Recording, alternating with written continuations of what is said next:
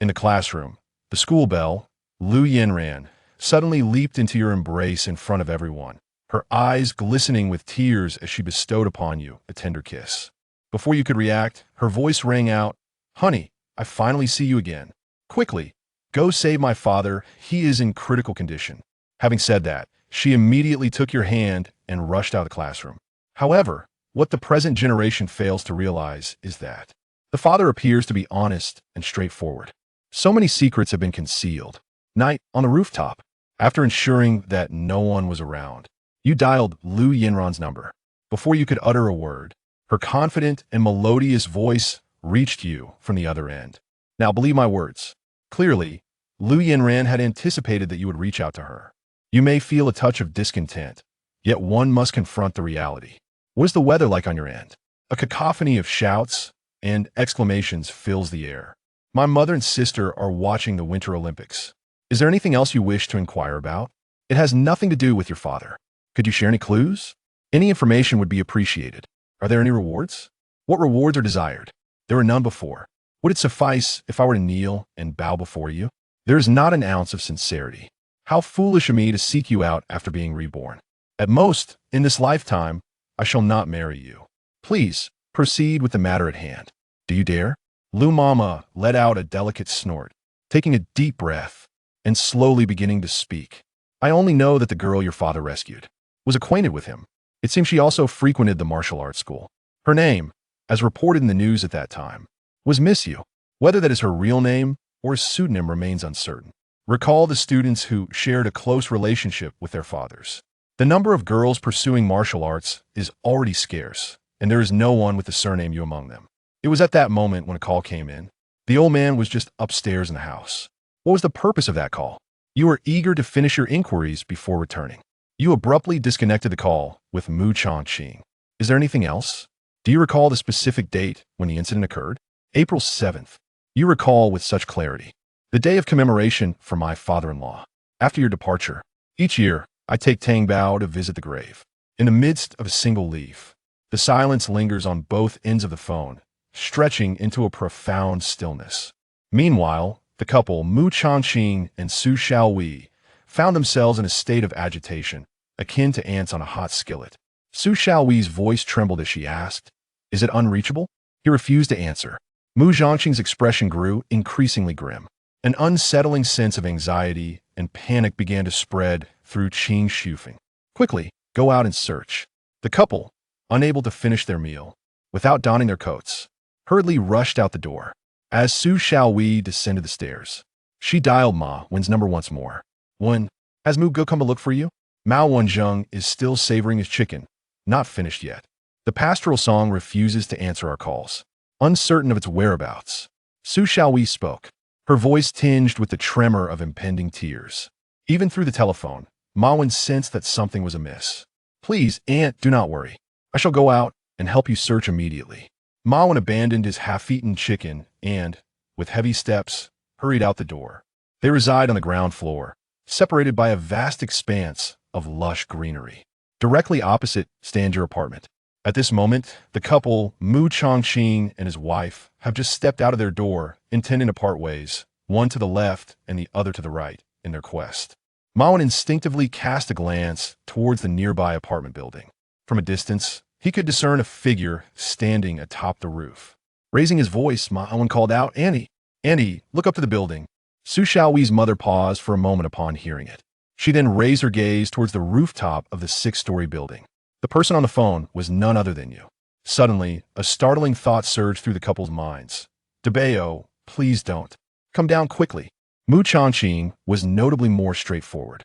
Without uttering a word, he dashed back, racing up the stairs. You naturally heard Su Xiaowei's shouts from upstairs, prompting you to walk towards the edge of the rooftop, where you looked down.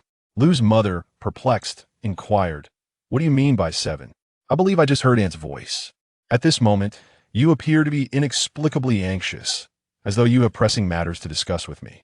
Indeed, are you familiar with Feng Xiao? Uncle Feng, I am aware. He is the superior at your mother's insurance company. What is the nature of his relationship with my mother? It is quite good. After your father's passing, Uncle Feng frequently comes to visit your mother. So it is. You furrow your brow. Could it be that you have misjudged? What else do you desire? Lu Yanran responded swiftly. Do you truly believe that your parents' divorce is a consequence of him? In a moment of confusion, you found it difficult to comprehend. Noticing that Su Xiaowei downstairs was persistently calling for you, you hastily ended the call. At that very moment, Mawan has already rushed to Su Xiaowei's side. Mugu, please don't be disheartened. It's merely a trivial video. There's no need to take it too seriously. I implore you, please come down. What a cacophony. You are utterly bewildered. At that moment, Mu Changqing had already ascended to the rooftop. Without allowing you to utter a word, his father, who had trained in martial arts since childhood, exhibited remarkable explosive strength. In just a few swift strides, he closed the distance between you. Without a second thought, he executed a bear hug hold, forcefully yanking you backward with tremendous force, bringing you down to the ground on the spot. You abruptly sat down on the ground, nearly sending your phone flying. What on earth is wrong with you, old Mu? In Mu Changqing's eyes, there was a glimmer of frost as he furiously exclaimed, It's my turn to question you, you insolent brat. Is it truly such a calamity to be rejected by a woman? Upon hearing these words, you scratched your head in confusion, pondering how your father had come to know this. In the days of I pursued your mother, yet your grandmother held me in disdain. Whispers echoed throughout both villages, and everyone derided me, likening me to a toad yearning for swan's flesh. I did not seek after ephemeral joys. You are the one I cherish deeply. If you fancy a girl, pursue her with courage. What if you fail to win her heart? It is not a crime. As Mu Changqing spoke, his breath came in fervent gasps, his eyes alight with fury, but beneath it all lay a profound tenderness. Since it was so challenging back then, what has prompted the desire for divorce now? Upon hearing this, Mu Changqing's expression turned bitter. Do you think I desire this? Matters of adults are far from simple. At that moment, Su Xiaowei rushed onto the rooftop. Although she was breathless and fatigued, she hurriedly embraced you, exclaiming, Darling, please do not frighten your mother. It is indeed my fault. I will not divorce. Please do not act this way. As you gaze upon your mother, weeping inconsolably, a myriad of emotions swells within you. Although you comprehend that she has misconstrued the situation, you remain deeply moved. Truly, it is a misunderstanding. I had no intention of leaping from the building. I merely wished to make a phone call. Upon hearing this, the couple exchanged glances, their expressions reflecting a mixture of concern and disbelief. Who could it possibly be that warranted a call to the rooftop? Let me see, thought Su Xiaowei, her unease palpable. In a swift motion, she seized your phone and perused the call history. The mere act of glancing at it was enough to ignite her fury, leaving her seething with indignation. Lu Mama, it is her once more. Have you been ensnared by that girl? Despite the circumstances, how can you still call her? Su Xiaowei, filled with exasperation, struck you lightly. Dabao, regain your senses. She does not hold you in high regard. It is her loss. We are not even interested in her. Mu Changqing also felt somewhat vexed. After all, there should be principles when pursuing a girl. Do you not possess any self-respect? As soon as these words were spoken, Su Xiaowei immediately shoved him and scolded. You are being ridiculous. What nonsense are you spouting? Does my son lack self-respect? Were you not, in your own time, shamelessly turned away by my mother with a broom, only to return the next day to plead with her? Mu Changqing's face flushed with embarrassment. How could I be the same? Back in our time, we shared mutual affection under the clear skies. This lad, however, harbors unreciprocated feelings. Who shares with you the joy of two clear skies? I find delight in your presence. Farting, you secretly slipped me a note, instructing me to wait for you by the back door this evening. What a preposterous notion. It was undoubtedly you who affixed a note to a stone and cast it onto my balcony. You are suddenly struck by the display of affection before you. This scene, laden with sweetness, hardly resembles that of a couple on the brink of divorce. Indeed, the complexities of the adult world are difficult to comprehend. After an extensive explanation, the couple reluctantly comes to believe that you harbor no intentions of pursuing Lan. What is your purpose in calling Lu Yanran? Is it not to seek Lan Xin? Upon hearing this, you can only fabricate a response. Did you not teach me that failure should lead to the accumulation of experience? I must inquire, why do you refuse me? Indeed, they are indomitable, much like the men of my ancestral lineage, the shepherds. Upon hearing this, Su Xiaowei cast a disdainful glance. Do not flatter yourself unnecessarily. Is it really necessary to make a phone call to inquire about such matters? What achievements does Lu Yanran possess? She could easily choose between Tsinghua and Peking University. You struggle even to gain admission to Jiangsu University. How could one engage in a discussion with you? At this moment, you feigned disappointment with a sigh. Indeed, she said the same. Once again, it is your mother who possesses wisdom. Indeed, your mother experienced a similar journey in her time. There have always been countless suitors vying for her affection. However, if we are to engage in a relationship, it must be with the intention of marriage, not taken lightly. As Su Xiaowei spoke, her tone shifted. In this light, it appears that Lu Ma is indeed commendable. Her refusal is a testament to her sense of responsibility. What is responsible are merely excuses. In the end, you still chose me, despite my junior high school education. The family of 3 returned home after the storm had settled. It was only then that you learned from your mother that your private moments had been surreptitiously captured.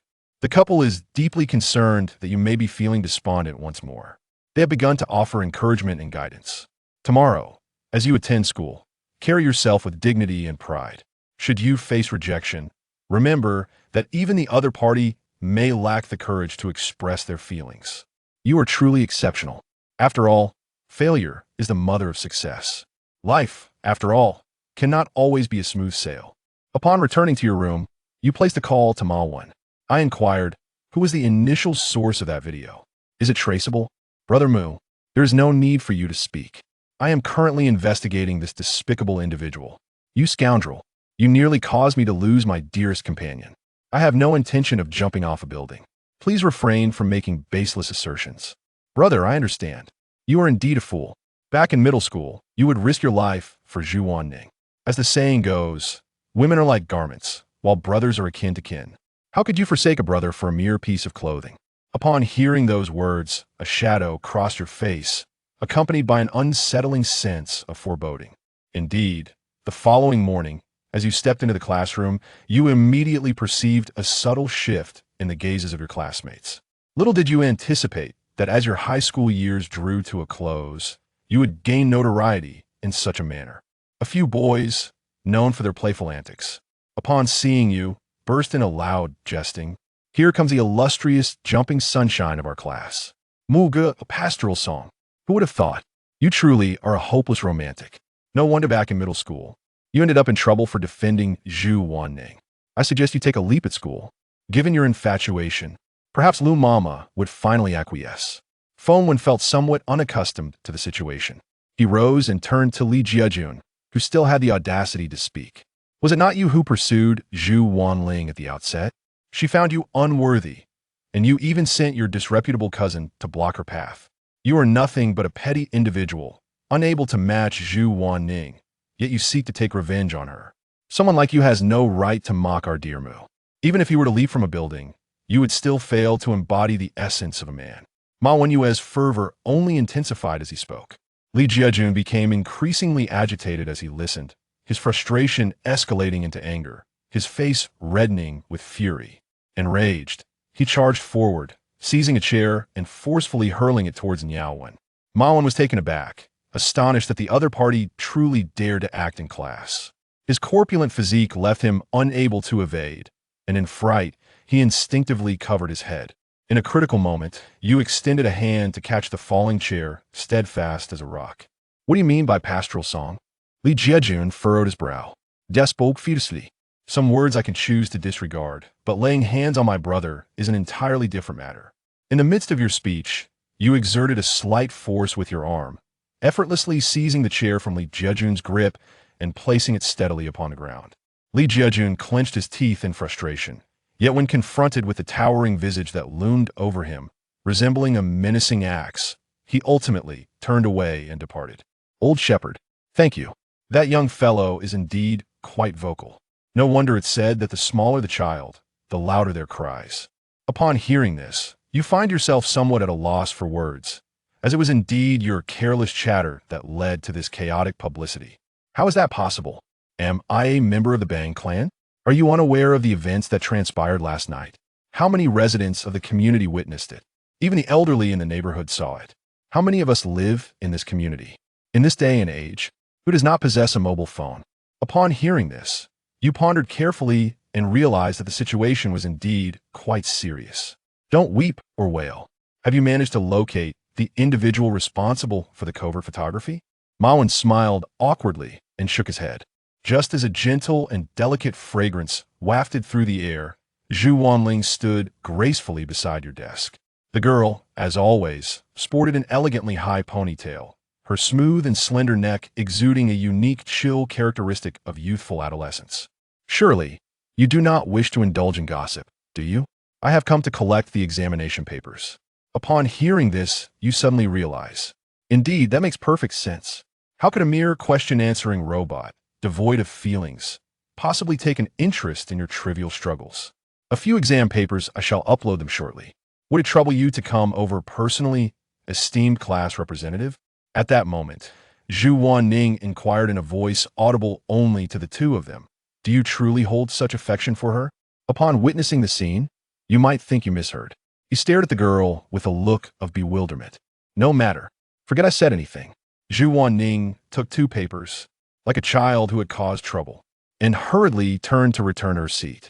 Gazing at the delicate curve of the girl's back, one cannot help but be struck with silent amusement. After all these years as classmates, it is the first time one has uncovered the other side of this fervent devotee of problem-solving. As Ma Wen observed from the side, Gui He stealthily approached and whispered, "Brother Yang, I can't shake the feeling that Zhu Wanning seems to harbor some interest in you."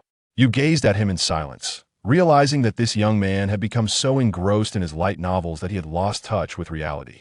Does he truly believe that all beautiful women are blind? Indeed, she personally came to collect the papers. This is quite unusual. In my opinion, pursuing Lu Mama is indeed a challenging endeavor. We are close to the water, thus we should seize the opportunity. Chasing after the class flower is not a bad choice either. With your looks, if you were to marry Zhu Wanning in the future, it would be as if ancestral spirits were ascending in smoke, enhancing the genetic legacy of the next generation. You have been wearing a mask for quite some time now. You extend two fingers to grasp the plump half of the other's face, twisting it with a slight turn. Do not presume that I am unaware. The notion of jumping from a building is merely a deliberate falsehood, a ploy designed to relish in my embarrassment, is it not? How could you possibly be unaware of your troublesome friend, full of mischief and intrigue, delighting in chaos and drama? From childhood to the present, you have certainly stirred up your fair share of trouble. Yet, no one is without flaws. As long as one demonstrates loyalty in critical moments and dares to step forward, that alone is enough to be considered a brother. I'm merely attempting to see if I can evoke any feelings in Lu Yanran. What if I were to inadvertently facilitate a beautiful union for you? During lunch, as you and Ma Wen had just settled down with your meals, Song Hao entered the cafeteria, accompanied by several sycophants from the student council, strutting in with an air of arrogance. Song Hao approaches you, deliberately feigning surprise. Isn't this our class's radiant Sheng Qing?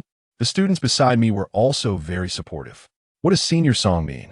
Song Wu wore a mocking expression as he introduced our class's pastoral figure, who was rejected by President Lu Yanranth, one who nearly leaped from a building yesterday. So it was indeed him. I watched that video. I laughed at Lon, and I laughed at San.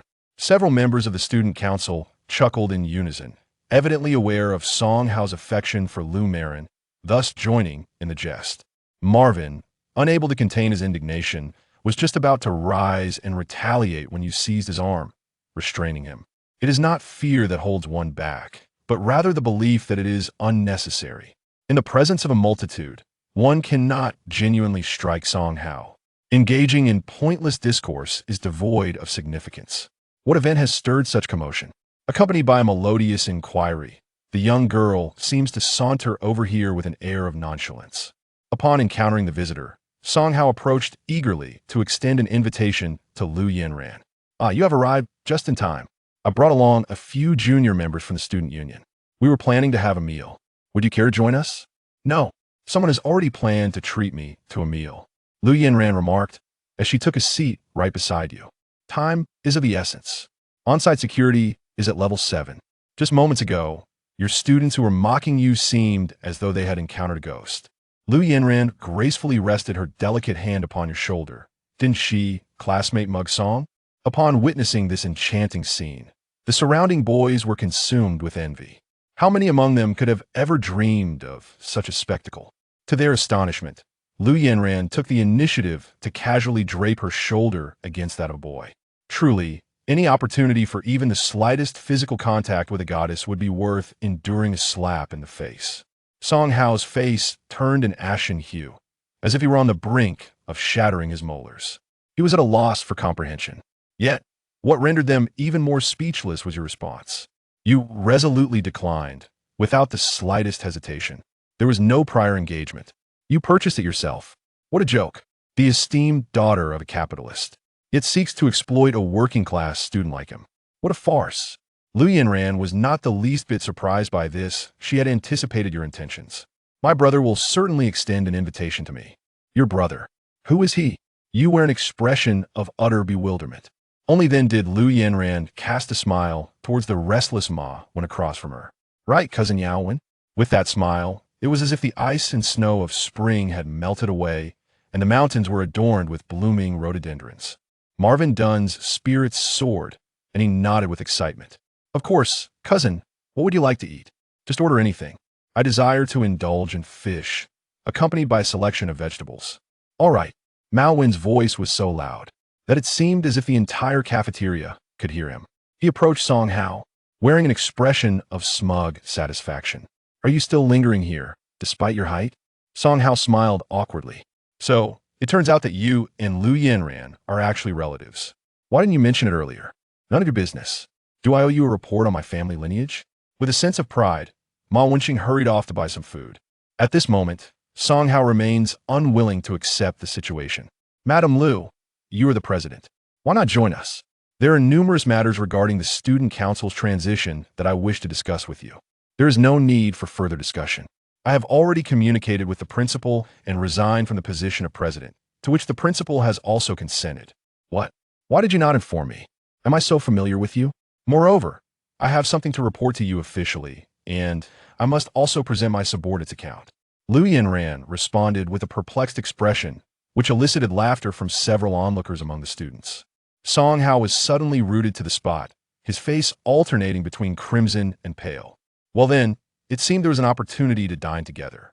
Attempting to appear nonchalant, Song Hao departed with the others. Your words are rather harsh. The truth is, they simply admire you. It must be quite arduous for them. Is it truly necessary? Upon hearing this, Lu Ma displayed an expression of disdain. Stop pretending to be the good person, she remarked. Just now I crowned him. You must be secretly delighted, aren't you? Having been together for so many years, I am well aware of your fiery temper. You, caught in the act of revealing your inner thoughts, hastily feign ignorance and shift the conversation. By the way, I must say, you bear no resemblance to Ma Wen at all. Isn't it true that Ma Wen is your cousin? He is not merely a distant acquaintance. His father and my mother are cousins. During our childhood, particularly during festive seasons, he frequently accompanied me in roasting sweet potatoes and digging bamboo shoots. As time progressed, my father's business flourished, attracting numerous relatives seeking financial assistance. My mother found this bothersome and chose to refrain from returning home. It is likely that Ma Wen also wished to avoid any potential complications. At school, he never acknowledged my presence. In a previous life, our family faced bankruptcy, with those relatives borrowing money without repaying and even exacerbating our misfortunes. Yet, it was Ma Wen's family, though we did not maintain regular contact, who often visited me during my periods of ill health. Do you truly believe this? For Uncle Ma's family is genuinely warm-hearted and kind. The moment you publicly acknowledge your cousin relationship today, this plump fellow will surely be over the moon. Indeed. Moreover, he is the close brother of my future husband. Lu Yanran gazed at you with a mischievous expression. A headache assails you. Please spare me. I am but a wretched nobody. You, the illustrious beauty of Lu, may seek another suitor. Your words betray your heart. Just yesterday, you contemplated jumping from a height for my sake. How deeply moving. Yet, as Lu Yanran articulates this, it is evident that she is merely jesting. Her delicate nostrils quiver in amusement. Upon witnessing the scene, one could hardly contain their anger, wishing to jab a pair of chopsticks into the woman's nostrils. I shan't jest with you any longer. The individual filming the video is most likely stalking you. Do take care of yourself. You claim not to harbor secret affections for me, yet your concern for my well-being is palpable. Observing the girl's nonchalant demeanor, you suddenly recollect something significant. You had long been aware of someone shadowing you. Thus, you invited me to the third floor of the library, granting him an opportunity for clandestine photography. I am but an 18-year-old maiden. How could I possess such profound schemes? Lu Yinran's lips brim with innocence, yet her grievances are as varied as the clear skies. How unlike the demeanor of a girl of 18. In a state of bemusement, you have come to comprehend why, when a clandestine meeting could occur outside the school, it is insisted upon to convene in the dining hall, or within the library instead. Ah, it appears to be a ruse. You now realize who has been shadowing you from behind. It's about time. The moment has arrived. I still need your assistance to seize him. Catching a stalker entails certain risks. What benefits do I gain from this? Do you possess any conscience, Mr. Mu? I have borne children for you. Yet what more do you desire? Upon returning home in the evening, Mu Changqing was in the kitchen preparing a meal, while Su Xiaowei, as usual, was engrossed in work and had yet to return.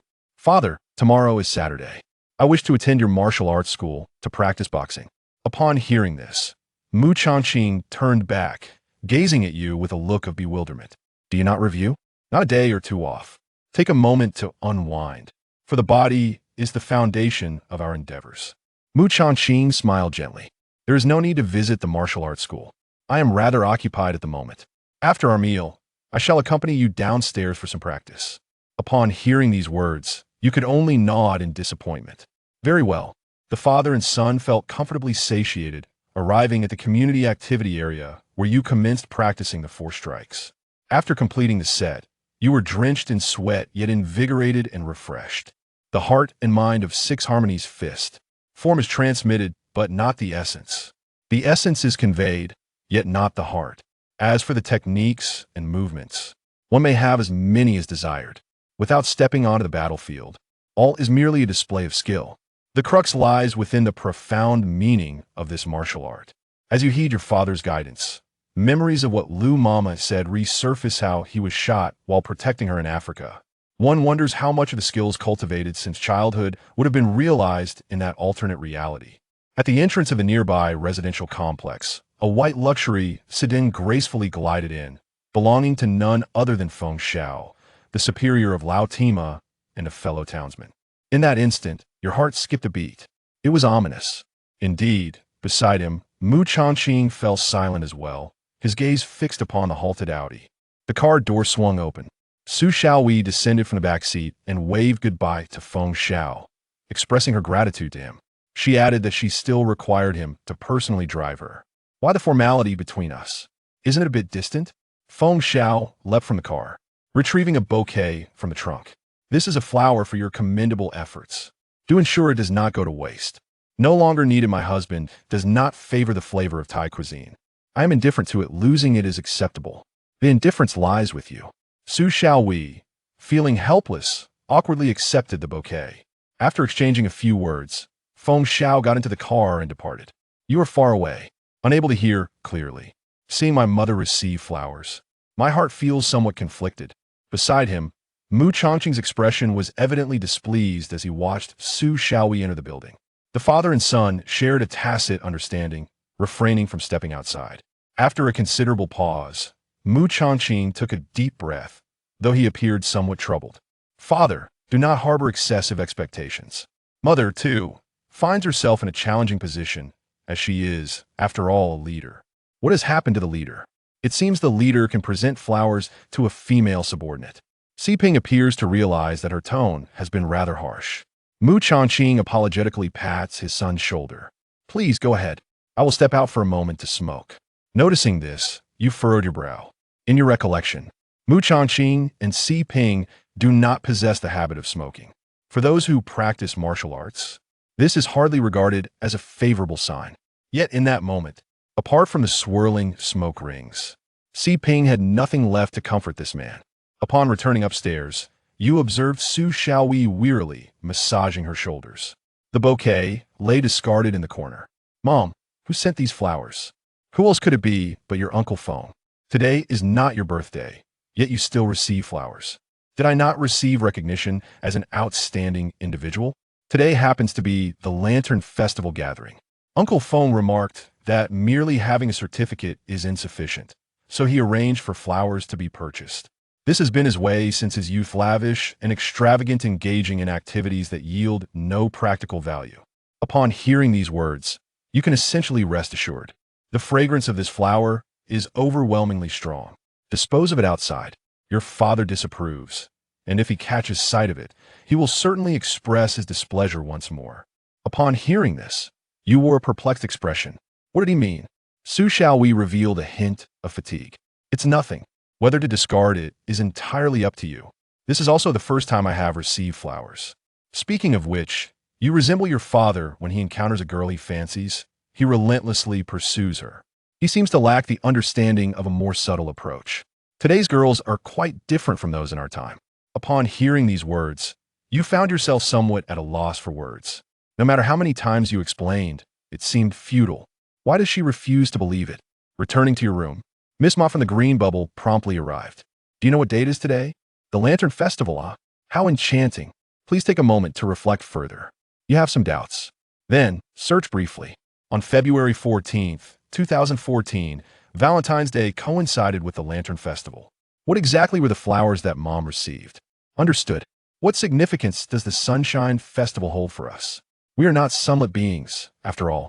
You do not attempt to invite me to celebrate together. How could you ascertain that I would decline? Upon hearing this, you chuckled softly, employing that tactic once more. Is it that you wish to entice me?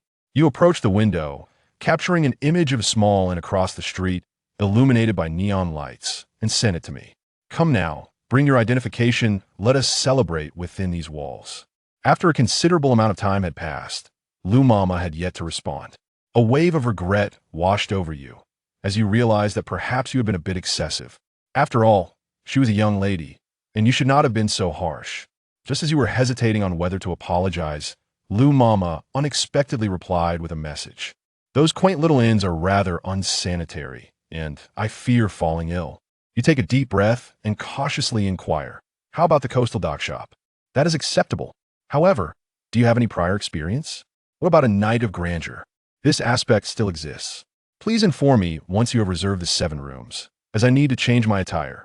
Upon hearing those words, the enchanting figure of Lady Lu instantly materializes in your mind, igniting a fervent warmth throughout your entire being. Lady Lu, let's not jest. I am a person of utmost seriousness. Who is joking with you? Moreover, I am not with anyone else. In my previous life, I had a romantic relationship with you for a while. I go there every week. Upon hearing those words, your heart raced with an accelerated rhythm. The mere thought of sharing a room with Lu Yanran each week sent a thrill through you. Even if you were untroubled, would your parents truly allow you to venture out in the dead of night? My parents are quite romantic. They went out to celebrate and have yet to return. By the way, do you enjoy cosplay? I have a sailor suit in my wardrobe that I have never had the chance to wear. If you're interested, I could bring it along. A high-end gathering indeed. Married women possess a distinct charm. They exude a sense of freedom. I, too, can embrace such liberation. You feign indifference with such intent. All right, once you have reserved the 7 rooms, please send me the room numbers. I will take a taxi there on my own. Looking at the over 11,000 in pocket money savings, I can't help but feel a pang of regret. However, for the sake of the 7 sailor uniforms, I shall endure. Once the decision was made, I secured a grand house. After finalizing the arrangements, I excitedly sent a message to Lu Yanran. I'm heading to the shop at 602 Linghai Dock. I'll go ahead. Take your time. There's no rush. Please wait a moment. Luma has sent a rather troubling message. Is it possible to cancel the room? My parents will be back soon. I cannot go out. Perhaps another day. The early spring evening breeze whispers through the window, sailing into the room. You feel a chill enveloping your entire being. Indeed, Zhang Wuji's mother spoke the truth. The more enchanting a woman appears, the more adept she is at deceit. With a sharp slap, you struck yourself across the face. Taking a deep breath, you replied, you surely cannot believe that I have reserved a room. Not at all. The same old tricks have no effect on me. I truly do not wish to deceive you. Why is it that you refuse to believe me? Lu Ma, with an innocent expression, sent a message. There was nothing else to discuss. I was engrossed in playing a game. The conversation concluded. You hastily dialed the front desk of the 7 Linghai Daejiu establishment. A minute later, you learned that the promotional room could not be refunded. You collapsed against the wall, and that night, you found yourself unable to sleep. The following morning, you woke with dark circles under your eyes. Su Xiaowei, mistaking your fatigue for a result of studying too hard, chided you for neglecting your rest. A sense of bitterness welled up within you, yet you remained silent. Although deceived, the investigation into Miss Yu's affairs must not be neglected. After finishing breakfast, you proceeded to the Chongqing Martial Arts School. Upon disembarking, you walked only a few steps. Beneath the grand camphor tree at the entrance of the martial arts school, there stood a striking woman, her lustrous black hair cascading like satin to her waist. The corners of her white shirt fluttered gently, intertwining with her flowing locks, reminiscent of butterfly wings lifted by the spring breeze. She was breathtakingly beautiful, almost rivaling the enchantress herself. Just as you pondered the purpose of this captivating woman's presence at the martial arts school, she too became aware of your gaze. Her vibrant, resonant soprano startled you, sending a shiver down your spine. Oh my goodness, you must be the little shepherd, right? You are utterly bewildered, awkwardly smiling as you inquire, Sister, do we know each other? My surname is Yu. Yu Hongyu. Did your father never mention it to you? You are indeed Miss Yu. How fortuitous it is that you have come to me. May I boldly inquire about the nature of your relationship with my father? I am a younger apprentice of your father. Back in the day, our master even arranged a betrothal for us. You find yourself in a situation that is both amusing and perplexing. What remnants of feudalism are these? Is it not rather challenging for Qing? Yu Hongxiu smiled gently, her expression imbued with a touch of innocence and sincerity. Primarily, I was quite young back then. My senior brother descended the mountain first and married your mother. Thus, I missed the opportunity to secure my place in the main house. Just a month ago, my master informed me that I could embark on my journey. He instructed me to descend the mountain and seek your father, to experience the world, and, if fortune allowed, to consider marriage. However, upon arriving at your ancestral village, Xiaohibu, I found that none of you were present. I only encountered my uncle, who advised me to come to Linqing and seek out the Chongqing Martial Arts School. Listening to Yu Hongxiu's narrative, you seem to have pieced together the events with clarity. The martial prowess of Mu Chongqing is indeed a family legacy. His master is none other than his grandmother's elder brother, his great-uncle. This venerable gentleman is over 70 years senior to his grandmother, exhibiting a peculiar demeanor.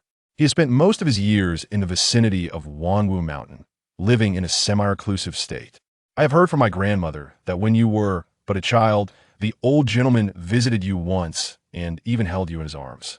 Since then, despite the passage of time and the celebration of numerous festivals, there has been not a trace of communication. You have inquired on several occasions about Mu Chongqing, wondering why he does not pay a visit to your great-uncle, for he is both a relative and a mentor. What unspoken burdens does she carry? Now I understand. So there exists the tradition of arranged marriages for young children.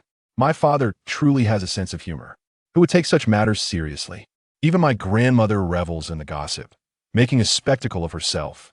She even showed Yu Hongxiu a photograph of the whole family, fearing that she might not recognize the right person. Little pastoral song. What are you up to? Why is there no sound from the calm? Yu Hongxiu noticed your delayed response, remaining silent, feeling somewhat anxious. The local dialect has slipped out. You find yourself in a perplexing situation, perhaps due to a prolonged distance from the mundane world. This Yu Hongxiu possesses a gaze that is crystal clear, her demeanor reminiscent of an ethereal fairy untouched by the toils of earthly existence. Yet, when she speaks, her words are unexpectedly grounded and relatable. Young master, you may not be fully aware. Our nation's laws stipulate monogamy as a standard. Childhood betrothals and the distinctions between primary and secondary spouses are mere relics of the past. One must not exacerbate the fragile state of their own marital relationship. I have heard that children born out of wedlock enjoy the same rights as those born within marriage. Even without a marriage certificate, a child can still be registered for household registration. Upon hearing these words, you were taken aback. You had even researched the legal statutes. Your master has stated that the world has changed. One cannot simply resort to violence. It is essential to employ the law to safeguard oneself. As practitioners of martial arts, we must also progress with the times and engage in learning. Is this not the truth? Ah, indeed. You find yourself somewhat embarrassed, acknowledging your own lack of knowledge. This childhood betrothal is best left for your father, who possesses only a middle school education, to ponder over. As you prepare to enter the martial arts academy, you raise your gaze only to be taken aback. The gates of the evergreen martial arts school stand firmly shut, devoid of any sign of operation. Strange. Yesterday, my father mentioned that he would be quite busy. He left early in the morning. Where could he possibly be headed? Moreover, weekends have always been the busiest times. It is inconceivable that he would close the door. Pastoral song. Is your father still running the martial arts school? I have been here for 3 days, yet I have not witnessed him open the door even once. Did he not open it a couple of days ago either? Yu Hongxiu nodded 7 times. I do not possess your family's phone number, and am at a loss as to how to get in touch. Thankfully, I happened to see you today. Upon hearing these words, you suddenly recalled that yesterday, Mu Changqing had advised you not to visit the martial arts school. It seems that the school has been closed for quite some time now. Mu Changqing said nothing at home, maintaining an appearance of normalcy each day. It seems even his mother is unaware of the truth. In truth, had it not been for the appearance of Lu Yanran, I would not have come to realize this matter. Junior Master, did you not inquire with the nearby establishments as to why the martial arts hall remains closed? I inquired, yet they all claimed ignorance, and upon further questioning, they hastily urged me to depart. You find it rather peculiar that you have arrived at the nearest stationery store, Uncle Zhou. Old Zhou, the shopkeeper, has been a neighbor of Mu Changqing for many years, often sharing lunch together. In your childhood, all your stationery was purchased here. Oh, is that not Mu Ge? It has been over half a year since we last met. A smile spread across old Zhou's face, but upon seeing Yu Hongxiu behind him, his expression darkened. How is it you again? She exclaimed, feigning ignorance. Upon witnessing the situation, Yu hastily clarified. Uncle Zhou, this is my father's junior apprentice. She is one of us. Old Zhou has a certificate. Do you all know him? You nodded. Do you understand what the martial arts school is like?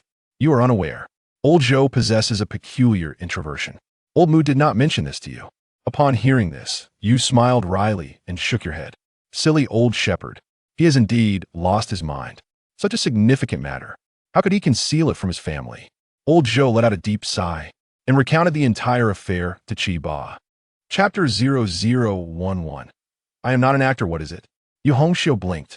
Why do the people from Rose City seek out my father specifically instead of someone else? Yang Sun found the situation itself rather peculiar. Isn't it obvious? Your father runs a martial arts school. Old Zhou interjected. Yang Sun shook his head. There are several martial arts schools in Lingsheng, and most of my father's students are children. Uncle Zhou, let us consider this from another angle. If you're the owner of Rose City, would you hire a coach who teaches children to be your head of security? Upon hearing this, Old Zhou was momentarily at a loss for words. That does seem somewhat unreasonable, doesn't it? Perhaps the owner recognizes talent and has discerned my elder brother's exceptional martial arts skills? Yu Hongxiu suggested. That makes it even less likely. My father has never participated in martial arts competitions, nor has he any ranking. The Lioha fist he teaches is merely a regimen for physical fitness. Yang Sun turned to Old Zhou. You've trained with my father for several years. Do you think this style of boxing is formidable? It's excellent for fitness, but as for practical combat, that's hard to say, Old Zhou replied with an awkward smile. If you, who have known my father for over a decade, are unaware of his abilities, how could the owner of Rose City possibly choose him? Indeed, now that you mention it, it does seem rather strange. Old Zhou nodded in agreement. With no further information, the two left the stationery store. Yang Sun took out his phone, hesitating over whether to call Yang Changqing. What's the matter? Just call your father and ask him where he is, Yu Hongxiu urged. He has been hiding this for such a long time. It must be difficult for him. Wouldn't it be too hurtful if I asked him directly? Yang Sun murmured. Are you feeling anxious? What? I asked if you're tired. Yu Hongxiu said, placing her hands on her hips. Your family. How can he keep such a significant matter from you? Yang Sun felt a pang of embarrassment. Indeed, his master's words were wise. At this point, it's better to face the truth than prolong the pain. He dialed the number, waiting for a moment before it connected. What's wrong, son? A cacophony of noise echoed from Yang Changqing's side. Father, where are you? It sounds so chaotic. I'm at the martial arts school. There are many students today. Don't change the subject. I'm right outside the school. After a lengthy silence, Yang Chongqing finally spoke. You know, don't you? Pretty much. I'll give you a choice. Either tell me where you are, or I'll inform my mother. You little rascal. Now you're threatening me? Yang Chongqing had no choice but to send him an address. Yang Sun glanced at it, surprised to find it was in the industrial development zone. A wave of sorrow washed over him. Was his father working in a factory now? With a heavy heart, Yang Sun boarded the bus. Yu Hongxiu naturally followed him, glancing around with a sense of wonder. This city is truly beautiful. The roads are so smooth, and the buildings are so tall. Unlike our place, where it's nothing but mountains and fields as far as the eye can see, Yang Sun chuckled. Is this your first time traveling far, little master? Yes. I've never even left our county. Are you not concerned about your family, coming to lynching all alone? I have no family. I was found by my master in the mountains. Yang Sun was at a loss for words, as Yu Hongxiu's response was delivered with such nonchalance, even accompanied by a gentle smile. The journey to the development zone required several bus stops. Along the way, dark clouds loomed overhead, and a gentle spring rain began to fall. The bus was sparsely populated, with the driver tuned into a music station. Rain blurs my vision, obscuring the hurried figures that splash mud upon me. I am resolute in my destination, for to reach paradise, one must traverse through hell, and I harbor no fear, nor do I evade. As noon approached, the two finally arrived near their destination. After disembarking, they walked for several minutes until they reached a vast expanse of factories, where numerous vehicles were parked and several temporary tents had been erected. A throng of people bustled in and out of the area, engaged in fervent activity. Hold on, who are you? What brings you here? A man with yellow hair, smoking a cigarette, regarded them with suspicion. We are here to find someone. Who? Yang Chongqing. I am his son. The man pondered for a moment before shaking his head. I don't know him. You should leave quickly. This area is reserved for filming. Filming? Yang Sun was taken aback. How could his father be involved with a film crew? Yang Sun, what brings you here? At that moment, a familiar sweet voice called from behind. Yang Sun turned to see a girl emerging from Mercedes-Benz van, her long hair tied in a high ponytail, as always. She wore a white round-neck shirt, a blue casual jacket, and fitted jeans that accentuated her curves, exuding youthful vitality. Zhu Wanling? Yang Sun was astonished to encounter this academic prodigy amidst a film crew. In his memory, Zhu Wanling, the diligent scholar, should have been at home, immersed in her studies over the weekend. Wanling, do you know him? The yellow-haired man immediately softened his demeanor, flashing a friendly smile. Yes, he is my classmate. We have known each other for many years, Zhu Wanling replied with a nod. Oh, I had no idea. My apologies, handsome. The yellow-haired man quickly offered his apologies. Yang Sun mused that Zhu Wanling must possess an extraordinary status, as the man clearly did not wish to provoke her. Yang Sun, who is this beside you? Zhu Wanling had already noticed Yu Hongxiu, a beauty rare in the bustling city. She is my father's junior apprentice, just arrived from our hometown to find my father. Ah. Zhu Wanling thought nothing further of it, knowing that it is common for martial artists to have senior and junior apprentices. Is your father part of the crew? He said he is, but that person claimed otherwise. After a moment's thought, Zhu Wanling replied, the film crew is highly mobile, if he is not an actor. Many staff members remain unfamiliar. How about this? I will take you in a search for him. You can do that? Yang Sun exclaimed with delight. Follow me. Zhu Wanling beckoned without further explanation. It was Yang Sun's first time witnessing a film set. Upon entering, he observed many individuals clad in attire reminiscent of the Republic of China, suggesting it was a spy drama. Many crew members greeted Zhu Wanling with polite smiles and friendly hellos. Yang Sun, intrigued, wondered how Zhu Wanling could roam freely in the set, but refrained from asking further. Hey, young lady, are you an actress? How come they all know you? Yu Hongxiu could not help but inquire. I am not an actress. My mother works here, Zhu Wanling replied. Is your mother a big star? No. During their casual conversation, they completed a circle. Zhu Wanling turned back and asked, have you seen your dad? Yang Sun shook his head, no. Could it be that he's at the wrong place? This address is correct. Shall I call to check? Just as Yang Sun took out her phone, A sudden uproar erupted from the filming site nearby, followed by a rush of crew members heading towards the commotion. Chapter 12. The turmoil of the elite circle. What on earth has happened? Yu Hongxiu was taken aback. I'm not sure. Let me take a look, Zhu Weining replied. Leading the way, the trio arrived at the filming site, where a large crowd had gathered. Listening to the animated discussions, they finally grasped the situation. It turned out that during a scene involving a wire stunt, the stuntman had jumped down, only for the wire to snap. The building was 3 stories high, and with the wire breaking, the soft mat below provided little cushioning. Are you all right, old Yang? Shouldn't we take you to the hospital for a checkup? The director and crew surrounded the fallen man, expressing their concern. Everyone was tense. A snapped wire represented a serious accident, and if it escalated, the entire project would be in jeopardy. Father? Yang Sun finally recognized that the stuntman surrounded by the crowd was none other than Yang Chongqing. Upon noticing them, Yang Chongqing's expression became slightly awkward, yet he managed to greet them with a smile. How are you? Are you injured? Yang Sun Rushed Ofer, scrutinizing him from head to toe. I'm fine, just a minor mishap. I noticed the wire wasn't properly secured and released most of its tension ahead of time, so there are no serious injuries, Yang Chongqing explained, demonstrating his well-being by bouncing lightly in place. Old Yang, you truly have remarkable skills. Your reflexes are impressive. That takes a lot of courage. If it had been an ordinary stuntman, they would surely have broken a leg. The onlookers expressed their admiration, but Yang Sun was drenched in cold sweat. A broken leg? That was a drop of nearly 10 meters, without prior precautions. It would not have been surprising if someone had died. Was this merely a coincidence, or was there more to it? What on earth is the props team doing? Was the wire not inspected beforehand? Just then, a woman dressed in a crisp white shirt and a fitted black dress approached, her hair elegantly styled and her presence commanding. The crew parted respectfully, silence enveloping the area. Weining? What are you doing here? The imposing woman, who was clearly the authority in the crew, paused upon seeing Zhu Weining. Yang Sun suddenly realized that this woman was Zhu Weining's mother. Mother, it's like this.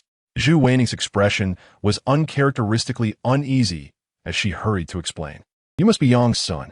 I've long wished to meet you, but the opportunity never arose. Zhu's mother, with a mischievous glint in her eyes, smiled. I am Zhu Sheng, Weining's mother. Hello, Annie. Yang Sun felt as though the striking woman's gaze could see right through him, akin to an X-ray. Fortunately, Zhu Sheng did not fixate on him for long. Old Yang, I sincerely apologize. I did not expect you to be Yang Sun's father. As the producer of this project, I bear responsibility for this incident, Zhu Sheng said with a look of regret. I will arrange for a vehicle to take you for a thorough examination immediately. There's no need for that. I assure you, I am perfectly fine. Yang Chongqing, surprised, added, Producer Zhu, I just learned that Zhu Weining is your daughter. She carries my surname, which might come as a surprise to you.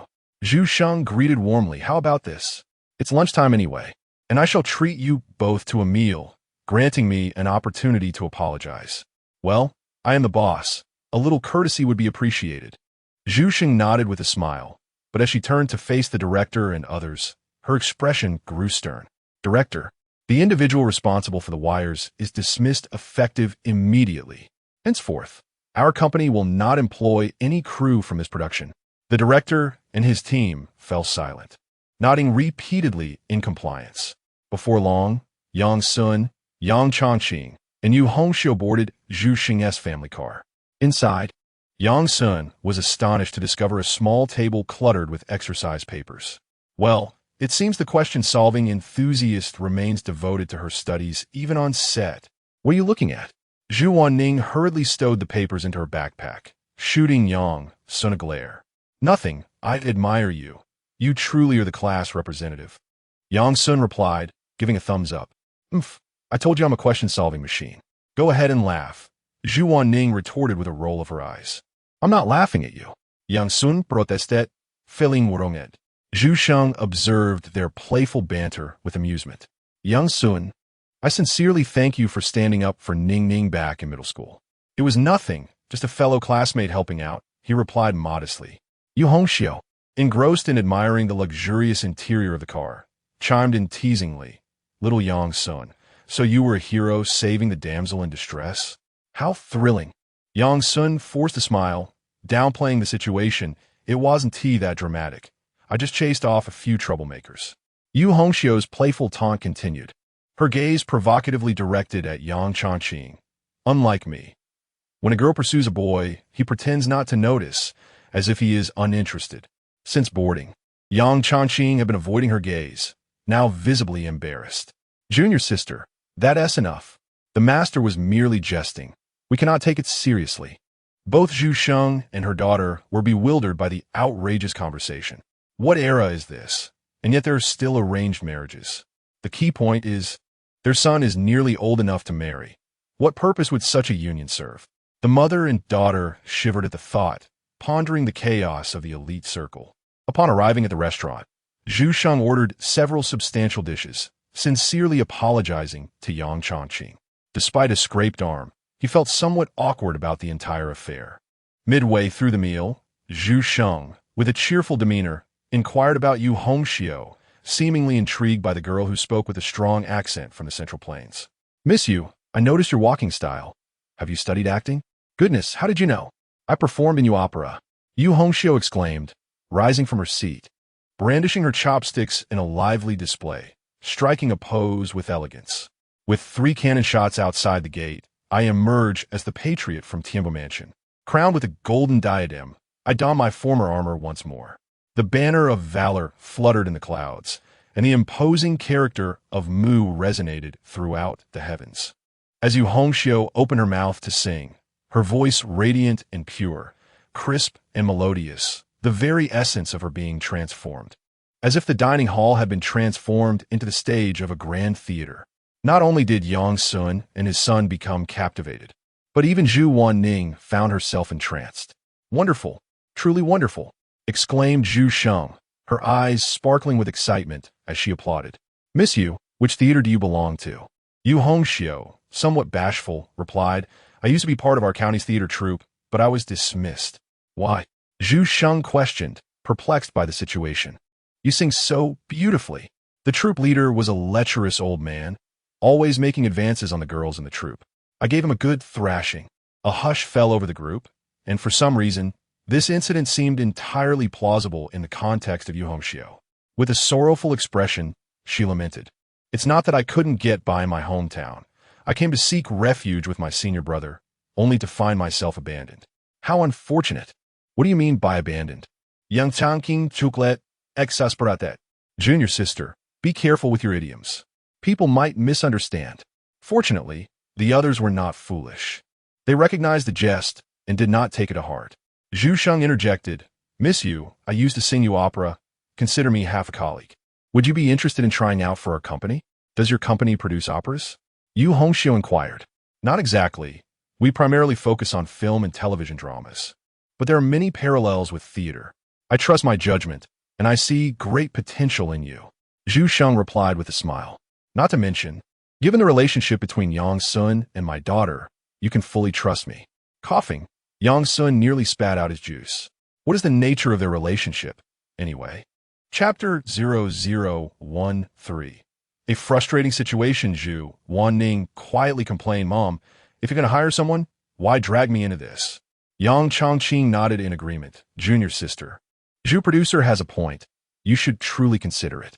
Yang Sun, feeling somewhat speechless, thought to himself, you sly old fox. You just want to arrange for the child bride to leave quickly, don't you? But I can't act. I would just make a fool of myself. Wouldn't that be detrimental? Yu Hongxiu shook her head, feeling uncertain. Rest assured, I want to throw you into the fray immediately, Zhu Sheng explained. Our company has a comprehensive training program. You must first pass the acting course assessment before being officially selected for a script. She continued, if you sign a contract. The courses are free, and when you earn money from acting in the future, you can repay the company. Yang Sun listened with concern, fearing that this young master uncle might impulsively agree. From his understanding, the entertainment industry is fraught with peril. If she fails to make a name for herself, she could end up in significant debt. What if I can't pay it back? Wouldn't that be like hanging from the same tree? Before Yang Sun could voice his worries, Yu Hongxiu posed a question herself. Yang Sun smiled, nearly forgetting that she was adept at recalling legal statutes. Such scenarios do exist. Many unscrupulous agencies have deceived numerous individuals into paying hefty breach of contract fines. Zhu Sheng replied earnestly, "You need not worry. I transitioned for being an actor myself and will not engage in such unethical practices. I will only sign you for 6 months. During this period, all courses are free. After 6 months, whether you choose to stay or leave is entirely up to you." Goodness, what if I complete the training and then run away? Wouldn't that be a huge loss for you? Yu Yongxu exclaimed. Zhu Sheng chuckled. "I'm not this generous with just anyone. Firstly, I see great potential in Miss Yu. Secondly, you are Senior Yang's junior. It is only right that we make amends for any inconvenience caused to him." Although Zhu Sheng spoke of Yang Chongqing, her gaze remained fixed on Yang Sun, leaving him feeling somewhat bewildered. "Junior sister, I've been mingling in the production team recently, and Zhu producer has a good reputation. You could trust her," Yang Chongqing said with a serious expression, embodying the demeanor of an elder brother. Yu Hongxiu pondered for a moment before asking, "Will accommodation and meals be provided? If you sign, I can offer you a dormitory, and as for meals, our company has a canteen," Zhu Sheng replied patiently. "That works. I'm in." Yu Hongxiu immediately agreed with enthusiasm. "Junior sister, I see now that you came all this way to mooch off me, didn't you?" Yang Chongqing teased, feigning disdain. "How absurd. I would never." Yu Hongxiu blushed, her true thoughts remaining a mystery to all. The lunch concluded amidst a joyful atmosphere. Yu Hongxiu got into Zhu Sheng's car, intending to go directly to the company to sign the contract. "Annie, may I ask you a favor?" As they were about to part, Yang Sun approached Zhu Sheng. "Of course, what is it?" Zhu Sheng inquired. "Could you check on the team responsible for the wires in today as production? Is there anyone suspicious?" Zhu Sheng's eyes flickered with understanding as she quickly grasped his intent. "You harbored doubts regarding today's incident, questioning whether it was merely an accident?" "Uncertain. Thus, I kindly request you to investigate. It should not be an arduous task." Zhu Sheng nodded, assuring that she would look into it upon returning to the office. Once the results emerged, Yang Sun pulled out his phone, contemplating whether to add her on WeChat. "Once I have the findings, I shall have Ningning inform you," Zhu Sheng remarked with a smile, waving her hand as she boarded the vehicle. Yang Sun grimaced, conceding that it was acceptable. Although Zhu Wanning was seated in the car, she could still hear their conversation. "Mom, could you refrain from such behavior?" Once the car door was closed, the girl couldn't help but voice her discontent. "What have I done?" Zhu Sheng replied with an innocent expression. "I told you, Yang Sun and I are merely ordinary classmates. I never claimed otherwise." Zhu Sheng shrugged. "Is there any issue with classmates assisting each other? I can't be bothered to engage with you." Zhu Wanning shook her head in exasperation. Extracting a set of exercises from her backpack, Zhu Sheng glanced at her daughter and casually remarked, "Do not overexert yourself. Your admission to Jiangda will be effortless. Whereas Yang Sun, his academic performance appears average. He likely won't attend the same university as you." Zhu Wanning seemed to hear nothing, silently working through her problems. Meanwhile, due to a reorganization within the production team, Yang Chongqing did not need to return that afternoon. The father and son boarded a bus together, heading home. "Son, what did you mean by your words to producer Zhu?" Yang Chongqing only inquired after they had settled into their seats. "Dad, don't you find it peculiar? Your luck has been remarkably poor this past half year," Yang Sun remarked. Yang Chongqing sighed. "Your grandmother often says, when one fails to achieve, one must reflect upon oneself. When faced with adversity, one should engage in self-reflection. I thought perhaps the shortcomings of my martial arts school led to the influx of erratic students, but I did not dwell on it." Yang Sun, however, held a different perspective, "But you cannot shoulder all the blame alone. Think carefully. Do you truly have no enemies? You know your father prefers to avoid unnecessary conflict." Yang Sun sighed, acknowledging that since his earliest memories, Yang Chongqing had never caused trouble. He was well liked by neighbors and acquaintances alike. "By the way, do not speak of this to your mother. I have settled all the medical expenses, signed the agreement, and the matter is concluded." Yang Chongqing chuckled. As for the martial arts school, its business was already lackluster. Closing for a while is inconsequential. In fact, I have long been approached to work as a stuntman in film productions. This incident has only solidified my resolve to seek a new environment for my endeavors. If I can establish myself as a martial arts director in the future, the rewards will be substantial. Yang Chongqing patted Yang Sun's shoulder. You must believe in your father. I will certainly make a name for myself. And you still wish to be a stunt double? What if another accident occurs like today's? Yang Sun felt a surge of frustration, as he could almost deduce how the tragedy Jiang Li spoke of had unfolded. Had events followed their original course, he would never have met Yu Hongxiu. It was likely that Yu Hongxiu had employed various means to seek out Yang Chongqing, who was working within the production team. Yang Chongqing initially concealed matters regarding the martial arts school and unexpectedly mentioned a childhood betrothal, leading to the prospect of divorce not being surprising. Shortly thereafter, he would encounter a band of criminals alongside Yu Hongxiu, ultimately leading to his demise. Impossible.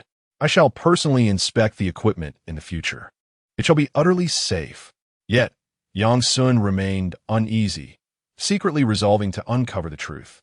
While waiting at a traffic light, an Audi A6 halted beside the bus, and Yang Chongqing's gaze lingered on the vehicle for quite some time. He pondered the current price of such a car. How much could an A6 possibly cost now? Yang Sun was momentarily taken aback, then recalled the white A4 driven by Feng Xiao. He quickly searched online and discovered that it seemed to be worth over 400,000 yuan. So expensive? Our house wouldn't even sell for 40,000, would it? Yang Chongqing appeared somewhat disheartened, his brow furrowed deeply. At that moment, Yang Sun felt a pang of sorrow, as if his father had diminished in stature upon hearing the price. Just as he was engulfed in melancholy, a WeChat notification popped up on his phone. It was from his stunning Jiang, the campus belle. Are you free this afternoon? The moment he glimpsed her flawless profile picture, he recalled the 500+ yuan spent. The feeling shifted from melancholy to a sharp pang of regret. She asked back for more? Is she toying with him? He contemplated declining, but then he reconsidered. Wait a moment. If she invites him out and he stands her up, wouldn't that be a chance to regain some ground? I am free. What is the matter? Chapter 0014. You will know tomorrow. Are you aware of the incident concerning your father's martial arts school being targeted? Upon seeing this statement, the vengeful thoughts that had just begun to take shape in Yang Sun's mind dissipated instantly. Have you conducted an investigation? I have only just uncovered the truth. Jiang Li inquired. How do you plan to resolve this? My father mentioned that the medical expenses have been settled and an agreement has been signed. Everything is fine now. Did your uncle tell you this? A wave of unease washed over Yang Sun. What does that mean? To my knowledge, the individual is still in the hospital, accruing daily medical expenses exceeding 200 and has already accumulated over 10,000 in unpaid bills. Yang Sun glanced at Yang Chongqing, who was dozing nearby, and noticed a few strands of silver in his hair and the hollows under his eyes. Are you certain? Jiang Li promptly sent over a picture. It was astonishing how this young lady managed to acquire an internal hospital bill. The account clearly bore Yang Chongqing's name, with a staggering debt of over 12,600. Yang Sun clenched his fists, realizing why his father had chosen to deceive him. Ultimately, it was a desire to shoulder everything alone. Had Jiang Li not informed him, he might have fallen for the ruse. Should we hire a lawyer? My uncle is a prominent attorney. Yang Sun contemplated for a moment before replying. I'll discuss it with my parents. If necessary, I'll seek your uncle's assistance. No problem. Yang Sun smiled, who said the school beauty was aloof. She was actually quite thoughtful.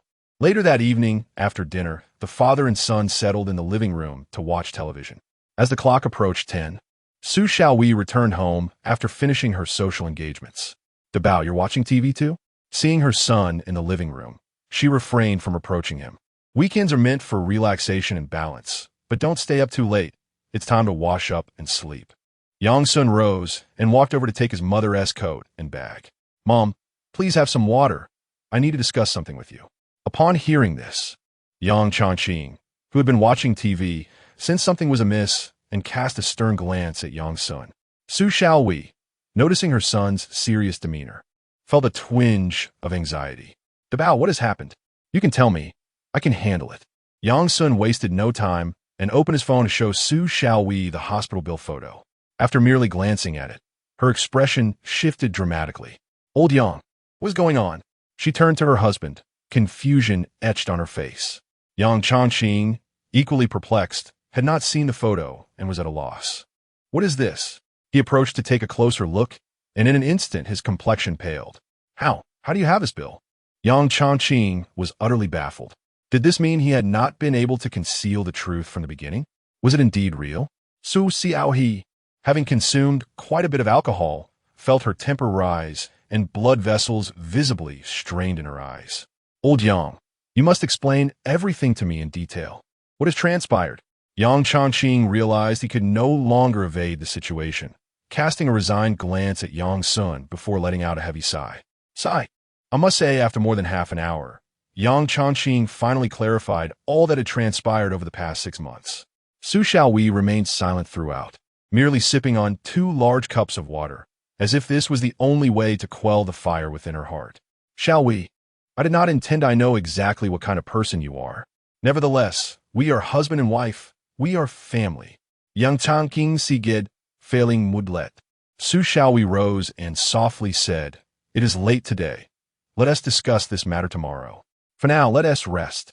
With that, she wearily turned and entered the room. Dad, don't do this again next time. Just sweet talk, Mom, and everything will be fine, Yang Sun advised. You little rascal, conducting surprise attacks. You truly are something. Yang Chongqing felt a mix of emotions. Now that you have spoken your mind, don't you feel a great relief? Yang Sun asked with a smile. Yang Chongqing gazed deeply at his son, who seemed to have suddenly matured, and finally smiled in resignation. Get lost. Fine then. The following morning, Su Xiaohui awoke early, meticulously applying her makeup and showcasing the competence of a professional woman. Yang Chongqing, having reflected throughout the night, recognized his own faults and, unusually compliant, quietly prepared breakfast. After they finished their meal, Su Xiaohui smiled and said to Yang Sun, Dabao, you can have whatever you like for lunch. We may be back late. Yang Sun put down the steam bun and asked, Mom, should I go with you? You have your college entrance exam soon. There must be no unforeseen events. Be obedient. Su Xiaohui replied, her tone leaving no room for refusal. Yang Sun nodded and continued to munch on his bun. In truth, Su Xiaohui had dealt with countless medical disputes at the insurance company over the years and possessed considerable experience. As evening approached, Yang Sun set his pen down and stretched at his desk. He glanced at his phone, puzzled by the lack of messages. Was that person truly difficult to handle? Just as he contemplated sending a WeChat message, Su Xiaohui called. Dabao, how is it? He answered, We are at the entrance of the community. Come out. We're going out for dinner. Su Xiaohui's cheerful tone indicated that all was well. Yang Sun smiled, sensing that the issue had been resolved smoothly. Upon exiting the community, he spotted Su Xiaohui's small polo parked by the roadside. He climbed into the back seat and inquired, Mom and Dad, did the person agree to settle? With your mother taking charge, who would dare refuse? He didn't even dare demand compensation, fearing we might accuse him of extortion. Su Xiaohui exclaimed from the front seat, her eyes sparkling with triumph. Such a petty thug. I have encountered many like him. They only bully the weak. Yang Chongqing, driving and in high spirits, commented, It was just right that we ran into that lawyer Ji Hong. How could we not achieve victory? With the heavy burden lifted from his heart, Yang Chongqing felt as if he had rejuvenated several years. That was also my leading charge. Unlike you, who only knows how to endure. Su Xiaohui still held some grievances. Yang Chongqing softly defended himself. I was concerned about causing a ruckus that might affect our son's college entrance exams. I intended to address it after this semester stopped, shifting the responsibility onto our son, as the couple seemed poised to engage in yet another verbal sparring match. Yang Sun swiftly intervened. Mom and Dad, why is there a lawyer here? What is going on? Su Xiaohui turned around with a smile. It's Ma Ji Hong. Ma wene se paternal uncle. He held you when you were little. Ma wene se uncle. ISNT, that Jiang Li's maternal uncle? Yang Sun scoffed, convinced that the hospital's regular refresh of lawyers was mere coincidence. Moreover, Jiang Li had mentioned just yesterday that her uncle was a prominent lawyer. She claimed she didn't need her assistance, yet he still stepped in. With the matter at hand, there was little left to discuss. Yang Sun took out his phone and sent a WeChat message to Ali. Thanks for today, and please extend my gratitude to your uncle. After a while, Miss Ali replied, Is there nothing else to say? Yang Sun, feeling disinterested in further elaboration, got straight to the point. What do you wish to do? Wait for you at the school gate tomorrow morning. Wait for what? You will find out tomorrow. Chapter 0015. Reckless youth. In the illustrious city of Lincheng lies the renowned lakeside mansion, Yunhu No. 1. This splendid three-story European-style residence features a bedroom on the second floor, adorned in soft shades of pink and white. The imported bed and sofa are embellished with an array of charming plush toys. In one corner stands a grand piano, while the walls are decorated with various musical instruments, including a violin and an eru. Adjacent to the bedroom is a study, where a mahogany desk holds a Mac computer, and the shelves are lined with literary masterpieces from around the globe. At this moment, a young girl dressed in cream-colored loungewear is seated in a swivel chair, a faint smile gracing her lips as she types messages on her phone. Just say thank you. Who needs your thanks? You could at least say something pleasant, she murmurs to herself while texting. Before long, a knock sounds at the door. Ollie, your mother says dinner is ready. Upon hearing the voice, Jiangli swiftly races to open the door. Standing there is a man in a white shirt and gold-rimmed glasses, exuding an air of sophistication. Uncle, you've worked hard today. As a prominent lawyer, you could have easily sent someone else to handle such a trivial dispute, she remarks. Ma Jihong chuckles, adjusting his glasses. My dear niece rarely asks me for help. I'm delighted to oblige. Then I shall endeavor to trouble you more often. Jiang Li Zhukas. Not a problem. I'll just bill your father for my services. He responds with a wink. At that moment, a balding middle-aged man, clad in a loose-fitting short-sleeved shirt and sporting a noticeable belly, emerges from the study. Dear, what are you two discussing? What lawyer's fees? Jiang Li's father, Jiang Haichao, chairman of Haifei Real Estate, inquires. Jiang Li quickly shakes her head. No, Dad, you misunderstood. Lately, you've been acting rather secretive. Could it be that you're experiencing your first love? Jiang Haichao asks, his tone tinged with concern. Dad, I'm already an adult. Dating shouldn't be considered premature. She counters. What is the matter with being an adult? You haven't even entered college yet. Jiang Haichao exclaims, his eyes widening. Your sister hasn't even started dating. Why the rush? Jiang Li chuckles awkwardly, nodding in agreement. You're absolutely right. I'm a bit hungry. I'll go eat now. Recalling how her father nearly fainted from tears at her wedding in her past life, she dares not provoke him further. As she descends the stairs, her graceful silhouette elicits a look of deep affection from Jiang Haichao. Jihong, has everything been resolved? He suddenly asks. Certainly. I followed your instructions personally. I didn't mention it to Ollie. That was my choice, right? Please, I'm a professional. Confidentiality is my priority. Ma Jihong replies, his curiosity piqued. Brother-in-law, what prompted you to assist young Chongqing all of a sudden? After all, you were rivals in the past. Sure. Jiang Haichao quickly gestures for silence. Your sister is unaware of this matter. Do not let it slip. Why worry? Even if she finds out, she'll only shed a few tears. A little comfort will suffice, Ma Jihong replies nonchalantly, confident that his sister, raised in luxury, is as innocent as she is naive. Ah, the foolish escapades of youth. Let us not dwell on that. Jiang Haichao sighs before inquiring, have we uncovered the background of that fraudster? Ma Jihong's expression grew solemn as he nodded, stating, I have investigated. The owner of Rose City, Chen Mingxiu, is behind this. Chen Mingxiu? Is it truly him? Indeed, this young man possesses significant backing. I have delved into his background. His father conducts extensive business in Hong Kong, and his connections are vast.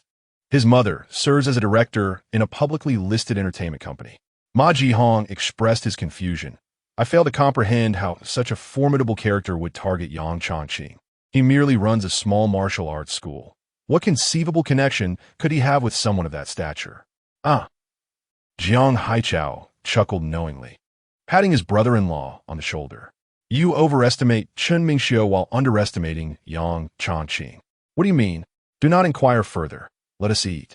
On Monday, at the entrance of Lincheng No. 1 Middle School, traffic flowed incessantly. In a dim corner beside the reception office, Yang Sun clutched a moldy vegetable pancake for breakfast, nibbling while observing the vehicles on the road. Initially, he stood right at the entrance, but due to his appearance, The security guard requested he step aside to avoid startling passersby. Yang Sun had come to terms with it, though his looks were not appealing. At least they served as a charm against malevolent spirits. Yang Sun, are you waiting for me? Suddenly, a surprised voice emerged from beside him. It was Zhu Weining. The girl, unusually not sporting a ponytail today, let her thick, lustrous hair cascade to either side, accentuating her already delicate features. Dressed in a white printed hooded sweatshirt, she exuded youthfulness while maintaining an air of modesty. Yang Sun's mind momentarily faltered, puzzled as to how the girl had noticed him in the corner. Furthermore, why did she harbor such a question?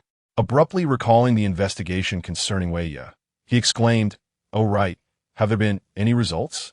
At this, Zhu Weining's cheeks flushed slightly, affirming her inner speculation. "You waited at the entrance just for this?" she inquired. "Couldn't you have discussed it in the classroom instead of in public?" Yang Sun found himself both amused and exasperated. Yet since the question had been posed, he resolved to be forthright. "This matter is of great significance to me." Zhu Weining rolled her eyes in exasperation, replying, "My mother has looked into it. There is indeed a suspicious individual from the props department who was a last-minute replacement that day. However, there were no cameras on site, so there is no evidence linking him to the incident." Yang Sun had anticipated such a scenario. It was highly probable that someone was orchestrating events from behind the scenes. But who could it be? The owner of Rose City, perhaps? Yet, the question lingered. How had his father crossed paths with such a person? Yang Sun found himself at a loss for answers and smiled at the girl, saying, "This information suffices. Thank you, and please extend my thanks to your mother as well." Zhu Weining shyly pursed her lips and nodded. "Well then, shall we head inside?" Yang Sun awkwardly raised the pancake. "You go ahead. I'll join you after I finish." "All right." Zhu Weining nodded in understanding. Although the school prohibited students from bringing breakfast into the classroom, few adhered to this rule. Nevertheless, as Yang Sun insisted, she felt it inappropriate to press further and entered the school on her own. As he had barely taken a few steps, a chorus of astonished exclamations echoed from behind. "Wow, that magnificent Mercedes-Benz is simply stunning. It belonged to Jiang Li, whose father is the owner of Haifei Real Estate, a tycoon with a fortune exceeding $1 billion. Yang Sun followed the gaze of the crowd and beheld a sleek black S600 parked by the roadside. This V12 engine, a fuel guzzler with a 5.5-liter displacement, is something the average citizen could scarcely afford to refuel. A driver, appearing to be in a hurry, dashed out of the vehicle and respectfully opened the rear door. Miss Jiang Li emerged like a princess making her grand entrance, gracefully stepping out of the car and effortlessly tucking a loose strand of hair behind her ear as she sauntered towards the school gate. While other students were on their way to class, Jiang Li seemed to be strutting down the Paris Fashion Week runway, her uniform exuding the aura of high fashion. She didn't even carry a backpack. Truly, what a show-off. Yang Sun bit into his sesame pancake, grumbling but unable to stifle his envy. Being attractive certainly conferred an advantage. Reflecting on his own situation, he could only shrink away in the corner of the duty room, just as Yang Sun prepared to approach and greet her. He was astonished to see Jiang Li heading directly towards him. "What about my breakfast?" The esteemed Jiang, with an air of nonchalance, posed a soul-searching question, her tone imbued with a hint of playfulness. The students passing by seemed to witness an explosive revelation, their expressions frozen in disbelief. What surprise! The goddess Jiang is actually asking a gatekeeper for breakfast? Chapter 0016. Sweet duo Yang Sun found himself utterly perplexed. The crux of the matter was, how had she spotted him lurking in the corner? Was it not common courtesy for a gentleman to prepare breakfast for a lady while waiting for her? Do we earthlings lack such basic manners, or are you from Mars? Why do you mock me? I am genuinely upset. Jiang Daxua huffed, her rosy lips pouting in indignation. Yang Sun thought to himself, let her be angry. Who is she trying to intimidate?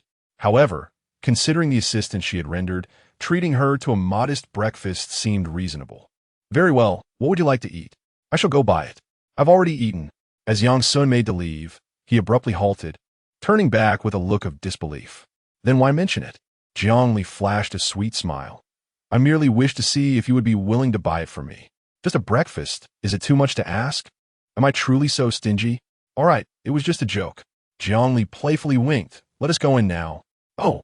Yang Sun stuffed the remainder of his breakfast into his mouth and followed her through the school gates. The moment they walked in side by side, he felt as though a spotlight illuminated his head. Who is that? Why is he walking so closely with Jiangli? That's Yang Sun from class 6. Don't you remember him from the video? The guy who dined with Jiangli in the cafeteria? Are they really together now? On what grounds? He doesn't even look like a decent person. How could Jiangli possibly like him?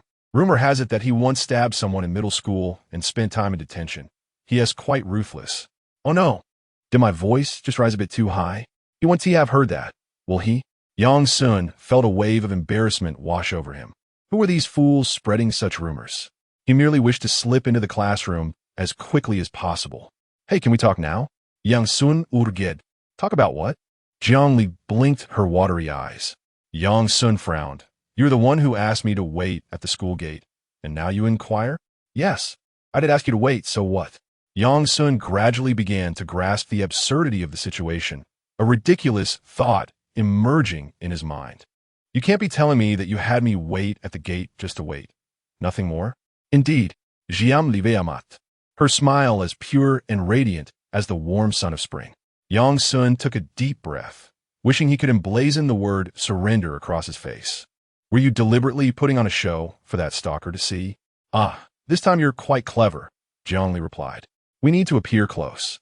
Only then will they believe our private meetings are reasonable and take the bait. So, we must create such a spectacle for others to witness us attending school together. Not everyone has the privilege of walking alongside the school beauty.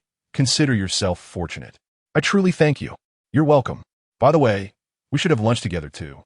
I still want fish for today. All right, I shall ask Xiaozi to buy it. Such a miser, unwilling to buy even a single fish. Yang Sun was filled with resentment, his teeth clenching at the mere mention of money, which inevitably reminded him of the 500 yuan spent at the hotel. What a painful thought. Suddenly, he recalled that he was supposed to have spent that night at the hotel. What a waste of money. As this realization dawned upon him, his mood darkened further. The two made their way to the third floor, attracting countless glances, igniting a flurry of activity in the various QQ and WeChat groups of the senior classes. Upon reaching his seat, Yang Sun found himself the center of attention, with classmates casting looks of envy, jealousy, and confusion in his direction. Old Yang, you certainly have your ways. I see you refused to come in early. Were you waiting for my cousin? Ma Wen teased. Now, tell me honestly, how far along are you two? On any other day, Yang Sun would have denied it, but having promised to assist Jiang Li with her fishing endeavor, he decided to play along fully. Less prying, she wants fish for lunch. Make sure to buy some. Why should I foot the bill while you two are enjoying a sweet time together? Just ask if she wants to join us for a meal. Ma Wen was clearly not one to let such an opportunity slip away. Dining with Jiang Li would certainly elevate his status. After 2 morning classes, Yang Sun realized he had 4 test papers that had not been submitted.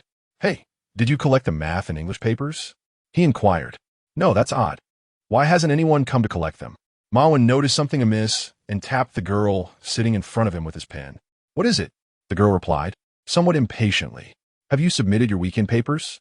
Yes, they were submitted long ago. Why hasn't anyone informed us? How would I know? She shot a glance at the overweight boy and returned to her conversation. With a sigh, Yang Sun grabbed his and Ma Wen's papers and approached Zhu Wanning. Zhu Wanning, we overlooked something earlier. Could you please take this to the teacher's office for me? Go yourself, she replied, her focus on solving the problems. Her tone indifferent. You usually go there anyway, just do it as a favor. Go yourself. Yang Sun was left frustrated, retreating to his seat in silence. Old Yang, the class beauty seems off. She looks a bit angry, Ma Wen remarked. How would I know? Yang Sun was puzzled. They had been chatting quite pleasantly in the morning. Are you playing both sides? The chubby boy questioned suspiciously. Do you want me to step on your face? Yang Sun retorted, bewildered by the absurdity of the accusation. Ma Wen shook his head. There must be some trickery afoot. Quit the idle chatter and quickly help me deliver the papers, or else the Yama will unleash her wrath. The homeroom teacher of class 6, Yin Shenwan, was not tall, slender, and dark-skinned, yet her actions were swift and decisive, exuding a commanding presence. The students feared her, secretly referring to her as Yama. Due to his appearance and background, most teachers tended to avoid Yang Sun, reluctant to lecture him. However, Yin Shenwan was undeterred. She believed that Yang Sun still had room for improvement and would frequently admonish him. During the frequent afternoon breaks, Yang Sun would often be summoned to the corridor, where he would be met with an upward gaze and a piercing stare from the diminutive yet formidable figure of Yin Shenwan, who was a head taller than him. The intensity of her reprimands left Yang Sun feeling somewhat intimidated. He would rather confront a burly man than face the petite yet fierce little queen of hell. "It's too late," Ma Wen lamented. "What do you mean too late?" Just as Yang Sun voiced his inquiry, a thunderous voice echoed from the entrance of the classroom. "Yang Sun, step outside." Many students displayed mischievous expressions, knowing that the Queen of Hell was calling for him, signaling yet another session of her loving education. Yang Sun felt a sense of foreboding, as if his worst fears were manifesting. He resignedly made his way to the corridor, where he was met by the stern and authoritative presence of Yin Shenwan, to whom he offered a naive and earnest smile. "Teacher Yin, it's not that Ma Wen and I neglected our homework. We simply overlooked it. We were just about to deliver the papers. I didn't inquire about that." Yin Shenwan interjected, her arms crossed over her chest. Behind her round-framed glasses, her keen gaze scrutinized Yang Sun. "Are you and Jiangli in a relationship?" "Huh?" Yang Sun exclaimed, his mind racing as he questioned whether he had misheard. "Are you also interested in gossip?" Chapter 0017. Am I not charming? What are you pretending for? Yin Shenwan glared and said, "The head teacher of class 1 has already approached me. It has spread throughout the office."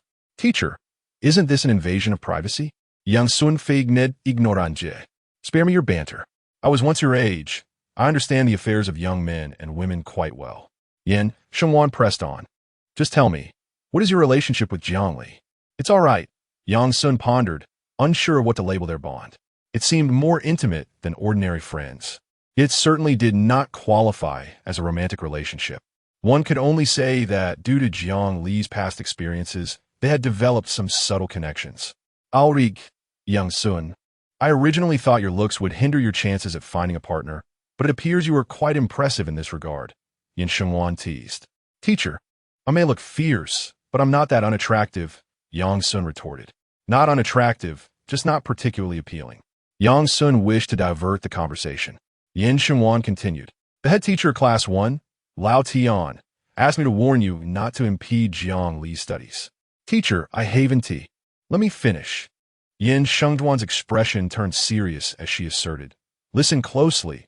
I support your relationship with Jiang Li, but there is a caveat. Your grades must improve. If Jiang Li is willing to share her study methods and problem-solving approaches, your ranking in class will surely soar. You need not worry about affecting Jiang Li. Even if she were to slack off for the next 4 months, she would still be able to gain admission to Qingbei. As for the head teacher of class 1, he can't even muster the courage to reprimand Jiang Li. He comes to me to complain, thinking my students are easy prey." Yang Sun was taken aback. He felt touched by the head teacher's protective nature. "You foolish boy, do you understand?" Yin Shenwan asked loudly. Yang Sun nodded, comprehending her message. "Be kinder and more humble towards her." After giving a few more instructions, Yin Shenwan turned and left. Upon returning to the classroom, Yang Sun noticed many students regarding him with curious glances. Clearly, their earlier conversation had been overheard by the gossiping classmates. However, Yang Sun was indifferent. As he seriously contemplated the tutoring issue mentioned by Yin Shenwan, Jiang Li was no longer merely the top student. She also possessed memories of the college entrance examination. This meant that if she were willing to assist him, his admission to Jiang University would be virtually assured. Moreover, she likely had numerous strategies for achieving great success in the future. Yet perhaps due to a sense of pride, he was reluctant to depend on Jiang Li as a crutch, which was why he had not taken the initiative to ask for help. At noon, in the cafeteria, after Yang Sun and Ma Wen had purchased their meals, they waited for a considerable time before Jiang Li strolled over leisurely. Accompanying her was a girl with a lovely appearance, adorned with a bow headband. "Ali, why are you so late?" "The food has gone cold," Ma Wen greeted warmly. "I arrived early. Someone insisted on getting her own food, so I waited for her." Jiang Li cast a helpless glance at the girl beside her. Allow me to introduce. This is Sure, my desk mate. We have known each other since elementary school. You mean you Sure, right? She's also in the student council. Ma Wen blurted out. You Sure, feeling bashful, lowered her head, her cheeks flushed. Cousin, you seem quite aware. How long have you been paying attention to her? Jiang Li Tiesa. No, I just often see her walking with you. And I've heard people talk, Ma Wen stammered, his chubby face turning crimson. Come on, stop babbling. Why are you blushing? Yang Sun, understanding his friend's fondness for cute and petite girls, remarked, knowing that you sure fit that description perfectly. What do you mean? Be careful what you say in front of girl. And Ma Wen anxiously pushed Yang Sun. You sure blinked her large eyes, curious about the origin of the nickname. After settling down, Yang Sun handed the freshly filleted base to Jiang Li. You did well today. Here, have a piece of meat as a reward. Jiang Li promptly placed a piece of braised pork into Yang Sun's bowl. Sister, I bought this meat, you know. Details are insignificant. What matters is the sentiment. Fine. She is always right. You sure observed their intimate interaction, her voice soft and timid. Ali, are you two really together? Cough. Yang Sun choked, spewing food from his mouth, some even entering his nostrils. At your age, you can't even eat properly? Jiang Li naturally retrieved a pack of tissues from her pocket, handing one to Yang Sun. Without a second thought, he took it and wiped his mouth, perhaps having spent too much time around Jiang Li. The tissue felt soft and emitted a sweet fragrance, surprisingly pleasant. It smells so good, Yang Sun remarked casually, only to realize something was amiss. Indeed, Jiang Li's charming face turned a shade of red, a mixture of delight and annoyance. My best friend is here. Be a bit more discreet. I didn't say you smell good. I was talking about the tissue. Am I not fragrant? I have never smelled you. The more we talk, the worse it gets. You sure innocently asked. Ali, are you two showing off your affection? Not at all. Jiang Li raturta. I think you are. Ma Wen burst into laughter. Jiang Li pouted. You're all so childish. I'm done talking. Let us eat. A bunch of little kids. Why take things so seriously? Yang Sun shook his head, thinking how this sister, nearing 30, still had the audacity to call others childish. After lunch, Yang Sun and Ma Wen headed to the convenience store to buy 2 bottles of soda, sipping as they walked back. Halfway, Ma Wen, brimming with excitement, said, Old Yang, what do you think it means that my cousin invited you, sure, to eat with us? Could it be that she is trying to set you up? Yang Sun followed his train of thought. Do you think so too? Ma Wen's eyes sparkled. If you two really end up together, regardless of whether it's a boy or a girl, just name them Sure One. Doesn't that sound nice? I think so too, Ma Wen exclaimed, his excitement palpable. Yang Sun couldn't help but chuckle. You've truly thought it through, even naming the child already? Brother, I find you Sure's appearance and figure utterly captivating. As Yang Sun observed his good friend, who was becoming infatuated, a tinge of concern crept into his heart. Perhaps due to his years of martial training, his sixth sense was more acute than that of the average person. He harbored a feeling that this girl was not as innocent as she seemed. At that moment, Yang Sun received a WeChat message from Jiang Li. After glancing at it, he patted Ma Wen on the shoulder. You can head back to the classroom. Your cousin has summoned me. Ma Wen replied with a hint of jealousy. Is this ever going to end? Can't a single dog catch a break? Yang Sun shrugged and made his way toward the gym located in the southwest corner of the school. In the afternoon, most faculty and students were on their break. The gym was quite distant from the teaching buildings, rendering it nearly deserted. At the westernmost shaded area of the venue, a secluded green path lay, perfect for young couples seeking privacy. Yang Sun circled around the back of the gym, stepping onto the narrow path, and soon spotted Jiang Li's figure. The girl leaned against the wall, one hand tucked in her pocket while the other played with her phone. Upon noticing Yang Sun's arrival, Jiang Li put her phone away, greeted him with a radiant smile, and waved him over. Yang Sun glanced around cautiously before stealthily approaching her. Are you certain about this?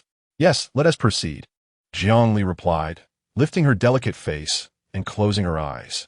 Her lustrous red lips parted slightly, as if anticipating something. Chapter 0018. Meeting the parents, Yang Sun ceased to elaborate further, extending a hand past Jiang Li's ear to press against the wall. Leaning forward, he lowered his head, inching closer to her delicate visage. It must be said, the skin of the esteemed Jiang, the campus beauty, was truly exquisite. At such proximity, she appeared like flawless jade. 10-9-8. The faint fragrance enveloped him as he suppressed the flickering ember of excitement, softly counting down. For reasons unknown, a thought flickered in Yang Sun's mind. What would happen if he kissed her? Would she be angered? Perhaps she would chastise him for his shamelessness? Or might she actually not mind? Lost in such musings, the countdown concluded. The moment he uttered the final number, Jiang Li's eyes flew open. In perfect synchrony, they dashed off in opposite directions. Yang Sun cast aside his distractions, sprinting with agility. Jiang Li was no less swift, moving like a startled rabbit. The star of the school's track team was not merely for show. As Yang Sun burst onto the main path, he spotted a figure clad in a school uniform, anxiously attempting to enter the gymnasium. However, the entrance was locked, leaving him in a state of utter panic. No need to hide. It's already seen. Yang Sun approached, eyeing the boy whose complexion had turned crimson. Song Ritian, it truly is you? I'm hardly surprised. Song Hao struggled to maintain his composure, feigning ignorance. I don't understand what you're saying. Yang Sun reached out, saying, don't know? Then hand over your phone. Why should I give it to you? Who do you think you are? Just as Song Hao turned to leave, he found Jiang Li blocking his path from the other end. The girl, hands on her hips and breathing heavily, had nearly circumnavigated the gymnasium in such a short time. She was undoubtedly exhausted. Song Hao, there's no need to pretend. You sure has already confessed everything. Jiang Li chuckled lightly. If you wish to pursue your studies without blemish, it would be wise to cooperate with us and confess. How dare she? Song Hao erupted in fury, accusing her of not being innocent herself while attempting to betray him. So, it is indeed you who threatened her? Jiang Li sighed, murmuring in exasperation. You youngsters certainly know how to play. Yang Sun suddenly comprehended. No wonder Jiang Li had brought you sure along today. It was all a test. Only you sure knew she would be here today, so the informant could only be her. Although Song Hao did not grasp why Jiang Li's tone had shifted so dramatically, he realized he had been ensnared in her words. You sure had not betrayed him. It was merely Jiang Li's deduction. Jiang Li, let me explain. I was worried about you being deceived by this guy. Wanted to protect you. Is that so? Jiang Li advanced, an invisible force compelling Song Hao to retreat step by step. Yang Sun reflected, truly, it is effortless for the righteous to suppress the wicked. Perhaps you should relay those words to the police instead?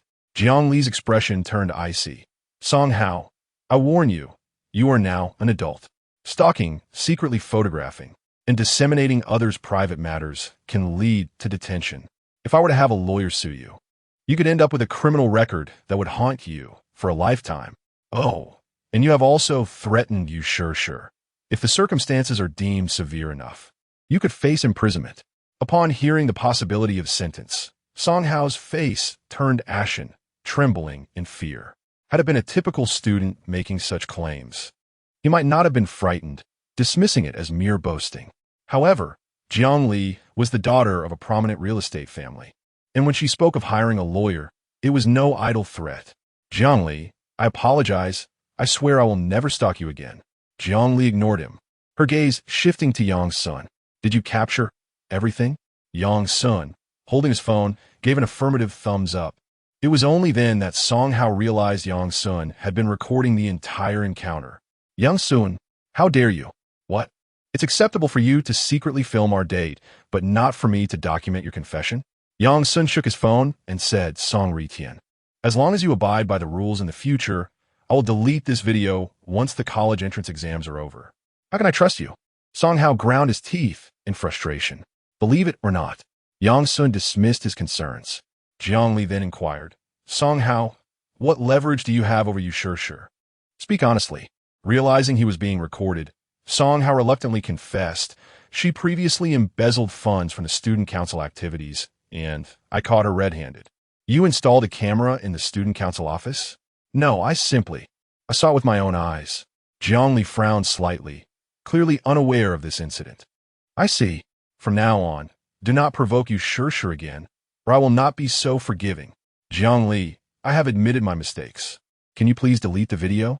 Song Hao asked with a pleading smile. Get lost. Zhongli had run out of patience. Song Hao left, his face a mask of dejection, casting a begrudging glance at Yang Sun's phone. Don't let this get out. Once they were alone, Zhongli spoke softly. Do you not wish to confront Song Hao directly, or are you concerned about making you sure uncomfortable? With a gentle sigh, Zhongli continued, You know, in my past life, you sure became Song Hao's mistress, a third party. When she became pregnant, she came to me, claiming that Song Hao had forced her to terminate her pregnancy, begging for my help. Yet at that time my own family was in ruins, and I was unable to assist her. In the end, she lost her child and took her own life. I heard that on the day of her funeral, Song Hao was vacationing abroad. As she recounted this, Jiang Li's voice grew somber, her eyes glistening with unshed tears. Perhaps that tragic entanglement began with this very threat during high school. Yang Sun frowned. I believe you sure has her own issues, although she stole money. She was not caught on video. Why would she so readily succumb to threats? Do you think everyone possesses your audacity? Jiang Li shot him a disapproving glance. Shure's parents divorced early, each forming new families, and she was raised by her grandmother. Children who lack love are prone to stray off course and often feel insecure. Yang Sun was taken aback, surprised to learn of Yu Shure's troubled background.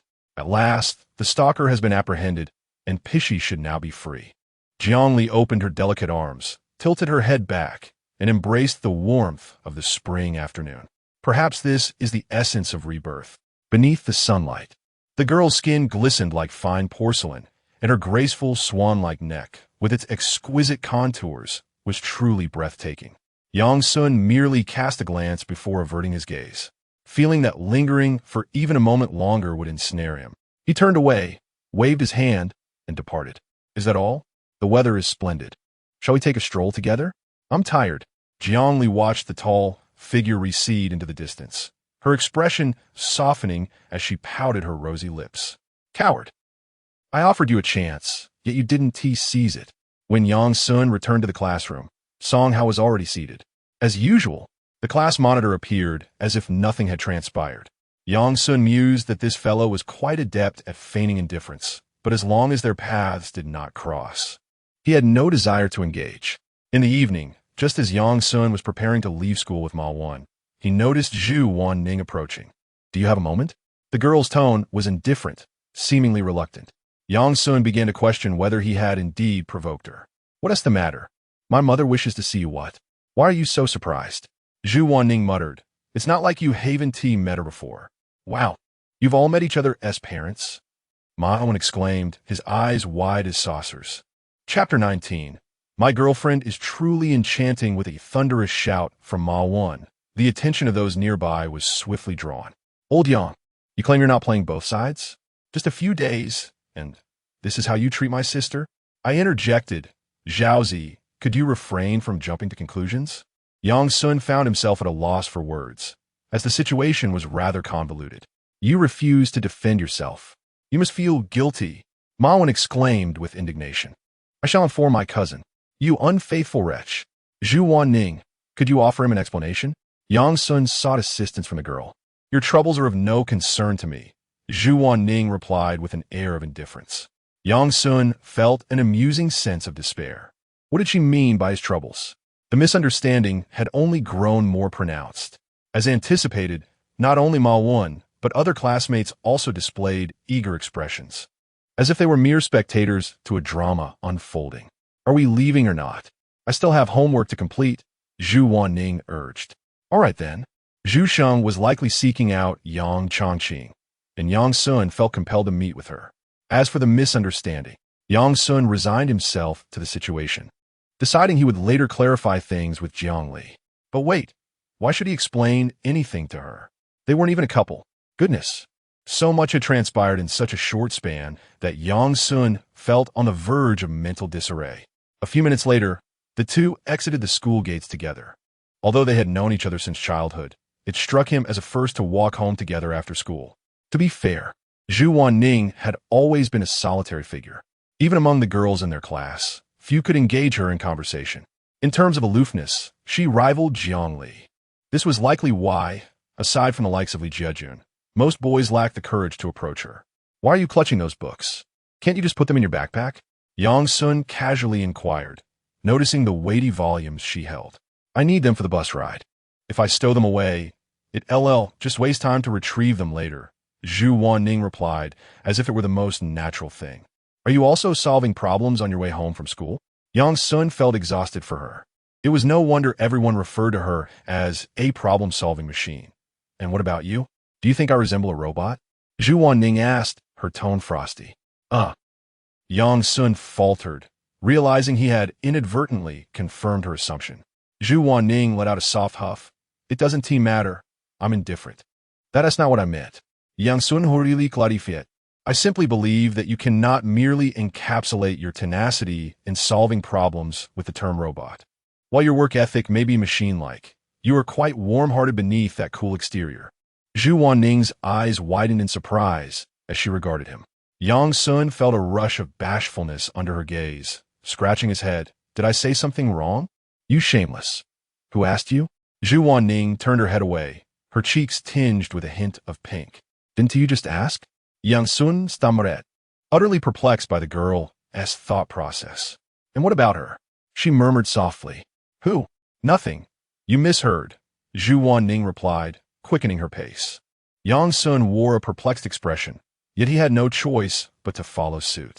Where on earth is Annie? Why hasn't she arrived yet? It had been 2 minutes since they exited the school gates, and after crossing a street, there was still no sign of Zhu Sheng's car. She usually parks quite a distance away after turning the corner. Why? Because my mother is a mistress, and I am the illegitimate daughter of a prominent figure, forced to live in the shadows and maintain a low profile. Yang Sun stared in astonishment at the girl. Was this truly something he could hear? He couldn't help but chastise himself for being so inquisitive. I'm sorry, Suddenly, Zhu Wanning burst into laughter, her rare smile radiant like a blooming lotus, delicate yet not overly extravagant. Are you foolish? Do you believe everything I say? Wow, your acting is superb. Have you been trained at your mother's company? Yang Sun felt a sense of being deceived, yet he was not uncomfortable. Instead, he felt a flicker of relief. Zhu Wanning appeared genuinely delighted, even a glimmer of joy sparkling in her eyes. At that moment, a Buick suddenly came to a stop by the roadside. The door swung open, revealing a muscular man sporting sunglasses, a buzz cut, and a floral shirt adorned with an array of tattoos. He stepped out, accompanied by 3 disreputable-looking youths, some with cigarettes dangling from their lips and others chewing betel nuts. Zhu Wanning instinctively sensed a hint of danger and leaned closer to Yang Sun. It seems they are coming for us, she murmured. Indeed, that car has been tailing us since we left school. Yang Sun had already taken note of this, as the vehicle's slow pace was quite unusual. You should have mentioned it sooner. Otherwise, I would have called the police. Zhu Wanning reproached, although she understood that Yang Sun was quite capable. After all, there were 4 of them. Moreover, they appear to be physically imposing, easily overpowering a high school boy. Yang Sun, is it? And this lovely girl by your side? The tattooed man said with a wicked grin, his tone flippant. Is there something you need? Yang Sun inquired coolly. You might have been too arrogant at school. Someone believes you need a little education. The tattooed man advanced step by step, towering over Yang Sun, who stood at around 178 meters, without an ounce of intimidation. Zhu Wanning took a step back, her voice barely above a whisper. Yang Sun, don't act impulsively. I'll call the police. Their SA station just ahead. And they'll arrive quickly. No need, Yang Sun shook his head. Don't be stubborn. Grow up. The college entrance exams are approaching. What if you get hurt? Zhu Wanning exclaimed, exasperated. You were like this in middle school too. You could have called the police, but you insisted on fighting. Who said I was going to fight? Yang Sun retorted as he stepped forward, approaching the tattooed man. Zhu Wanning's heart raced. And just as she was about to retrieve her phone to call for help, she witnessed an unexpected scene. Smack. It was not a slap, but rather a synchronized high-five between Yang Sun and the tattooed man. You certainly play the part of a rogue quite convincingly, Yang Sun remarked with a smile. Please, we are professionals.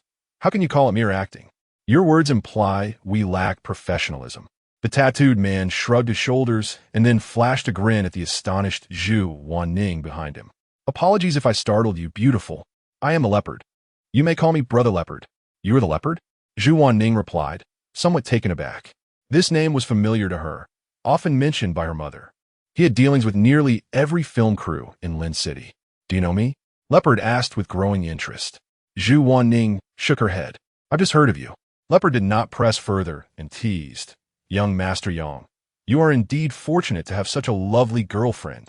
Mind your words and refrain from speaking nonsense. Yang Sun frowned. She's my classmate. How dare you? You insolent brat. How can you speak to Brother Leopard like that? A blonde subordinate, who had accompanied Leopard, erupted in anger, rolling up his sleeves and ready to take action.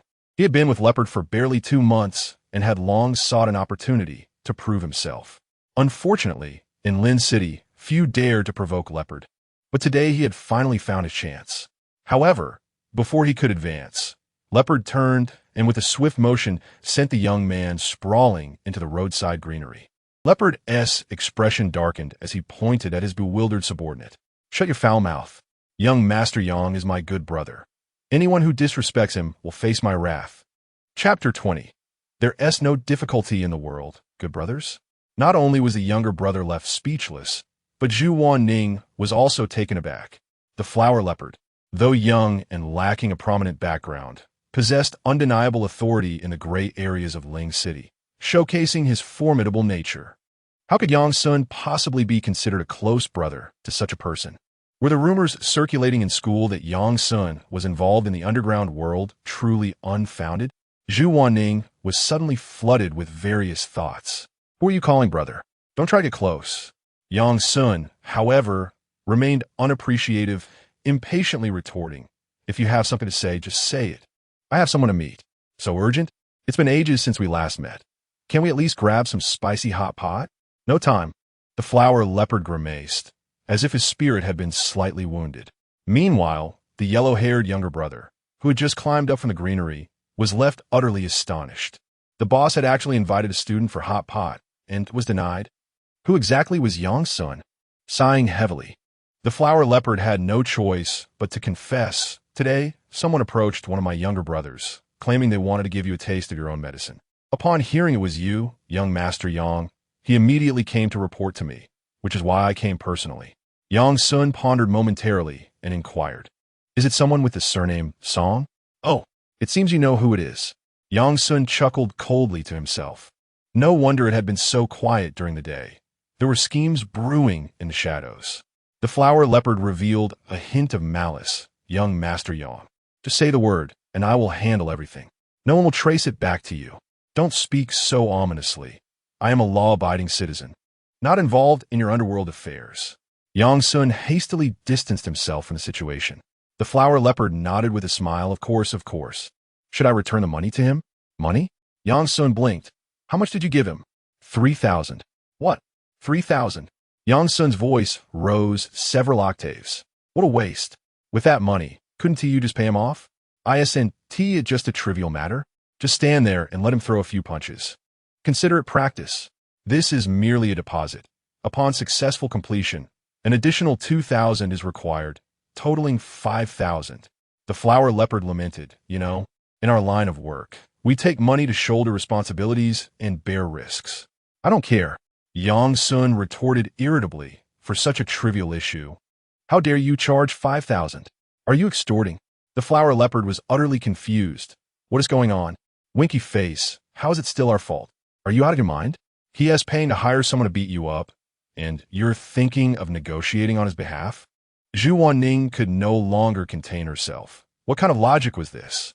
You wealthy individuals have no idea about the hardships of earning money. Their bones frozen on the roads. Yang Sun recalled his own 500 yuan and felt a pang of regret. Old Bao, don't return that money. Just keep it. The flower leopard's real surname was Bao, yet few dared to address him by his true name. This I'm afraid that one T do.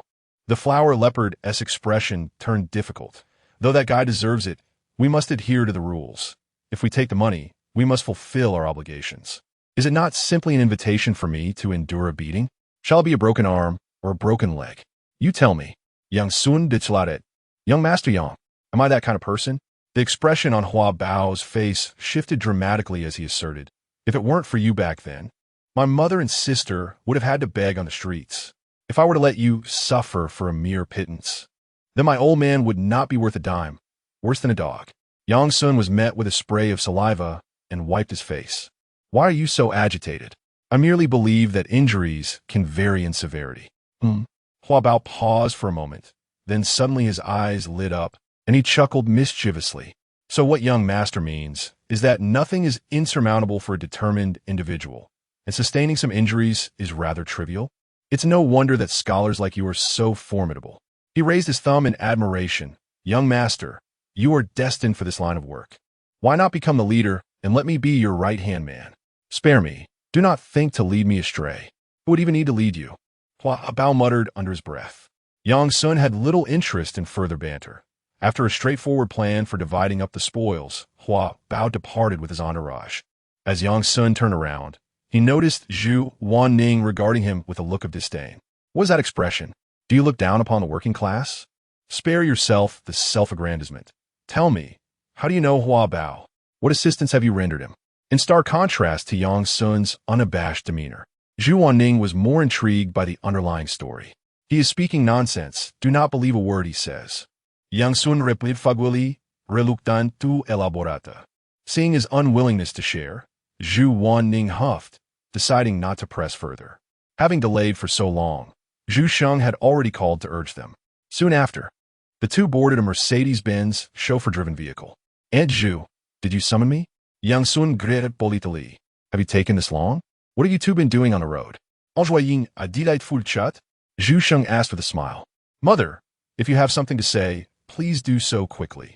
The time of a senior student is invaluable. Sulvan Ningurket. Zhu Sheng shot her daughter a disapproving glance before turning her serious expression towards Yang Sun. Yang, I shan't beat around the bush. What is your family's connection to Qin Mingxiu? Qin Mingxiu? Yang Sun was puzzled. I have never heard that name before. Zhu Sheng scrutinized Yang Sun's face for a moment before speaking again. He is the owner of Rose City. Upon hearing the name Rose City, Yang Sun's countenance shifted subtly. Noticing his continued silence, Zhu Sheng pressed on. To be candid, after your father's accident, I grew concerned about further mishaps, so I conducted a thorough investigation of that production team. As it turns out, several individuals had connections to Rose City. However, they were too afraid to accept money for fear of complications. It seems the other party could not bribe any official employees and resorted to hiring a temp. Zhu Sheng asked sternly, is it truly the case that your family has no enmity with Qin Mingxiu? Absolutely not. Aunt, we are just ordinary citizens, without even a traffic violation to our name. How can we possibly provoke trouble? Yang Sun's earnestness and innocence were palpable, his grievance evident. Beside her, Zhu Wanning rolled her eyes. Had she not just witnessed this fellow colluding with the leopard, she might have believed him. I trust you, but it never hurts to be cautious. Perhaps you should consult your parents as well. Of course, I appreciate Annie for sharing this information with me. Yang Sun expressed genuine gratitude. Although the other party had motives tied to her own company, they had indeed been of assistance. It is only right, if there are misunderstandings, it is best to resolve them promptly for peace of mind. Understood. Yang Sun then bid farewell to Zhu Feng and alighted from the vehicle. Observing the silhouette of the young man as he receded into the distance, Zhu Feng's eyes reflected a hint of admiration. This child truly knows how to conceal himself. Zhu Wanning spoke softly. Mother, is Uncle Yang in danger? Are you worried about Uncle Yang, or is it Yang Sun that concerns you? Zhu Feng teased. I'm not joking. Sulvan Ningrepliete earnestly. You truly possess no sense of humor. I wonder who you inherited that from. Zhu Feng sighed in mild exasperation, saying, the crux of this matter lies in uncovering Qin Mingxiu's motives. In this regard, we cannot assist.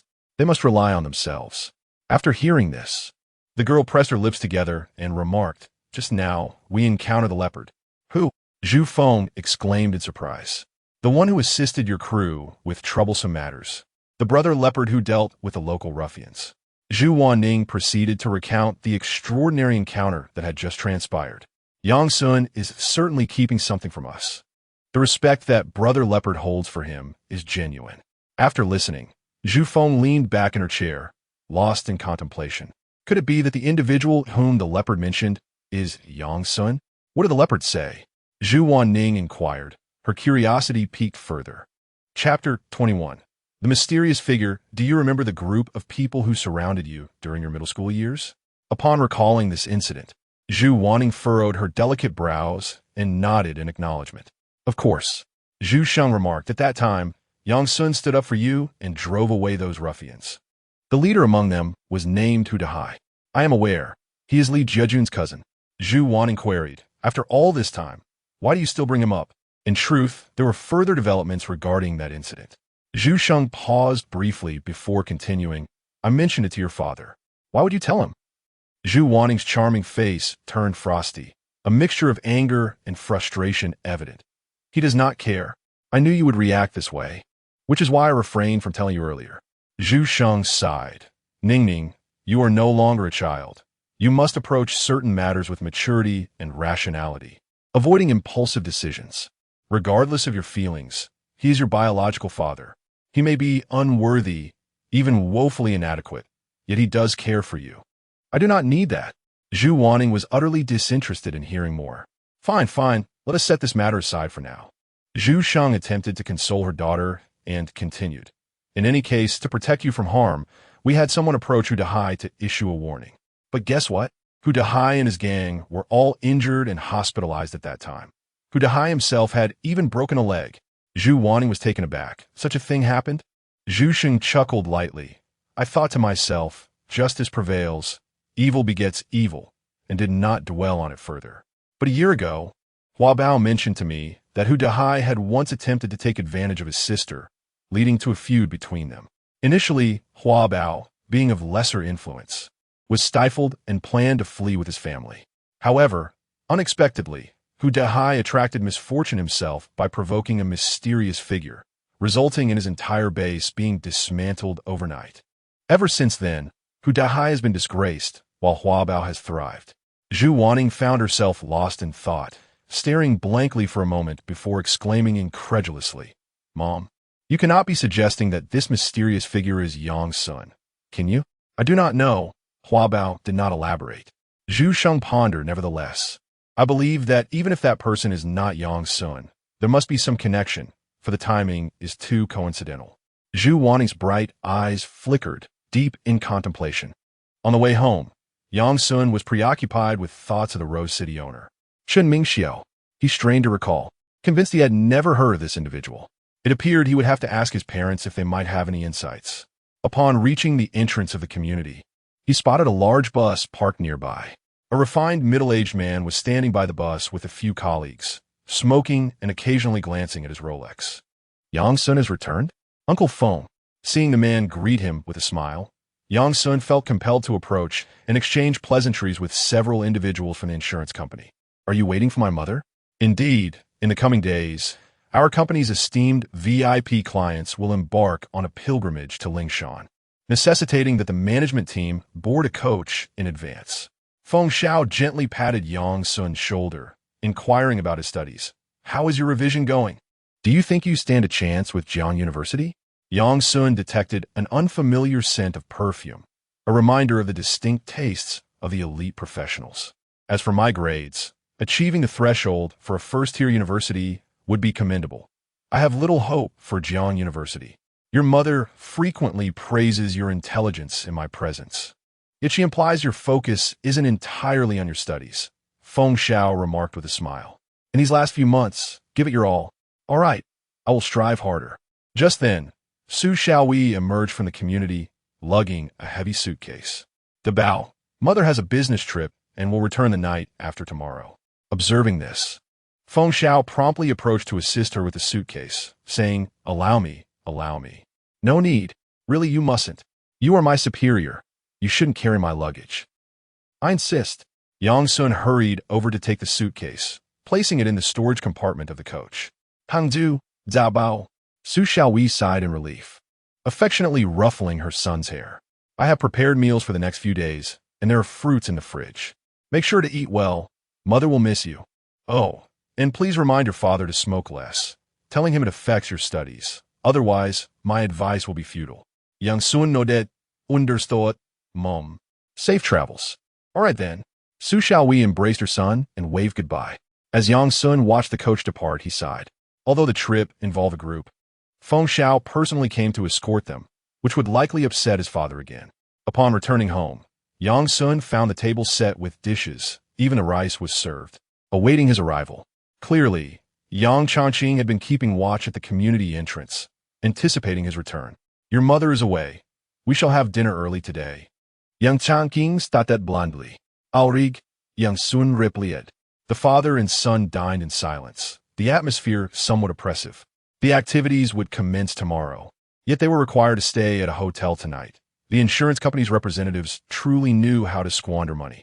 Yang Changqing seemed unable to contain his frustration any longer, grumbling, "Isn't it typical for company expenses to be reimbursed? When has it been any different? Indeed, why does Feng Xiao, the general manager, need to be present, along with the vice president?"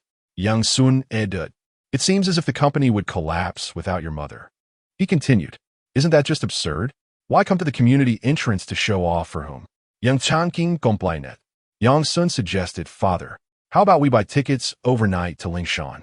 We can go as a father-son duo. Have you lost your mind? What purpose would that serve?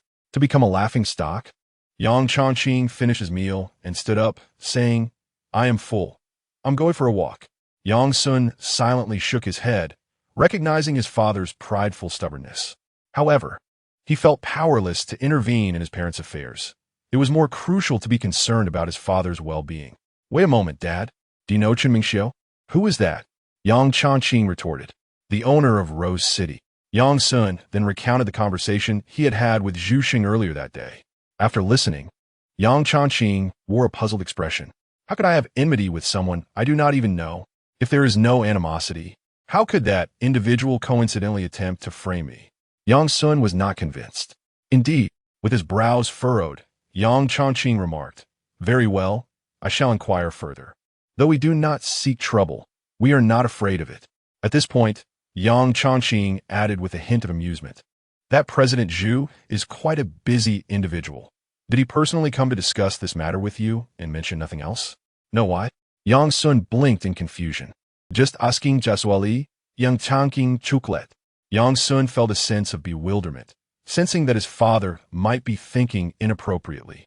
The following day, Yang Sun limped into the classroom, his left hand bandaged and his entire arm suspended. "What on earth? Old Yang, how did you get injured?"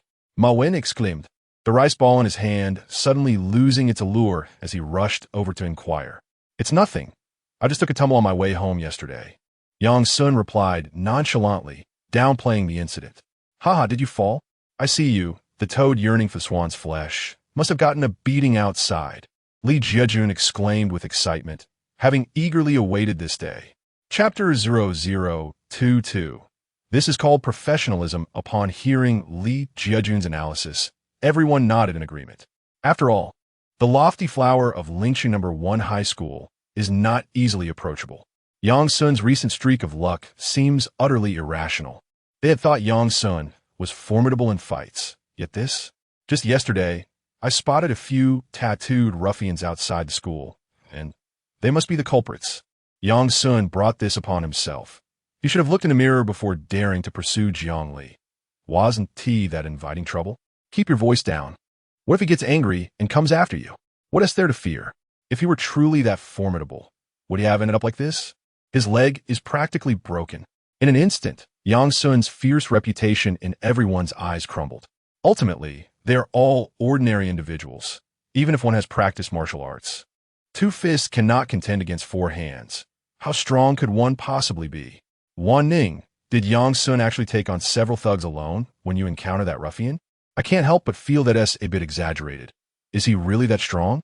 A few girls surrounding Zhu Wanning began to gossip once more about the incident from middle school. Zhu Wanning glanced at Yang Sun, who was limping as if gravely injured, and felt a swell of exasperation. What a performance. Keep pretending. Perhaps this time the assailants were particularly formidable. Zhu Wanning had no choice but to fabricate a story. No sooner had she spoken than Yang Sun stumbled, nearly falling. "Oh dear, support me a bit." Yang Sun clutched Ma Wen's neck, struggling to steady himself as he slowly made his way to his seat. Zhu Wanning could hardly bear to look. How absurd. Even the anti-Japanese dramas shot by my mother lack such over-the-top acting. Yet, the chubby Mawen seemed to believe it, his face marred by sorrow, as he had never seen his good friend in such a dire state. Who did this? The attack was too brutal. After Yang Sun settled down, he waved his hand dismissively. I'm fine. I told you it was just a fall. Given the circumstances, you shouldn't try to be brave. Mawen felt ashamed. I should have waited for you yesterday. At least we would have had some backup. Yang Sun felt a twinge of embarrassment. If it weren't for Ma Wen's loose lips, he might have shared the truth. I'll help you pack lunch today. Ma Wen spoke earnestly. Take my advice. Don't meet up with your cousin. Stay low-key. There will be ample opportunities in the future. All right, I'll heed your counsel. Yang Sun smiled, not contesting him. At that moment, Song Hao strolled over from the front row, casting a glance at the bandage on Yang Sun's hand, a barely perceptible smirk gracing his lips. Yang Sun, is your injury serious? Do you need me to assist you in asking the homeroom teacher for leave? Song Hao feigned concern with a contrived tone. Get lost. Yang Sun shot back with a scowl. I come as the class monitor to show concern for you. How can you be so ungrateful? Yet, Song Hao appeared unfazed, sporting a mocking smile as if he were observing a clown. Song Ri-Tian, those individuals were summoned by you, weren't they? Yang Sun clenched his teeth. Don't slander me. Song Hao denied, though the smirk at the corner of his mouth betrayed his amusement. He leaned forward, resting his hands on the table, and lowered his voice. Even if it truly is me, what can you do about it? Do you really think I fear you? Eliminating a minor character like you would be a trivial task for me. Damn it. Yang Sun slammed the table, attempting to rise, but instantly recoiled in pain and sat back down. Huh, have you lost your mind? Even in this state, you still wish to bite back? Song Hao chuckled arrogantly. I advise you to take care of yourself. The college entrance examination is approaching. You wouldn't want to end up incapacitated. Observing Yang Sun's furious, yet helpless expression, Song Hao felt an overwhelming sense of satisfaction. Yang Sun, this world is far more intricate than you imagine. Relying on brute force is futile. Do you understand? With that, Song Hao returned to his seat, brimming with self-importance. How infuriating. Is it really that Song Ri-Tian's doing? Ma Wen, who had been listening intently, glared in anger. What? Do you plan to help me take him down? And still think about college? I dare not. He is Song Yanni after all. Ma Wen replied, disheartened. Yang Sun patted his good friend on the shoulder. Don't rush. Let the bullets fly for a while. The entire morning passed, with Yang Sun remaining seated, aside from a brief trip to the restroom.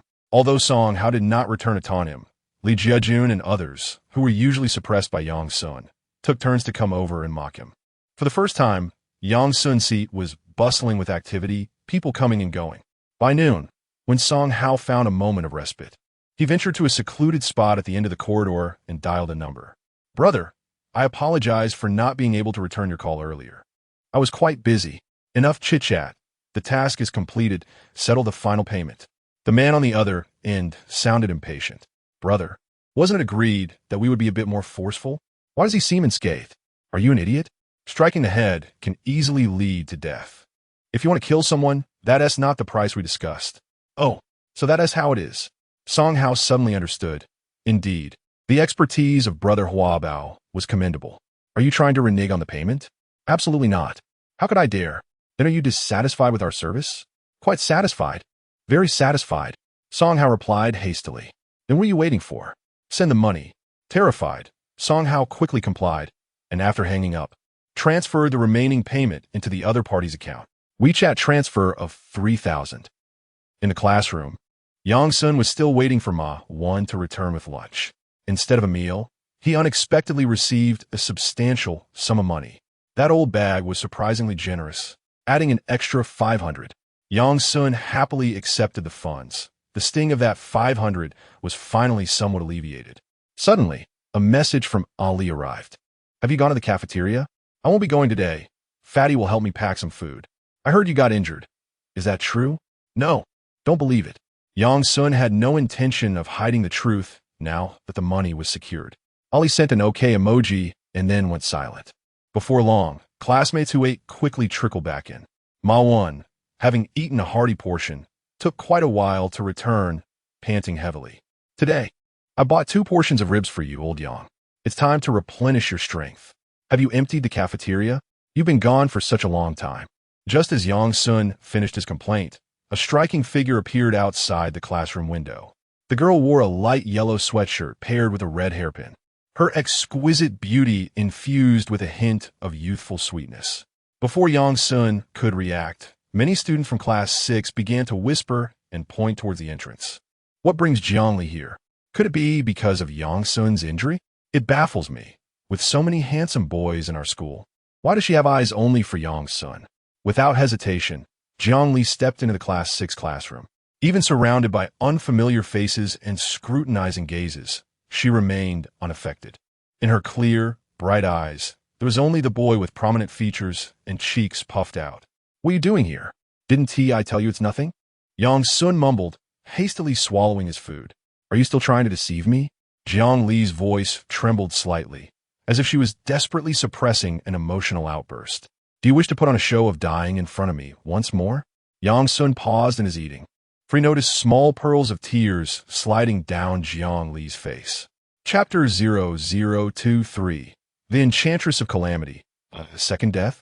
Yang Sun's heart sank as he abruptly realized that his injury held a profoundly different significance for Jiang Li. In an alternate reality, she had witnessed his demise while he selflessly attempted to save her. In the ensuing years, she had undoubtedly replayed that tragic scene countless times while navigating the trials of single motherhood. This time, with her astute intellect, Jiang Li would surely deduce the cause of his injury. Ultimately, it was once again due to his association with her. It seemed as though fate was imparting a clear message. Any connection to her would lead to unfortunate outcomes. She was indeed a harbinger of misfortune. I apologize. I should have conveyed this to you sooner. Yang Sun felt a twinge of embarrassment. He had not contemplated these implications deeply. After all, he had only truly known Jiang Li for less than a week, while she had harbored feelings for him for many years. Who cares about your apology? Jiang Li turned her head away, wiping the tears from her cheeks, her frustration bubbling to the surface. It was my own meddling. You had no obligation to share this with me. Yang Sun couldn't help but smile. She was remarkably rational at this moment, a testament to her nearing 30 years. Yet, her tear-streaked face, rife with grievance, was an image that did not escape the notice of their classmates. An instantaneous hush fell over the room. Jiang Li was crying. The revered school beauty of Lingxing No. 1 High School. The ethereal muse in the hearts of all the boys, the affluent heiress. Reduced to tears over a boy's injury? The students of Class 6 were rendered speechless, astonished, and incredulous. How could this be? If Yang Sun were a handsome heartthrob or an academic prodigy, they might have accepted it, but he was neither. Hey, cousin, Yang was only trying to spare you worry by not telling you. Ma, when interjected, attempting to mediate. How dare you even bring that up? Jiang Li Zhenji Flarat. Aren't you his closest friend? His arm is broken, and yet you seem utterly unfazed. Did you flee in the face of danger? That's absurd. Ma Wen hurriedly defended himself. Yesterday, Yang left with Zhu Wanning. His words trailed off abruptly. Did he just say something he shouldn't have? Yang Sun felt an urge to strangle this obnoxious fool. Why must he mention that? No, logically speaking, there was nothing wrong with leaving school with Zhu Wanning. Yet Yang Sun couldn't shake an uneasy feeling akin to guilt. Oh, Jiang Li did not react with overt anger. Instead, her gaze subtly shifted toward the distance. As if sensing something, Zhu Wanning, who had been tidying her desk, glanced over. The eyes of the two girls met in a fleeting exchange, devoid of the anticipated tumult. It was merely a brief, yet graceful acknowledgement before their gazes withdrew. Then, after school today, you will walk home with me. Huh? Is that necessary? My hand. That has settled. Jiang Li's tone was firm, leaving no room for him to explain. With that, she turned on her heel and departed. Yang Sun found himself caught between amusement and exasperation. Very well. He would clarify the truth after school. Once Jiang Li left, the classroom erupted into lively chatter. Just now, Jiang Li's various displays undoubtedly demonstrated her genuine concern for Yang Sun. Who else has had the privilege of making the goddess of class 1 shed tears? Goodness, could it be that this lad, Yang Sun, is employing a strategy of self-sacrifice? Are you suggesting he is deliberately feigning hardship to garner the attention of the illustrious Jiang? It is indeed a plausible notion. After all, he is quite formidable in combat. Even if he were to lose, escaping should not pose a challenge. Incredible. Yang Sun has reached an extraordinary level of audacity. And this is permissible? The sentiments within the class swiftly shifted from mocking Yang Sun to envying, resenting, and even admiring him. Unbeknownst to him, Yang Sun was on the brink of becoming a romantic idol in the hearts of many. Song Hao listened, his body crawling with an army of ants, utterly uncomfortable. He had sought to have that fellow beaten up, yet it had inadvertently turned into an assist for Yang Sun. They had even arranged to leave school together today. Was the flicker of romance between Yang Sun and Jiang Li about to ignite into a fervent blaze? This was unacceptable. Song Hao's countenance darkened further. He rose and strode directly to Yang Sun's side. Yang Sun, I warn you, if you dare to meet Jiang Li after school, I shall not be merciful. Song Hao's voice was low, his eyes behind the glasses radiating an unmistakable threat. Song, my cousin has feelings for Yang. What concern is it of yours? Just because you can't pursue her, does that mean you can forbid others? Ma Wen, seething with anger, felt compelled to retort. However, before he could finish, a fist suddenly flew past from his side. Bang! Yang Sun, having risen at some point, landed a punch squarely on Song Hao's left cheek. Song Hao, thrown off balance, collapsed to the ground. Not merciful. Like this. Yang Sun advanced with another kick, striking Song Hao's right calf. Song Hao cried out in excruciating pain, tears streaming down his face. This wretched howl left the onlookers in stunned silence. The atmosphere plummeted to freezing point as everyone stared in disbelief at the scene unfolding. Song Hao, a favored son of the administration, the vice president, and class leader, usually walked with his head held high, commanding respect even from teachers. Yet now, this esteemed figure of Class 1 found himself on the receiving end of punches and kicks. Brother Song, why are you truly resorting to violence? Ma Wen gasped, feeling the gravity of the situation. Yang Sun remained silent. After all, if one has already overstepped, why hold back? Should he wait until the other party is atop him, making a mockery, before retaliating? You dare strike me? Song Hao stumbled to his feet, limping in pain, his face ablaze and swelling. Very well. Just you wait. If you have the guts, don't run away. Song Hao seethed through gritted teeth, clutching his face as he stormed out. The classmates regarded Yang Sun with pitying gazes. Of all the individuals to strike, why choose Song Hao? Was he not inviting trouble upon himself at Class 1? This pampered child would surely go running to his mother. Ma Wen's face turned pale. Old Yang, if it comes to it, perhaps you should apologize to Song Hao. But I did nothing wrong. Why should I apologize? Yang Sun retorted. Very well. If it comes to it, I shall merely be punished with the task of cleaning the restroom, and I shall have my brother accompany me. Ma Wen declared through gritted teeth. Before long, the stern-faced teacher, Yin Xinwan, approached with a heavy countenance. Yang Sun, step forward. Yang Sun had anticipated this moment and confidently strode over. Have you consumed gunpowder, you rascal? Why the anger? Yin Xinwan retorted. Do you not know that Song Hao's mother is Director Shi? Do nobles and commoners not share the same blood? I teach chemistry, so spare me the classical texts. Yin Xinwan cast a glance at Yang Sun's dangling arm. What happened to your hand? Is it severely injured? It's nothing. Yang Sun replied with a smile. Then you must accompany me to the office. Is there any way to avoid that? Very well. I shall promptly call your parents. Yin Xinwan declared, pulling out her phone. No, come on. I'm old enough to not need my parents called, right? Is there no sense of dignity? Enough with the nonsense.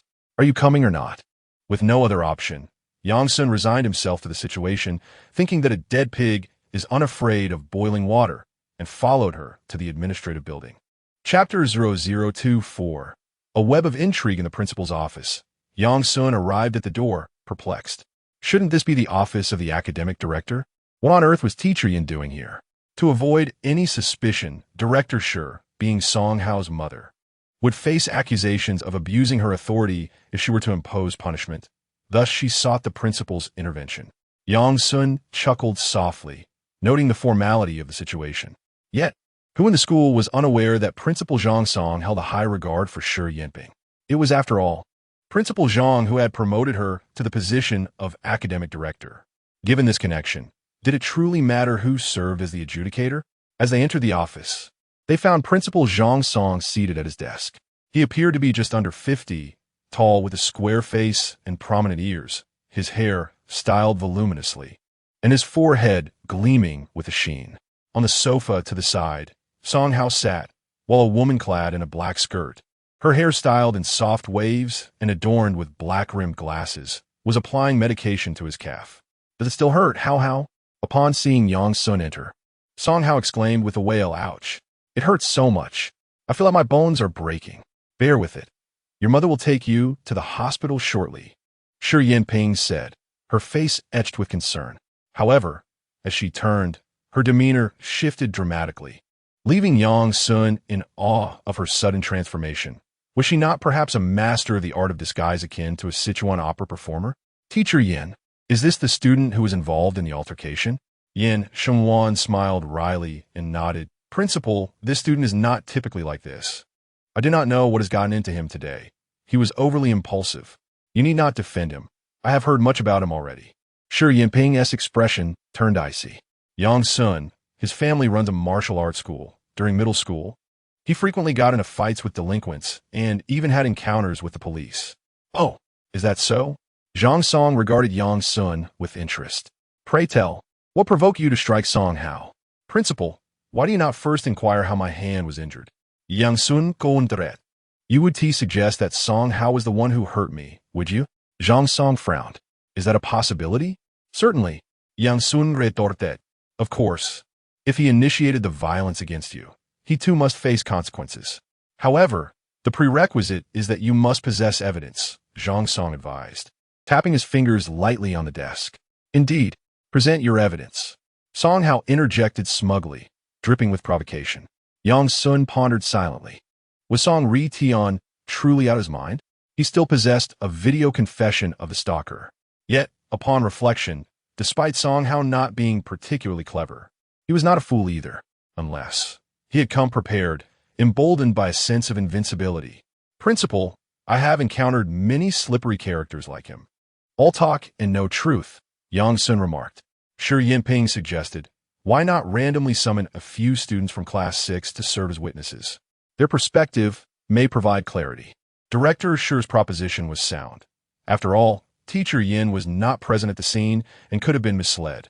Zhang Song concurred, stating, "I will make a call to the grade director to bring over a few students. This will ensure fairness for all parties involved." "Principal, the final year is precious. Is it truly necessary to escalate this matter?"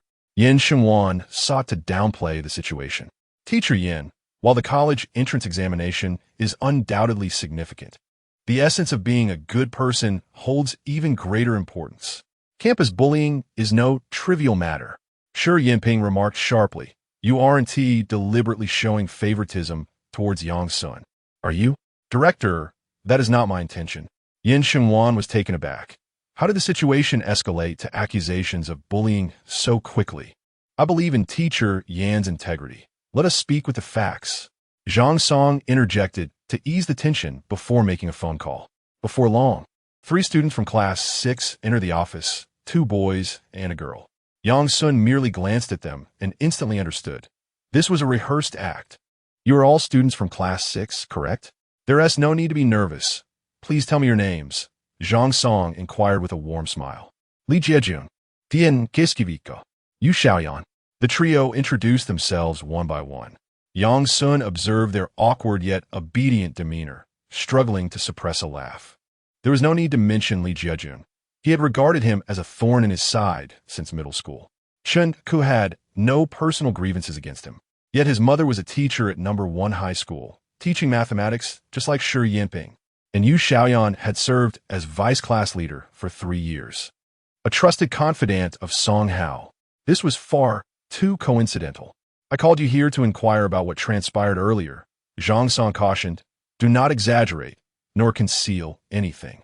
"Principal, I witnessed Yang Sun strike first. He punched Song Hao and even kicked him." Li Jiejun lamented. "I must report him. He bullies us with his martial arts background, and several of us have been victimized by him. I also saw it. It was Yang Sun who attacked, Chun murmured, cautiously glancing at Shi Yinping's expression. He had been quite rude to the class leader just last week. Yu Xiaoyan looked on with disdain. The three of them spoke in unison, solidifying Yang Sun's reputation as a class bully. Yang Sun wiped his nose, bemused. His social standing was truly dismal. Indeed, currying favor with Song Yanniai had its advantages. But what benefit was there in aligning with him? It was all too pragmatic. Although Yin Shengwan sensed there was more to the story as the homeroom teacher, she could not accuse her students of lying. She could only feel anxious. This doesn't seem right, does it? Zhang Song interjected, questioning the narrative. Song Hao is, after all, a student leader. What gives Yang Sun the audacity to confront him like that? Exactly. I too find this all rather implausible. Yin Shengwan, seeing the unfolding situation, attempted to mediate. Yang Sun may appear fierce, but he is fundamentally a straightforward child. Teacher, you've been deceived. Yang Sun has some video evidence that he is using as leverage, which is why he dares to bully the class leader. Li Jiejun suddenly interjected. What video? Yin Shengwan was perplexed, struggling to comprehend. Zhang Song's demeanor grew serious. Song Hao, what exactly occurred? We demand the truth. Song Hao appeared resolute as he declared. I have been occupied with the transition of student council duties and need to speak with Jiang Li. However, Yang Sun has maligned me as a stalker and even recorded a video. Today, my intention was to retrieve that video, but he refuses to comply and even struck me. Shi Yinping, with a heart full of sorrow, exclaimed, "Why did you not speak up sooner about such grievances? You are the head of the department.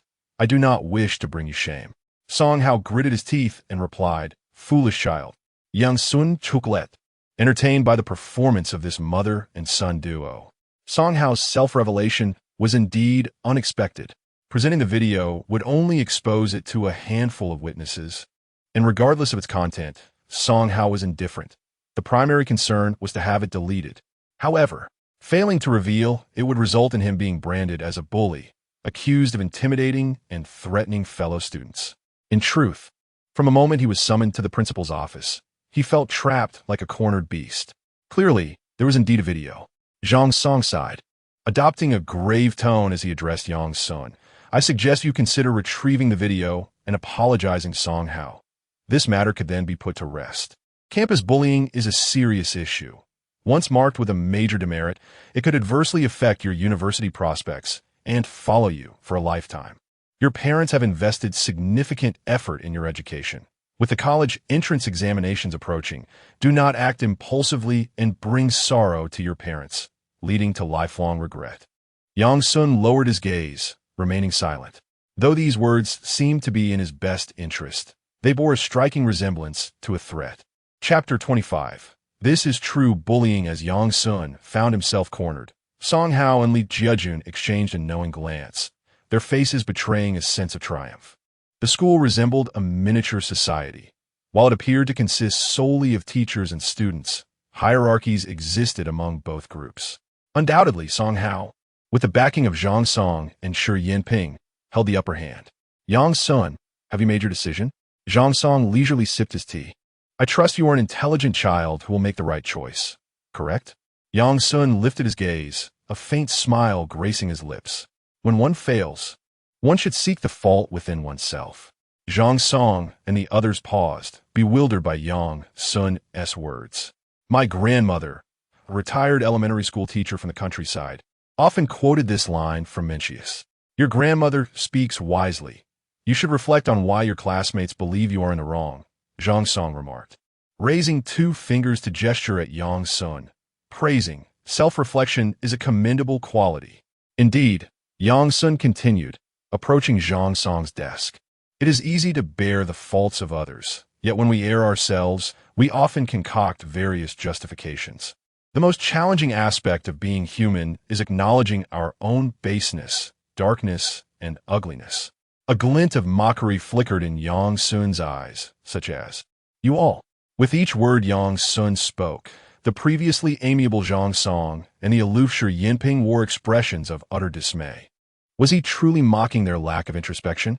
How dare this mere student, without any connections, humiliate them to their faces? Yuan Shenwan in the background was drenched in cold sweat, realizing that the facade had been completely torn apart.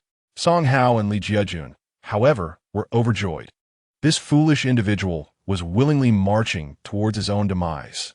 Teacher Yuan, your student possesses quite the sharp tongue, even daring to scold the principal. Shi Yinping sneered in a fit of rage. Zhang Song could no longer maintain his composure. A decayed tree cannot be carved. How can you still have the audacity to bully your classmates? Before he could finish, Yang Sun suddenly clenched his fist and raised it high. What? What do you intend to do? Zhang Song's face blanched in fear as he instinctively prepared to flee. Had this boy gone mad? Was he now intending to strike the principal? In an instant, Yang Sun's fist, resembling a large sandbag, descended with lightning speed. Bang! A thunderous sound erupted as the solid wooden desk, 3 centimeters thick, was forcefully punctured, creating a gaping hole. As the onlookers stared in disbelief, Yang Sun casually withdrew his hand, blowing away the wood shavings clinging to his knuckles. Now this is what one might call bullying. With an impassive expression, he turned away, leaving the principal's office without a backward glance. Until Yang Sun vanished from sight, none dared to utter a word to stop him. The group fixated on the gaping hole in the desk, unable to fathom the consequences had that fist struck a person. My goodness, we cannot let him escape. What if he uploads the video online? Once Song Hao regained his senses, he hurriedly tugged at Shi Yinping's clothes and spoke urgently. Shi Yinping, realizing the gravity of the situation, immediately glared at Yin Shenwan. Teacher Yin, is your student attempting rebellion? Why haven't you called him back yet? Yin Shenwan, observing the pale-faced principal and the director of education, remained silent. As an ordinary teacher without any significant background, her only option at this moment was to remain mute. Just then, a young girl entered the office. Zhu Wanning? What brings you here? Upon turning, Yin Shenwan was taken aback. The grade director sent me. Zhu Wanning blinked and added, I was delayed by something earlier. Am I late? Yes, he just left. Did you not see him? Shi Yinping replied angrily. You arrived just in time. Hurry and call him back. It's outrageous. Why should I call him back? Zhu Wanning asked, somewhat perplexed. He had done nothing wrong, after all. Song Hao had struck first, and he was merely acting in self-defense. What nonsense are you spouting? What did I hit him? Song Hao erupted in fury. Ignoring him, Zhu Wanning turned to the grim-faced Zhang Song. Principal Zhang, I witnessed it with my own eyes. Song Hao struck first. Yang Sun is innocent. Having said that, she turned and left. What a lunatic. Song Hao cursed. Principal, don't listen to her nonsense. She has known Yang Sun since childhood. So she is deliberately speaking up for him. Oh, he is quite close to Yang Sun? Zhang Song inquired. Indeed, I heard that Yang Sun has even met her parents. Who knows, they might be in a romantic relationship. Li Jiejun interjecta. Zhang Song furrowed his brows. I see. I understand now. You all may leave. I need to consider this matter carefully. Principal, what about Yang Sun's video? Leave? Seeing Zhang Song's displeased expression, everyone dared not speak further and gradually exited. However, Shi Yinping remained behind, locking the office door before storming up to Zhang Song. What do you mean? Why are you letting that boy go? Are you truly afraid he will hit you? Zhang Song sighed. Do you take me for a fool, or him? If he dared to strike me, he would be the one to face consequences. Then what are you afraid of? Shi Yinping defiantly sat on Zhang Song's lap, wrapping her arms around his neck and speaking in a coaxing tone. I don't care. Hao has been bullied. You must help him. Zhang Song rubbed his shiny forehead and chuckled bitterly. You don't understand. Helping in this matter could lead to trouble. What do you mean? Are you afraid he will report you? Have you wasted decades of your life? I'm not afraid of him, but that girl earlier. We cannot provoke her. Zhu Wanning? I know. Her family has some money, apparently from an entertainment company, but so what? Shi Yinping replied with a smug expression. There are plenty of wealthy students at Linqing No. 1 High School. You don't understand anything. Zhang Song pushed the woman away, lowering his voice cautiously. Her father's surname is Liu. Liu? Which Liu? In Haicheng, Shi Yinping abruptly covered her mouth, nearly letting out a gasp. With wide eyes, she whispered, Is she that illegitimate daughter from years ago? Zhang Song offered a wry smile. Mr. Liu has been divorced for quite some time. Whether she is indeed an illegitimate child is still debatable. He continued, when she first entered her freshman year, someone informed me about her. Yet she has never sought me out. For the first time in 3 years, she stepped into my office, and it was solely regarding that young man. Tell me, could I possibly disregard the wishes of this young lady? Shi Yinping nodded repeatedly, wiping the cold sweat from her brow. Fortunately, I was already aware, otherwise, it could have led to a major disaster. You must clarify things with Hao and ensure no trouble arises. Zhang Song cautioned. The most crucial aspect is to keep this young princess's identity confidential. If rumors begin to circulate, it will not be a trivial matter. Understood. Shi Yinping felt a chill of fear, realizing how close this mischievous child came to causing her mother great distress. Meanwhile, outside the office building, in a shaded corridor adorned with climbing grapevines, Yang Sun and Zhu Wanning were making their way toward the classroom. What brings you here? He inquired.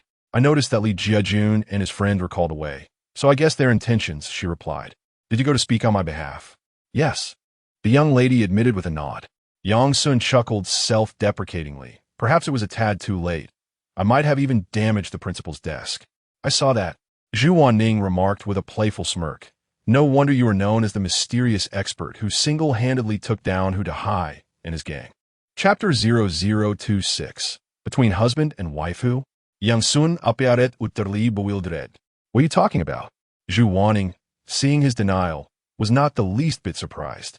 She had already witnessed his talent for feigning innocence. If he were to admit it outright, that would indeed be astonishing. Never mind. I was just curious. Aren't you afraid the principal will expel you? Yang Sun chuckled and replied, in the 57 years since the establishment of lynching No. 1 high school, no student has ever been expelled. Do you know why? Why? Because it's too much trouble. Yang Sun explained. For the principal to expel a student, it requires a vote from the board of directors, followed by a report to the Education Bureau, an investigation, and then another vote. Given our principal's own questionable conduct, there are plenty of people eager to use this opportunity to undermine him. In this digital age, once a situation escalates, who knows who will be the first to go? Zhu Wanning was somewhat taken aback. You seem rather shrewd. Did you anticipate they would target you? With my looks, I often get stopped on the street by the hat uncles asking for my ID. Wouldn't it be wise to be a bit cautious? In truth, Yang Sun had already contemplated how to respond if Song Hao were to unleash his mother-esque influence or call upon the esteemed Principal Zhang. What he had not foreseen was that Song Hao, a mere waste without any foundation, would dare to resort to a self-destructive act of such magnitude. Absurd. The power of such an explosion was hardly more than that of a firecracker. Why should he be concerned? If pushed to the brink, the barefoot have no fear of the shot. He could simply release a public video and see who would be the first to fall. Master Yang, are you being overly clever while the little lady meddles in affairs? Zhu Wanning teased. Not at all. It's merely akin to removing one's trousers to fart. As soon as Yang Sun finished speaking, he noticed the fierce gaze of the relentless female warrior sharpening. He quickly changed his tone, clasping his hands together. Thank you, Miss Zhu, for saving my life. I shall never forget your kindness. Zhu Wanning, of course, was not truly angry. She simply snorted and moved on. Yang Sun continued, I mentioned before that you are like a warm water bottle in winter, cold on the outside, yet warm within. You're the water bottle, Zhu Wanning muttered. As if you understand me so well. Yang Sun awkwardly chuckled, realizing that speaking too much could lead to missteps, so he chose to remain silent. Throughout the afternoon, the classmates were perplexed. How could Song Yanniai endure being beaten without any repercussions for Yang Sun? Not only was there no disciplinary action, but there wasn't even an apology. Was this not akin to a fight that bore no consequence? Could it be that Jiang Li's influence was so formidable that the school dared not act against Yang Sun? Fatty Ma Wen was equally baffled, yet he was simply glad that his good friend had emerged unscathed. In contrast, Song Hao's face was a picture of misery. Not only had he failed to exact revenge, but he also had not secured the video.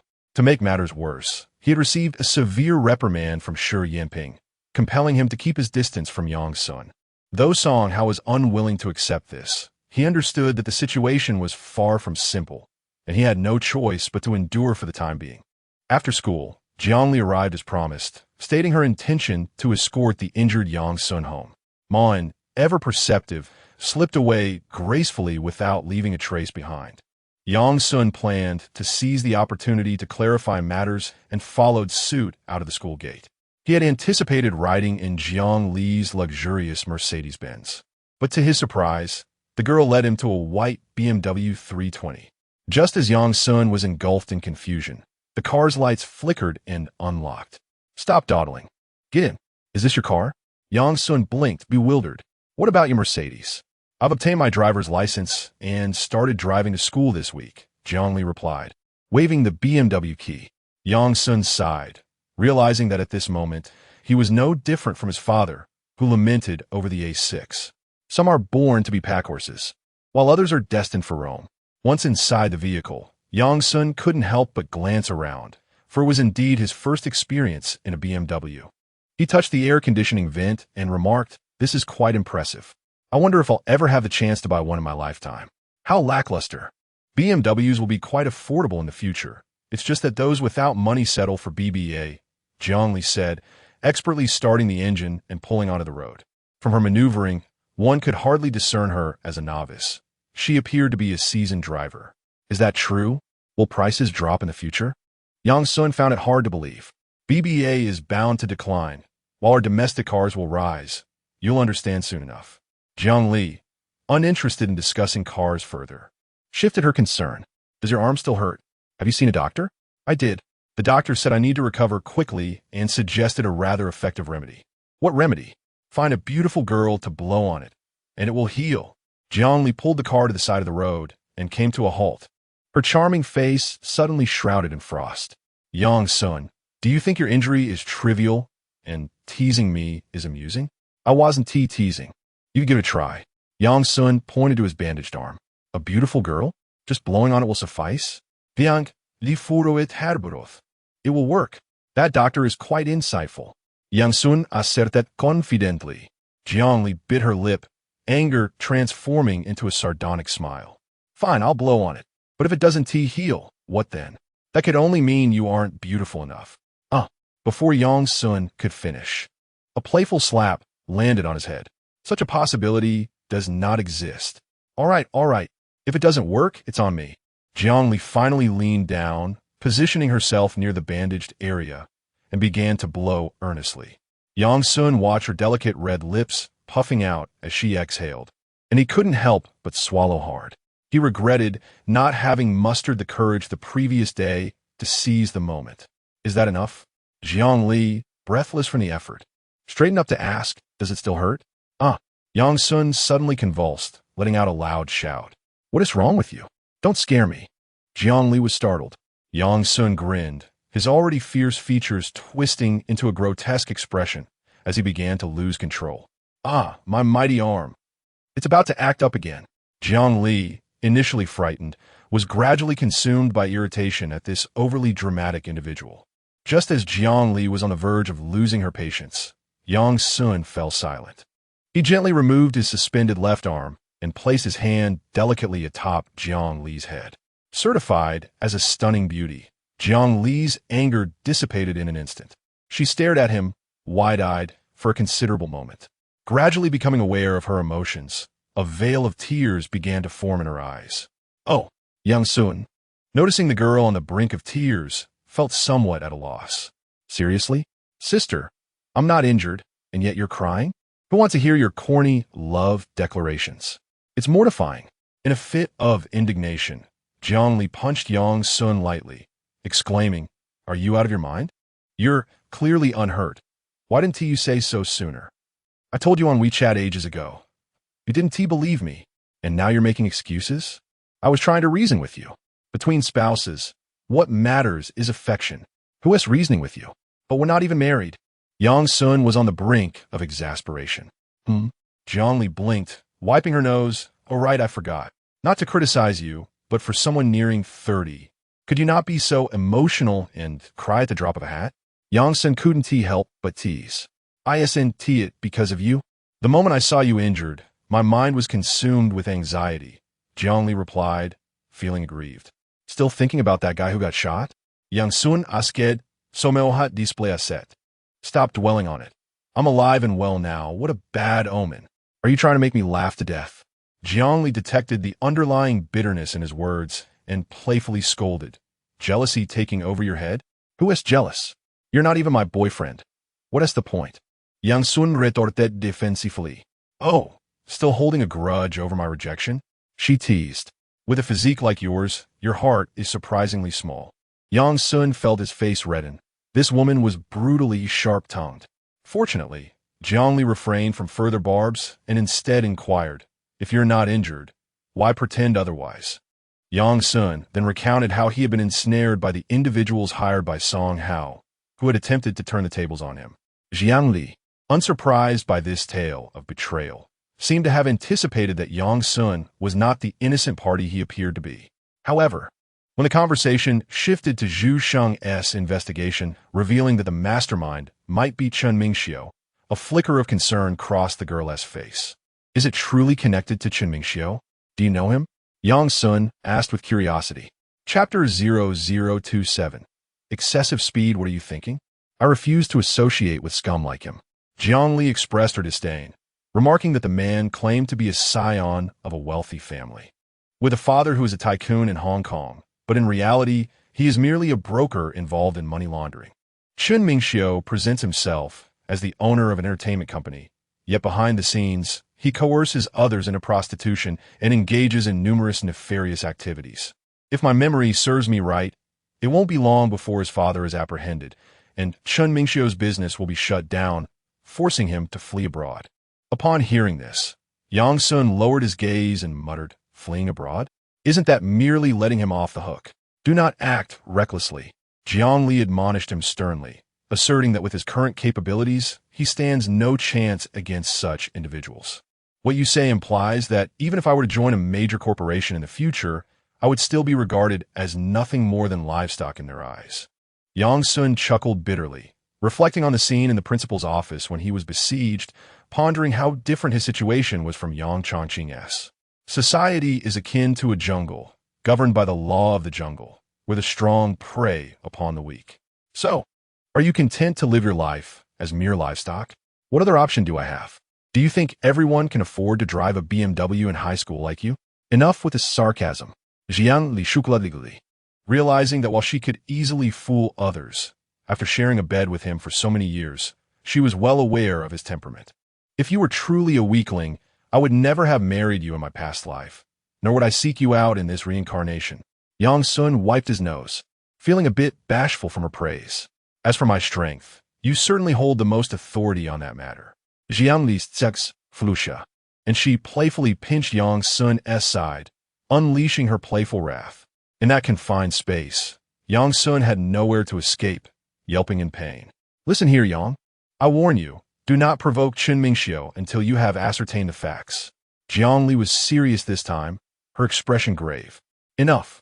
I can't even afford the entrance fee to Rose City. What trouble could I possibly stir? Yang Sun, nursing his sore side, shamelessly asked, could I request one favor from you? No bed. The car sped away, leaving Yang Sun barely able to hop in. Actually, I merely wish to gain admission to Jiang University, without relying on any extra points. Could you tutor me in my studies? Jiangli gazed at him for a while, then burst into laughter. I thought you aspired to be the world's richest man, but this is your goal? Yang Sun pouted. You wouldn't understand. But getting into Jiang University would make my parents ecstatic. All right then. First, let me hear you call me Teacher Jiang. Is that really necessary? Would Jiang the campus beauty suffice? Absolutely not. Do you not understand the importance of respecting your teacher? Jiangli struggled to suppress her amusement. Yang Sun initially intended to resist, but the thought of potentially becoming a student under her guidance ignited a spark of enthusiasm within him. Teacher Jiang, may I seek your knowledge? Yang Sun's eyes shimmered, brimming with a thirst for learning. Good boy. Both chuckled, with Jiangli pleased by his attitude, unaware that his mind was filled with various fantasies. If only during tutoring, Teacher Jiang could don her spectacles, elegantly tie up her hair, and wear a white shirt, an A-line skirt, and black stockings. Yang Sun hesitated for quite some time before ultimately refraining from mentioning it. It was not out of fear of reprimand, but rather a concern for potential mishaps. Lost in his reverie, Yang Sun found himself standing before his residential community. Just one traffic light away from home, he noticed a lovely figure in a khaki trench coat. her long hair flowing gracefully, exiting through the side gate of the neighborhood.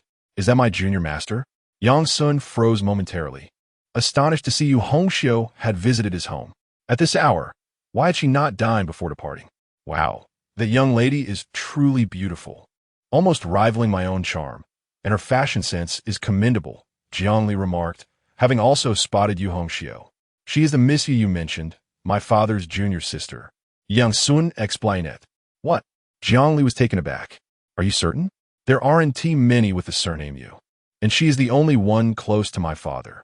Observing the surprise on the girl's face, Yang Sun found himself puzzled. Haven't you ever met this Miss Yu? Jiangli frowned. I haven't, but you and your mother did meet her once. You told me that Miss Yu was quite an ordinary girl, the type one would forget upon meeting. That is why I am unaware of her appearance. You have never mentioned her. Yang Sun smiled. Is that so? I certainly cannot tell my girlfriend that the other party is a stunning beauty. Can I? Who is your girlfriend? Jiang Li's cheeks flushed with a rosy hue. This fellow was becoming increasingly audacious. Teacher Jiang, is that enough? Yang Sun chucklet.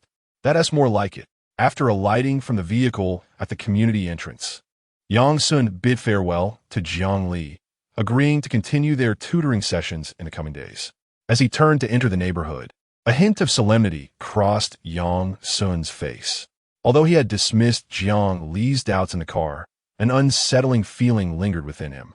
Reflecting on the first encounter with Yu Hongxiu, it was hard to believe she hailed from the countryside. She appeared to be a true urban beauty. Today, adorned in a fashionable trench coat, she seemed far removed from the image of someone emerging from a modest county. However, one could only conclude that his junior master had an exquisite taste in fashion and perhaps some disposable income, which did not necessarily imply anything further. As he ascended the stairs, he was greeted by an acrid scent of smoke even before entering his home. Upon pushing the door open, he was taken aback to find Yang Chongqing lounging on a bench, clad in a tank top, his gaze hazy as he smoked a cigarette. Oh, Yang Chongqing, noticing Yang Sun's entrance, seemed caught off guard and hastily extinguished the cigarette between his fingers. Why are you sneaking about like a thief? What brings you home so early today? Yang Sun regarded his father, who appeared guilty, and inquired, have you just taken a shower? Well, after filming, I was drenched in sweat. Can I not wash up? Yang Chongqing chuckled. Yang Sun heard the sound of the washing machine operating on the balcony. I think I just saw my junior master. Did she come by? You saw her? Yang Chongqing expressed a sense of helplessness. I told her not to come. It's just as well to meet outside. What if someone sees her? That would be quite inappropriate. What did she want from you? Yang Sun half-jokingly remarked. Could it be that you and your senior brothers and sisters truly have something going on? That would be quite improper. Even with your mother away, one must not act recklessly. Nonsense. Yang Chongqing, with a stern expression, retorted. She merely came to acknowledge the door and, in passing, discuss some matters regarding our master. You little rascal, always thinking inappropriately. I noticed your furtive behavior. It's best to keep things above board. Yang Sun casually tossed his backpack onto the sofa and reclined. What shall we have for dinner? How about boiling a pot of noodles? I didn't tea-buy much in the way of vegetables today. Just wait a moment, Yang Chongqing said as he made his way to the kitchen. Once Yang Chongqing entered the kitchen, Yang Sun took out his phone and began to browse the internet. He had been so engrossed in listening to Yu Hongxiu that he hadn't verified any information. Now that he harbored some doubts about her identity, he thought it prudent to see if he could uncover any clues. Yu Opera Troupe, Yu Hongxiu. After a thorough search, Yang Sun found no information pertaining to the name Yu Hongxiu. However, a news article about a Yu Opera Troupe in a small county captured his attention. Chapter 0028. Still claiming disinterest during dinner, the father and son each had a large bowl of noodles, slurping them down enthusiastically with garlic. Dad, I just came across some news, Yang Sun said, looking up. What news? Yang Chongqing replied, casually after taking a sip of the noodle broth. A local Yu Opera Troupe, including the troop leader, has gone missing, Yang Sun informed him. It said they've been missing for over a month, and the police suspect they may be dead. He added, enough of that nonsense. Yang Chongqing retorted impatiently. I was merely speculating, Yang Sun said sheepishly. Could it be related to the little master uncle? Whether it is or not, what does it matter? Investigating missing persons thousands of miles away has nothing to do with you, a high school senior. Focus on preparing for your college entrance exams. That is of utmost importance. Understood? Yang Sun nodded. I have something else to tell you. Please don't wait for me for dinner anymore. I have made plans to study with a classmate after school. What classmate? A boy or a girl? What are her grades? A girl, among the top 10 in the grade. Impressive, right? Zhuaning? Why are you beating around the bush with your old man? A father knows his child best, doesn't he? Yang Changqing said proudly. You little rascal, still claiming disinterest in her. This initiative reminds me of my own youthful vigor. Actually, no need to elaborate. Dad supports you. Studying with a top student while possibly courting her is a wonderful opportunity. Yang Changqing stirred his noodles, saying, You know, I've observed that girl. She appears slender, but has a solid foundation. For continuing the family line, one should seek such qualities. Good genes. Winky face, Yang Sun sighed, accepting the situation as it was. After finishing his noodles, Yang Sun suggested taking a stroll outside and stepped out of the house. Once he reached outside the community, he took out his phone and dialed his grandmother, Yang Yunj. The elderly lady was well-educated and kept up with the times. Adept at using a smartphone. Dabao, what a pleasant surprise to receive a call from you. Her warm and gentle voice came through as the call connected. Grandma, it's only natural for me to check in on you as your grandson. ISNT had expected to call you. You little rascal. How can you say that? It's been ages since you returned after the new year, Yang Yunj teased. It's only been 2 weeks since the spring festival, Yang Sun replied, both amused and understanding. As people age, who wouldn't yearn for their children and grandchildren around them? All right, I know you're burdened with your college entrance exam preparations, so there is no need to come back, Yang Yunj said kindly. What prompted your call? Actually, there is nothing much. I just wanted to inform you that the little master uncle has settled down here. Little master uncle? Who is that? Yang Sun squinted his eyes. Yu Hongxiu, my dad's junior marshal sister. ISNT, that child in Wangwu Mountain? When did she come to Lincheng? Don't you know? Didn't T uncle mention it to you? Your uncle didn't even bother to inquire about me during the new year. How would he report such matters to his sister? Yang Yunj felt a tinge of resentment. Since Hongxiu had gone to Lincheng, she wished her father would take care of her and perhaps bring her back to the village for a few days. All right, I understand. Goodbye, Grandma. After hanging up the phone, Yang Sun took a deep breath and gazed up at the faint crescent moon in the sky. The early spring night was somewhat chilly. Yu Hongxiu, who exactly are you? Yang Sun speculated that the Miss Yu described by Jiang Li, whom he encountered in another timeline, was not the same enchanting young master he saw now. After all, Yu Hongxiu's beauty was certainly beyond that of an ordinary person. To what extent was Yang Changqing aware of this little junior sister's secrets? Ever since meeting the reincarnated campus belle, those around him had gradually begun to feel unfamiliar. Yang Sun shook his head, deciding to set aside thoughts of Yu Hongxiu and instead search for information on Chen Mingxiu. Comparatively, this hidden serpent lurking in the shadows was far more repugnant to him. To his surprise, a quick search revealed that this individual was quite well known. Numerous media outlets had reported on him, and there was even a dedicated encyclopedia entry. A young entrepreneur from Lincheng, a philanthropist, a social activist? Surely he did not pen this himself? Such a hypocrite was most troublesome. No wonder Jiang Li advised him to refrain from rash actions. Just from this information, anyone would assume he was a quintessential, hard-working, positive energy, second-generation, wealthy individual. Chen Mingxiu, quite the concealed character. In a luxurious Yunhu No. 1 residence, Jiang Li, clad in pajamas, stared at the computer screen, which displayed some dark web transaction information related to Chen Mingxiu, murmuring to herself. After a moment's contemplation, her delicate fingers danced across the keyboard with remarkable speed, and a dialog box appeared. Are you there? After a brief pause, a response appeared in the black dialog box. Speak in plain language. Je suis mort. Jiang Li rolled her eyes. If you don't start speaking properly, I will send your coordinates to the CIA. After a few seconds, RUM sent a message in English. Dear Rose, how may I assist you? Jiang Li bundled up the dark web materials and sent them over. Disseminate this information. Make it seem natural, as if it were an internal oversight. Why don't you handle this little matter yourself? I prefer to limit my interactions to you for now. Rose, why do you trust me so much? One day, we shall meet, and then you will understand. Rum responded with a light-hearted tone. To be honest, I do not look forward to it. Why? Zhongli retorted. Because you are too powerful. The technology you possess surpasses this era. You may be a monster. Zhongli smiled. In terms of technology, you are my mentor. Enough. Do not belittle me. I will handle the situation. Rum's presence faded. Zhongli shook her head and sighed. It turns out that speaking the truth truly elicits disbelief. I had wronged that fellow. In her previous life, she became embroiled in a mysterious hacker organization during her studies at Jiang University. Rum served as her guide, imparting a wealth of knowledge about the dark web. They had indeed met offline and forged a bond of mutual trust and friendship. Now reborn a decade earlier, Zhongli's mastery of hacking techniques undoubtedly represents a formidable advantage. Thus, when she sought out the youthful RUM and engaged in a contest of wits, Rum was instantly captivated and convinced by her prowess. Knock, knock. Ali, my dear daughter, are you there?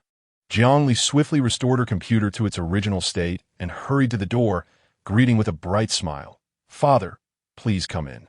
The eminent Zhang Haichao, a titan in the real estate industry, instantly beamed with delight.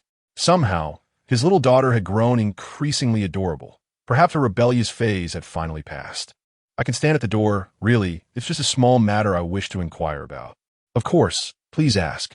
What is the status of your relationship with Yang's son? The smile on Zhongli's face gradually faltered as the portly figure of her father exuded an unexpectedly formidable aura. Chapter 29.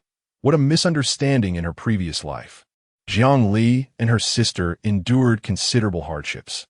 One suffered from a severe illness, while the other faced marital discord, leaving Zhang Haichao utterly exhausted. Compounding their troubles was the real estate industry's downturn, leading to the bankruptcy of his company and plunging him into despair. Eventually, Zhang Haichao succumbed to a mental illness, relying on medication to maintain emotional stability, rendering him listless and apathetic. When Zhongli finally shouldered the responsibilities of the family, the once stalwart pillar had lost his former vigor. Now, Zhongli, viewing the world through the lens of experience, truly recognized her father's peak during his prime. Beneath his seemingly gentle and amiable exterior lay a fierce beast, concealing far more than she had ever imagined. The father and daughter exchanged glances, and Zhongli smiled with understanding. Dad, since you come to ask me, you must have some idea already, right? I know a bit, but I would prefer to hear it from you. Zhang Haichao replied with anticipation. I believe my daughter would not deceive me. Well, Zhongli puffed her cheeks. I like him, and he should like me as well. Of course, who wouldn't adore my daughter? Zhang Haichao quickly fell into a melancholic state. So, are you two truly together? Not yet.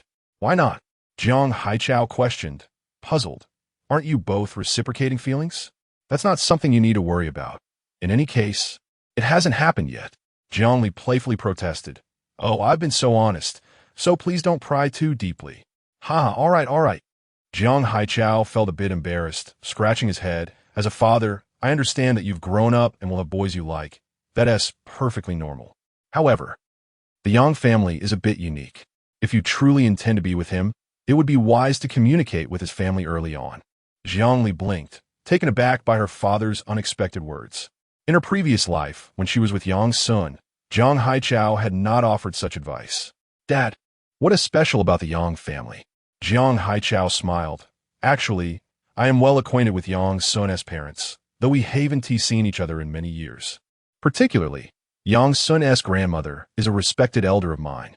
When I first started my fruit tree business and faced difficulties, she lent me assistance. Therefore, if you two truly have feelings for each other, it's best to clarify any matters from the past to avoid misunderstandings. Zhongli was astonished. She had been unaware of this connection. Perhaps it was related to Yang Changqing's premature passing in her previous life? Yet, even so, her father could have mentioned it.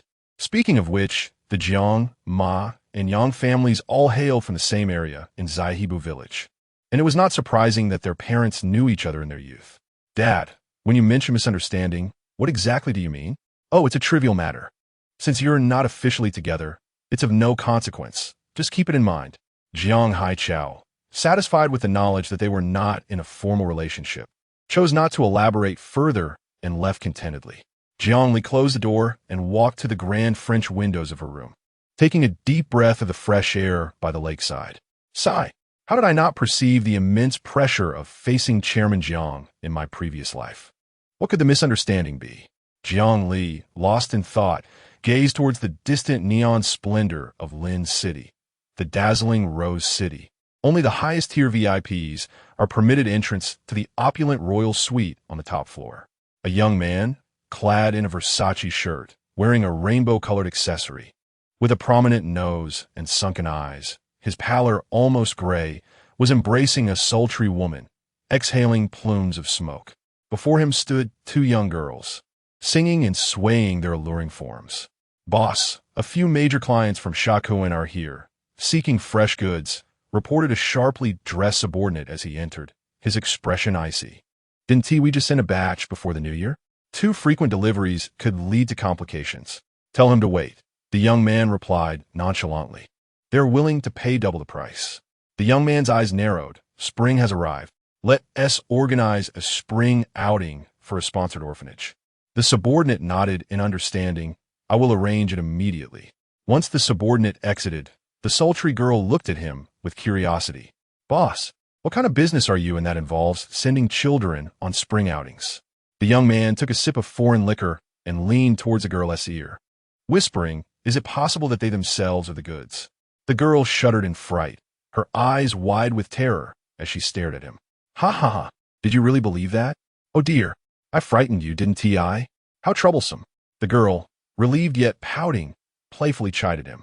Just then, a phone on the nearby sofa vibrated, a call from someone named Jinyi. The young man's smile vanished instantly.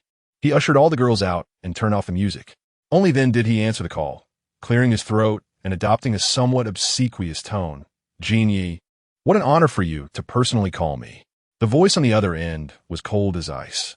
Chunming Xiu, how is the matter I entrusted to you progressing? Everything is proceeding smoothly. You need not worry, he replied. Smoothly? You mean you've switched jobs, leaving the martial arts school to join a film crew as a stuntman? Chunming Xiu's face twitched. He had indeed encountered some unexpected complications, with meddling individuals forcing his hand, or else he would have long been out of options. Enough. The gentleman is not interested in hearing your excuses. Jinya's voice cut through sharply. The 6-month deadline is approaching. If you lack the capability, it will be better to pass the task to someone else. Jinyi, grant me one more opportunity, and I will undoubtedly fulfill the task. Chunming Xiu gritted his teeth in desperation. After a long silence, Jinyi finally relented. This is your last chance. Remember, it must be done discreetly. Understood. After hanging up, Chunming Xiu wiped the cold sweat from his brow. He downed his drink in one gulp, a shadow crossing his face, and he promptly dialed another number. Father, please buy a plane ticket for your tiger to come to the mainland. I need his assistance. Assistance? What kind of help? Young Sun, just preparing to take a stroll home, received a call from Su Xiaowei, who was on a business trip, with the intention of making a brief trip to the nearby supermarket to retrieve a package. Yang Sun hesitated momentarily, contemplating why his father couldn't simply undertake this task. However, considering the recent awkwardness in their relationship, he decided to suppress his thoughts. Dabao, the package has arrived. Place it directly in your mother's car's trunk, and do not dare to open it, his mother instructed. Yang Sun furrowed his brow. Mom, what is this? Why the secrecy? It's nothing too mysterious, just someone else's belongings. You are doing your mother a favor, and in return, I shall grant you an extra 100 yuan for your pocket money this month. What do you say? His mother continued. Mother, how could you suggest such a thing? Do you think your son is that kind of person? Of course not, my dear Dabao. 200. Otherwise, I shall inform your father. Even through the phone, Yang Sun could feel the sharp gaze of his mother, as if she were ready to strike. Ultimately, however, Su Xiaowei found herself unable to impose her will upon him. With 200 yuan secured, Yang Sun gleefully made his way to the supermarket, where he located the package addressed to Su Xiaowei. Indeed, it belonged to someone else. Yang Sun was aware that his mother never used her real name for online shopping. This package must have been ordered by another individual and delivered directly to her. Is it clothing? He glanced at the label, perplexed as to why this was something his father should not know about. Could it be a gift intended to surprise him? Overthinking would yield no benefit. Yang Sun followed Su Xiaoyi's instructions, first returning home to fetch the car keys before proceeding to the underground parking lot. Just as he opened the trunk, he heard Yang Chongqing's voice from behind. What do you have in your hands? Yang Sun silently cursed his misfortune. Chapter 0030. Are you satisfied? As Yang Chongqing ascended the stairs, he spotted Yang Sun gathering laundry on the balcony, initially believing he had gone unnoticed. To his surprise, the old man had employed a strategy of feigned ignorance and stealthily followed him downstairs. Within the confines of his own home, Yang Sun felt a twinge of exhaustion at his father's cunning tactics. It was merely a package that his mother had instructed him to place in her car. Why not leave it at home? Yang Chongqing clearly harbored doubts and approached his son with an outstretched hand. With a wry smile, Yang Sun protested, "Father, this belongs to someone else." "Enough nonsense. You've accepted payment. Haven to you?" Yang Chongqing raised an eyebrow, embodying the expression of a father who knows his son all too well. "No, absolutely not. Stop making baseless accusations." With a sheepish grin, Yang Sun silently apologized to his mother and reluctantly handed over the parcel. Without hesitation, Yang Chongqing tore away the outer wrapping. Soon, a beautifully crafted box was revealed, showcasing a stunningly alluring model adorned in scant leopard print attire that could make anyone's heart race.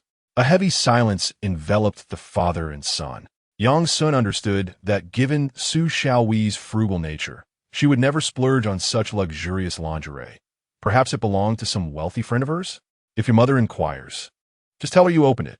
I want no part in this. Yang Chongqing tossed the box into the trunk with a grave tone before turning away, his silhouette radiating resentment.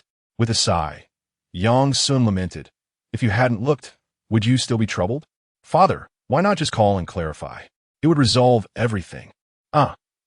I have no desire to pry into such clandestine matters." Yang Sun felt disheartened. Had he known the contents, he would have abstained from retrieving it in the first place.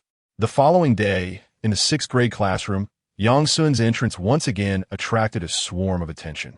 Is Yang Sun's hand healed? Could it be a ruse? Certainly. Did you not witness how distressed Jiang Li was yesterday? She even left school with him. Isn't it true that beautiful women are drawn to bad boys? He hardly seems virtuous. He must have a wicked agenda. Yang Sun shot a piercing glare at the gossips, silencing them instantly. He thought to himself, if I don't assert some authority, their chatter will only escalate. Among the most perturbed was naturally Song Hao. Yang Sun, you truly aren't injured? Initially, Song Hao had no intention of conversing with Yang Sun again. Yet given the stakes of his 5,000 yuan, he needed clarity. Do not misconstrue my concern. I am merely remorseful and wish to inquire about your condition. Upon receiving Yang Sun's serious response, he pressed further if you are indeed injured. How come the bandages are removed? My family runs a martial arts school. We possess a time-honored remedy for injuries, proven effective. Yang Sun then inquired, by the way, I kicked you yesterday. Your leg must still be throbbing, yes? Would you care to purchase some for relief? Your family sells medicinal wine as well. Song Hao instinctively probed. How much does it cost? 2,000 for a bottle. Buy 2 and receive 1 complimentary. Just the right amount for a complete course. Are you robbing a bank? Is this medicinal wine brewed like Mao Tai? Upon hearing those words, Yang Sun's expression darkened immediately. What unnecessary chatter. If you won't buy, then be gone. Song Hao's face flushed with anger, alternating between red and white. He was nearly certain that Yang Sun had feigned his injury yesterday. Beside him, Ma Wen seized the moment to deliver a sharp retort. Song, you are far too inexperienced to play games with my brother Yang. Go back to your mother and drink milk for a few more years to mature. Song Hao shot a furious glance at the plump boy but dared not speak out. Instead, he stormed out of the classroom, disregarding the morning study period. He rushed to an empty corner of the playground and immediately dialed a number. Hello, what is going on? Yang Sun was never injured. Impossible. Didn't you see it with your own eyes? That was a ruse. He is perfectly fine today. Song Hao's frustration was reaching a boiling point. I demand a refund. A refund? The voice on the other end scoffed. I asked you yesterday if you were satisfied with the service, and you said you were very satisfied. As the memory of those 4 words surfaced, they lodged in his throat like a thorn. But he is well today. That merely demonstrates their prowess. It has nothing to do with us, you mountain bumpkin. After a barrage of insults, the caller promptly blocked Song Hao. Shaking with rage, he almost hurled his phone against the ground. Just then, a timid voice emerged from behind him. Vice President, are you all right? Startled, Song Hao turned to see a beautiful, timid face. You sure? How dare you come looking for me? Are you here to witness my humiliation? You sure's complexion paled in fright, and she shook her head vigorously. No, I heard you were beaten by Yang's son, so I came to see how you were doing. Were you seriously hurt? Song Hao sneered. What? Do you find pleasure in my suffering? Not all. You have misunderstood me. With reddening eyes, you sure continued. I am truly grateful to you for allowing me to join the student council. For the first time in my life, I have felt acknowledged, and that is all thanks to you. I know you must despise me now, and I won't trouble you again. I wish you success in your college entrance examination. After bowing deeply, she turned to leave quietly. Song Hao remained frozen for a few seconds. Then a glimmer of curiosity emerged, and he smirked. Wait a moment. You sure paused, turning back in confusion. Are you free this weekend? I acknowledge my prior misdeeds in using you, and I would like to invite you to dinner. Song Hao's tone was earnest. A flicker of joy returned to Yu Shi's previously despondent face, and she nodded eagerly. That evening, Yang Sun returned home after 8 o'clock. Having endured the rigorous high-intensity tutoring for the top grade in his class for the first time, he felt as though his brain was on the verge of crashing. What on earth was the structure of Jiang Li's mind? Her problem-solving approach was far too erratic, and he struggled to keep pace. Upon arriving home, Yang Sun collapsed onto the sofa, his gaze vacant. Seeing his exhausted state, Yang Changqing felt a pang of sympathy. Truly, she was the daughter of a renowned producer. Not an easy adversary. Yet, considering the significance of the college entrance examination, Yang Changqing could only grit his teeth and encourage him. Son, perseverance is victory. Every day, my father toils in the film crew, his face smeared with dust, a testament to the burdens borne from his educational background. At this moment, Yang Sun raised his hand, declaring, Comrade Yang, I request a can of ice-cold Coke. Granted, I shall personally fetch it for you, replied Yang Changqing, who hurried to the refrigerator to retrieve a can of soda, even taking the liberty of opening it for him. Typically, due to the necessity for bone density in martial artists, he discouraged his son from indulging in carbonated beverages. Yet, as the chilled cola slid down his throat, Yang Sun felt a revival of spirit. Just as he planned to retreat to his room to continue his endeavors, his phone vibrated. It was a call from his mother. Hello, Mom, are you coming home tonight? Darling, could you come downstairs to help your mother? I've had a bit too much to drink. Su Xiaoyi's voice was soft, yet laced with intoxication. Yang Sun responded affirmatively and was about to descend when Yang Changqing halted him. Stay put. I'll go down. Your mother truly ought not to trouble you, especially with your impending exams. Yang Sun chuckled nonchalantly, speculating that it was Feng Xiao who had brought her home. And perhaps Su Xiaoyi wished to avoid an encounter between the two men. However, merely assisting her up the stairs should pose no issue. Yang Changqing swiftly made his way downstairs, but after 5 minutes, the couple had yet to return. As Yang Sun pondered the situation, a piercing scream suddenly echoed from below. Was that Su Xiaoyi's voice? Chapter 31. A life too burdensome, alarming. Yang Sun sensed an ominous presence and hurriedly descended the stairs. As soon as he reached the entrance, he spotted a white A4 parked outside. Feng Xiao was cowering by the flower bed, one hand shielding his face. His eyes filled with dread. Meanwhile, Yang Changqing and Su Xiaoyi were embroiled in a heated argument. Had a physical altercation ensued? Yang Sun didn't need to inquire. He could surmise what had transpired. Yang Changqing's punch had been remarkably restrained. Otherwise, Feng Xiao would be lying incapacitated at that moment. Yang Changqing, please refrain from acting this way. I've already declared that item is not mine. Su Xiaoyi implored, her face flushed from the alcohol she had consumed. If it's not yours, then whose is it? Yang Changqing retorted, brandishing a delicate black lace piece of lingerie. Are there other women in this car? Yang Sun was left agape. Goodness.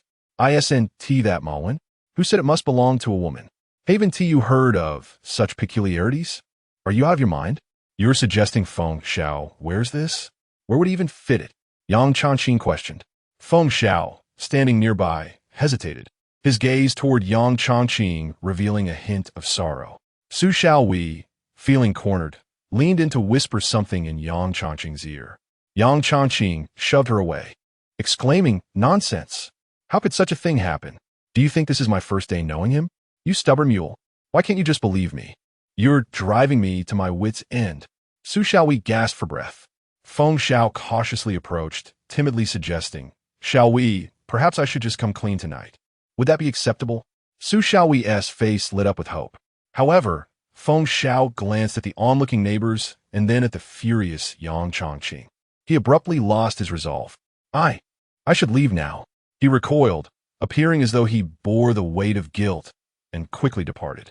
Su Xiaowei's expression soured. She had anticipated his cowardice. "Dad, Mom, let us return indoors, shall we?" Yang Sun could hardly bear the commotion. The noise attracted too many onlookers. Su Xiaowei, sensing the stares, sighed, "I'm so sorry, Daba. Please don't let our issues affect your studies. Is it possible for it not to affect me?" Yang Chongqing's anger flared anew upon hearing her words, his eyes reddening as he bellowed. "If my son's education is disrupted, I will do whatever it takes, even if it means going to prison, to confront that man named Feng." Su Xiaowei was on the verge of tears with so many witnesses present. "What are you saying? I must speak. I, Yang Chongqing, may lack education and have endured a lifetime of humiliation, but my son shall not suffer the same fate. He is striving with all his might, progressing step by step." Yang Chongqing placed a hand on Yang Sun's shoulder, his emotions surging, his arm trembling. "How could you allow our son to witness such disgrace? He is an adult. Do you truly believe he understands nothing?" Tears streamed down Su Xiaowei's face. "I have stated repeatedly that the lingerie is not mine. It belongs to Feng Xiao. What must I do for you to believe me?" Su Xiaowei felt wronged, yet was at a loss for how to rectify the situation. She spoke the truth, but the absurdity of it rendered her husband disbelieving. Yang Sun was taken aback, utterly bewildered. "What does this mean? Feng Xiao? Huh?" Yang Chongqing found it amusing, though his heart felt somewhat disheartened. "What a fabrication. I have lived for over 40 years, and this is the first time I've heard of a grown man wearing such attire. I am weary. I shall stay at the film set for a few days. Perhaps it is best that we part ways for a while." Su Xiaowei panicked. "You cannot leave." "What do you mean?" "Yang Chongqing, stop right there." Regardless of how Su Xiaowei called out to him, Yang Chongqing left without a backward glance. Watching his retreating figure, Su Xiaowei felt utterly despondent. "Mother, please ask father to calm down before explaining. He is not receptive at the moment." Although Yang Sun had not closely examined the situation, it was evident from the undergarments hanging on the balcony, as well as the one from earlier, that the sizes were clearly mismatched. Nevertheless, it was difficult for him to envision the suave Uncle Feng possessing such peculiar preferences. It was no wonder that the traditionally minded Yang Chongqing could not accept such an explanation. It seems there is no other choice. Su Xiaowei managed a bittersweet smile and turned to ascend the stairs. Upon returning home, Yang Sun entered the kitchen. "Mother, allow me to prepare some ginger tea for you. You might have caught a chill earlier." This was usually the task of Yang Chongqing, but now it fell to him. Su Xiaowei understood this as well, offering an awkward smile and nodding. "I appreciate your help, Dabao." Yang Sun said nothing, moving into the kitchen to boil water and slice ginger. "Dabao, have I made too many mistakes, mother? Are you disappointed in me?" Yang Sun, with his back turned, paused in silence for a moment. "I am your son. I have no right to expect perfection from you." Su Xiaowei's voice quivered. "Thank you, my son. Your father cares for you deeply. Being too close to the situation has clouded his judgment. If he were to calm down and consider things carefully, he would understand. Furthermore, your father has been in low spirits lately, burdened by stress." Yang Sun placed the ginger slices into the pot and replied, "For instance, just a few days ago at the film set, father had an accident and nearly sustained serious injuries." "What? How did that happen?" Su Xiaohiet gleam in shock. Yang Sun recounted the harrowing details of the incident. Had father been less focused, luck might not have been on his side. Su Xiaowei wiped away her tears. "He didn't even tell me. Your father is the kind of person who prefers to shoulder his burdens alone. Indeed, his pride is too strong. He leads a rather exhausting life." Su Xiaowei remarked as she rose to enter the bedroom. When Yang Sun finished brewing the ginger tea, She emerged with a bag of belongings she had packed. Your father left in a hurry, not even taking a change of clothes or his razor. His vanity prevents him from bringing it up. Dabao, find a way to send it to him tomorrow. Or perhaps ship it. Yang Sun smiled and nodded certainly. The following day, the clothes were delivered, yet Yang Chongqing still refused to return home. Yang Sun was at a loss for what to do. He could not simply go to Feng Zhao's house and strip him down, could he? The spring rain fell incessantly, like a tangled web of worries, impossible to sever. Before long, it was already early March. In the library after school, Yang Sun gazed at the formidable mathematics problem before him, deep in contemplation. Have you made any progress? Still unable to solve it? Beside him, Jiang Li, adorned with Bluetooth headphones, was idly engaged in the trending game, Rhythm Master, her boredom palpable. Even the most challenging pieces posed no real challenge for her. They merely served as a means to pass the time. Jiang, teacher, are you intentionally making this difficult for me? Is the college entrance examination really this arduous? Yang Sun felt as though his brain cells were on the verge of extinction. I am doing this for your own good. The math paper from Jiangsu province in 2014 was the most difficult in 5 years, which is why it left a lasting impression on me, Jiang Li teased. Besides, is this really considered difficult? I explained one direction to sure, and she comprehended it effortlessly, considering that you sure was consistently among the top 30 students. While he lingered around the top 200, he mused, can they really be compared? By the way, why hasn't you sure joined you for lunch lately? Yang Sun inquired nonchalantly. Are you out of your mind? You don't even spare my best friend? Jiang Li raturta, visibly agitata. What are you thinking? It's your cousin S influence. It's as if she is heartbroken, and I can hardly bear to watch. She has been acting mysteriously lately. Perhaps she is in a relationship. Huh? Is that true? Yang Sun expressed disbelief. Why do you look so surprised? Jiang Li replied with an air of pride. Girls like sure, who are charming and adorable, attract many admirers, you know? Yang Sun chuckled ungraciously. That chubby one. Her first love hasn't even begun, and it's already over. She wouldn't be rekindling things with Song Hao, would she? His thoughts shifted. You must be out of your mind. Jiang Li, insensa, delivered a playful punch to him. I pulled her out of the fire. How could she possibly jump back in? Chapter 0032. It is never too late, it is difficult to ascertain. In her previous life, she willingly succumbed to Song Hao's manipulations, which undoubtedly indicated genuine feelings for him. Yang Sun cautioned, while your intentions may be noble, I cannot shake the impression that this matter remains unresolved. Still manipulating her? In her past life, she had no choice. Can it truly be the same this time? Jiang Li shot him a glance. Sure has formally apologized to me, admitting that she tipped off Song Hao, and I have forgiven her. Is that so? Perhaps I have overthought it. Yang Sun replied casually, though the choices of you sure bore little relevance to him. At that moment, a WeChat notification chimed, saying you Fei Wan. I have checked. Miss Yu has been at the company for the past week with no records of leaving. Yang Sun glanced at the message and responded, thank you for your trouble. Heartless. Jiang Li pouted. Here I am, starting while helping you with your studies. And you're chatting with Zhu Wanning. Yang Sun looked up in astonishment. How do you know she's Zhu Wanning? Have you two exchanged WeChat? Is it even necessary? Jiang Li raturta. The phrase that east to the past. The Sangyu of the future is from the preface to the pavilion of Princeton. The only person around you with one in her name is her. Big sister, aren't you a science student? Yang Sun marveled at her deduction. What's so surprising about that? Jiang Li replied with a bemused expression. We have all recited works like Preface to the Pavilion of Prince Tang, Memorial to Yang Tower, and the Memorial on the Expedition. Besides, I chose science simply because the arts lack challenge. With my memory, there is no distinction between exams and open book tests. Do you hear what people say? Yang Sun was exasperated. It was evident she was showing off, and he could do nothing but watch helplessly. Jiang Li thumped the table. Stop deflecting. How far have you and Zhu Wanning progressed? Why are you so jealous? Yang Sun scoffed. We are merely classmates. I asked her to keep an eye on Miss Yu, who is my young masteress apprentice. Keeping an eye? More like spying, Jiang Li retorted, though she understood the necessity, given that Yu Hongxiu's situation was closely tied to Yang Chongqing's demise. Hey, what are you doing? Yang Sun exclaimed as Jiang Li attempted to snatch his phone. Let go. I need to check your chat history. On what grounds?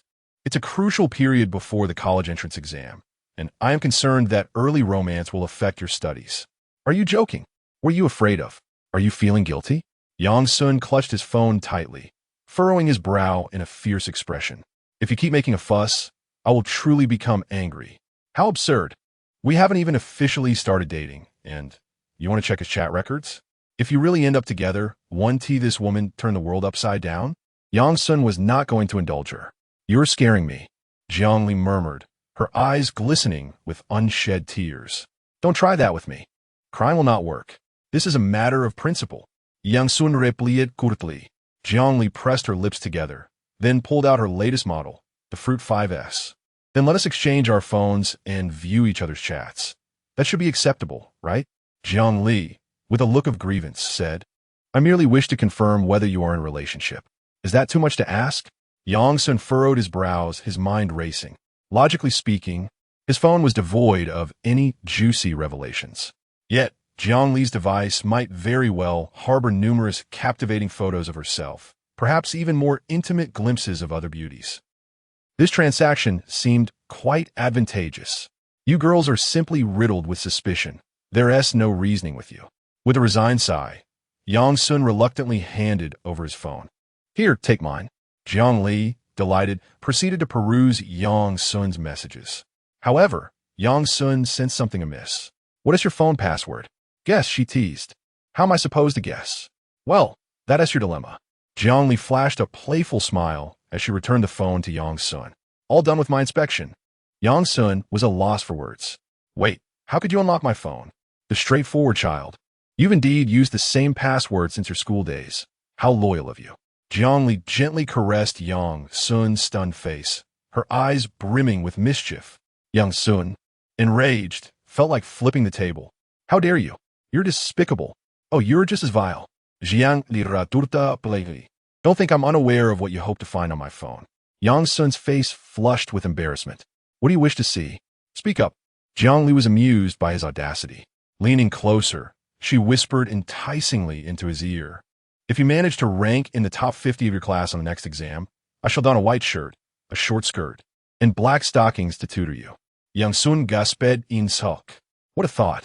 In that case, knowing you isn't so bad after all. Ultimately, what you wear matters little. My desire to improve is paramount. Very well, let us consider it a pact. Look at your ambitions. After tackling 2 challenging problems, the clock neared 7, and they had yet to dine. Thus, they ventured to seek sustenance near the school. To Yang Sun's surprise, Jiang Li, the affluent young lady, was rather unpicky about food, be it Sha County cuisine, Huangmin chicken, spicy hot pot, or street stalls. She was game. Today, they opted for Kaifeng cuisine, indulging in a family bucket. Don't you girls care about your figures? Aren't you afraid of gaining weight by consuming such fare? Yang Sun observed Jiang Li devouring fried chicken with abandon, devoid of any self-consciousness, and felt a twinge of curiosity. In my past life, doctors advised me to maintain a light diet to prevent tumor recurrence, which was quite stifling. Now that I've been reborn, I intend to relish every bite. Jiang Li's response carried a hint of secret glee. Yang Sun Baoset, momentarily unable to fathom how she had endured those years battling illness, while simultaneously supporting her family in solitude. Why are you staring at me? Yang Sun suddenly realized that Jiang Li was regarding him with a complex expression. Do not misunderstand. I do not pity you. According to your words, my plight is far worse. I have lost my very life. How astutely you have discerned that. Huh? What? Yang Sun, perplexed, followed the girl's gaze and turned to behold an unexpected pair, a man and a woman, engaged in lively conversation, waiting at the front to receive their meal. To his astonishment, it was none other than Song Hao and Yu Shishir. Song Hao was animatedly discussing something, while Yu Shishir gazed at him with adoration and admiration. They were indeed a striking couple. I had a hunch. One hand does not clap alone. Without undeniable evidence, Song Hao's ability to command Yu Shishir's obedience could only stem from her own willingness. Yang Sun Jistet, your dear friend seems rather different from the image you hold of her. Just eat your hamburger. You are such a chatterbox. Jiang Li Rabia, sumawet irritably, lowering her head in reluctance to engage further, choosing instead to focus on her chicken. How infuriating. Yang Sun has truly hit the nail on the head. Just as Jiang Li contemplated pretending not to notice, Song Hao and Yu Shishir approached, food in hand, making their way toward the two of them. Chapter 33. It rained. Yang Sun. Jiang Li, you are here as well? Song Hao greeted them with a warm smile, wrapping his arm around Yu Shishir's waist. Just a moment ago, Shishir mentioned that you all have been attending supplementary classes together after school. What a coincidence to run into you. Yu Shishir's face flushed a deep red as she felt the embrace. Ali. I'm with Song Hao. No need to explain. Your companionship is your own choice, Jiang Li replied coolly, refusing to lift her head. Seeing this, Yu Shishir's eyes glimmered with a hint of sorrow. I am sorry. I should have told you sooner. Shishir, how could you blame yourself? It's all my fault, Song Hao interjected, pulling her closer. I was confused and failed to recognize my true feelings, which led to so many misunderstandings. Jiang Li, Shishir has always regarded you as her best friend. Please do not let my presence ruin your bond. Jiang Li munched on fried chicken, seemingly oblivious to the conversation. Nonetheless, Song Hao sensed her discontent.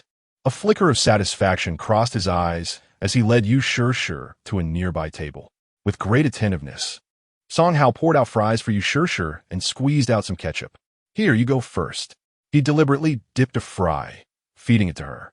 Though slightly embarrassed, Yu Shishir shyly opened her mouth. Is it delicious? Song Hao inquired gently. The girl nodded with a smile. Meanwhile, Jiang Li lost her appetite, putting down her chicken and sipping her drink, feeling disinclined to eat. Noticing this, Song Hao became even more enthusiastic, neglecting his own meal to focus on feeding Yu Shishir. Why aren't you eating? Yang Sun asket. I'm full, Jiang Li thought, brimming with frustration. It was hard to eat under these circumstances. This won't do, Yang Sun declared with discontent. Last time, you said you were out of energy and couldn't continue. Today, you must eat until you're satisfied. Upon hearing this, Song Hao's hand trembled as he fed Yu Shishir a fry. What do you mean by couldn't continue? Jiang Li's delicate features flushed with embarrassment, her captivating eyes shimmering. Are you trying to get us killed? Keep your voice down. Huh? Yang Sun glanced at Song Hao and Yu Shishir, his face turning awkward. You haven't told Yu Shishir? I thought she knew. Jiang Li shook her head rapidly, her cheeks blooming with color. Yu Shishir seemed to catch on late, her expression one of disbelief. Yang Sun cleared his throat. Just eat a bit more. You hardly have any weight to spare. I know, Ali. Jiang Li murmurat shufli. Song Hao felt a swarm of ants crawling in his mind, unable to contain himself any longer. Yang Sun, what are you all talking about? Is there something amusing? No, you must have misheard, Yang Sun replied with impatience, devouring his burger as if he were in a hurry. Having finished his meal in a whirlwind, Yang Sun stood up, urging Jiang Li to follow. Let us make a trip to the convenience store. We're out of that box. All right, I'll wait for you outside. You go buy it yourself. Money must be given to me, for it is precious. The last time it paid me dearly. A miser, and you expect me to bear this cost? I am indifferent. Do you wish to indulge? Oh, spare me the words. The two exchanged banter, playfully pushing each other as they exited the store, heading toward the convenience store across the street. Song Hao's complexion turned pale, his gaze fixed intently on Jiang Li's exquisite silhouette, his heart feeling as though a substantial piece had been gnawed away. Brother Hao, what troubles you? Yu Shishir inquired with a forced smile. Coming back to reality, Song Hao's face no longer bore the tenderness from moments prior. It's nothing. Let us eat. Oh. Yu Shishir replied softly, her expression dimming. Meanwhile, after leaving the convenience store, Yang Sun and Jiang Li strolled leisurely before entering a BMW. Each retrieved a freshly purchased fruit-flavored lollipop and popped it into their mouths. You truly are quite shameless. Likewise, you are equally complicit, Jiang Li retorted with a glance, yet her lips curled into a bright smile. Thank you, I feel much better. Yang Sun shrugged. You may feel better, but Song Hao has been rattled, and Yu Shishir is left in a dire situation. Jiang Li chuckled lightly. We are all adults. One must reap the consequences of their own actions. Truly, having lived two lives, you possess an insightful perspective. Indeed, Jiang Li replied with a serene smile. In truth, I have not altered Yu Shishir's fate.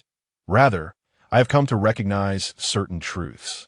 Even as a reborn individual, many people and circumstances will not change due to my efforts. In the grand torrent of the world, I am but a fluttering butterfly, insignificant. Yang Sun fell into contemplation, remaining silent for an extended period. Are you still pondering your parents? Has your uncle not returned home? Jiangli discerned the boy's thoughts. Yes. It has been over half a month since my mother called him. They were clearly thinking of each other, yet exchanged few words before falling into a quarrel.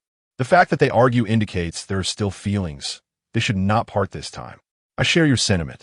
As long as my father remains alive and well, things will improve. As this topic arose, Yang Sun suddenly recalled recent news. By the way, I saw in the news that Chun Mingxiu was taken away due to suspected illegal dealings. Jiangli nodded. I saw that too. Did you not mention that his scandals would only surface years later? Yang Sun wondered at. Jiangli smiled with satisfaction. Do you think my rebirth was in vain? Did you orchestrate this? How did you manage it? Yang Sun asked, intrigued.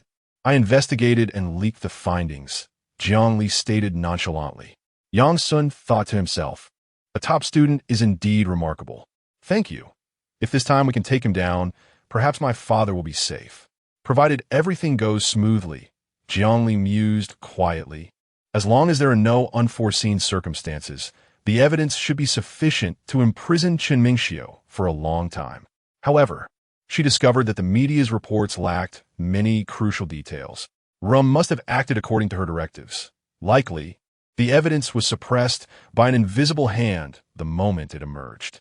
Although it was suspected early on that Chun Mingxiu was backed by a powerful figure, the opponent concealed their identity so deeply that she had been unable to uncover any clues. Tap, tap, tap. Raindrops suddenly began to fall against the car window. Once again, rain poured down, and Yang Sun sighed. The spring in Jiangnan is as fickle as human emotions, changing at a moment's notice. You should wear more clothes lately. Don't catch a cold.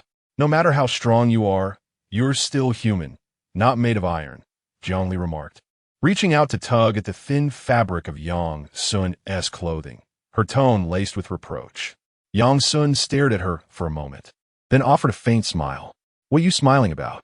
Your tone just now sounded like my mother speaking to my father. The rain intensified. In Rose City, darkness enveloped the area, devoid of its former brilliance. Ever since Chun Mingxiu was taken away, this place had become a den of troubles that wealthy individuals avoided. A black Alford, braving the rain, entered the parking lot. A suited aide stepped out, holding an umbrella.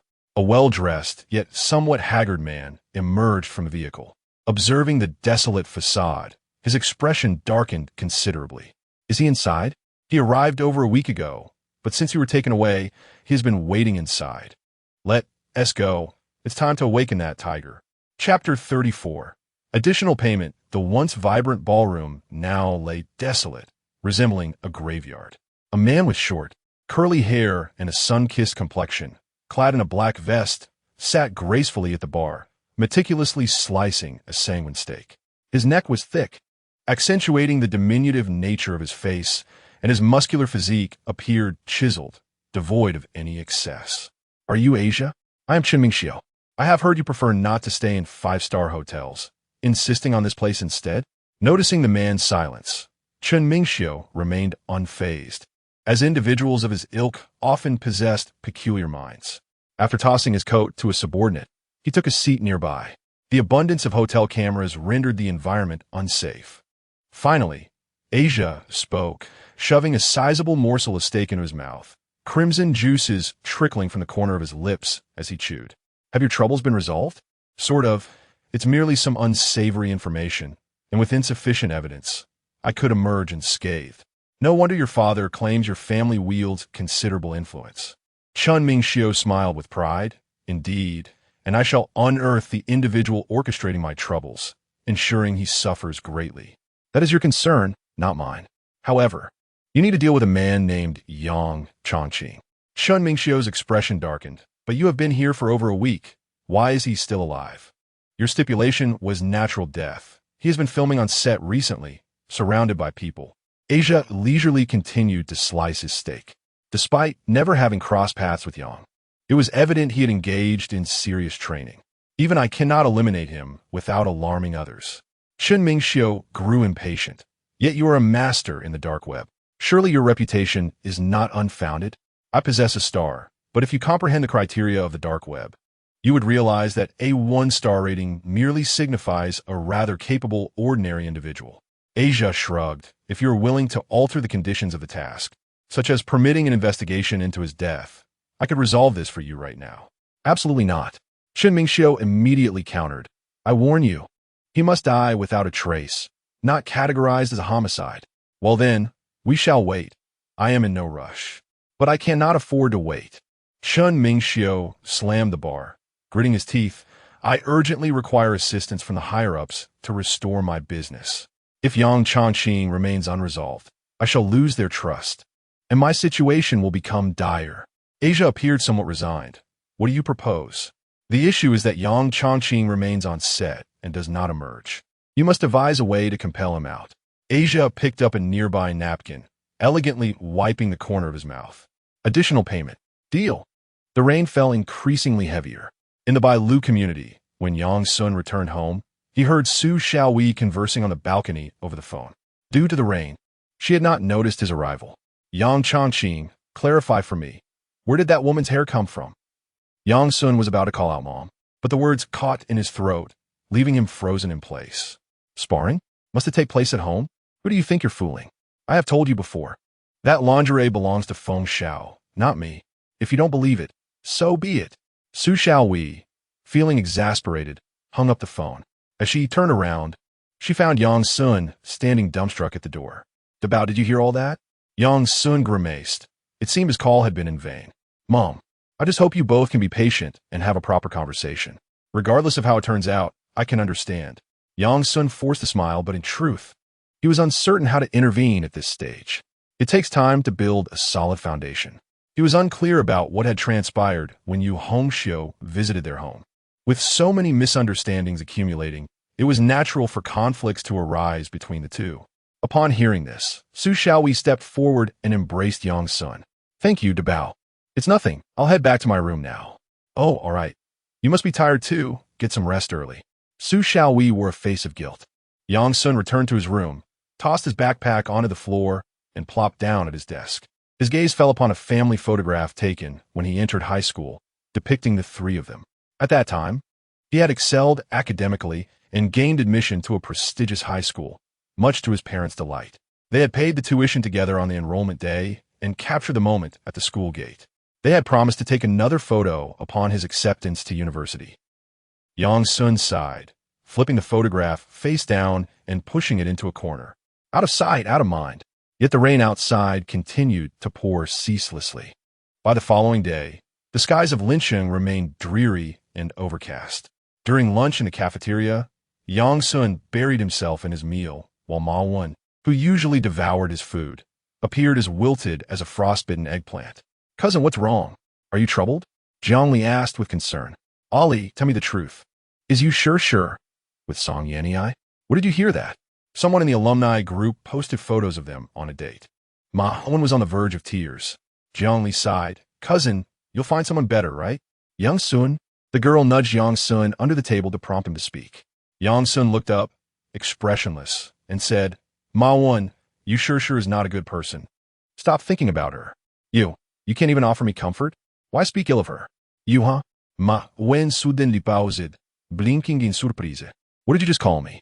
Yang Sun said nothing further, stood up, and carried his empty tray away. Ali. Something's off with Lao Yang. He only calls me Ma Wen when he's in a bad mood. Cousin, you're living too humbly, aren't you? Jiang Li said, half laughing, half crying, then helplessly glanced at Yang Sun's retreating figure. Indeed, rebirth is not a panacea. After school, Yang Sun, as before, completed his remedial lessons under Jiang Li's guidance. The gloomy sky paradoxically sharpened his intellect, allowing him to grasp many previously nebulous problem-solving approaches. Jiang Li surveyed the well-structured solutions to the complex mathematical problems with great satisfaction. Quite commendable. Maintain this efficiency, Jiangda. Upon hearing teacher Zhang's praise, Yang Sun's face lit up with a faint smile.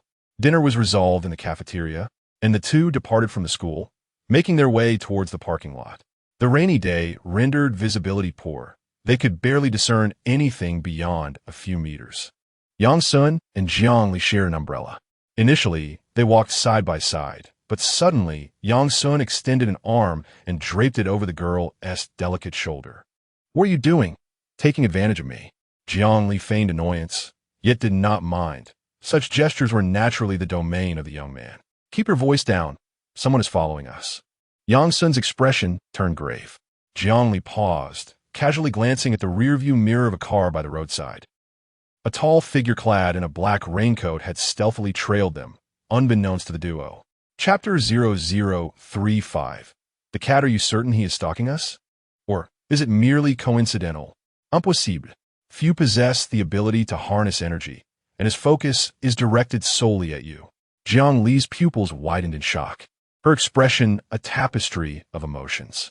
"In my previous life, you spoke of such energy while in Africa." Yang Sun, Taken Abat, replied. "The terrorists I encountered in Africa could manipulate energy? That is what you claimed. I never had the chance to inquire further about its meaning. You may perceive it as an unseen force, one that can only be sensed through rigorous training and the enhancement of one's sixth sense." Yang Sun scoffed. "It seems I wasn't particularly formidable in my previous life.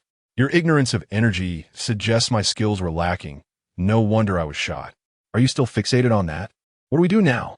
Jiang Li expressed her unease as haunting and terrifying memories surged forth like a tidal wave.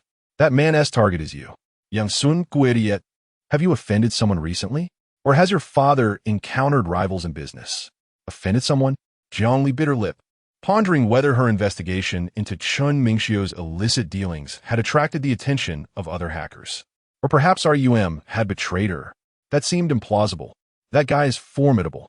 I might not be able to handle him. You should get in the car and leave quickly." "Aren't you coming?" Jiang Li asked, perplexed. "Please. He's coming for you." A Haven T provoked him. "You intend to abandon me?" Jiang Li exclaimed, incredulos. "It's not abandonment. I'll rush to the nearest police station to report it. We can split our efforts. I can report it too. You can't outrun me, and besides, I don't know how to drive," Yang Sun asserted with conviction. "Is this your excuse? Yang Sun, are you still a man?" Jiang Li's chest tightened with indignation. She wanted to muster the courage to face the danger together. Yet this fellow planned to flee first? Yang Sun, exasperated, replied. "Please don't impose the moral obligations of our past life upon me in this one. Let us be realistic. We've only known each other for a few days. You can't expect me to share your fate." Jiang Li's eyes glistened with unshed tears. "Ah, indeed you're not him." Yang Sun, disregarding the emotional turmoil, urged, "Your car is just ahead. Hurry. If you can drive away, you'll be safe." "Cat, I don't need your guidance." Jiang Li shot him a cold glare, then, disregarding the rain pouring down, sprinted towards her BMW. The chilly raindrops splashed against her cheeks, trickling to the corners of her mouth, salty and bitter. Swiftly, Jiang Li retrieved her car keys, unlocked the door, entered the vehicle, and secured it in one fluid motion. Just as she prepared to start the engine and escape, suddenly, a jolt of realization struck her mind. No, he deceived me. If the target truly was her, why wouldn't he wait until she was alone to strike? The only explanation was that her presence served as Yang Sun's Achilles heel. She could be exploited. Jiang Li glanced into the rearview mirror, and an icy terror gripped her entire being. Beneath the dim glow of the streetlight, a silhouette could be faintly discerned, sprawled within the verdant stretch by the roadside. Simultaneously, a figure clad in a black raincoat, reminiscent of a hunter, stealthily advanced towards its prey. Yang Sun had been struck. Gasping, he found himself seated in the muddy flower bed, a sharp pain coursing through his left arm as if it were about to rupture. In a moment of panic, an opponent had approached and thrown a punch. He had thought he could evade it, only to forget about the burden of his backpack. Normally, the weight of 20-odd pounds felt negligible, yet at this critical juncture, it hindered his movements just enough. In a desperate moment, he had no choice but to take the blow on his left arm. You're quick to react. Not bad. Stand up, and I shall grant you a chance to retaliate. The man in the raincoat beckoned with a crooked finger, his hands large and calloused at the joints. "Who are you?" Yang Sun inquired, rising and silently setting his backpack aside. "What a hi. Do you remember that guy?" Yang Sun frowned. "After all these years, he comes seeking vengeance? I'm rather expensive. He has saved up for a long time." The raincoat-clad man grinned.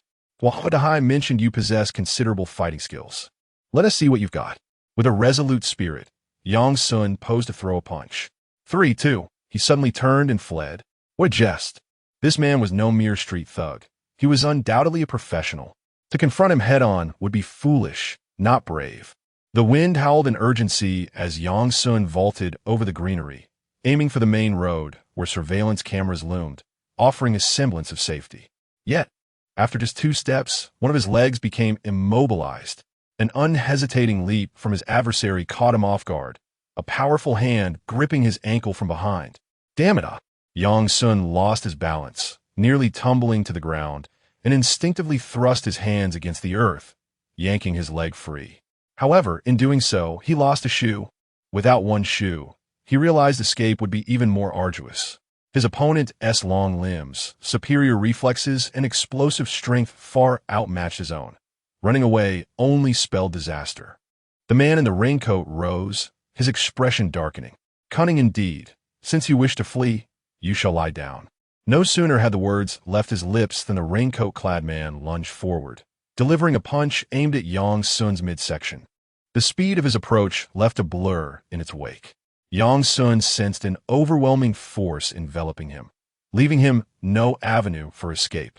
Was this Muay Thai? Son, Muay Thai is known as the art of 8 limbs. Once ensnared in close quarters, escape becomes exceedingly difficult. Its essence lies in the word twist.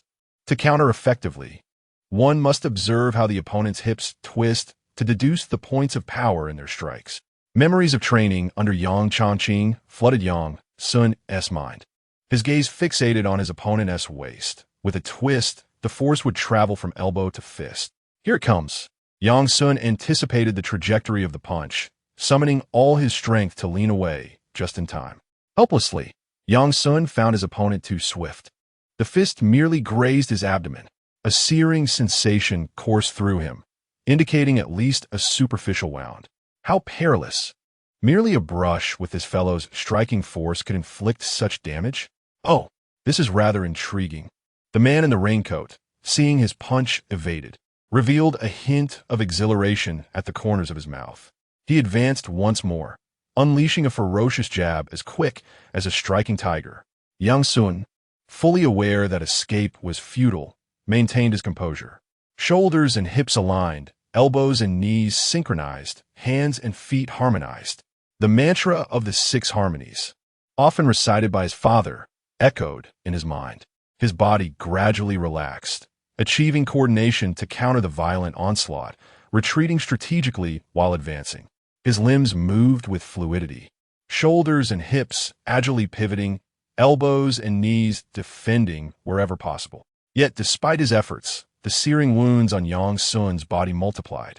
Furthermore, the overwhelming force exerted upon him drained his stamina rapidly, threatening imminent exhaustion. A few more blows, and he feared he would regurgitate his dinner. Disturbingly, he sensed that his adversary was not even exerting full strength. An invisible pressure bore down on him, akin to 2 unseen hands gripping him tightly, rendering escape nearly impossible. Damn it! He was merely acquainted with the external 3 harmonies, yet had failed to grasp the internal 3 harmonies of heart and intent, intent and energy, energy and strength. If only Yang Chongqing were present, he certainly would not be so passive. Just as Yang Sun pondered his predicament, a girl's cold, commanding voice pierced through the chaos. "I have already called the police. If you do not leave now, we will both perish. Jiangli, this girl hasn't driven off yet." Yang Sun heard the roar of an engine. Out of the corner of his eye, he was stunned to see that Jiangli had maneuvered the BMW onto the sidewalk, charging like a frenzied beast towards the man in the raincoat. Inside the driver's seat, Jiangli gripped the steering wheel tightly, her exquisite face glistening with moisture. Strands of hair clinging to her temples, exuding a wild allure amid her disheveled state. Her teeth clenched, her eyes bloodshot, emanating a cold, lunar glow. Bastard, how dare you strike my man? I will run you down. Chapter 0036. Moral coercion. It was not only the man in the raincoat who appeared astonished. Even Yang Sun felt an overwhelming aura. At that moment, Bai Guang from Lingqing No. 1 High School, the exquisite flower of the highlands, transformed into a valiant general on the battlefield. She rode a white steed, clad in shimmering silver armor, wielding a crimson spear, bravely charging forth for the sake of an inconspicuous boy. Has she lost her mind? The man in the raincoat was utterly bewildered. In such a dire situation, a young girl not only chose not to flee, but dared to drive her car straight at him. It is well known that most untrained individuals are incapable of intentionally harming others. The instinct of humanity recoils from such perilous acts. Running someone over with a vehicle? It is not as effortless as depicted in action films. Could it be that this girl is a covert professional assassin? As the raincoat-clad man found himself on the brink of collision, he leapt, landing on the car's hood and rolling over the roof. Damn! Having missed her target, Jiang Li yelled in frustration from within the car, hastily shifting into reverse to continue her assault. Yet, upon glancing in the rearview mirror, she noticed that the man in the raincoat had swiftly fled into the hazy, rain-soaked night. He ran away? Did I truly succeed? Jiang Li found it hard to believe that she had actually frightened him off. However, her moment of joy was short-lived, as she suddenly remembered Yang Sun was still outside. She quickly opened the car door and sprinted to his side. Are you all right? Are you hurt? Jiang Li crouched down, disregarding the filthy, mud-soaked ground, feeling somewhat at a loss. The courageous girl from moments ago seemed to have been possessed, entirely unlike her usual self. Do not worry, I'm not dead, merely exhausted. Yang Sun lay limply on the ground, drenched and gasping for breath. Once the threat had departed, he felt a wave of relaxation wash over him, followed by a sense of utter fatigue. Aside from training with his father, this was his first real combat experience. Although he had only been on the receiving end, the tension in his nerves and muscles had consumed a great deal of his energy. Suddenly, Yang Sun heard the girl sobbing. You deceived me. That person was after you from the very beginning. Jiang Li's eyes were red, tears mingling with the rain, cascading uncontrollably down her cheeks. Who deceived you? It was merely my lack of skill that prevented me from discerning the truth. Yang Sun replied with a smile. Why? Jiang Li, clearly unconvinced, pressed on. Did you not say I was engaging in moral coercion? Did you not claim we were unfamiliar with one another? I only wished to face it together with you. Why do you always prefer to act the hero alone? Having hoped that her rebirth would allow her to alter her fate and rectify her regrets, she found that, whether it be Yu Shishir or the Yang couple, or even Yang Sun, the one she cared for most, nothing had unfolded as she had envisioned. A complex swirl of guilt, shame, and profound helplessness enveloped Jiang Li, leaving her in despair. She had always perceived herself as a genius in the eyes of others, yet this so-called genius was, in reality, nothing extraordinary. Even in this new life, she still relied on this high school boy who exerted himself tirelessly to protect her. You have misunderstood. I meant to escape, but alas, it seems impossible. Yang Sun gazed at the beautiful girl who was incessantly wiping her tears, feeling quite overwhelmed. He truly did not wish to play the hero. In fact, it would have been more prudent for Jiang Li to remain in the car. Otherwise, if both of them boarded a vehicle, and the other party happened to have accomplices, it could lead to a disastrous accident. To put it plainly, you do not trust me, which is why you resorted to deceit, Jiang Li remarked with a melancholic tone.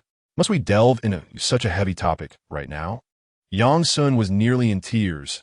I feel utterly shattered. Could you please take me to the hospital first? Viang Li, soudain réalisant her folie, scolded herself for her foolish thoughts. She hurriedly assisted Yang Sun, guiding him into the back seat of the car. They arrived at the People's Hospital of Lynching. Under Jiang Li's assertive demeanor and financial influence, Yang Sun underwent a comprehensive examination. After a flurry of activity, it was already past 9 in the evening. The results revealed 2 fractured ribs and multiple soft tissue injuries, alongside a few superficial abrasions.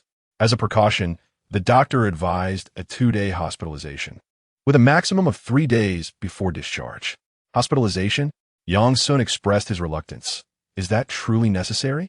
It's merely some hard injuries. I could recover at home just as well. He had always enjoyed robust health, rarely suffering even from a cold, and harbored a strong aversion to hospitals, viewing them as confines. No, you can barely walk without pain. You need to lie down and rest immediately. Jiangli insisted. What if there are hidden injuries? They can be addressed promptly here. In truth, Jiangli also felt that the hospital, bustling with people and surveillance cameras, offered a measure of safety. Yang Sun understood the girl's concerns, yet his thoughts were consumed by his mother. That menacing thug had merely fled. He would not feel humiliated and might return to lie in wait at their home.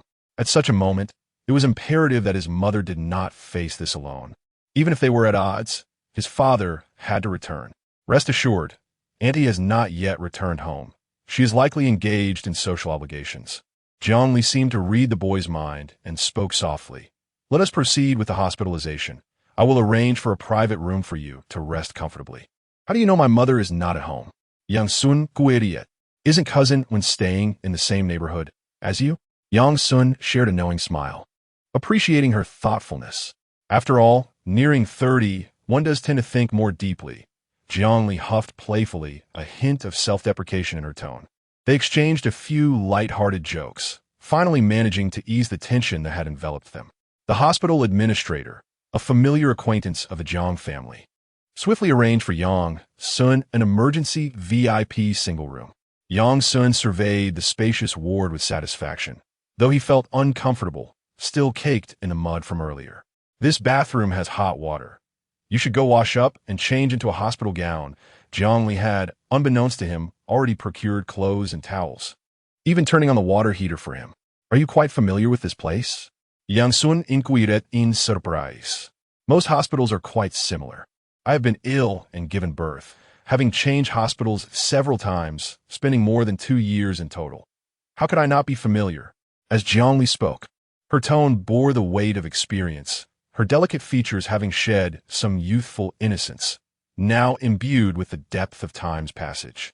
In an instant, the girl before Yang Sun seemed to carry a profound sense of the world.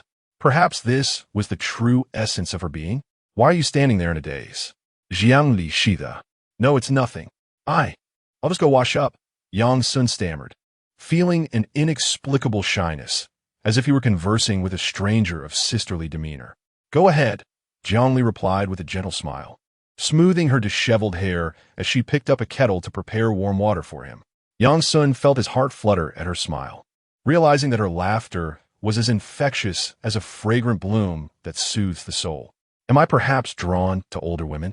He pondered, his mind swirling with chaotic thoughts as he entered the bathroom and closed the door, beginning to slowly undress.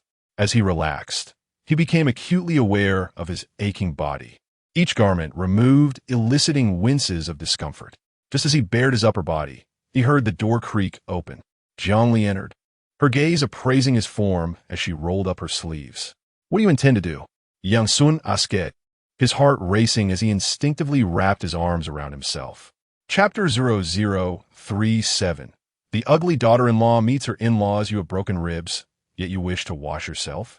Allow me to assist you, Jiangli said with an air of confidence, deftly tying her hair back with a hair tie.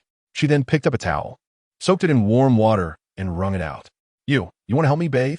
Yang Sun felt a bit dizzy. Was she trying to take advantage of him? No, wait. Having a beautiful woman attend to his bathing seemed rather beneficial, didn't it? You cannot bathe. The dampness from the rain is too heavy, and your injuries leave you weak. Inviting coldness into your body would not be wise, Jiangli gently admonished. Sit still. I shall help you with a warm towel. Dampness? Coldness has already entered my body. Yang Sun wore a wry smile, regarding the girl with a peculiar expression. What is wrong? Your words sound reminiscent of an old Chinese doctor, he remarked. Jiangli shot him a glance. A long illness makes one a good doctor. If you had experienced what I have, you would come to believe in these traditional theories as well. Hearing her casually articulate such thoughts struck a dissonant chord within Yang Sun. It was difficult to fathom that a young woman, so breathtakingly beautiful and gifted, would become a cancer patient in just a few years.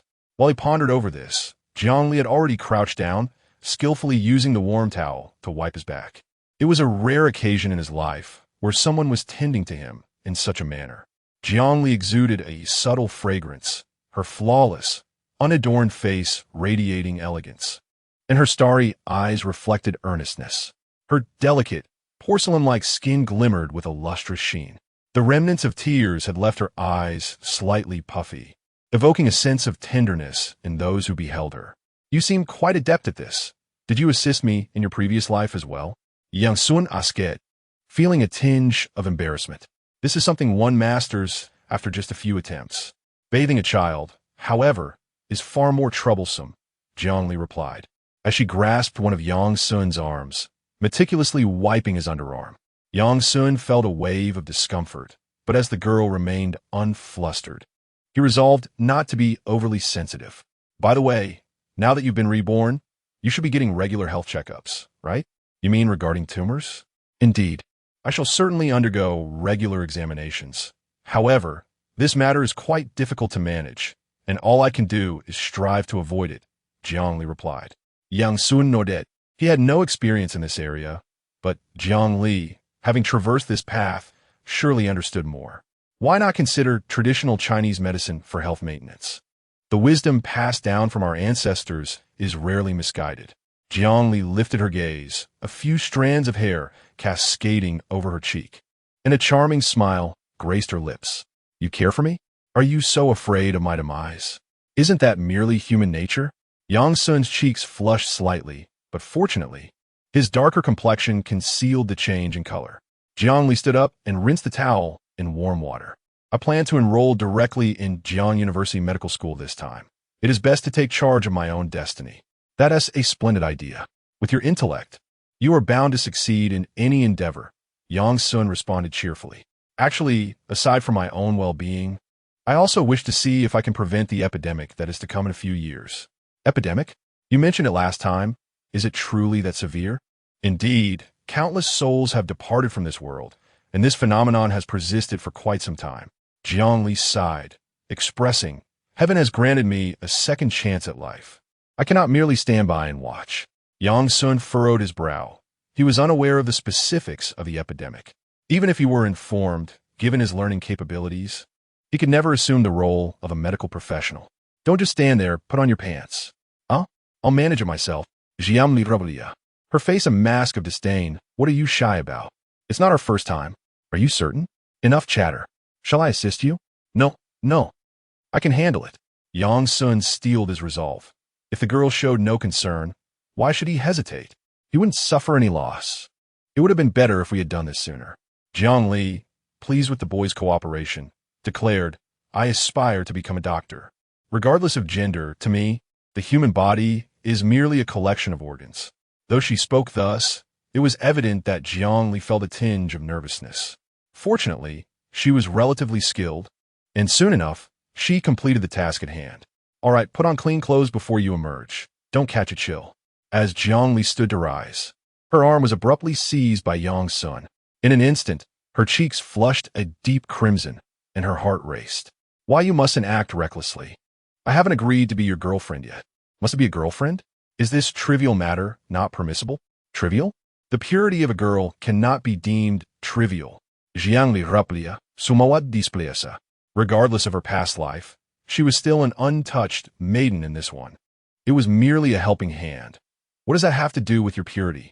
Yang Sun chuckled helplessly. My entire body aches, and I can hardly muster strength in my waist and abdomen. Within the confines of the bathroom, an awkward silence lingered for several seconds.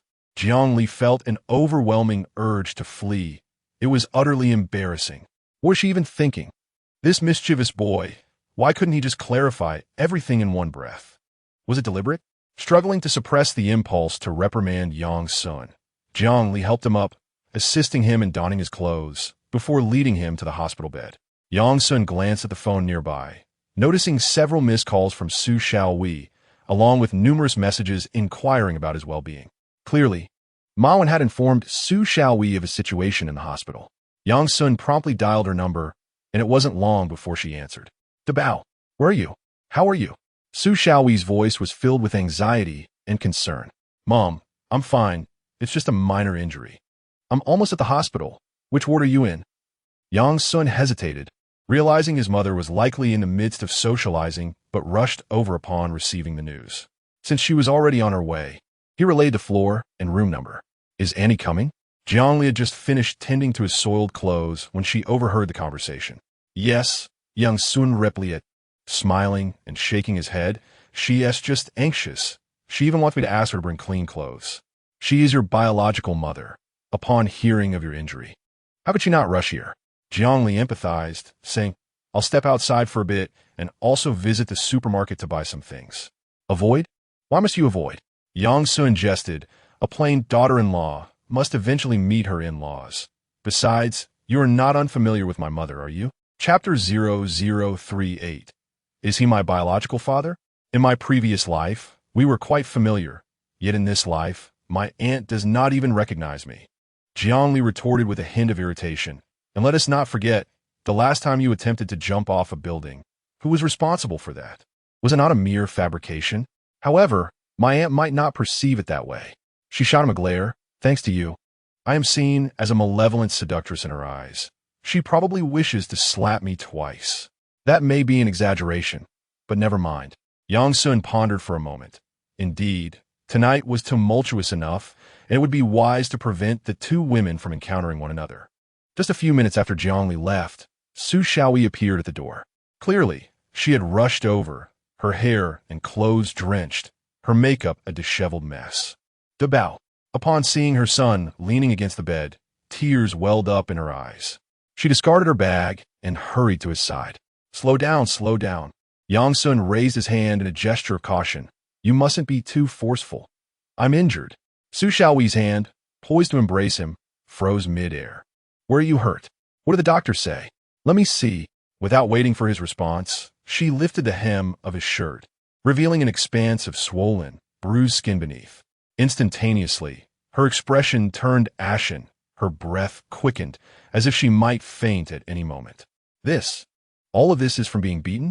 Who could inflict such cruelty upon you?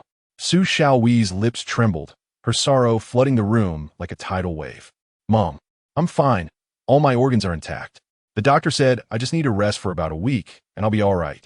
Yang Sun grasped his mother's icy hand, unsure of how to console her.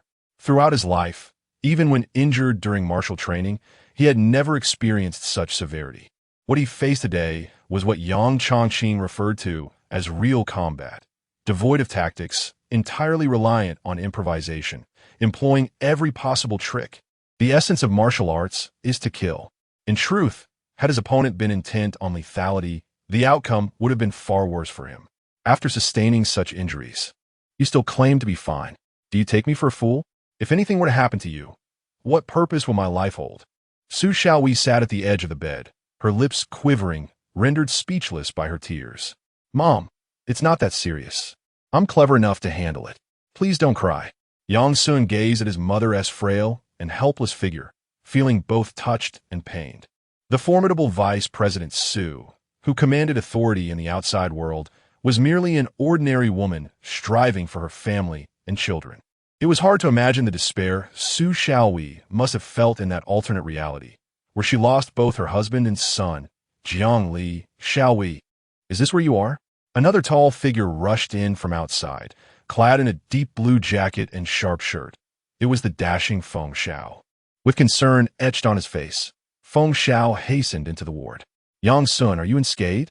Uncle Feng has also arrived. Despite the gravity of the situation, it was evident that Feng Xiao truly cared for him. Due to the incident mentioned by Su Xiaoyi last time, Yang Sun now finds it difficult to meet Uncle Feng's gaze, feeling rather uneasy. Accompanied by your mother, she rushed out of the car, nearly frantic. I just parked when I arrived. Feng Xiao stood with his hands on his hips, panting heavily. We were still with the client when we heard you were hospitalized.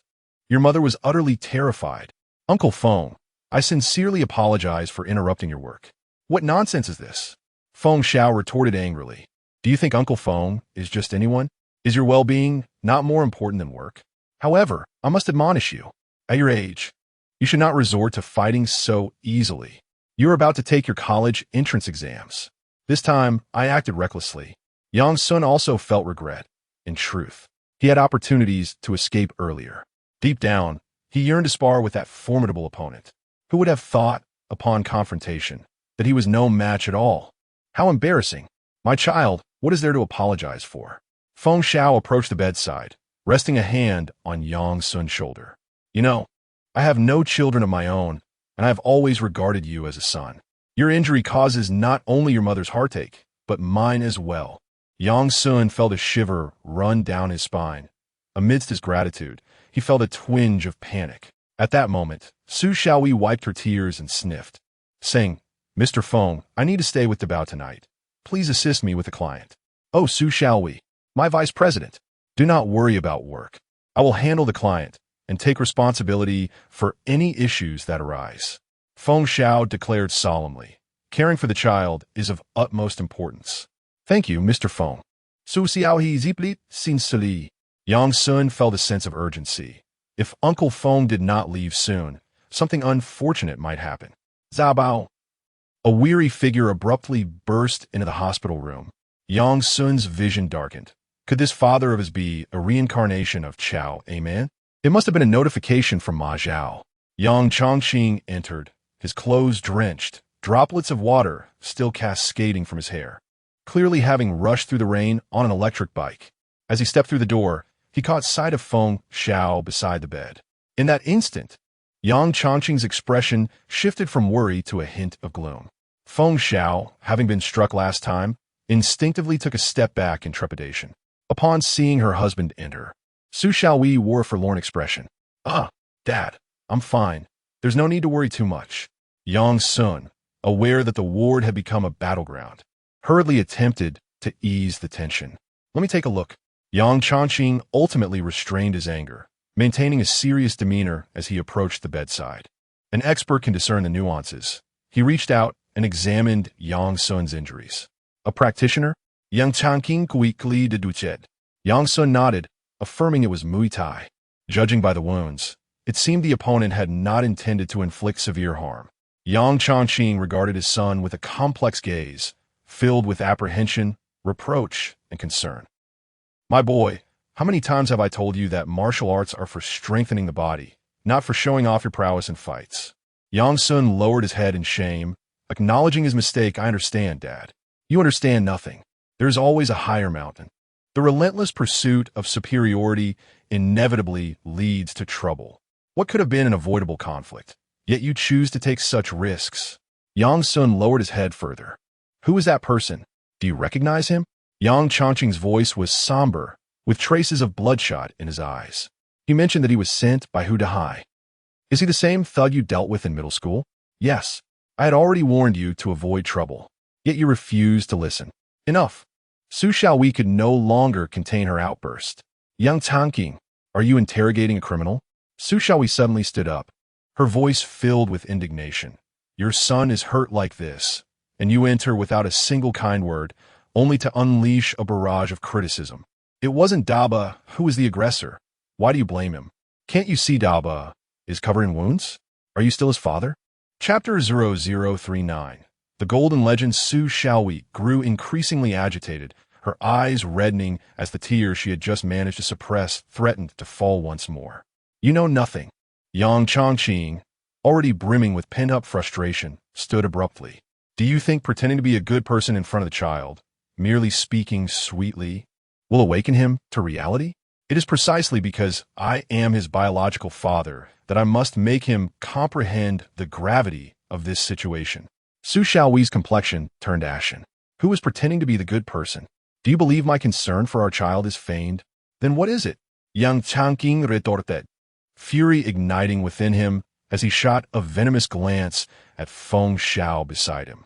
If it weren't for you all, making Daba reluctant to stay home and returning so late every day, would he have found himself in this predicament? Yang Sun was about to explain that he returned late due to tutoring, yet reflecting on the recent atmosphere at home left him in a state of bewilderment. Deep down, did he truly not wish to return home to confront those distressing matters? Don't you feel any guilt, Yang Chongqing? Su Xiaowei cried, her voice breaking with emotion. You are the one who refuses to listen, dismissing everything. You abandoned us, your mother and child, for over half a month. And you still have the audacity to criticize me. I juggle work and household chores, rising early and coming home late. Have I ever lamented to you about my struggles? Not only do you refuse to share the burden, but you also have the gall to blame me. The moment I heard Daba was hurt, I rushed over. What more do you want from me? Yang Chongqing, infuriated to the point of laughter, retorted. You know very well why Haven T returned home. As the argument escalated, Feng Xiao, unable to remain passive any longer, intervened. Shall we, old Yang? Let us all calm down, not in front of the child. Silence. Yang Chongqing glared at him, pointing an accusatory finger at Feng Xiao. Our family matters are none of your business. I shall speak, Feng Xiao declared resolutely. Last time I hesitated, but this time I will not back down. To Yang Chongqing's surprise, Feng Xiao did not falter as he stepped between the couple, summoning his courage to meet Yang Chongqing's gaze. Yang Chongqing's expression shifted erratically, his eyelids twitching with a mix of anger and unease. Clearly, Feng Xiao was prepared for a confrontation, something Yang had not anticipated. Old Yang, even if you intend to strike me down today, there are words I must express. As he spoke, Feng Xiao removed his jacket and tossed it onto the floor. What? Are you taking off your clothes to fight me? Yang Chongqing scoffed, rolling up his sleeves. No problem. I'll give you 3 moves. If I don't beat you to a pulp today. Wait. Feng Xiao, what on earth are you doing? Yang Chongqing suddenly senset something amiss. Why was Feng Xiao not only shedding his jacket, but also unbuttoning his shirt? What does this mean? Is he really preparing for a bare-knuckle brawl? However, his apprehension swiftly turned to shock when a flash of golden leopard print appeared in the otherwise simple hospital room. Gasp! Yang Chongqing's eyes widened in disbelief, as he gasped in astonishment, utterly flabbergasted, as though he had encountered a ghost. The leopard print, he has seen it. Not just him. Even Yang Sun behind him felt as though he was blinded by the dazzling golden leopard pattern. The Victoria's Secret ensemble he spotted in the garage had now audaciously adorned a man. Su Xiaowei had clearly been aware of this all along, her emotions relatively stable, though her expression bore a hint of anguish. The man who rendered the trio utterly speechless seemed exhilarated, as if he had taken something, his face alight with excitement. Feng Xiao, radiant and exuberant, spread his arms wide, raising his chin proudly.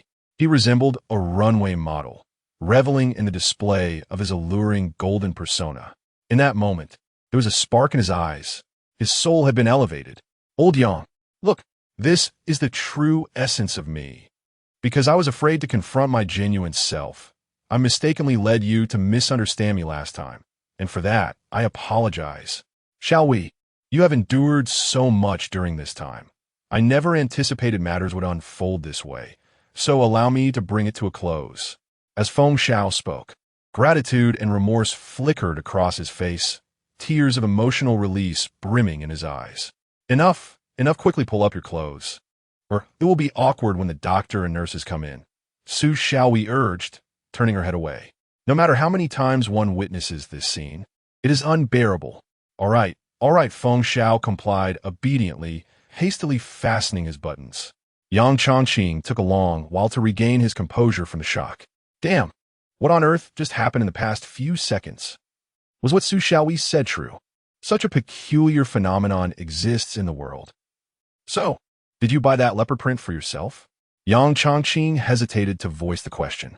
It's a limited edition, requiring real name purchase, so I borrowed Xiaowei's identity. My parents recently came to the city, and I didn't dare send it to my own home, Feng Xiao explained with an apologetic smile. Yang Chongqing expressed understanding, but couldn't resist asking. Old Feng, may I inquire, when did you discover that you, after graduating from university, I had a girlfriend, and we were on the verge of obtaining a marriage certificate? However, during our first night together, I felt nauseous. Oh, so that's why you've remained single? Feng Xiao nodded with a resigned smile. Yang Chongqing took a deep breath, finally gaining clarity. Previously, at headquarters, people constantly introduced me to potential partners, and I could no longer hide it, which is why I returned to Ling City. My parents don't understand me. They think I'm a freak. I once contemplated suicide, but Xiaowei caught me and urged me to live well, patiently guiding me until I gradually emerged from that darkness. Feng Xiao donned a jacket. reverting to his handsome self. Yet, unlike before, he now possessed an undeniable charm. For the first time, Yang Chongqing's eyes reflected a hint of wariness towards Feng Xiao. Understanding. Respect. Uncle Feng, I support you. Yang Sun feigned calmness, though he was relieved it was merely a misunderstanding. However, the truth was undeniably striking. No wonder Jiangli mentioned that in that timeline, Su Xiaowei never ended up with Feng Xiao. It turns out they were good friends. You little rascal. You knew all along? Why didn't you tell me? Yang Chongqing directly shifted the blame onto his son. No. Old Yang, you are being unreasonable. It is clearly your own lack of education and experience. Even mother has informed you, yet you choose not to believe her. Nonsense. Which book discusses this? This variety? Enough, both of you. Mr. Feng is still present. The exchange was painfully discordant. Su Xiaowei was on the verge of exasperation, nearly driven to despair by the antics of this father-son duo. What variety are you even talking about? Meanwhile, Feng Xiao stood by, feeling utterly despondent. He had put forth his utmost effort, yet was met with such disregard. Yang Sun felt a pang of discomfort. If only Feng Xiao had transformed sooner, perhaps the household would not be mired in such trivial troubles of late. Chapter 40. A married man, my dear wife, I acknowledge my faults. I am indeed lacking in insight. Yang Chongqing's heart was unburdened, and his tone when addressing his wife brimmed with affection. If only you had clarified things with us sooner, we could have avoided this predicament. Su Xiaowei shot him an exasperated glance. Did I not make myself clear? How much more explicit must I be? Must I drag old Feng before you and force you to scrutinize him? After all, Feng Xiao held a position of authority. She could hardly dare to do such a thing. Should matters escalate, not only would she risk her job, but Feng Xiao might also be driven to despair. Su Xiaowei felt a wave of exhaustion wash over her. Her career had seen a significant upturn, largely due to Feng Xiao's support, which already placed her in his debt. With Yang Chongqing's martial arts school faltering, the financial burden fell squarely on her shoulders. In such circumstances, she could not afford to take risks. Moreover, Yang Chongqing's recent furtiveness had left her feeling discontented. Not to mention, unfamiliar strands of hair had begun to appear in their home, something that had never occurred before. Yes, it's all my fault. Please, do not be angry, my dear wife. Yang Chongqing forced a smile, gently stroking Su Xiaowei's back, not daring to show even a hint of irritation. You are the head of the household. How could I ever demand an apology from you? Please, my love, forgive my lack of education. Is this obsession merely a matter of education? As she felt herself on the verge of being drawn into their conversation, Feng Xiao hastily interjected, You two continue your discussion. I shall take my leave. Having already been labeled as a peculiar specimen, he had no desire to hear any further outrageous remarks. Oh, you are leaving already? I wanted to extend my apologies and treat you to a meal. Yang Chongqing was quite eager, accompanying him all the way to the door and waving farewell in the corridor. Old Feng, thank you for your hard work. Do come over for dinner next time. Su Xiaowei found herself both amused and exasperated. Enough with the insincerity. Aren't you just worried he might give you a hard time at the office? Old Feng was certainly not as petty as that. Yang Chongqing scratched his head, aware of his guilt, and refrained from retorting. Father, you must return home quickly. Mother has been overwhelmed with work lately. Following the events of the day, Yang Sun felt uneasy about leaving Su Xiaowei alone at home. Of course, I shall return to my dormitory to gather my things and come back tonight. That is unnecessary. I can sleep quite well on my own. Su Xiaohi hup fet gun li. My dear, the bed in the dormitory is small and hard, and I have been plagued by nightmares, which disrupt my rest. Was that not your own choice? After some gentle persuasion, Su Xiaowei finally acquiesced to allow him to return home for the night. Watching his father express endless gratitude and cheerfully exit, Yang Sun could not help but shake his head and sigh. What was the benefit of marriage? Observing his father's submissive demeanor at home, he felt a twinge of pity. Debeo, I have yet to ask you, who arranged that single room for you? Su Xiaowei, now composed, posed her question. It was a classmate who brought me here. Oh, Su Xiaowei teased with a knowing smile. Is it the girl who helps you with your studies? Yang Sun nodded. I must sincerely express my gratitude to her. She should never be burdened with the medical expenses. Su Xiaohi advis. I understand, mother. You may return home. I do not require company, I reassured her. Are you certain you can manage alone? Su Xiaowei remained concerned. Shall I summon a caregiver for you? She had arrived in haste, bringing nothing with her, and given that she had work the following day, it was indeed inconvenient for her to stay overnight. There is no need. I merely move a bit slower, Yang Sun insisted, and after much persuasion, even taking a trip to the restroom to allay her worries, Su Xiaowei finally left with a sense of relief. However, as half an hour slipped by without any sign of Jiang Li's return, Yang Sun began to feel a twinge of anxiety. Surely that man in the raincoat hadn't followed her and caused her harm? He hastily retrieved his phone and sent a message. Where are you? Are you all right? Outside the hospital, within a white Bentley, Jiang Li glanced at her phone and replied, Is that you, Yang Sun? Beside her sat the plump figure of Jiang Haichao. Concerned by Jiang Li's delayed return home, he had checked the car's GPS location and hurried over. Yes, he thought I might be in danger. How naive. A sweet smile graced Jiang Li's face. Jiang Haichao frowned. As someone who had experienced life, he could see that his daughter was in love. It pains my heart. As a father, I worry too. That's why I equipped your car with a tracking device. He lamented. In a situation like this, couldn't you have called me back immediately? All right, I promise to inform you sooner next time, Jiang Li said, playfully stroking her father's round chin. You should head home now, Dad. I'll drive back later myself. After saying this, she picked up her shopping bag and exited the car, making her way toward the inpatient department. Young women should not remain unguarded. Jiang Haichao mused, his brow furrowed. Jihong, have you received any updates? The driver, the esteemed lawyer Ma Jihong, was busy connecting with various contacts via his phone. Brother-in-law, it appears that the individual Jiang Li encountered is most likely someone sent by Chen Mingxiu. Oh, Jiang Haichao's expression shifted. But I read in the news that Chen Mingxiu was imprisoned for illegal trading. He has been released. It seems the evidence was insufficient. Ma Jihong remarked with a wry smile. Recently, our colleagues in the legal field have been murmuring about how deep his connections run. So, Chen Mingxiu was cornered by Yang Chongqing and resorted to targeting his son? Jiang Haichao pondered. I truly do not comprehend the animosity between them. Before Ma Jihong could finish his thought, he spotted someone emerging from the hospital entrance. Isn't that Su Xiaowei? Su Xiaohe? Jiang Haichao jolted, stretching his neck to see. Where's she?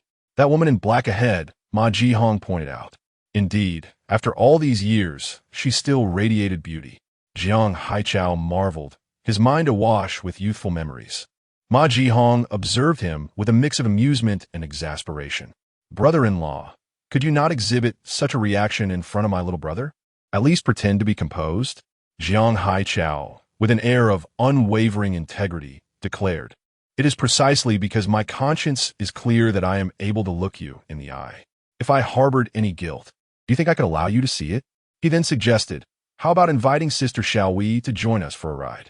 She appears to be in need of a taxi. We could offer her a lift.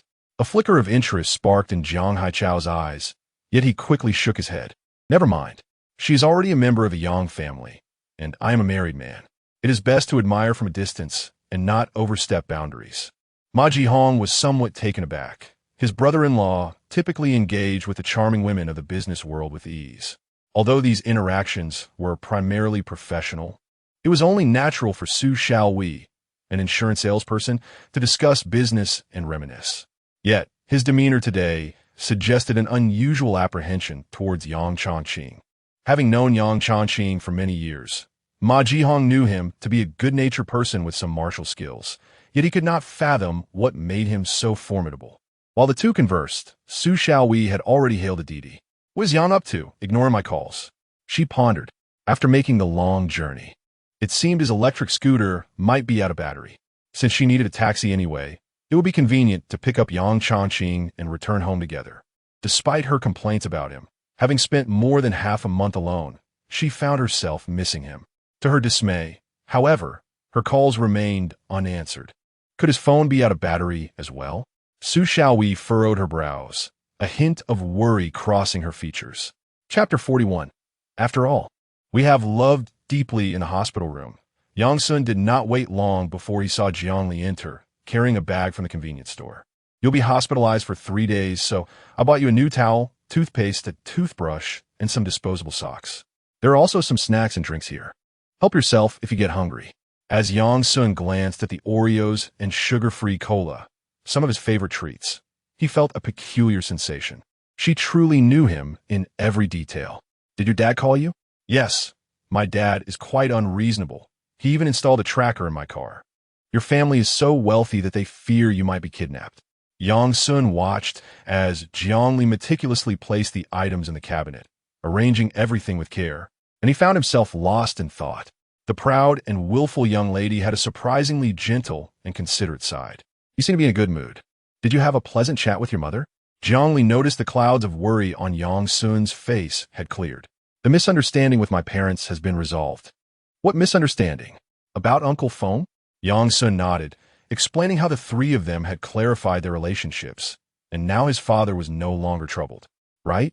I told you, Mom, Annie and Uncle Feng are nothing. Jiangli nearly slipped up again, her cheeks flushing. After tidying up the hospital room, she sat elegantly on a nearby bench, crossing one long, beautiful leg and pulling out her phone. Yang Sun mused. That pose would look exquisite if she were wearing stockings and a short skirt. Stop peeking. I'm not wearing a skirt, Jiangli teased, having caught him in the act. Of course, Yang Sun would not admit to it, thinking, what are you talking about? Am I that kind of person? Get some rest. The doctor said you should lie down as much as possible. It's late. You should head home. Thank you for today. It's no trouble. I'll stay a little longer. Are you worried that he might chase you here? Jiangli fell silent, genuinely uneasy. Don't worry. There are cameras everywhere in the hospital. If he comes here, he'll be caught easily. I actually hope he shows up, Yang Sun said with a light-hearted laugh. Jiangli huffed. So you want to get rid of me? The white moonlight from the first high school of Lin City is here to keep you company. And you're unaware of your good fortune. Is there anyone who calls themselves white moonlight? There is. That's me. All right then. You're impressive. As night fell, the floor was quiet. Even the sounds of snoring from other rooms could be heard.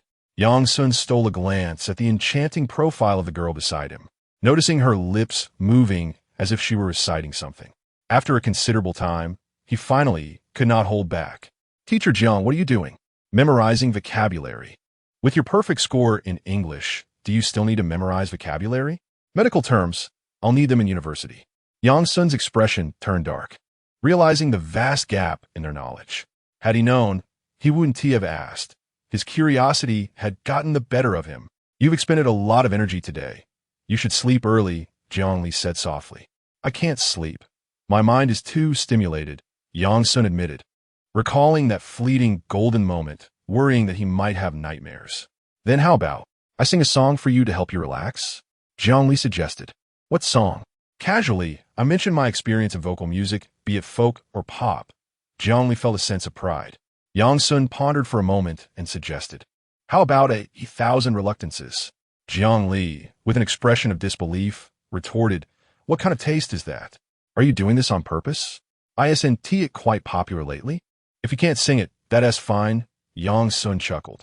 Jiangli found his provocation amusing, yet she still perused the lyrics, found an accompaniment, and began to sing softly. Do not question right from wrong, for we have loved deeply. During the days you accompanied me, I was truly happy. In the hospital room, the sweet and melodious voice of a young girl resonated. Outside the window, a relentless rain poured down. In Rose City, the lights remained dim as the establishment had yet to receive permission to open. A thoroughly drenched man approached the entrance, appearing rather disheveled as he braved the rain. Stop! What are you doing? The two security guards in black suits, noticing his approach, shouted with authority. May I inquire if Mr. Chan is present? The man lifted his head, revealing a refined and handsome visage, his smile akin to a ray of warm sunlight piercing through the night. And you are? One guard questioned. I'm a friend of his. Get lost. Look at you, in such a pitiful state. Go take a piss and look at yourself. Thinking you can associate with our boss? The man remained unfazed, observing, this place isn't open yet, and you stand guard at the door. Which indicates there must be someone important inside, correct? What business is that of yours? Leave now, or we'll make you regret it. As the guards rolled up their sleeves, the man calmly walked through the gap between them. You're asking for trouble. The guard on the left lunged forward with a punch. Yet, Strangely, his fist met only air. The man had vanished? The guards peered inside, astonished to discover that the man had already breached the corridor. Damn it! Stop him! Just as the two guards were about to pursue, they felt their legs go numb, losing all sensation. As they attempted to step forward, they both stumbled, crashing onto the unforgiving marble floor, nearly knocking their teeth out. What the hell? What has happened? They exchanged bewildered glances, terror mirrored in their eyes. What had this man done? They had sensed a thing. Quick, call the boss. Inform him someone has entered. Don't rush me. I'm dialing now. On the third-floor bar, Chun Mingxiu puffed on a cigar, sliding a small black safe toward the bartender, Zhe. I never expected someone of your caliber to request a firearm from me, he remarked. With the strict regulations in the mainland, only antiques are available, but they will suffice. Zhe set down his freshly poured beer, opened the safe, and retrieved an old revolver. Though it may be somewhat aged, it is reliable. He skillfully loaded the bullets and, with a flick of the cylinder, prepared it for use. Go find his son. It could yield results. If that kid is truly trained by Yang Chongqing, it's prudent to be armed. I suspected that the father and son duo would be formidable. Hence, all the misfortunes. Chun Mingxiu warned. In short, regardless of your methods, the death must be staged as a natural one. Rest assured, we will provide several scapegoats with criminal records to impersonate the assailants. No one will care. As his words echoed, a figure hurriedly approached. It was the head of the bodyguards. Boss, this is bad. Someone has intruded. Chun Mingxiu turned, his face a mask of displeasure. You nearly scare me to death. Speak clearly. Who has entered? Just as the bodyguard was about to respond, he appeared to witness something horrifying, raising his trembling hand to point towards the bar. Chun Mingxiu followed his gaze and was instantly struck with alarm, leaping from his seat. Who was that? At some point, the bartender had vanished, replaced by a silent man. Drenched and with his head bowed, a figure that seemed to merge seamlessly with the surrounding backdrop, like a silent shadow.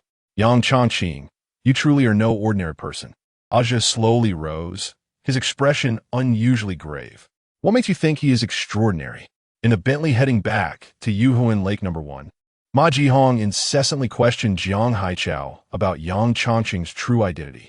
Yet, Jiang Haichao evaded the inquiry, merely stating that the man surnamed Yang was indeed not an ordinary individual, refusing to elaborate further. Why are you so inquisitive? Jiang Haichao replied impatiently. Brother-in-law, I have been with you since your days of selling fruit, and I know your character well. As Ma Jihong drove, he chuckled confidently. Even if someone is wealthier, more talented, or more powerful than you, it doesn't mean you'll regard them highly. Yet Yang Chongqing has nothing of note, and he even took your first love. How can you not harbor any disdain for him? I can't help but be curious. Jiang Haichao gazed out at the night, a self-deprecating smile gracing his lips. If I were to tell you the truth, you might not even believe it. Chapter 0042. The red rose Ma Jihong grew increasingly animated. You go ahead and speak.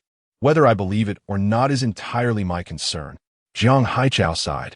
As you know, back in the day, both he and I were vying for Su Shaohui's affection. We were quite impoverished then, without telephones, and the Su family was particularly strict. The only way to communicate was through letters. To win her heart, I would sneak down to the Su residence in the dead of night, tying my love letters to stones and tossing them onto Su Shaohui's balcony. Ma Ziong laughed et artidi. I remember that. You did the same thing for my sister, and you even broke a window. Our family thought we were being robbed. Ah, why must you bring that up? Do you still wish to continue?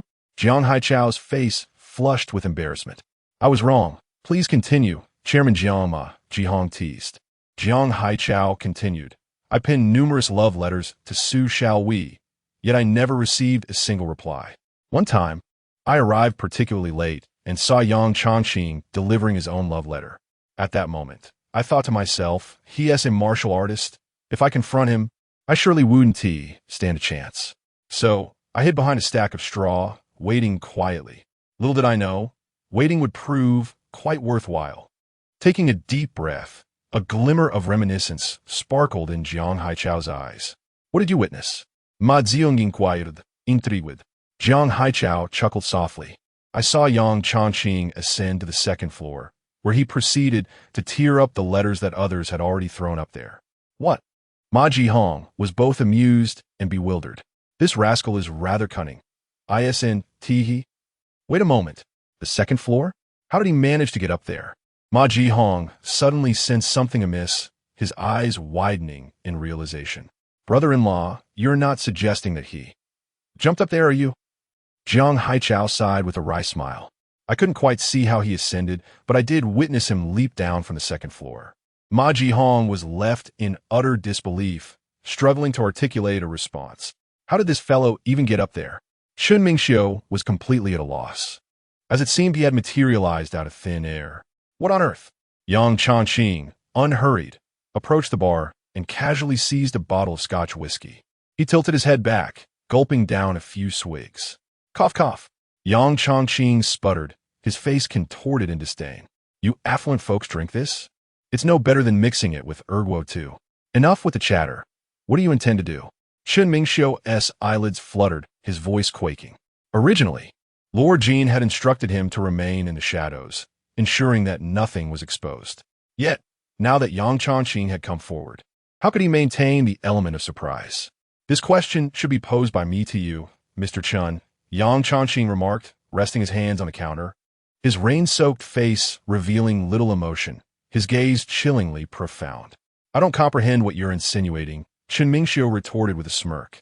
There's no evidence. Simply denying it will suffice. Once this fellow leaves, I'll seize the opportunity to act. It's merely a matter of spending a bit more money. Not understanding is inconsequential. Yang Chongqing stated. I came today with a modest request, one I hope you will accommodate. Pray, enlighten me, Chun Mingxiu replied, perplexed. Turn yourself in. What? Chun Mingxiu suspected he had misheard and laughed heartily. Could you repeat that? I hope you acknowledge your crimes and serve a few years in prison, perhaps a life sentence. But eventually, you will emerge after a decade or so. Yang Chongqing replied earnestly. In that case, it would be beneficial for everyone. I finally understand why some wish for your demise. Chun Mingxiu slowly retreated, his face ashen. You deserve to die. The moment the word die escaped his lips, Aja had already raised his gun. A loud bang resonated. Crash. A bottle of liquor on the cabinet behind Yang Chongqing shattered. As if Honed, having clearly aimed for Yang Chongqing's head. How could he have missed? You were the one who targeted my son, he asserted. In that instant, Yang Chongqing's gaze resembled that of a tiger poised to pounce. Thanks to that brat, I've been rather entertained, he remarked. As Aja spoke, 2 more shots rang out, yet they too struck only the cabinet behind. How could this be? Aja felt as though he were hallucinating. He had aimed directly at Yang Chongqing's head. At such close range, how could his aim have faltered? The greatest flaw of a gun is that bullets cannot curve. Yang Chongqing calmly stated, as long as you know where the muzzle points, a gun poses no threat. Stop pretending before me. Go to hell. Azi, consumed by anger and humiliation, had set aside his pride to wield a gun, only to become a laughingstock instead. He could not accept it. Just as he prepared to fire again, Yang Chongqing seized his wrist with one hand. Before he could react, a tremendous force hurled him from the stage. He flew in a perfect arc, crashing onto the floor behind the bar. Thud! The heavy sound of impact accompanied by the cracking of joints. Aja grimaced in pain, realizing his right arm had been twisted into a pretzel. Before he could scream, Yang Chongqing stepped on his mouth. Several teeth were crushed, swallowed into his throat, leaving his face bloodied and disfigured. With another swift kick, this time aimed at Aja's abdomen, Aja coughed up blood, his eyes wide with fury, yet utterly unable to resist. Yang Chongqing looked down upon him, as if he were observing not a man, but a prey destined to perish. I, Yang Chongqing, am but an ordinary man, lacking ambition, relying solely on my meager martial skills to earn a living. Having lived half my life, I cannot even afford a small car. Running a martial arts school, the down payment for my house was entirely thanks to my wife.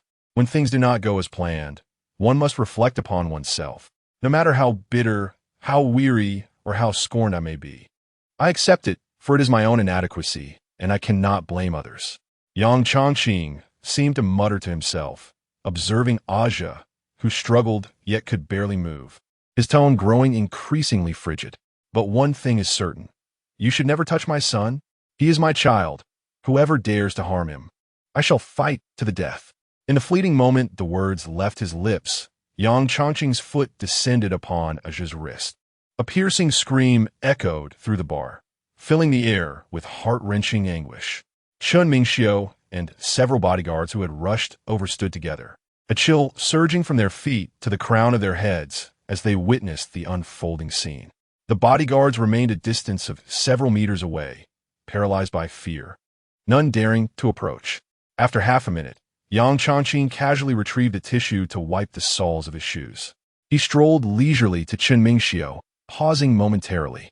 Within 3 days, I expect to see news of your confession. Should you contemplate any tricks, I advise against it. With that, Yang Chongqing nonchalantly exited the premises. The bodyguards stood like statues, none daring to intervene. Chun Mingxiu's legs buckled, and he collapsed onto the ground, his gaze fixed upon Aja, who clung to the last remnants of life. Exiting Rose City, Yang Chongqing jogged towards a nearby alley, where he mounted his electric scooter. He pulled out his recently powered-off phone, and upon opening it, was greeted by a flurry of missed calls and messages. Darling, my phone ran out of battery earlier. And so did the scooter. I just found a place to recharge. I'll be a bit late getting home. If you're tired, rest early. No need to wait for me. After sending a couple of voice messages, Yang Chongqing hurriedly set off, vanishing into the nebulous, rain-soaked streets of the night. Shortly after his departure, a woman clad in a black hooded sweatshirt emerged from an alley opposite Rose City. She held a vivid red umbrella, standing out like a resplendent rose in this somber world. Chapter 0043. A source of supply. Yang Sun could not recall the precise moment he succumbed to slumber the previous night. He only remembered a fleeting sensation, something soft brushing gently against his face, accompanied by a delicate fragrance. Had he been taken advantage of, or was it merely a figment of his imagination? He reached for his phone on the bedside table and glanced at a message from Ma Wen. Brother Yang, how is your health? I've arranged for a sick leave on your behalf. The King of Hell seems rather concerned about you. Take the time to rest well. Which hospital room are you in? I'll visit you after school. Let me know if you crave anything. A smile unconsciously graced the corners of Yang Sun's mouth. Such is the bond of brotherhood. I don't need any food. Just bring me the assignments I need to complete. What? Are you seriously aiming to take the entrance exam for Jian University? How absurd. I could weep. You know you sure is probably going there too. Shouldn't you put in a bit more effort? Or she breaks up with her boyfriend in the future.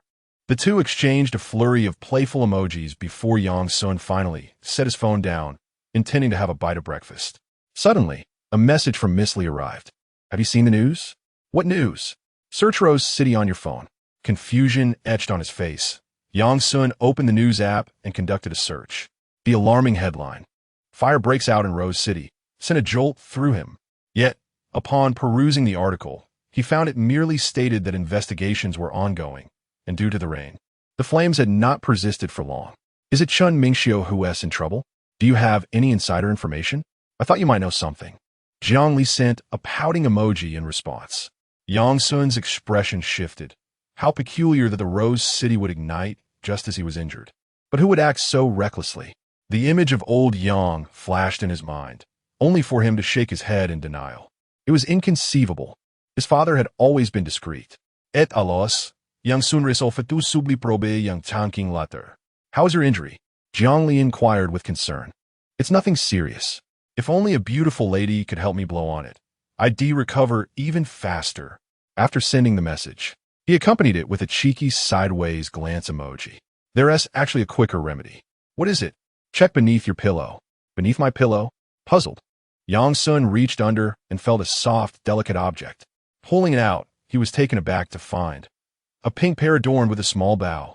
His pupils dilated in shock as he hastily shoved it under the blanket to prevent the passing nurse from mistaking it for something inappropriate. Is this yours? Do you like it? Why did you leave this for me? I worried you might feel lonely, so I permit you to use it as a reward for yourself.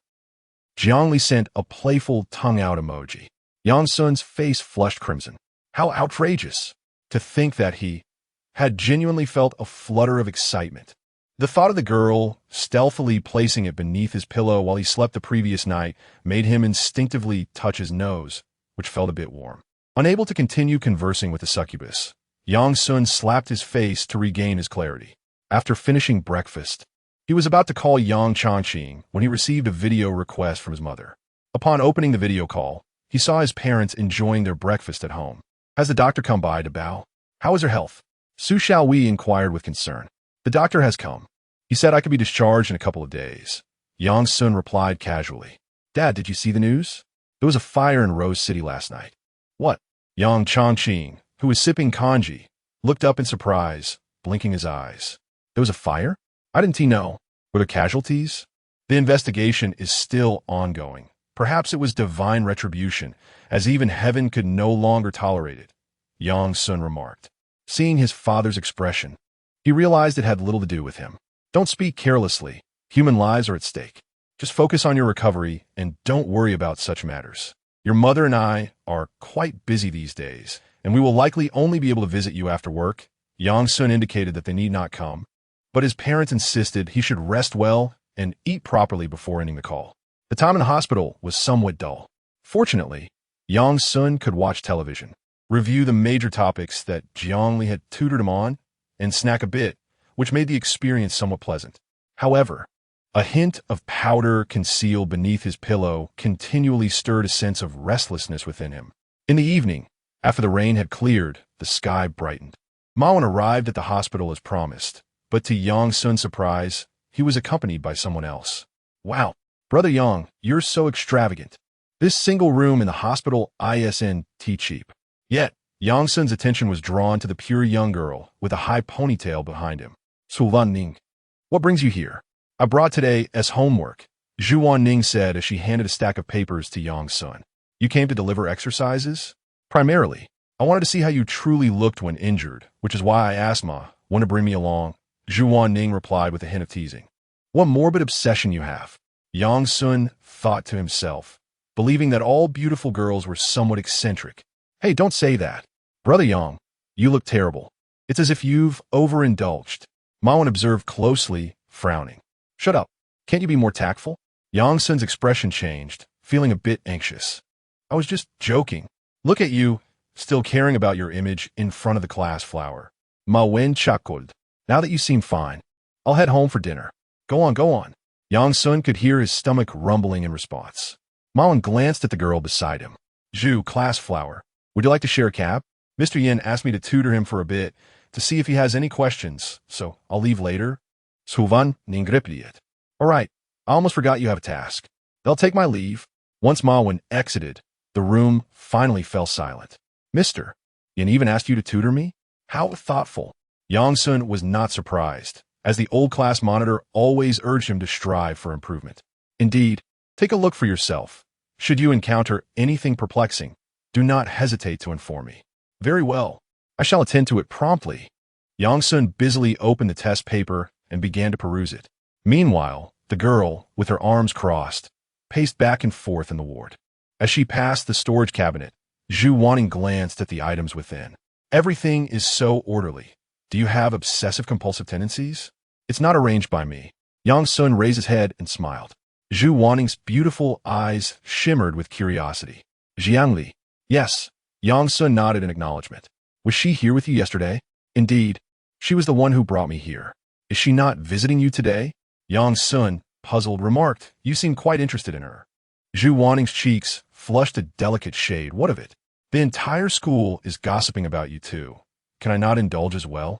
Yang Sun Sruget. That does not seem unreasonable. She probably has matters to attend to. Besides, my injuries are not severe. I shall be discharged in a couple of days. Yang Sun surmised that Jiang Li was likely investigating the fire in Rose City, concerned for her father's safety. After a while of tackling the questions, Yang Sun indeed encountered a few he could not solve, prompting him to seek Zhu Wanning's assistance. Zhu Wanning ceased her pacing, pulled over a small stool, and patiently began to explain the concepts to Yang Sun. The girl leaned in closer, while Yang Sun sat on the bed, positioned higher, allowing him a glimpse of the subtle allure at her neckline. Wow, I had never noticed before. This studying fairy truly conceals her talents. Is it appealing? Yang Sun, startled, suddenly realized that Zhu Wanning was regarding him with a cool, slightly disdainful gaze. Chapter 0044. The unspoken Yang Sun, caught in the act. felt a flush of embarrassment wash over him, his head bowed in shame. Someone had graciously come to assist him with his studies, and yet he had been preoccupied with assessing their measurements.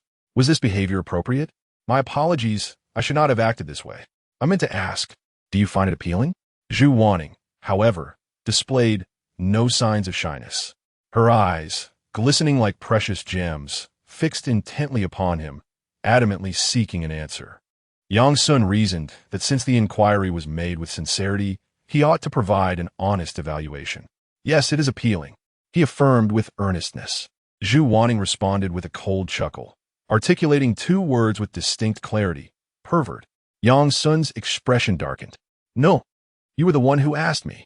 Did you also go and secretly film in the women's restroom? Ah, Yang Sun sighed, conceding defeat. After all, he was in the wrong. Fortunately, this small episode did not seem to faze Zhu Wanning, who continued to elucidate the problems to him. Half an hour later, Yang Sun experienced a moment of enlightenment, exclaiming with genuine admiration, "You explain things so well. It makes everything so much easier to understand." Enough flattery.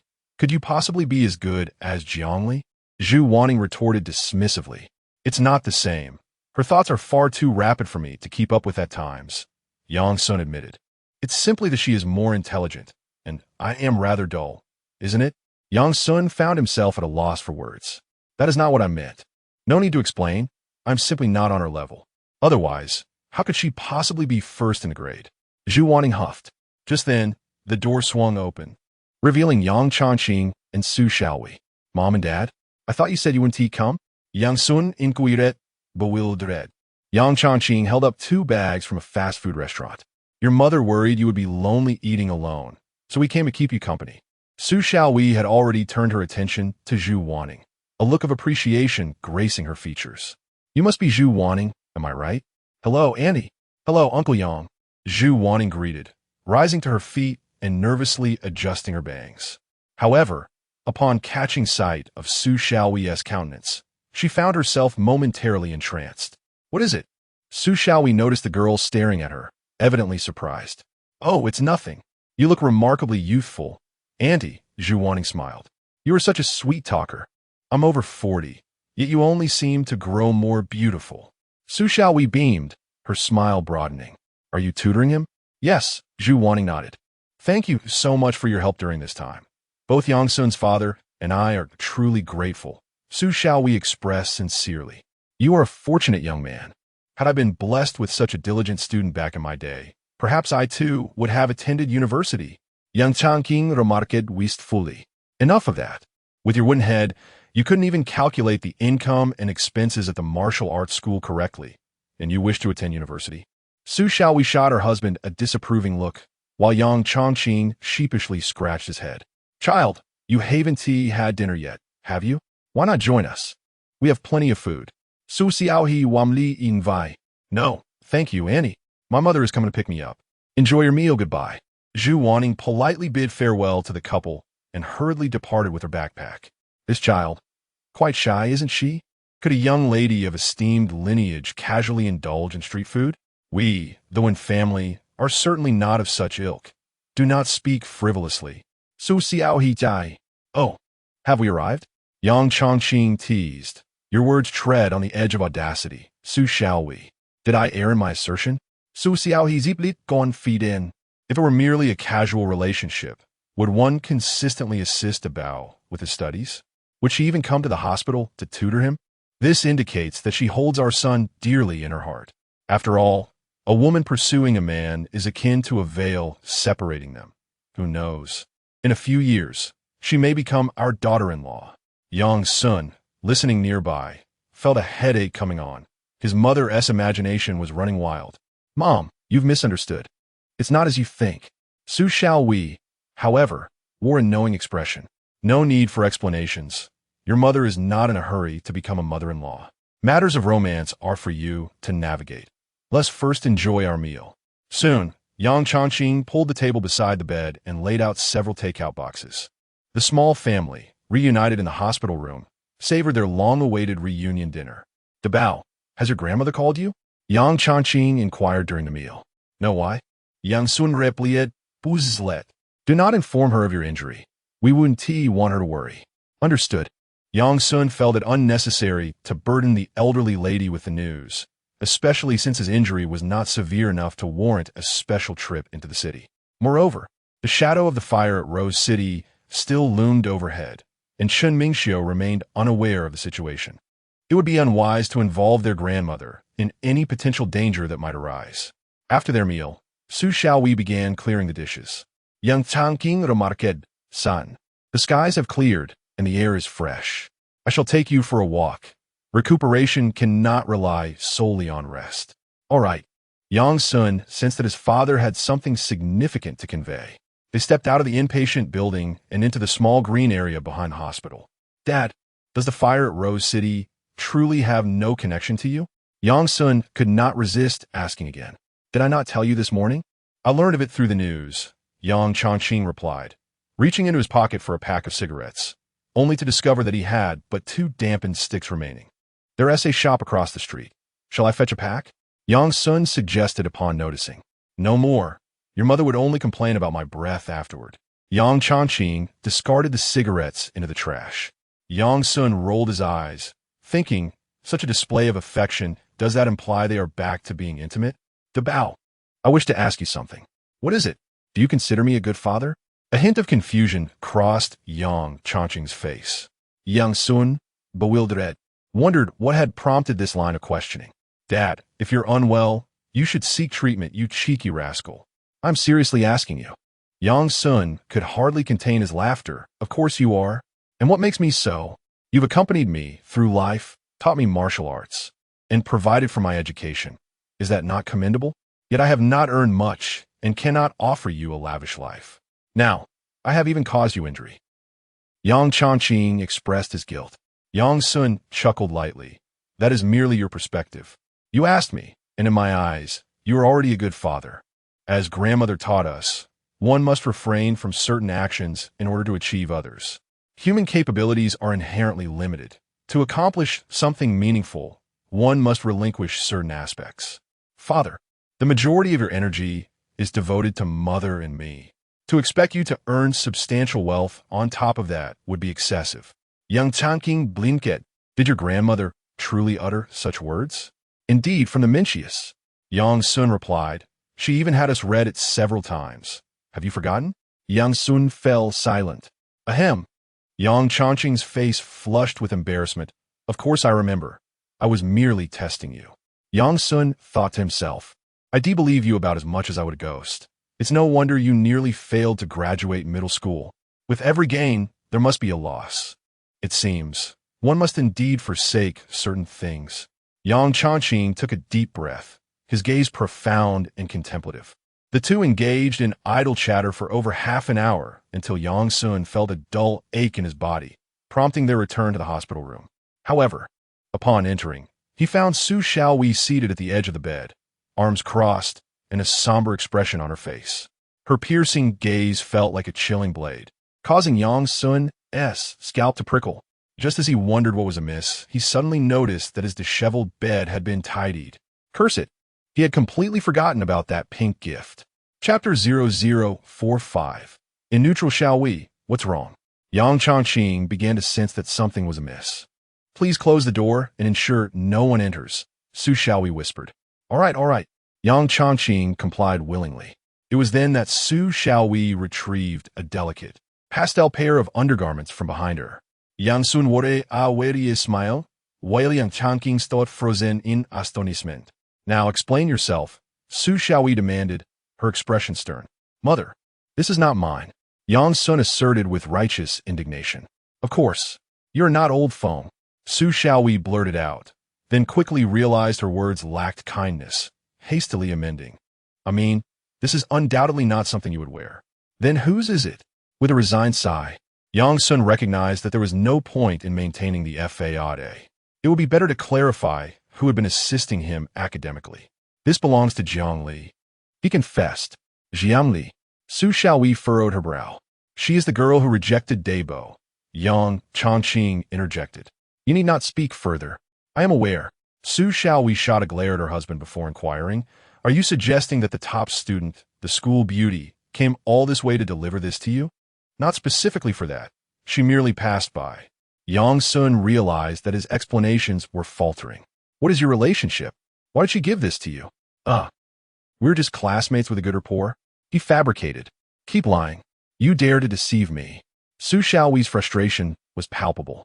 You have been turned down by her, yet she would gift you this? We all saw it. Just admit that this was left by Zhu Weining and that you two are in a relationship. Is it truly so difficult? Do you think your father and I would be against your romance? Are we that unprogressive as parents? Yang Chongqing clapped his hands in agreement. Exactly. Be honest with your mother. Don't trick her. I. Yang Sun was bewildered. He was speaking the truth. You young ones have such audacity. Embracing each other in public is one thing, but this is a hospital. What if someone sees you? Have you no shame? Su Xiaoyi's face flushed at the mere thought of what these young lovers might have been up to before their arrival. Crucially, Zhu Weining was dressed in a skirt today, which meant she likely. Return to neutral? No wonder she left hastily after being invited to dinner. Once seated, it would be easy for secrets to unravel. Ashu, in a sleek Mercedes SL 350, Zhu Weining in the passenger seat could not suppress a sneeze. What's wrong, sweetheart? Are you cold? Zhu Sheng, who was driving, asked with concern. No, it's just that my nose itched for some reason, Zhu Weining replied, glancing out at the scenic view.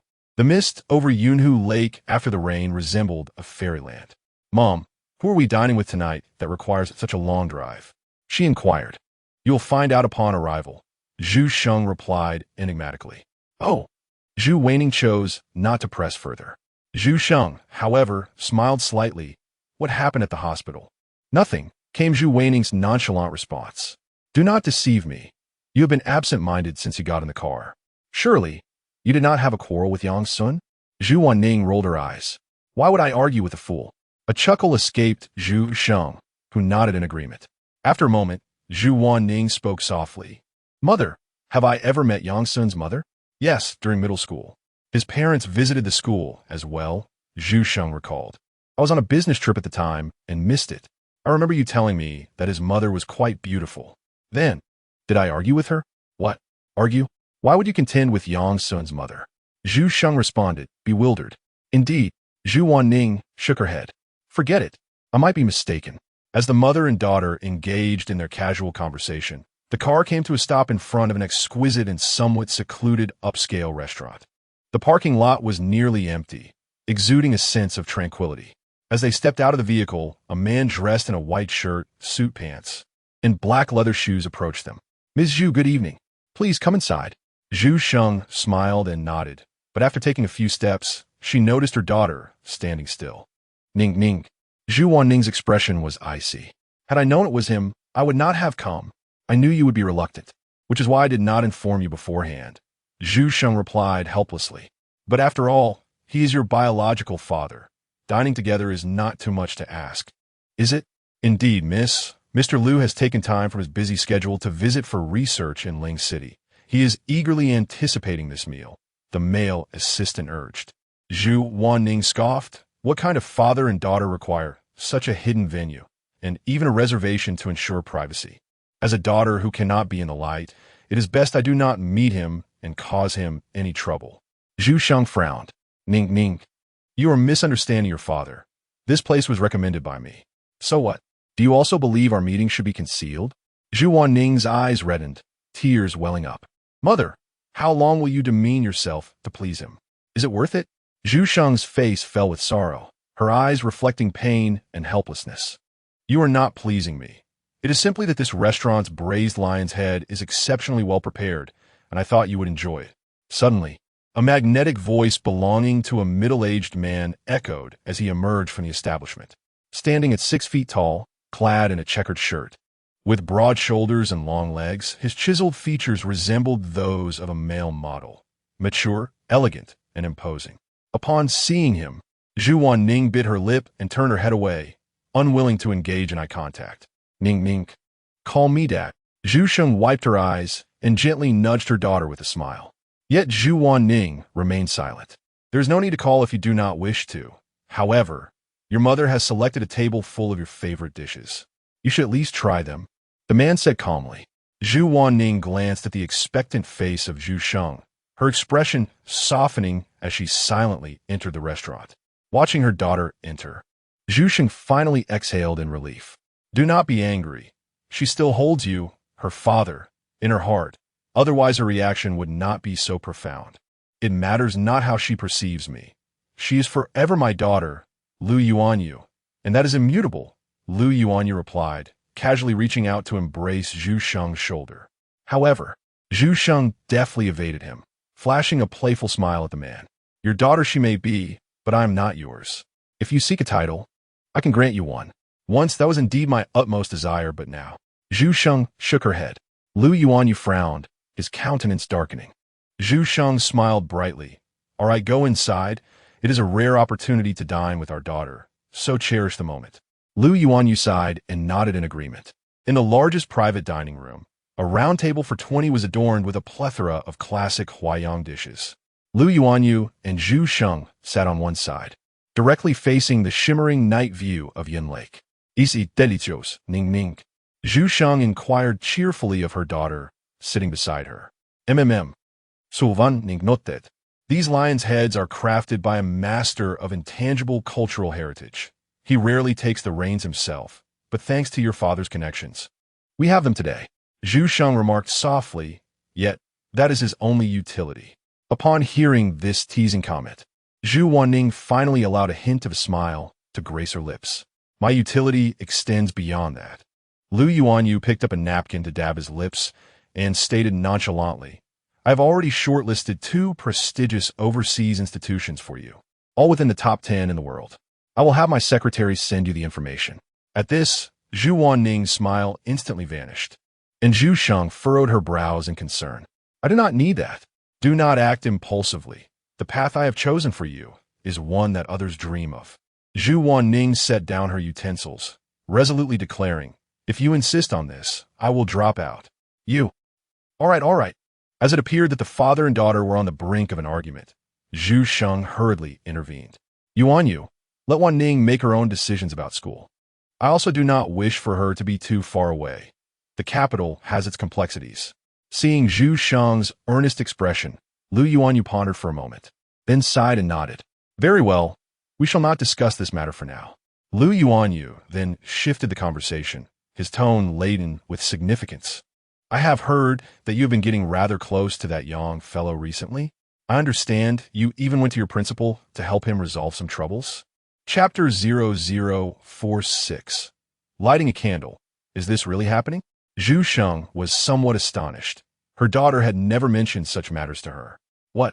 Do you wish to display the vast influence of the Lu family, as if everything is within your grasp? Zhu Wanning scoffed, finding the notion tedious.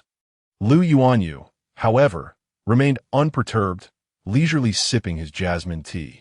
You repeatedly insist that you do not wish to acknowledge me as your father, that you desire to distance yourself from me, yet in reality, throughout your life, the clothes you wear, the house you reside in, the car you drive, are all possessions that your classmates, despite a lifetime of effort, may never attain.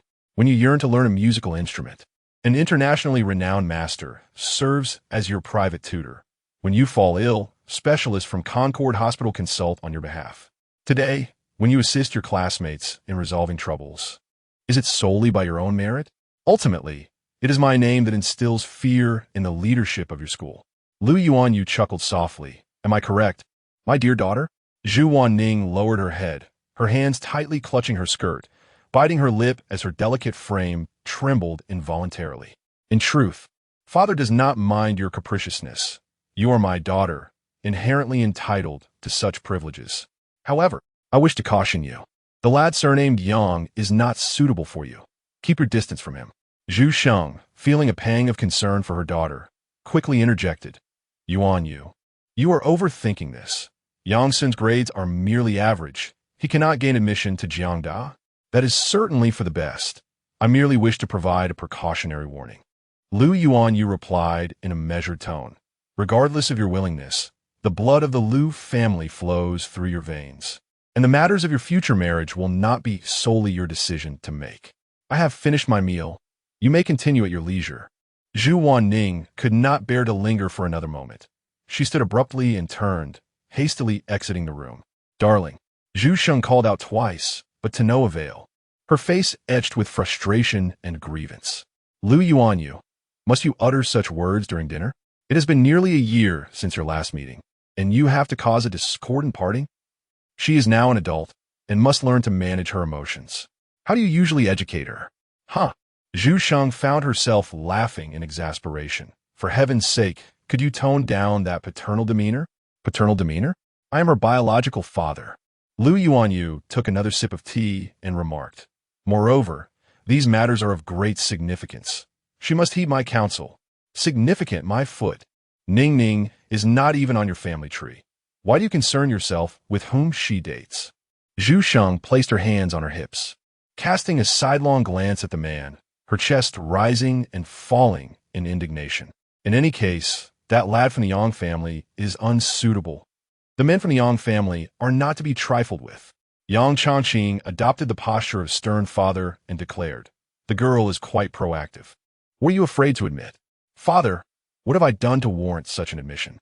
Yang Sun was on the verge of despair. What you have done is painfully clear. The evidence is irrefutable. Yang Changqing glared. Zhu Wanning is a good girl. If anything were to transpire between you, you must take responsibility. Big treasure, tell your mother the truth. You did use protection, right? Su Xiaowei asked cautiously. Mom, isn't that a bit premature? Stop with the banter. Su Xiaowei admonished. I must warn you. Do not let this escalate to a life-or-death situation. Should it come to that, assure her that she can give birth without worry. Our family will take responsibility for raising the child. Young Sun S. leaps to jet. Did you not say you weren't prepared to be a mother-in-law? I have no interest in being a mother-in-law, but I would relish being a grandmother. Su Xiaohi Lao Vet Hetiti Li. Her joy infectious, as Yang Changqing beside her also wore a face filled with longing, as if he could already envision the scene of doting on grandchildren. Yang Sun, stroking his short hair, felt a profound respect for the couple's vivid imagination. Are there any rational individuals left around me? Perhaps because the thought of becoming a grandmother was so delightful. Su Xiaowei, despite her rosy mood, did not genuinely get upset. She soon cheerfully went off to help Yang Sun with the discarded underwear and socks. Meanwhile, Yang Changqing took the opportunity to rummage through Yang Sun's backpack. Dad, what are you doing? Do you have paper and a pen? Isn't that obvious? I need them for the college entrance exam. Yang Sun was speechless as he handed his father a piece of scrap paper and a pen. What are you going to write? Although his father appeared refined, he had rarely seen him use a pen since signing his assignments in childhood. The ancestral martial arts internal cultivation method that you have always desired, remember? Yang Changqing positioned the paper, lifted the pen, and gazed earnestly at his son. I will ask you one last time, are you certain you want this? Yang Sun was momentarily stunned, and after a wave of shock, elation washed over him. Is it truly real? He had always believed in the existence of internal energy, and after years of practice, feeling the flow of qi only reinforced his conviction. In elementary school, obsessed with Feng Yun, he would secretly light a candle and, from a distance, playfully attempt to perform the cloud-pushing palm. Watching the candle's flame sway, he knew it was due to airflow, yet he found joy in the endeavor. These youthful follies were only known to Jiangli in part. Observing his son's expression, Yang Changqing needed no further inquiry to discern the answer. He sighed it exists, but whether you can cultivate it depends solely on yourself.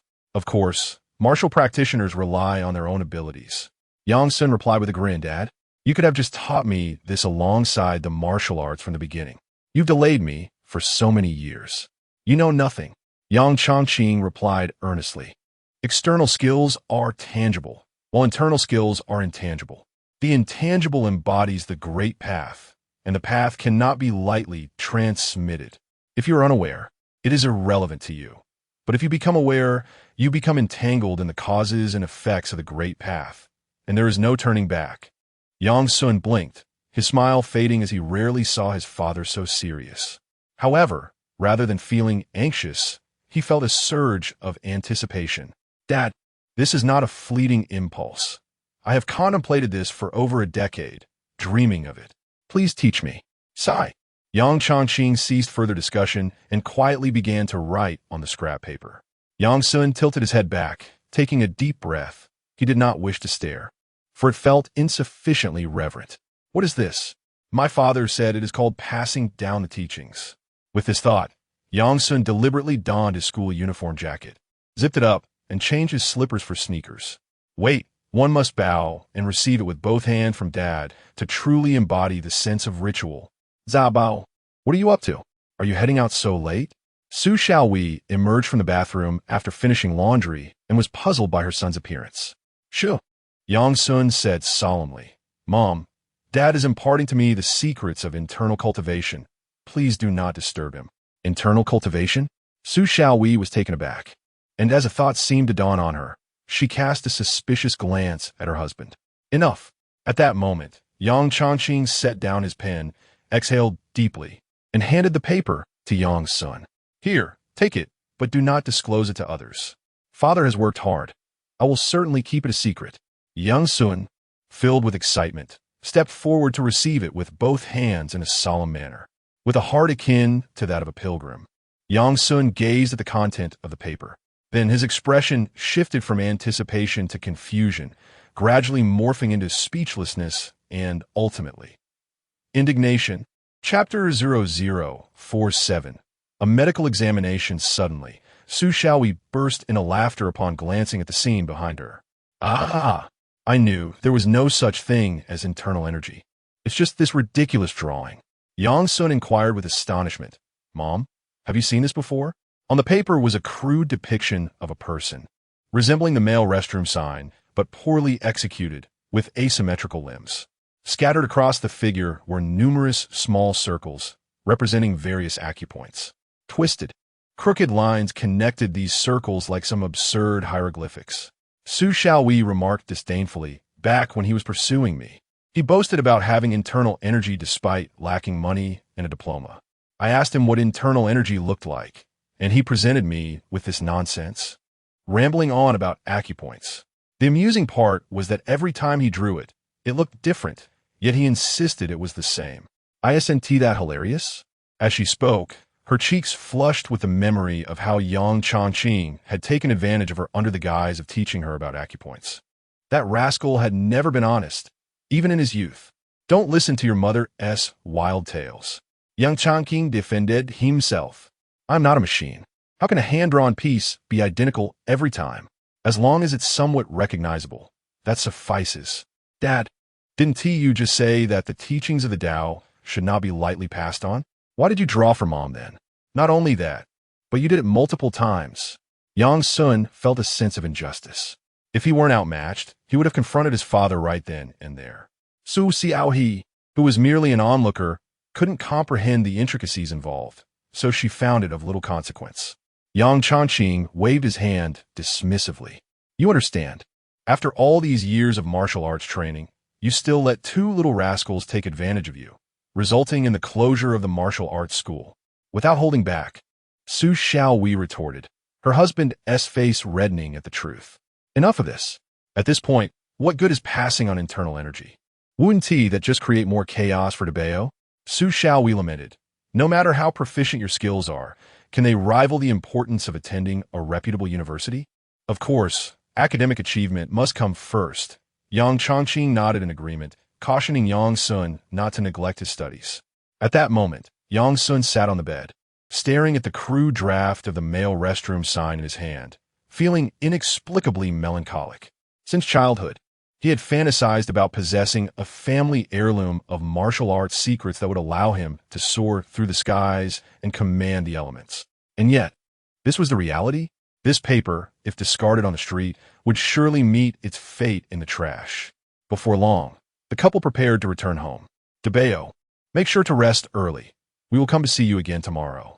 Yang Sun looked up, unwilling to accept the situation. Dad, do you really not have any hidden internal energy techniques or anything? Any movements or methods would suffice. Not a chance. Do you think internal energy is akin to traditional Chinese massage?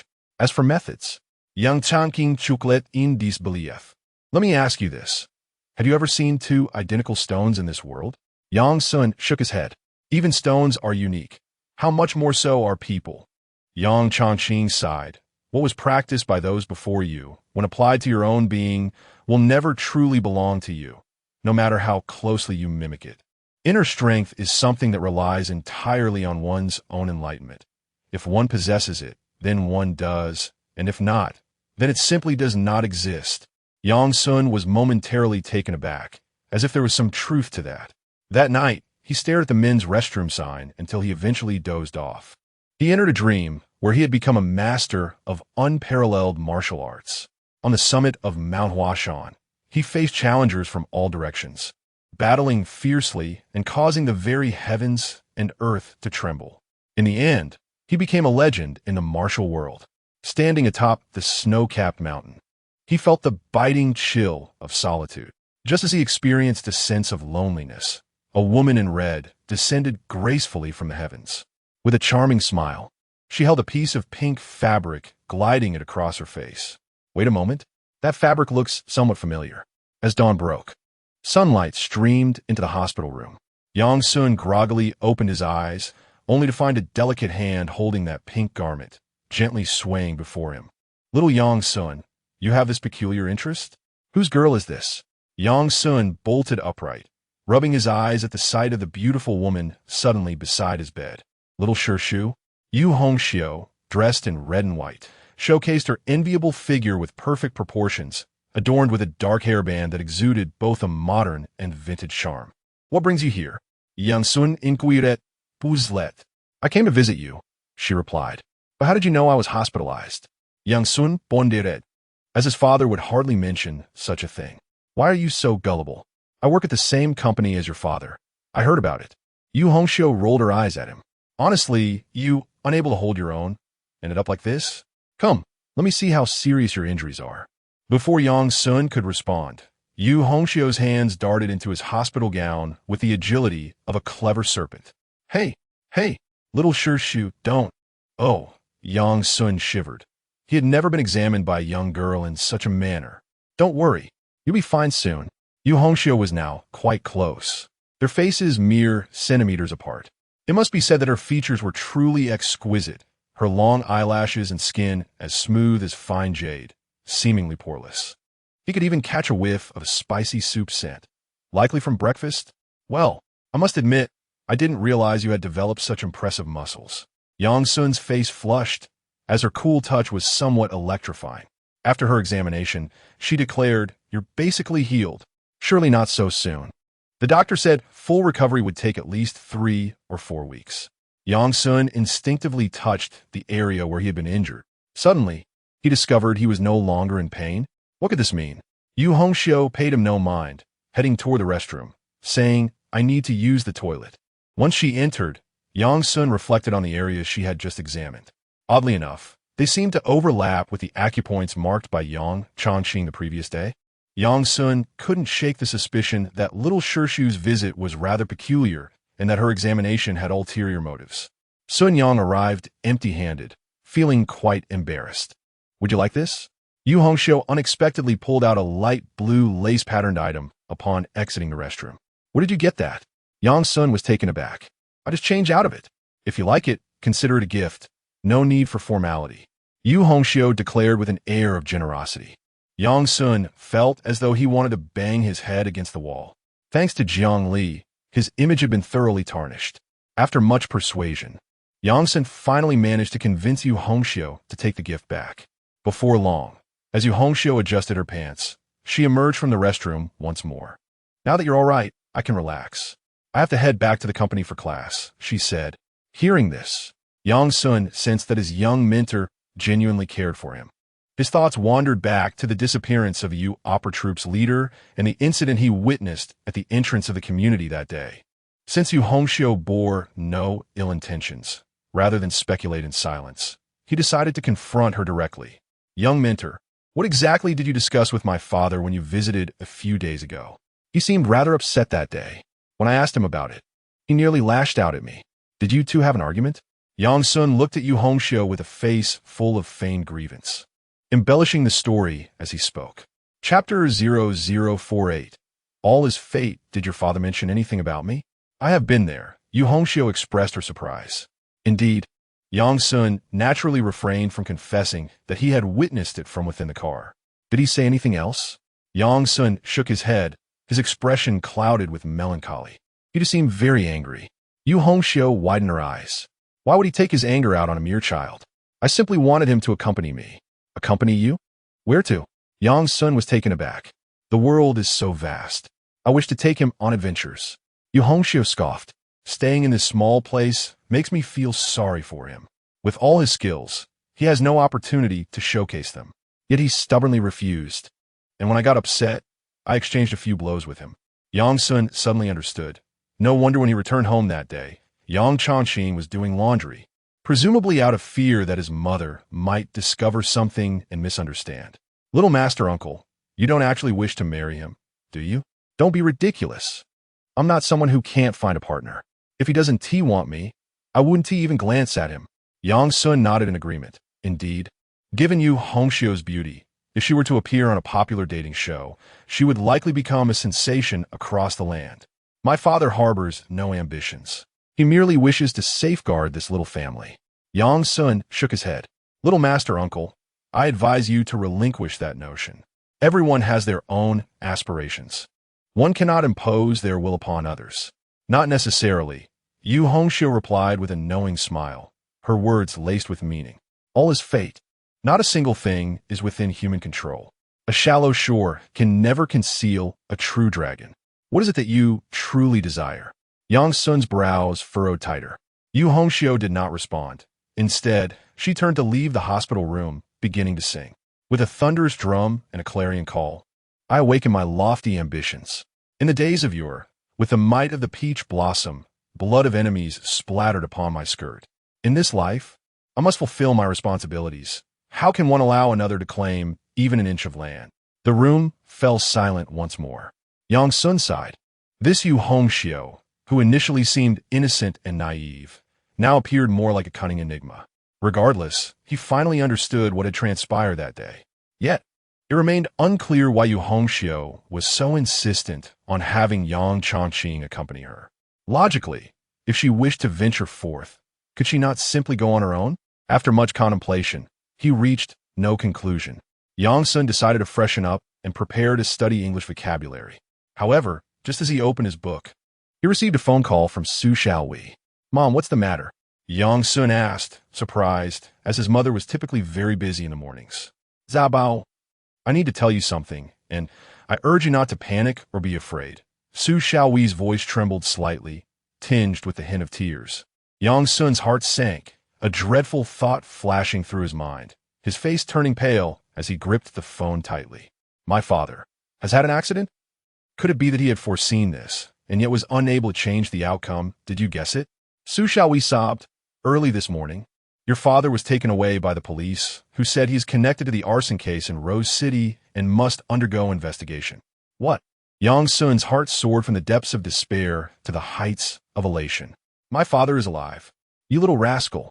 What nonsense are you spouting? Su Xiaowei erupted, unusually raising her voice on the phone. Have you lost your mind? How could you curse your father? You are driving me to madness. Yang Sun slapped his own mouth in realization and quickly reassured her, Mom. I was wrong. I was just startled. I will settle the score with you later. This is outrageous.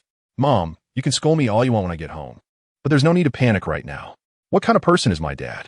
He's incredibly composed. How could he possibly commit arson? Su Xiaowei let out a long sigh. She hesitated to inform her son that on the day of the fire in Rose City, Yang Chongqing's whereabouts were suspicious, and communication with him had been abruptly cut off. Although she trusted her husband, who would never break the law, she felt compelled to prepare for the worst. Su Xiaowei warned, in any case, stay at the hospital and don't go anywhere. If anyone comes to ask you questions, just say you know nothing. Yang Sun readily agreed and, after hanging up the phone, quickly got dressed. At the same time, he dialed Jiang Li's number. It was likely early study time, but given Jiang Li's temperament, she probably wouldn't mind. About Chen Mingxiu? Before Yang Sun could speak, Jiang Li asked. Chen Mingxiu? He has shown up? Yang Sun was puzzled. He hadn't even caught up with the follow-up news regarding the fire. The morning news said Chen Mingxiu turned himself in. My uncle mentioned that his charges start with life imprisonment. Jiang Li queried, You're not calling me about this matter, are you? It seemed. My father was called in, and it's highly probable that Chun Mingxiu is behind this. Yang Sun sneered. He has tried to drag my father down with him. Even if Yang Chongqing is innocent, considering Chun Mingxiu's connections, he might fabricate a whole array of false evidence against him. Are you saying my uncle is being treated as an arsonist? Exactly. My mother is frantic. You're well informed. Help me find out if there is any insider information. Realizing the gravity of the situation, Jiangli dropped her usual pride and simply said, "All right," before hanging up immediately. As Yang Sun put on his shoes and exited the hospital room, he sent a WeChat message to Zhu Weining. "Could you help me check if my junior uncle was at the company dormitory the night of the Rose City fire?" Zhu Weining replied promptly, albeit with a hint of skepticism. "You can't be suggesting that Miss Yu is somehow connected to the arson case, right?" Yang Sun responded, "We'll discuss the details later. Just hurry and find out. I'm going outside the classroom to make a call, so wait for my news." Zhu Weining grabbed her phone, disregarding the astonished gazes of her classmates, and hurried out of the teaching building. She made her way to a secluded flower bed by the playground. Just as she was about to call a supervisor from the company, she suddenly noticed someone across the flower bed. Jiangli was currently on the phone with her uncle, Ma Jihong, inquiring about internal intelligence. Upon raising her gaze, she noticed Zhu Wanning was also looking at her. The two girls locked eyes, both astute individuals, quickly grasping the situation. Jiangli smiled and nodded towards Zhu Wanning, although Zhu Wanning did not smile. She reciprocated the gesture and proceeded to make a call. Meanwhile, in the hospital corridor, several nurses were taken aback as Yang Sun hurried past them. "Classmate, you are not fully recovered yet. You cannot run." The head nurse hastily pursued him, as he was a critical patient under special care, personally overseen by the chief surgeon. They could not afford any mishaps. "I am fine. I need to take care of something urgent, and will complete my discharge procedures upon my return." Yang Sun was anxious. Based on Yu Hongxiu's earlier behavior, she was likely the mastermind behind the scenes. Since Yang Chongqing was unwilling to leave, they would have to force him onto a perilous path. If this were indeed the case, Yang Chongqing's demise in another timeline was certainly not as simple as a heroic sacrifice. Fortunately, Yu Hongxiu had not departed long ago, and Yang Sun felt that if he hurried, he might catch up. The swiftest way to rescue his father was to capture the true culprit. The nurses watched in disbelief as Yang Sun dashed down the stairs, swiftly exiting the inpatient department, leaving them all in shock. "Head nurse, it appears he is genuinely all right," a young nurse said, dazed. "This is unbelievable." The head nurse blinked rapidly, feeling as though her mind was failing her. Could this young man truly be as resilient as iron? Chapter 0049. Foolishness is foolishness. As Yang Sun dashed out of the hospital, a message from Jiangli arrived. That night in Rose City, a homicide had occurred, claiming the life of an unidentified individual. His uncle had been summoned, likely not merely due to the arson case. Yang Sun furrowed his brow, pondering whether his father had, in an attempt to defend him, inadvertently committed murder. Or perhaps, Yu Hongxiu had framed him, coercing him towards a desperate path.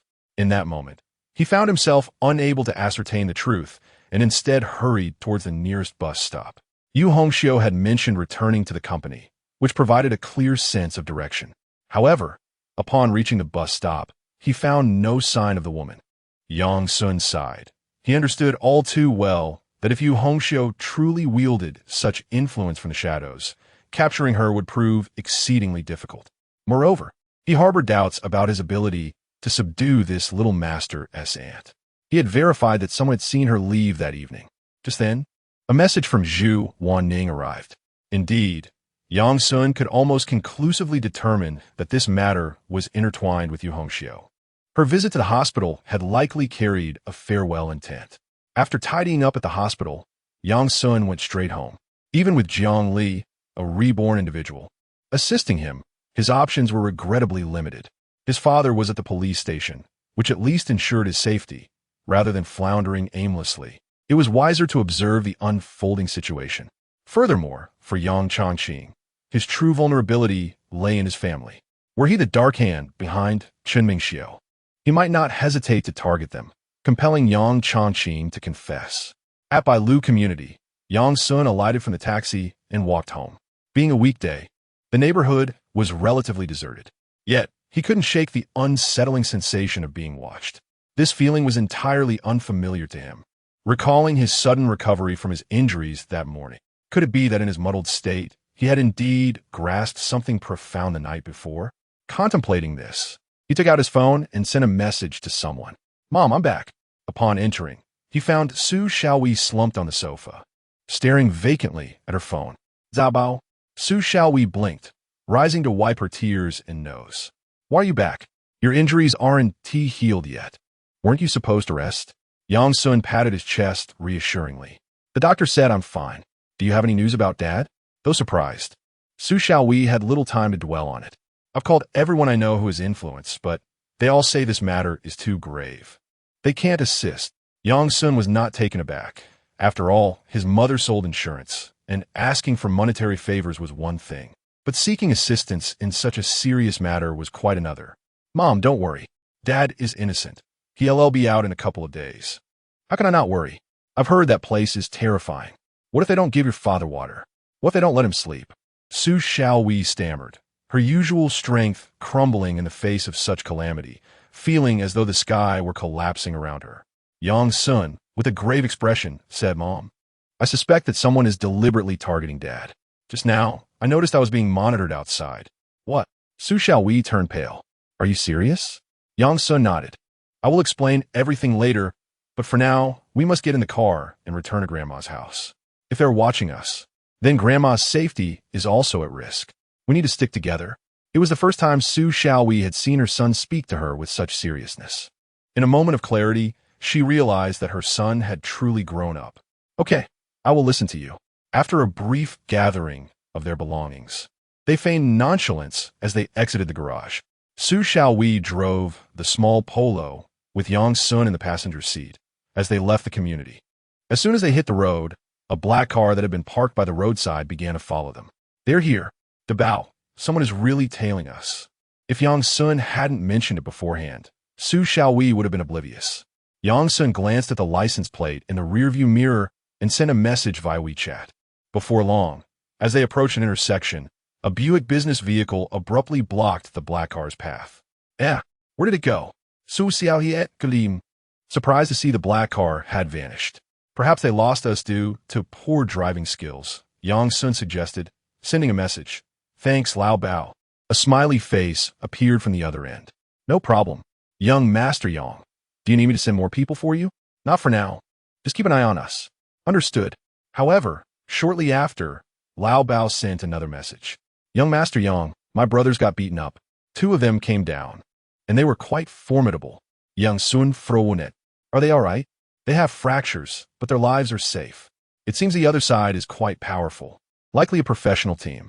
As Yang Sun read this, a heavy weight settled in his heart. Their family only knew a bit of traditional martial arts. Who could possibly be targeting them?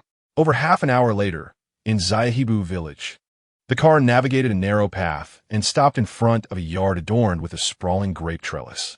In front of a 2-story house, a chicken coop had been set up alongside a small vegetable garden and a sunroom. An elderly lady with a few silver strands in her hair, dressed elegantly and neatly, sat sipping tea and reading a book. If not for the surroundings, one might mistake her for a distinguished professor from a university. "Oh, isn't this my precious grandson?" Yang Yuni beamed with genuine joy as she spotted the mother and son stepping out of the car. "Grandma," Yang Sun called out, glancing around to ensure there was no danger. "Mom, Su Xiaowei's eyes flickered as she hesitated, unsure how to begin. "Xiaowei, what's wrong? What has happened?" Yang Yun quickly noticed her daughter-in-law's swollen eyes and weary demeanor. "It's Chongqing." Su Xiaowei then recounted all that had transpired to the elderly woman. Given the current circumstances, there is little left to conceal from one another. Yang Yunj listened attentively throughout the entire discourse, refraining from interjecting, and even poured 2 cups of pu'er tea for the mother and son. By the end, the expression on the elderly lady's face had soured. "So, amidst all these troubles, you chose to keep me, your grandmother, in the dark?" Yang Yunj's gaze swept over the pair, imbued with an invisible authority that left them both feeling quite ashamed. "Grandmother, I only recently learned about the numerous troubles father has been facing. He did not want us to worry. Foolishness is still foolishness. Do not make excuses for him. Yang Yunj retorted with irritation. If he were capable of resolving these matters on his own, he wouldn't have failed to pass high school all those years ago. How'd I end up with such a dim-witted son? It's all that wretched old man's fault. Yang Yunj muttered under breath.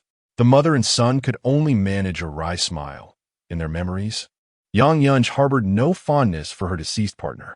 They often wondered why the two had ever united and brought forth a child. You two remain here. I shall step inside to make a phone call, Yang Yunj stated, rising to head toward the inner room. Chapter 50, Left Eye, Right Eye from a Young Age. Yang Sun had always believed that his grandmother was no ordinary woman. To speak of her cultural prowess alone was enough to set her apart from her contemporaries in the village, most of whom struggled with literacy. Yet, Yang Yuni effortlessly recited the classics, poetry, and prose. One might attribute her erudition to her past as a teacher. However, she was also adept at farming, raising chickens and ducks, and even managed a fish pond during her youth. According to his father, when transportation was scarce in the village, she served as a barefoot doctor, tending to the ailing. With such a remarkable history, one could easily believe she was a covert agent of the Security Bureau. Driven by curiosity, Yang Sun could not resist stepping into the room. The elderly lady preferred solitude while reading, hence her mobile phone was charging within. Yang Yuni picked up her phone and dialed number. After a few moments, she ended the call and resumed charging her device. Grandma, why did you hang up? Yang Sun inquired, puzzled. I got through, Yang Yuni replied. But you didn't speak? He continued, bewildered. Sometimes, the sentiment is enough, she remarked nonchalantly. Yang Sun reminded confused. Who were you calling? A deceased person. Yang Sun felt a wave of despair. In the capital, within a traditional courtyard of 7 sections, the antique study was adorned with furniture crafted from Wang Wali and Jinxin in wood. An elderly gentleman leaned over his desk, scrutinizing an ancient painting with a magnifying glass. He coughed a couple of times, his breath uneven. Master, a steward entered the study, bowing respectfully. Your office phone just rang. Oh, those who know that number are all old acquaintances. Who called? The elder inquired, his attention still on the artwork. It was Madam, the steward replied. The elder froze for a full 5 seconds before straightening up. Transfer the call to me. Quickly. The steward offered a wry smile. The phone rang twice before being disconnected. What? The elder's agitation was palpable as he sank into a high chair, pressing his forehead in distress, taking deep breaths. Master, please, do not become overly agitated. The steward hastily approached, gently patting the elder's back, concern etched on his face. The fact that Madam called indicates she must be thinking of you. You do not understand. The Yang family members are as stubborn as mules. They would rather die than concede. The elder bitterly smiled. She still refuses to forgive me. The steward furrowed his brow. Could it be that Madam dialed incorrectly? With a resigned sigh, the elder shook his head. It is not a matter of great significance. She may never reach out to me again in her lifetime. Aquan, you must personally make a trip to Lingcheng at once. Yes, master. In Lingcheng, a detention room. Yang Chongqing sat with his hands cuffed to the table, staring blankly ahead, lost in thought. Time passed, though he could not ascertain how long, until the door creaked open. A man clad in a camouflage vest, with a square hairstyle and a muscular build towering nearly 2 meters tall, walked in. Everyone, please step outside. I wish to speak with him alone. Yes.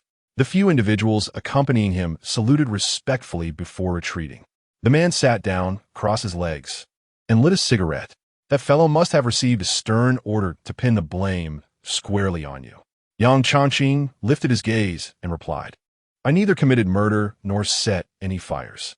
I have no use for your trust, the man scoffed. We both know that the most challenging truths are often intertwined with a modicum of falsehood. Moreover, there are no other suspects. If you wish to extricate yourself from this predicament, it will be quite difficult. Yang Chongqing sighed. Could you spare me a cigarette? The man remained silent, but silently lit one for him. Just as he was about to place it in Yang Chongqing's mouth, he saw Yang Chongqing suddenly extend his hand and take it himself. The man lowered his head sharply, only to discover that one of Yang Chongqing's handcuffs was empty. You crafty old fellow. The man cursed, yet a hint of admiration crept into his voice. Had you not walked away back then and continued with us, we wouldn't be entangled in such troubles today. Who remains alive among those who once stood with you? Yang Changqing countered, his expression darkening. They were heroes. I never disputed that. But I also possess the right to make my own choices, do I not? Yang Changqing exhaled a puff of smoke and grinned. The man leaned closer, his expression turning grave. Allow me to offer you another opportunity for choice. If you choose to live in obscurity from this day forth, you need not serve time in prison. Yang Changqing chuckled softly. Living in obscurity is merely another form of confinement, isn't it? Consider your son. If you are imprisoned, how will he establish himself in society? The man urged, all you need to do is come with us. We will ensure your family is well taken care of. Yang Changqing furrowed his brow and pondered. You, Haven T sought out my little apprentice, have you? Classified information. I knew it. Yang Changqing responded, exasperate, as he placed the cigarette in his mouth and shoved his hand back into the handcuff. I am innocent. Let the chips fall where they may. Stubborn as ever. I wish to assist you and your family. The man implored. Do you not comprehend? There is clearly someone targeting you, and not just anyone. You may be indifferent to the flames, but what of your son? Can he defend himself as you can? Yang Changqing grinned. Had you spoken to me a few days ago, I might have been swayed, but now things have changed. What do you mean? Just a few days. What difference could that make? Do you know how old my son was when he began practicing martial arts with me? 5 years old. Yang Changqing replied meaningfully. My own training was born from necessity, driven by the need to protect myself and my mother. I had no choice. But my son, he truly enjoys it. Aside from a brief hiatus in the past 6 months, for over a decade, he has tirelessly practiced the fundamentals, not having been taught even a single move. If given a choice, I would prefer a 9-to-5 job rather than practice that cumbersome martial art. Yet my son, in stark contrast, feels otherwise. A flicker of surprise crossed the man's eyes, his eyelid twitching. Was it the left or the right eyelid? The left one. In the realm of fortune-telling, the left signifies male misfortune and female good fortune. Since you are a woman, it suggests that Changqing is surely safe. As night descended upon the old family kitchen, Su Xiaowei was diligently washing vegetables, her eyelid twitching as she inquired about auspicious signs from her mother-in-law. Mom, my right eyelid is twitching too. At this hour, the twitching of the right eyelid signifies good fortune, indicating assistance from a benefactor. Changqing must be just fine. Mom, why do both eyelids indicate good fortune? Are you truly adept at this? Do you wish for misfortune instead? Just wash the vegetables. You talk too much. Yang Sun, listening to his mother's scolding from the living room, couldn't he help but stifle a laugh. Regardless of Su Xiaowei's assertiveness, she dared not display any temper before the elderly lady. Although Yang Changqing had not yet been released, mealtime was still a necessity. He found himself ravenous, eagerly awaiting the feast. At that moment, Yang Sun noticed lights outside. A black car had suddenly come to a halt beside the narrow road in front of their home. Chapter 51. The Bao sends off guest grandma. Mom, someone has arrived outside. Yang Sun was not particularly surprised by the visitor. Given that they were targeting Yang Changqing, they must be well aware of his family's location. What astonished Yang Sun more was that despite the intervention of the flower leopard in the daytime, it had taken them this long to come. Perhaps there were matters during the day that were inconvenient? The Bao, who is it? Su Xiaowei asked anxiously, stepping outside to take a look. What does it have to do with you? You left the vegetables half-washed for me. Yang Yuni replied disdainfully towards her daughter-in-law. Mom, what time is it? The people in that car couldn't be the ones who were following us during the day, could they? If they're bad people, just call the police instead of speculating about all this nonsense. The elderly lady put down the kitchen knife and wiped her hands on her apron. The Bao, haven't you always wanted to be a hero since childhood? If they are indeed bad people, you have a chance to shine. Mom, this isn't a joke. Su Xiaowei was furious but felt unable to express it. In fact, she had suggested calling the police earlier, but the elderly lady insisted it was unnecessary, dismissing it as a trivial matter and advising against wasting public resources. And now, they had come to their doorstep. Calling the police would be too late. Yang Sun was also struggling to maintain his composure. His grandmother was truly bold. Frankly, he felt quite anxious. If he were alone and faced danger, he could simply flee, but with both elders present, he had no retreat. As the three conversed, the door of the black Audi A8 swung open. A tall woman with shoulder-length hair, clad in a black suit, stepped out. Her features were exquisite, exuding a cold elegance, with striking phoenix eyes that radiated a sense of pride. "Kid, is this Yang Changqing's home?"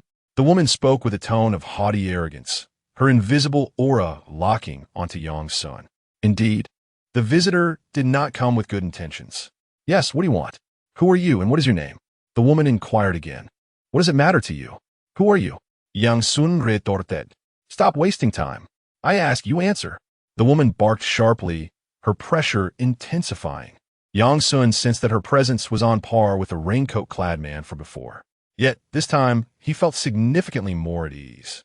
If previously it had felt like 100 pounds, now it was merely a dozen, lighter than his backpack. Could it be that I have unintentionally learned some internal skills? Yang Sun mused, but he had no time for further contemplation. "I am your father. Courage is found in the weak." Yang Sun felt a surge of confidence.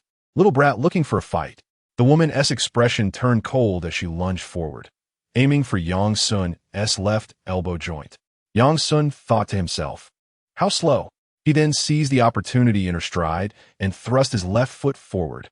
The woman's movement was interrupted by this sudden assault, nearly causing her to lose her balance. In a flash, Yang Sun's left foot transitioned from a thrust to a diagonal kick, aiming upward. The woman, realizing her chin was about to be struck, hastily brought her hands down to block. Bang! As Yang Sun's kick landed on her hands, the girl felt an overwhelming force.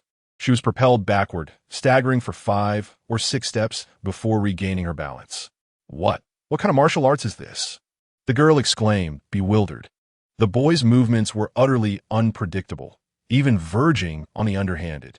Compared to the skilled practitioners she had witnessed in the capital, he was merely a wild card. She couldn't comprehend it. It was undeniably formidable. "Have you heard of the ground fall technique?" "Father, ground? My dear daughter." Yang Sun grinned mischievously. "You." The girl's face flushed crimson, infuriated that she had been teased by a clearly younger brat. "I must teach you a lesson today."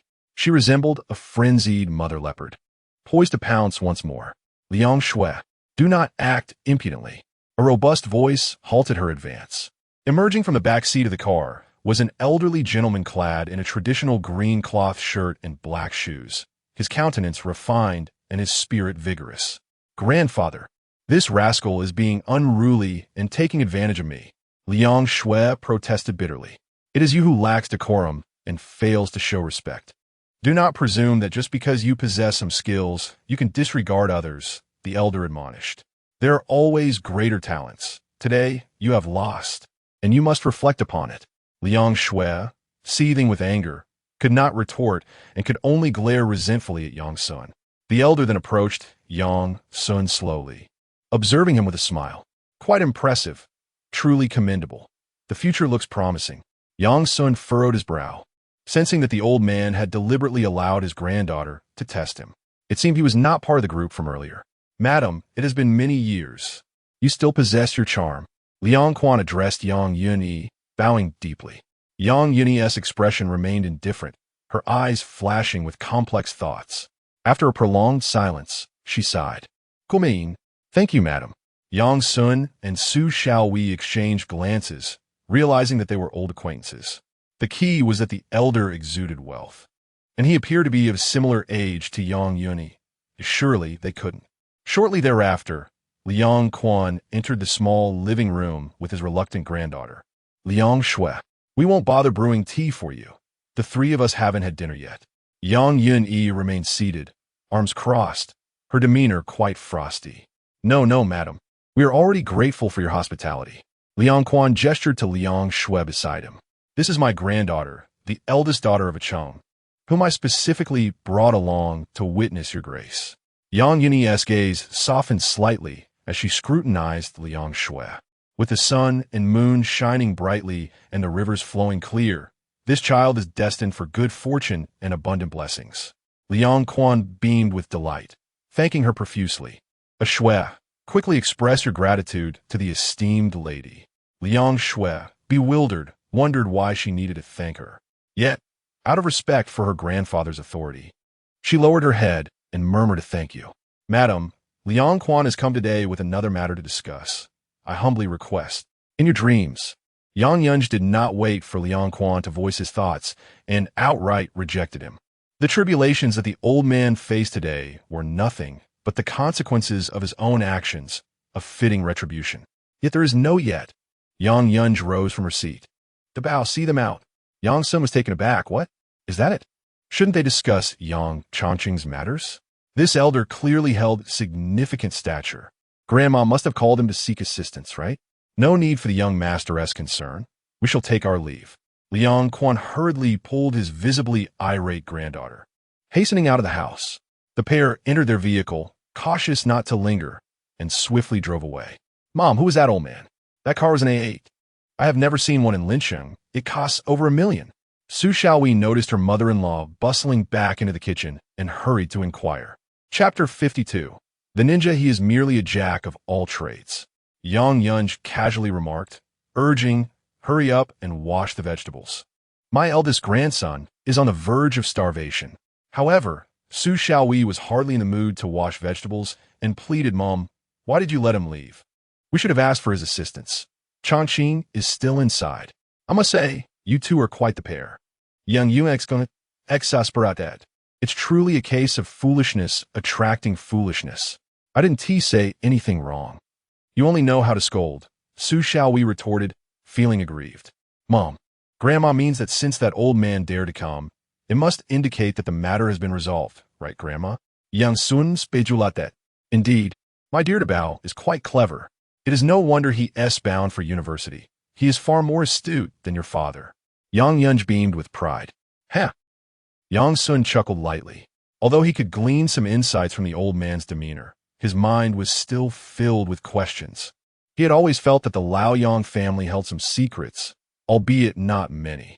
Yet now, it appeared as if they were concealing quite a lot. Mom, is Chongqing really fine? Does that person truly possess such influence? Su Xiaowei remained unconvinced. You are insufferable. If you don't get back to work, I'll throw you out. All right, I'll wash the vegetables right away. Please don't be angry, Mom. Once Su Xiaowei confirmed that her husband was okay, she smiled and began her chores. After all, despite his clumsiness, he was still her son, and a mother would not speak ill of her child. After the meal, Su Xiaowei took on the responsibility of washing the dishes, while Yang Sun led the elderly lady out for a stroll. The grandmother and grandson walked along the small sandy path in the countryside, exchanging idle chatter. Grandma, tell me honestly, do I have a fortune to inherit? Our family is actually quite wealthy. Isn't it? Yang Sun pondered during dinner, wondering if he might truly be a young heir sent to experience life. We don't have a mine, but there are still 30,000 yuan left in the savings account. This homestead and the 1.5 acres of land will be yours to inherit. Yang Yunj replied with a smile. Do not deceive me. I can see through it. You all just want to toughen me up. Yang Sun insisted earnestly, Grandma, I have grown up. I will not squander wealth. Please, just be honest with me. Very well, since you are so determined. I shall tell you the truth. Good, please do. Yang Sun was brimming with excitement, sensing that something extraordinary was about to unfold. Your grandfather hailed from a prestigious family in the capital, renowned for defending the nation and repelling foreign foes, with countless talents emerging from our lineage and students scattered across the world. The Liaoyang family boasts a rich heritage spanning millennia, with assets located worldwide. Your great-uncle, along with this old lady, finds it all too tedious to manage. In essence, wealth is merely a number to you. It holds no significance. Yang Sun's smile gradually faded, replaced by a look of discontent. Grandfather? That old man has been dead for many years. His portrait still hangs on the wall. Grandma, please don't jest. If you have nothing to say, there is no need to deceive me. Yang Yunj chuckled softly. Isn't Grandma merely indulging you in your dreams? You little rascal. Are you truly dreaming of becoming a wealthy heir? Just as they were conversing, a vehicle halted at the village entrance. A man disembarked and swiftly made his way toward the village. Yang Sun noticed that his vision seemed remarkably enhanced in the darkness, allowing him to discern from a distance that it was his father. "Grandma, you really have returned," he exclaimed with joy. "What is there to be happy about? You foolish boy, always causing trouble for your old grandmother." The elderly lady expressed her disdain, yet her eyes glistened with a hint of tears. "Mom," Yang Changqing, sporting a scruffy beard, approached with a slightly bashful demeanor. "I apologize for worrying you. I'm not worried.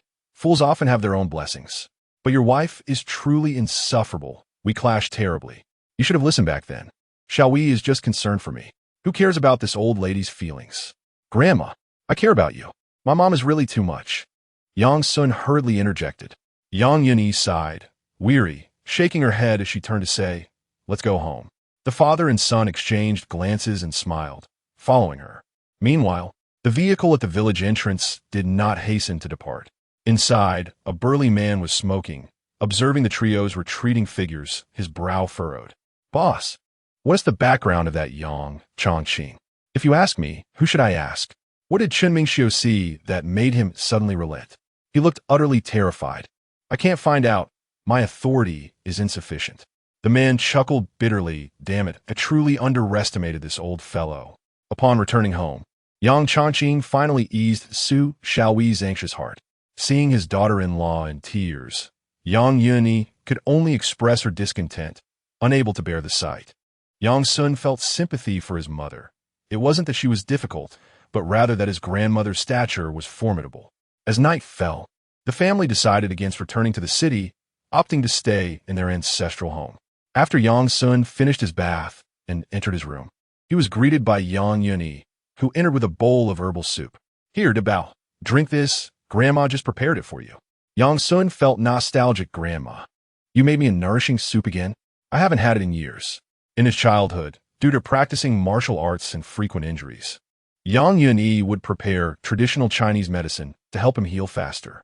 However, after moving to the city for middle school, she ceased preparing the remedies for him. It was unnecessary before, but now that you practice internal skills, you need to adjust again. "Grandma has prepared something special. Remember to drink it in the city." Yang Yunyi instructed earnestly. "Can you really tell?" Yang Sun was astonished. "Less chatter, drink it while it's hot." "Oh." Just as Yang Sun took a sip, he nearly spat it out. "Grandma, why is it so bitter? It wasn't like this before.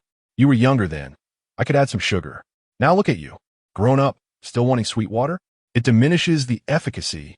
Yang Sun had no choice. A true man must not shy away from bitterness. No mercy, just gulp it down.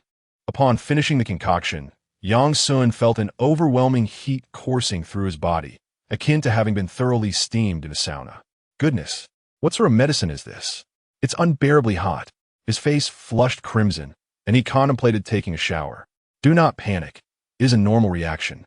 Once the day arrives when this herbal brew no longer feels so overwhelming, you shall no longer need to consume it, Yang Yunj remarked as she stood up, seemingly recalling something else. "Ah, you're no longer a child. At this vigorous age, despite the discomfort, you must endure. Otherwise, the efficacy will be significantly diminished."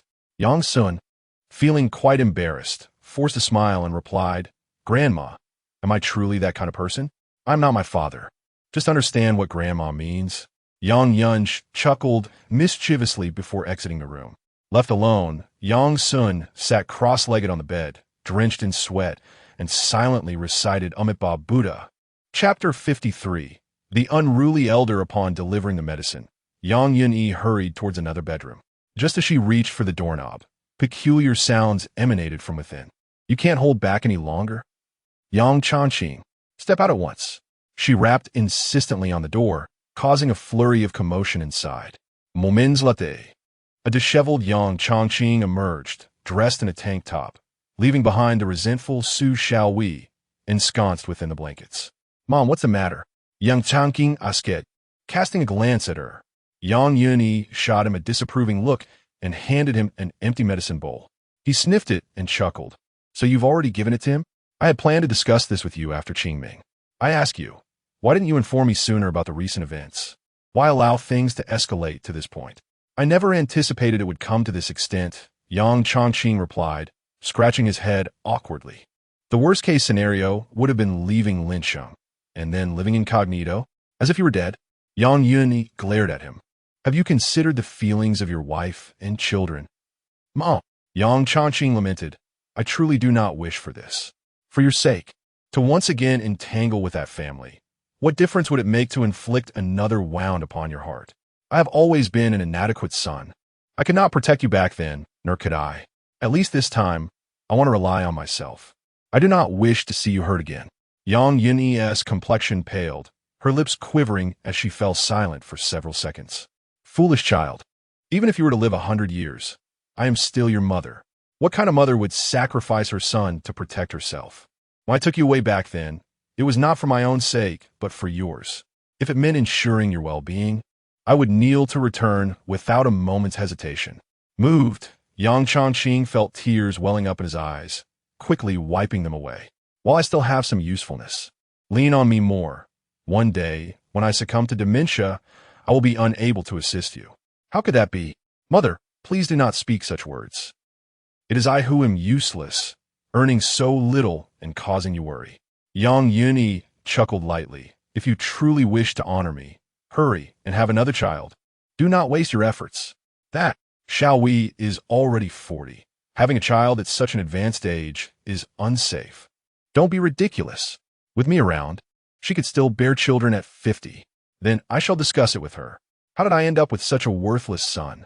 Yang Yun nearly felt her blood pressure rising again, taking a deep breath before shaking her head and descending the stairs. That evening, the household was lively. However, Yang Sun did not manage to rest well. The next day, as he had to attend school, the family rose early. Su Xiaowei was radiant with joy at her husband's return, humming cheerfully while preparing breakfast. Yang Yunyi donned a white practice outfit, performing the 5 animal frolics with serene contentment, as though nothing had transpired. Meanwhile, Yang Sun was dragged by his father for a long run around the village, covering several miles. Father, was that person dealt with by you? He asked, lost in thought. Murder is a crime. I merely taught him a lesson. Was that the work of the junior master? Perhaps, but even if we refrained from taking action, such individuals would not survive a failed mission. Why is the junior master so persistently seeking you? Do not inquire. She is also a person of misfortune. However, I am unable to assist her. Did Mother's previous quarrel with you stem from the junior master visiting her? Most likely. In any case, keep your distance from her. My junior sister is a rose with thorns.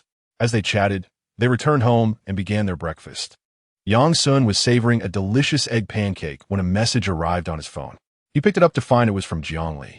Last night, he had promptly sent a message to Jiang Li and Zhu Weining to assure them of his safety, but it was too late to engage in much conversation. It was confirmed. Chen Mingxiu admitted to committing perjury. How absurd! What could have prompted such a drastic change? I am uncertain. It appears to involve an old friend of my grandmother who lent assistance. My grandmother indeed possesses a vast network. In my previous life, when my family faced bankruptcy and incurred significant debts, it was she who helped to resolve the situation. Yang Sun was taken aback. Is that so? Could it be that what Yang Yunyi said yesterday was true? The Yang family is genuinely wealthy? When will you return? Why? Is there something you need? Yang Sun asked, puzzled. Yes, what is it? I miss you. Yang Sun's face instantly flushed. This elder sister, can she not maintain her aloof school beauty persona? Is she truly so direct? Oh my, which young lady is so gentle? Yang Sun was startled, only to see Yang Yunyi suddenly lean in and take a glance. Grandmother, please refrain from being so frivolous. Who are you talking about? You little rascal. What sort of attitude is that? Yang Chongqing playfully tapped his son's forehead, daring him to show disrespect to his mother. Mom, Dabao is now in a relationship with a beauty named Zhu Weining in his class. The young lady is exceptionally kind to him. Recently, she has been tutoring him and even followed him to the hospital to care for him. Su Xiaowei was quite excited, eagerly reporting to her mother-in-law. Zhu Weining? I recall her. She was the one Dabao liked in middle school, even fighting for her. Yes, indeed, that child. Dabao has finally pursued her. Yang Sun felt as though he could perish from embarrassment. This was only making things worse. After finishing breakfast, the three of them, along with the elderly lady who had prepared her herbal medicine, made their way back to the city. On the way, Feng Xiao called to inquire about Yang Changqing's condition. Su Xiaowei reassured him, expressing gratitude for his assistance in making connections. Was that old Feng who called? Yang Changqing asked. Indeed, he is quite concerned about you.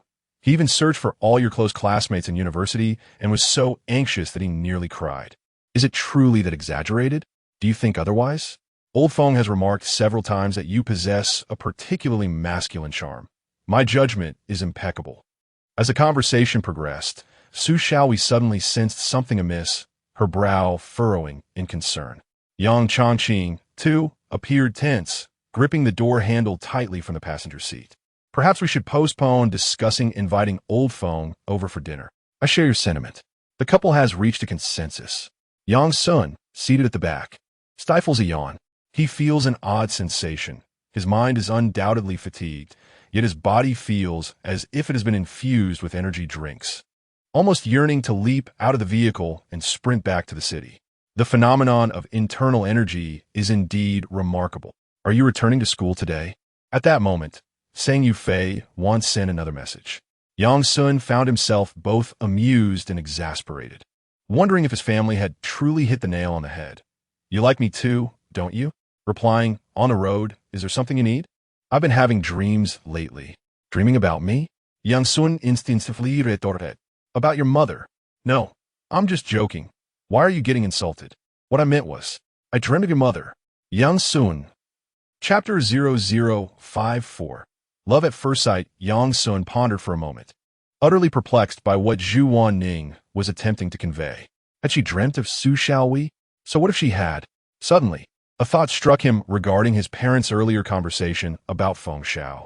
You can't possibly be telling me that you have developed feelings for my mother, can you? Yang Sun was taken aback. During their last encounter at the hospital, Zhu Wanning had praised his mother's beauty.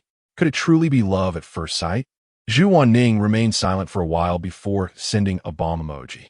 Hey, this girl can express herself with emojis? How unusual. Is your mother named Su Xiaowei? Yes. Indeed. Is your hometown in Su Family Village? How did you know that? Yang Sun was astonished. Su Family Village was a small locality beneath Xiaohebu, and many young people in the village were unaware of it. Since his grandmother's passing, Su Xiaowei's siblings had all moved to the town, so they hardly returned except during the new year. I dreamed about it. All right, what else did you dream of? Zhu Wanning did not reply, seemingly preoccupied with other matters. Yang Sun was bewildered. Why was this question and answer machine showing interest in his family background? Could it be that she genuinely harbored feelings for him? In the capital, within a traditional courtyard, Liang Quan entered the inner courtyard, where an elderly man was tending to the weeds in a small vegetable garden with a hoe. Master, why are you working the field again? Liang Quan exclaimed, rushing over to take the hoe from him. The doctor advised you to rest. You must refrain from physical labor, or your condition will worsen. The elderly man stubbornly clutched the hoe, unwilling to relinquish it. It's nothing. I have tended to these 2 patches of vegetables for decades. They will soon be in order. Liang Quan sighed. Back when Madame wished to plant vegetables in the courtyard, you pleaded with the old matriarch for over a month before finally reclaiming this small garden. Who would have thought that after all these years? It would be you who tended it? Even when empty, you couldn't bear to plant flowers or grasses. What appeared to be a vegetable patch was, in reality, a reflection of his inner landscape. One must hold onto a semblance of hope. What if one day she truly returned? The elderly man smiled faintly, revealing a hint of solitude and desolation. By the way, your efforts during this trip have been taxing, considering your age. You shouldn't have to make such a round trip in a single day. Liang Quan quickly shook his head and smiled. It's no trouble at all, master. I am grateful just to have brought a shui to see Madame. Oh, what did Madame say? She said that a shui has great fortune. Ha, that is splendid. You can rest easy now. Indeed, I can pass away peacefully, Liang Quan remarked with a sigh, then continued, Master, I have investigated the merchant who has been troubling Madame and the young master in Linchin. Though many of his businesses are shrouded in overseas shell companies, our people uncovered a shareholder named Lu Jin. The elderly man narrowed his eyes. Lu Jin? That name sounds familiar. Is the name of a person Long Feng met while studying abroad. His family is involved in weaponry overseas. The elderly man's expression remained unchanged, seemingly unperturbed by such revelations. You should inform Chang Feng about this incident and observe his reaction. Understood. Just as Liang Quan was about to leave, he was called back. Wait a moment, Quan. My precious grandson is set to enter university this year, isn't he? Yes, the college entrance examination is approaching. Which university is he aiming for? Will he come to the capital? Well, I'm not entirely sure about that. How could you be so careless? Is it necessary for me to remind you of such matters? Hurry and find out. Yes, Liang Quan wiped his cold sweat. He hadn't received any instructions beforehand, and it was rather challenging to decipher things on his own. Upon returning to school, Yang Sun experienced a sense of nostalgia. Many classmates assumed he would be absent for an extended period and were surprised by his sudden return. However, given Yang Sun's somewhat wild demeanor, his recovery was swift, and everyone could easily understand. The homeroom teacher, Yin Shenwan, was aware of his return and made a special visit to offer her condolences. I know you practice martial arts and have good physical fitness, but please do not overexert yourself. Remember to rest. If you feel unwell, just let me know, and I will provide you with a leave note. Yin Shenwan advised, it's not a big deal if your mock exam scores are slightly lower. The key is to maintain your health for the college entrance exam. Yang Sun naturally agreed wholeheartedly. Zhu Wanning, Yang Sun has missed some review content. During the next physical education class, please assist him in catching up. Zhu Wanning, who was engrossed in solving problems, was momentarily taken aback when her name was called. Yin Shenwan felt it was only natural, especially since the bond between the two was evident during their last visit to the principal's office. After Yin Shenwan left, classmates gazed at Yang Sun with a mixture of envy and confusion. With his appearance, not only did he attract the school beauty's affection, but even the teachers seemed to favor him. Mawan exclaimed with admiration, Yang Gu, you are truly remarkable. Even the Grim Reaper is so lenient with you. This treatment is unheard of, even for Song Yanni. It's mainly because I possess a kind heart. Good deeds are rewarded, Yang Sun replied casually, though inwardly he mused that indeed, strength was the ultimate truth. As physical education class approached, other students rushed outside, leaving only Yang Sun, Zhu Wanning, and a few girls visiting their relatives in a classroom. Yang Sun prepared to ask Zhu Wanning some questions, but she approached him with an icy demeanor and tossed a notebook at him. Here, my class notes. Everything from the past few days is in there, so you can look for yourself. As she spoke, Zhu Wanning tied her lustrous black hair with a rubber band, her elegant swan-like neck becoming even more exquisite. What are you doing? Aren't you going to help me study? I'm busy. I need to go exercise. The girl didn't spare him a glance and hurriedly walked away. Yang Sun was left bewildered, wondering what he had done to provoke her. They had been chatting in the morning, and now her behavior was utterly inexplicable. He failed to notice the faint blush that crept onto her cheeks as she turned away. With no other option, Yang Sun resolved to fend for himself and began to study Zhu Wanning's notes. It must be said, her handwriting reflected her character. Zhu Wanning's notes were crystal clear, just like her personality, neat, pure, and elegant. Utilizing her well-organized notes, Yang Sun quickly caught up on the material he had missed over the past few days. With ample time at his disposal, Yang Sun did not wish to squander the opportunity and began to peruse his previous notes, enhancing his recollection in the process. However, after flipping through a dozen pages, he could not help but display a look of astonishment. At the entrance of the classroom, a figure hurriedly entered. It was Zhu Wanning, her cheeks flushed and evidently anxious, panting as if she had just sprinted back. Yang Sun closed his notebook with a smile, extending it towards her. You arrived just in time. I just finished. Thank you so much. Zhu Wanning's gaze flickered, fixating on Yang Sun for a moment before she pressed her lips together. Silently, she retrieved the notebook, offering a soft affirmative. Did you finish your workout? Yang Sun inquired. I was thirsty and came back for some water, she replied. Ah, the sun is quite strong today, Yang Sun remarked with a grin. Zhu Wanning scrutinized him suspiciously. Were you looking at my notes the entire time? Chapter 55. Just one meal? Indeed. My mind is somewhat dull. I have only just finished reviewing 2 days' worth of material. Yang Sun chuckled. You truly are impressive. This notebook is exceedingly well organized. Will you still read it? Huh. I inquired. If I lend it to you again, will you finish it all? Zhu Wanning asked coldly. Of course, that would be splendid. Yang Sun reached out his hand. Not a chance. Zhu Wanning snorted softly and turned to her seat to drink water. Yang Sun let out a sigh of relief, silently grateful to have avoided a predicament. He recalled the notebook, which contained a series of disdainful remarks. I hate you, go die, pighead. Yang Sun was taken aback.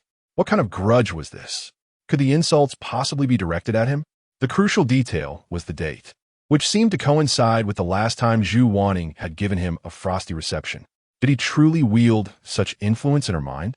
At noon, due to Ma Wen's last-minute announcement of an engagement, Yang Sun had no choice but to dine alone in the cafeteria. Upon arriving at the entrance, he spotted Jiang Li, clad in a pink cartoon t-shirt and white athletic pants, cheerfully waiting for him. Her slender waist and long, straight legs showcased her perfect figure. According to school regulations, students were not permitted to dress so casually, yet a top student like Jiang Li was afforded certain liberties, much to the admiration of the school authorities. You finally arrived. I had my last class as physical education, and I nearly starved to death, Jiang Li exclaimed, playfully running and jumping until she landed gracefully in front of Yang Sun. He was enveloped by the vibrant essence of youth, her smile radiating infectious joy. Fellow students passing by cast envious glances at Yang Sun. How old are you? Acting like a little girl. Aren't you ashamed? I am a youthful beauty. What is wrong with that? Are you not impressed? Jiang Li teased. Besides, how many years will I be unable to run? Since I've been reborn, shouldn't I be allowed to leap about a bit more? Just as she finished her playful banter, Jiang Li noticed someone was missing. Where's my cousin? Isn't he usually eager to eat? I don't know. He said he would dine with some old classmates from another class and didn't he invite me? Jiang Li shrugged. That's fine. They give you a chance to treat this lady to a meal. I have no money. Hey, you are really stingy. This is called having principles. Why should the man always pay when dining with a woman? Yang Sun retorted. Jiang Li laughed in exasperation. All right then, how about I treat you instead? Thank you. Lady Jiang, I would like to have braised tofu with meat and sweet and sour ribs. So you're abandoning your principles now? I've been feeling weak lately. My bones are soft. The meal he had mooched was exceptionally delicious, and Yang Sun devoured it with gusto. How are your parents? Jiang Li inquired with concern. They're doing quite well. If things keep improving, I might suspect that I'll have siblings soon. Jiang Li nearly spat out her food, her eyes sparkling with mirth. It seems that rebirth is indeed quite beneficial. You must be very grateful to me? Indeed, I owe you a reward this time. Yang Sun nodded. What reward? Jiang Li asked, her curiosity piqued. My first kiss, how does that sound? Yang Sun declared with a stern expression. I am fully committed to this. Jiang Li's cheeks flushed with embarrassment as she kicked him sharply under the table. How shameless. Who would want to kiss your foul mouth? If you don't want it, then why kick me?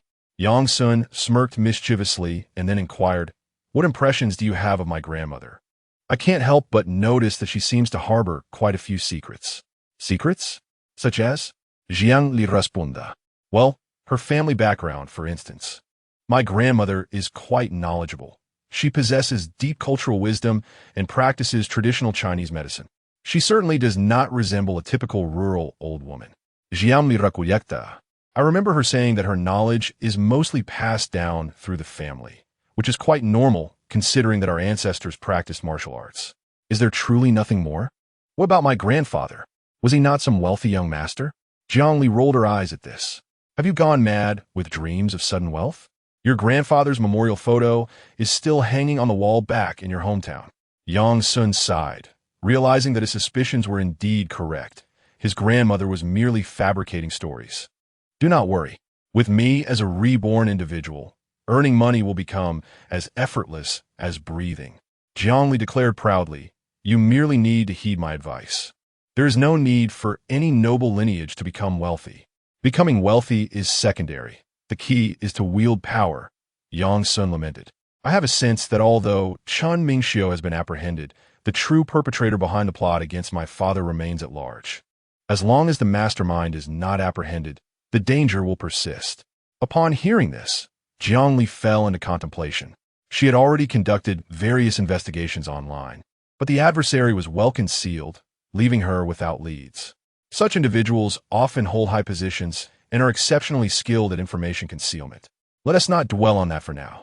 Next week, there will be a preliminary assessment. Are you confident about making it into the top 50? Jiang Li inquired. I should have a chance. If you could lower the difficulty of the tutoring, my progress would surely accelerate, he replied. I have already simplified it for you, all right? Every time I teach you, it feels as if I am conversing with a fool, Jiang Li retorted with disdain. Come now, how is it that Zhu Weining can comprehend everything I say at once? She is also in the top 20 of our grade. After all, are you really going to have Zhu Weining tutor you? Jiang Li's expression darkened. She merely visited me in the hospital and casually explained a few problems. It's perfectly normal, Yang Sun defended himself. Normal, my foot. Why did she go and not the other girls? Yang Sun was at a loss for words. Why are you so worked up? Are you jealous?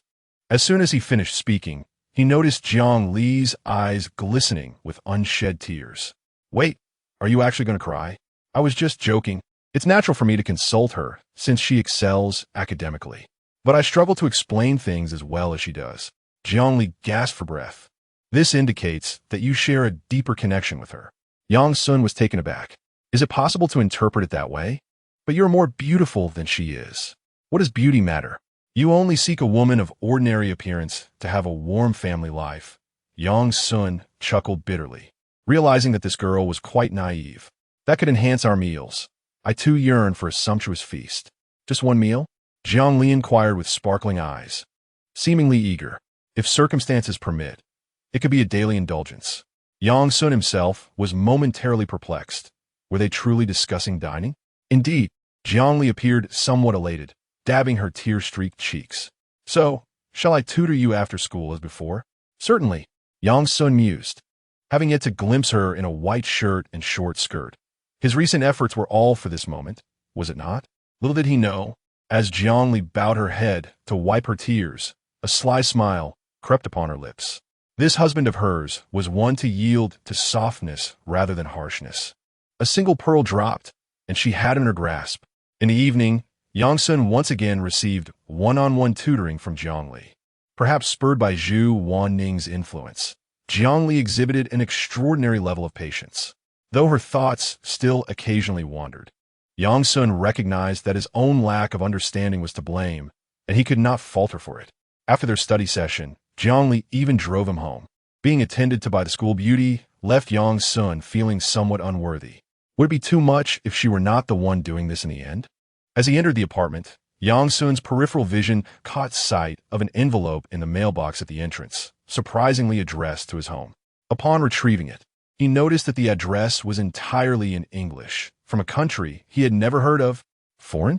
Yang Sun found it intriguing, but wondered if it might be a new form of scam. Chapter 0056.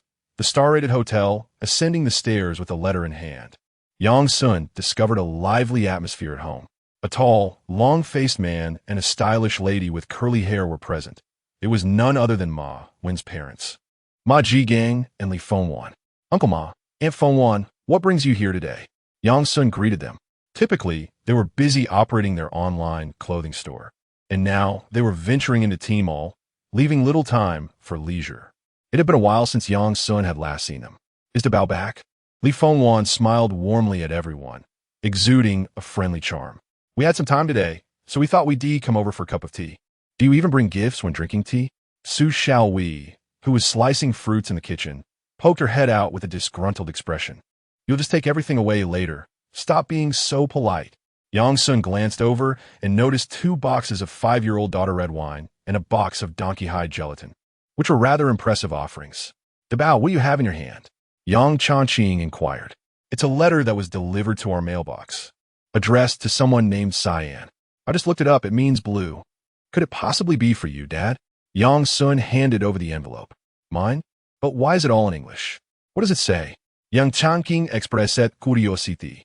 The return address was from a place called Elder Beach. I know must see. It's something you hear in movies, those scammers. Yang Changqing interjected eagerly. That B doesn't T refer to that B. It means beach. Elder Beach. Yang Changqing's face flushed with embarrassment. How could a beach have such a name? Foreigners truly had no shame. Upon opening the letter, Yang Sun found it contained a message. Not expecting his father to understand it, he skimmed through it. Wow, Dad, it seems you've hit the jackpot. It says you can call and claim a 7-day luxury vacation at Elder Beach Resort. A resort? What star rating does it have? Yang Changqing Asked. It's marked with 3 stars, so it should be a 3-star establishment, Yang Sun replied. Only 3 stars? I thought it would be a 5-star resort, Yang Changqing remarked, disappointment evident in his tone. Li Fengwan interjected, could it be a scam? Many such letters are fraudulent, claiming you've won something, only to require an upfront payment to claim your prize. Do we even need to think about it?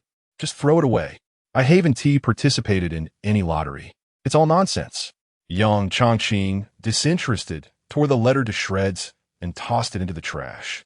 This minor episode didn't garner much attention, as there were simply too many con artists these days. By the way, where Esmawan? Yang Sun scanned the room inquiringly. In previous gatherings, he would always dash to his room, and the brothers would engage in a few rounds of games together. That brat, I just scolded him. And who knows where he has gone now? Matsigang Avd. Why? Is he sneaking off to play games again? Yang Sun spejulatet. Playing games is the least of it. He stole money from home. Li Fengwan sighed with a bitter smile. Yang Sun was taken aback. Why would he do that? Doesn't he have enough pocket money? Li Fengwan exhaled deeply. Dabao, do you think Mawan has gotten himself a girlfriend? You're his best friend, don't you know? A girlfriend? Yang Sun pondered for a moment. Recently, due to his tutoring sessions, he had scarcely walked home with Mawan. Today, the lad even skipped lunch with him. Could it be that he truly has a girlfriend? Ordinarily, family matters should remain private. Yet since you are all like family, I shall speak candidly. Li Fengwan spoke with a bitter tone. Just yesterday, I opened our safe and discovered some of around 10,000 yuan missing. It wasn't stolen. Neither my husband nor I took it, so it must have been Mawan. Today, when we confronted him about the theft, he stubbornly refused to speak. Eventually, my husband became furious and threatened to confront him, at which point he claimed he had bought a birthday gift for his girlfriend. Yang Changqing interjected. Isn't that rather splendid? You might soon have a daughter-in-law. Old Yang, please refrain from jesting. A respectable young lady wouldn't allow a man to pilfer money for gifts, lamented Yang Jigang. Yet, it may not solely be the girl's fault. Just as Yang Changqing finished his thought, Su Xiaowei, who had approached, nudged him, urging him to be silent. Indeed, the expressions of Ma Jigang and his wife grew increasingly grim. However, they were not genuinely angry. Rather, they were filled with anxiety. What do you think? With the college entrance examinations approaching, this young man ought to be diligently studying, yet instead, he resorts to stealing money to impress a girl. What are we to do? As these worries consumed her, Li Fengwan's eyes glistened with tears. Parents toil endlessly, striving to provide a better future for their children. But if they stray from the right path, what good is all that hard work? Dabao, if you know anything, please share it with Uncle Ma, Su Xiaowei urged. I am uncertain, but I can inquire on your behalf, Yang Sun replied. Yang Sun, I appreciate your help, Ma Jigang said, his face a portrait of helplessness. It's only natural. We are good brothers, Yang Sun smiled. The two families continued sipping tea, while Yang Sun excused himself to take a stroll. After crossing 2 intersections, he arrived at a small park with a cluster of fitness equipment. There, a large figure was awkwardly perched on a swing. Impressive, Mawan, you have a girlfriend now? Mawan looked up in surprise. Yanga, how did you know I was here? You always come back to these places whenever you get into trouble, Yang Sun chuckled, settling onto a swing beside him. So, is that girl you sure? How do you know again? It truly is her. Yang Sun felt a headache coming on. Didn't I advise you to keep your distance from that girl? Why did you refuse to heed my warning? It's not like that, Yanga. Sure broke up with Song Yanni, and I even saw their chat history on WeChat. Ma Wen grinned foolishly. She said during our last meal together that she found me amusing and wanted to start as friends. We aren't officially dating yet. And then you went and stole money to buy her gifts in pursuit of her affections? Ma Wen hurried to explain. I noticed Sher's phone was outdated and frequently lagged. So, I bought her an iPhone 5C. But why did you choose an iPhone? Because she said she liked it. Inuit. But this was my own choice. She didn't force me. Yang Sun found herself both amused and exasperated. Do you not think she's approaching you rather deliberately? Old Yang retorted, I must say, I do not appreciate your words. Just because you can mingle effortlessly with the school beauty and class flower, does that mean I am incapable of forming a connection with even a single girl? Ma Wen replied, feeling wronged. You know as well as I do that. Like you, I have never had girls willing to pay me any mind since childhood. After finally encountering someone I admire, and she initiates friendship with me, are you not supposed to support me? Yang Sun gazed at him for a moment in silence before letting out a sigh. Ma Jiazi, if her intentions are genuine, I would certainly lend my support. How about this? Tomorrow is the weekend, and I will take you to a place that will help you discern her true intentions. What do you say? Ma Wen, perplexed, inquired what place. You'll find out once we get there. Chapter 0057. The young lady. On the following morning, Yang Sun and Ma Wen hailed a taxi, heading straight for the Linqing Industrial Park. The nearby urban villages were bustling with laborers from all corners of the country. Over time, commerce flourished, giving rise to numerous pool halls and KTV establishments. However, for the robust young men, the most alluring mystery lay in the row of hair washing and massage parlors. Brother Yang, you aren't planning to take me to a big sword establishment, are you? Ma Wen's expression was a mix of anxiety and indecision as he stepped out of the car. Come on, man, are you thinking of enlightening me, showing me the world? I'm not quite ready for this. Yang Sun looked at him with disdain. With that look in your eyes, you seem more than eager, yet you claim to be unprepared? I'm not. Ma Wen's cheeks flushed. Enough chatter, just follow me, Yang Sun said as he walked ahead, with Ma Wen trailing behind. Although it was nearly 10 o'clock, the beauty and hair salons on either side were firmly closed. Ma Wen peered curiously into the shops, intrigued by what lay within. Before long, a group approached the entrance of a commercial building ahead. Young Master Yang, we've been waiting for you. A man clad in a large logo Givenchy t-shirt, adorned with a gold chain, swaggered forward, flanked by a group of underlings. Yang Sun casually walked up and shook hands with the enthusiastic man, who was known as Hua Bao. The underlings bowed respectfully, collectively greeting him, Young Master. What's with this grand spectacle? I'm the one who asked for your assistance, not the other way around, Yang Sun remarked, feeling somewhat awkward. After all, he was merely a high school student, not well acquainted with the grandeur of major cities. Young Master, you are too modest. Hua Bao chuckled softly. I never imagined that Chun Mingxiu would be no match for you, leading him to take his own life in despair. Your prowess is truly unfathomable. What? Yang Sun was taken aback. Chun Mingxiu has committed suicide? Haha, young master, spare the pretense. We're on the same side. I would never speak of this to outsiders. Hua Bao offered a knowing look. Where did you hear this? Yang Sun frowned. I have some connections in Linqing, although the news hasn't been made public yet. The information is credible, Hua Bao said, clicking his tongue in admiration. That day when you asked me to intercept and follow, I thought you were in trouble.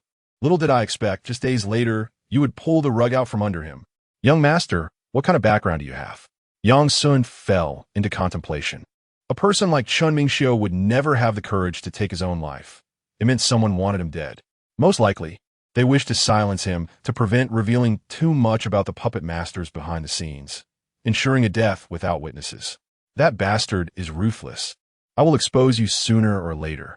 Yang Sun gritted his teeth. Hua Bao blinked in confusion, not fully grasping the implications. Keep this under wraps. It won't benefit you to spread it. The waters run deep, Yang Sun advised sincerely. Upon hearing this, Hua Bao's heart swelled with delight. Yang Sun's caution indicated he was being regarded as a trusted ally. Whoever could orchestrate Chun Mingxiu's demise was certainly no ordinary character. Was he about to secure a powerful connection and rise to prominence? The leopard's expression immediately turned serious as he bowed and replied, Thank you, young Master Yang, I understand. Yang Sun felt perplexed by the formality. This is my brother, Ma Wen. Have you taken care of the matter I entrusted to you? Rest assured, everything has been arranged.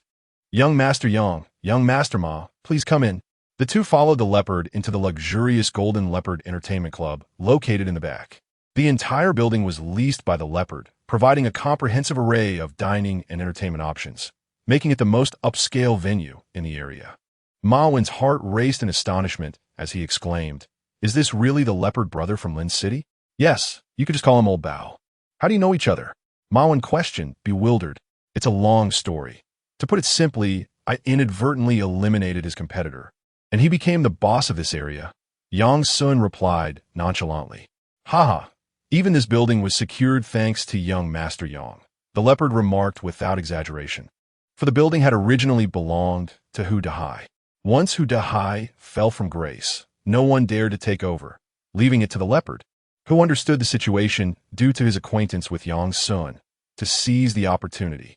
Ma Huan was left in stunned silence, pondering how many secrets his brother kept from him.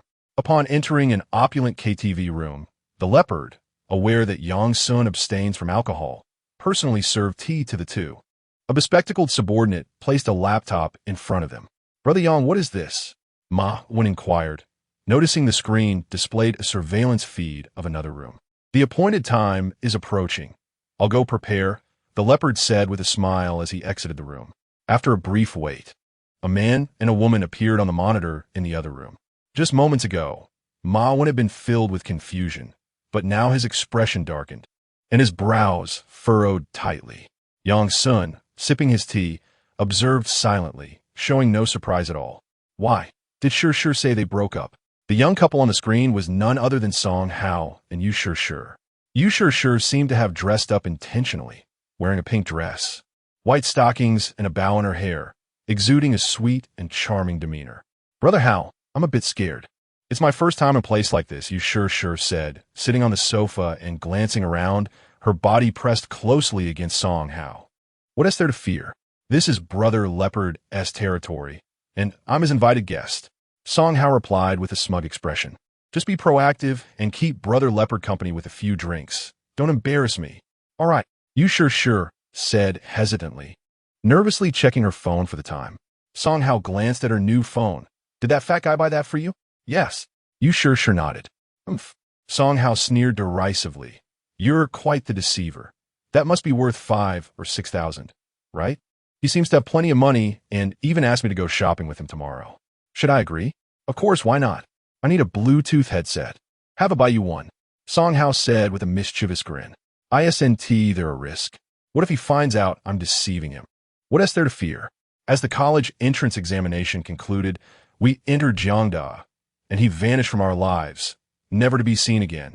Song Hao embraced the girl's shoulders and declared, If you wish to be my girlfriend, you must heed my words. Do you understand? All right. Yu Sure nodded obediently. Give me a kiss. Yu Sure leaned in and kissed him.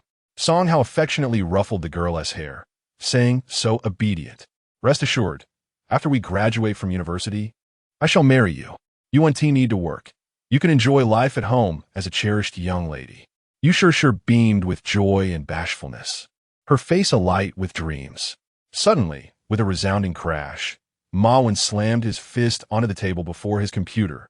The plum boy's eyes were crimson, filled with both tears of injustice and fury. Chapter 0058. Bring It On. Yang Sun gazed upon Ma Huan's demeanor, feeling a pang of discomfort within. However, if he refrained from delivering a stinging slap to the face, the latter would inevitably find himself ensnared in a quagmire.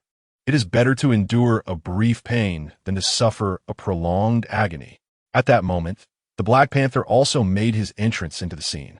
Are you Song Hao? Song Hao promptly rose, excitedly nodding and bowing towards the Black Panther, with Yu Sure by his side. Brother Leopard, I have long heard of your esteemed name. Thank you for inviting us. The Black Panther smiled with his lips, but not with his eyes, gesturing for the two to take a seat. It is only right. My men failed to execute their duties properly last time, causing you to suffer losses. In our line of work, we must adhere to rules and not deceive one another. Leaning back with his legs crossed, the Black Panther continued. The purpose of this invitation is to share a drink, offer my apologies, and, incidentally, forge a friendship. Oh, Brother Leopard, you are too kind. It's all trivial. I have long since moved past it. Song Hao quickly nudged Yu Sure, saying, This is my girlfriend. Yu Sure quickly raised a toast to Brother Leopard. With a trembling hand, Yu Sure raised her glass and nervously approached the Black Panther. Brother Leopard, I toast to you. Yu Sure lifted her gaze, her large, watery eyes exuding a hint of youthful charm. The Black Panther clinked his glass against hers, taking a sip while grinning broadly. Little beauty, there are many delightful amusements in my entertainment venue. Shall I have someone show you around? Huh? Yu Sure was taken aback, turning to look at Song Hao, uncertain of how to respond. What are you staring at? If Brother Leopard invites you, you should go. Song Hao signaled with his eyes. Reluctantly, Yu Sure followed one of the henchmen out of the private room, her heart filled with trepidation. Young Master Song, your girlfriend is quite lovely, the Black Panther remarked with a smile. Upon hearing this, Song Hao suddenly grasped the implications. No wonder the invitation specifically mentioned bringing a girlfriend. It seemed he had already taken a liking to her. Brother Leopard, to be honest, she is merely a clingy attachment. I do not hold much affection for her. Please feel free. How magnanimous. Young Master Song, it is evident that you are destined for greatness. As the Black Panther spoke, he personally poured a glass of liquor and handed it to Song Hao. Come, I toast to you. Song Hao accepted the drink, exhilarated at the prospect of forming a brotherly bond with the Black Panther. Would it not be effortless to deal with Yang Sun in the future?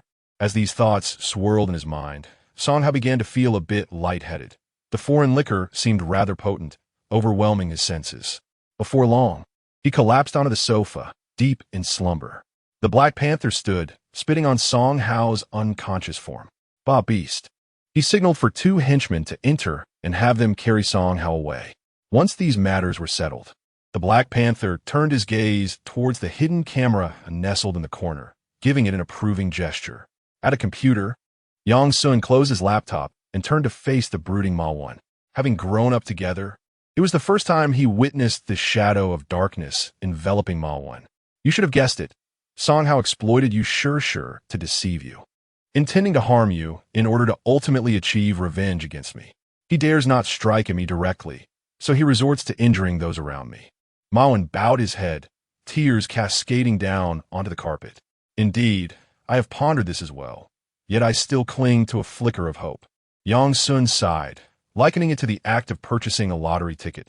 Despite knowing the odds are minuscule, one cannot help but be tempted.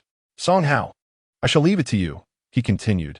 And as for you, Yu Sure, do you intend to meet her? Yes. Why not? I have no guilt to bear. Ma Wan wiped away his tears, rising resolutely. I must reclaim my phone. There may still be time to return it. Yang Sun chuckled. This Ma Wan was remarkably resilient. Meanwhile, Yu Sure followed a young man into a deserted private room. She glanced around, noting the emptiness. Why had you brought me here?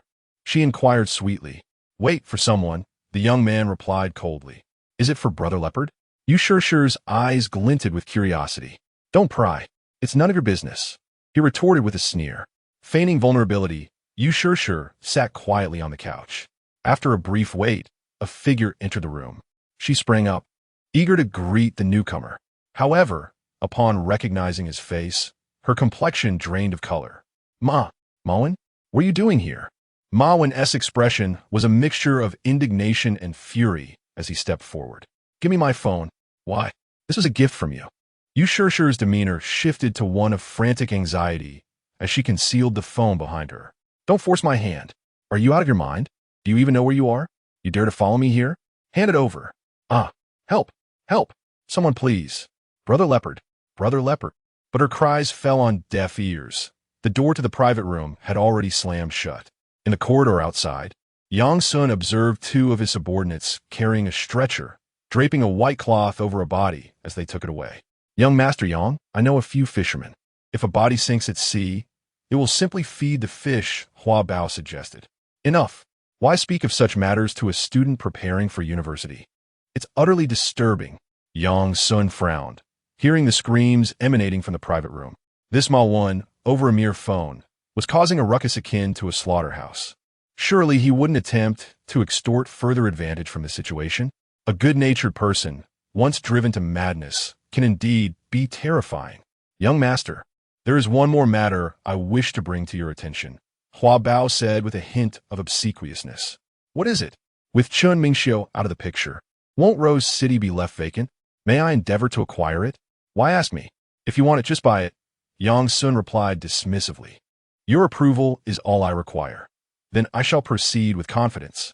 Hua Bao chuckled gleefully. Yang Sun found the situation absurd, as if he were the one in charge. After a quarter of an hour, Ma Wan emerged from the private room, his hair disheveled, face dripping with sweat, and clothes wrinkled. yet he had successfully retrieved his phone. Inside, however, Yu Shirshi's cries and curses echoed, her sweet demeanor thoroughly shattered. "How do you feel?" Yang Sun inquired. "Relieved." Malin grinned broadly. "Then let us depart." "Was Song Yan?" "He is rather busy." The two of them promptly left the entertainment venue, and although the leopard wished to offer a ride, Yang Sun declined the offer. On their way back, Malin made a special trip to the mobile phone store, only to find that refunds were not permitted, resulting in a small loss as he opted to sell it as a second-hand item. That evening, Malin returned home with the money, and upon witnessing their son take the initiative to admit his mistakes, the couple, Ma Zhigang and his wife, felt a weight lift from their hearts. They even visited Yang Sun's home to express their gratitude, presenting him with a collection of fashionable clothing as a token of their appreciation. The Yang family, however, remained unaware of the exact circumstances surrounding their eldest son's actions, yet the outcome brought them joy.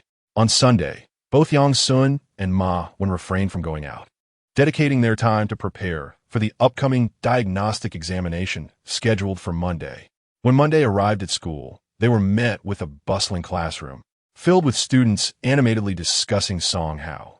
It was only then that Ma Wen noticed not only was Song Hao absent, but his desk had also been cleared out.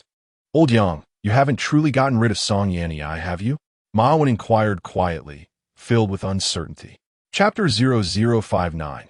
The widow, what nonsense are you talking about? I am a serious and ambitious youth, diligently studying to serve my country. Do not slander me.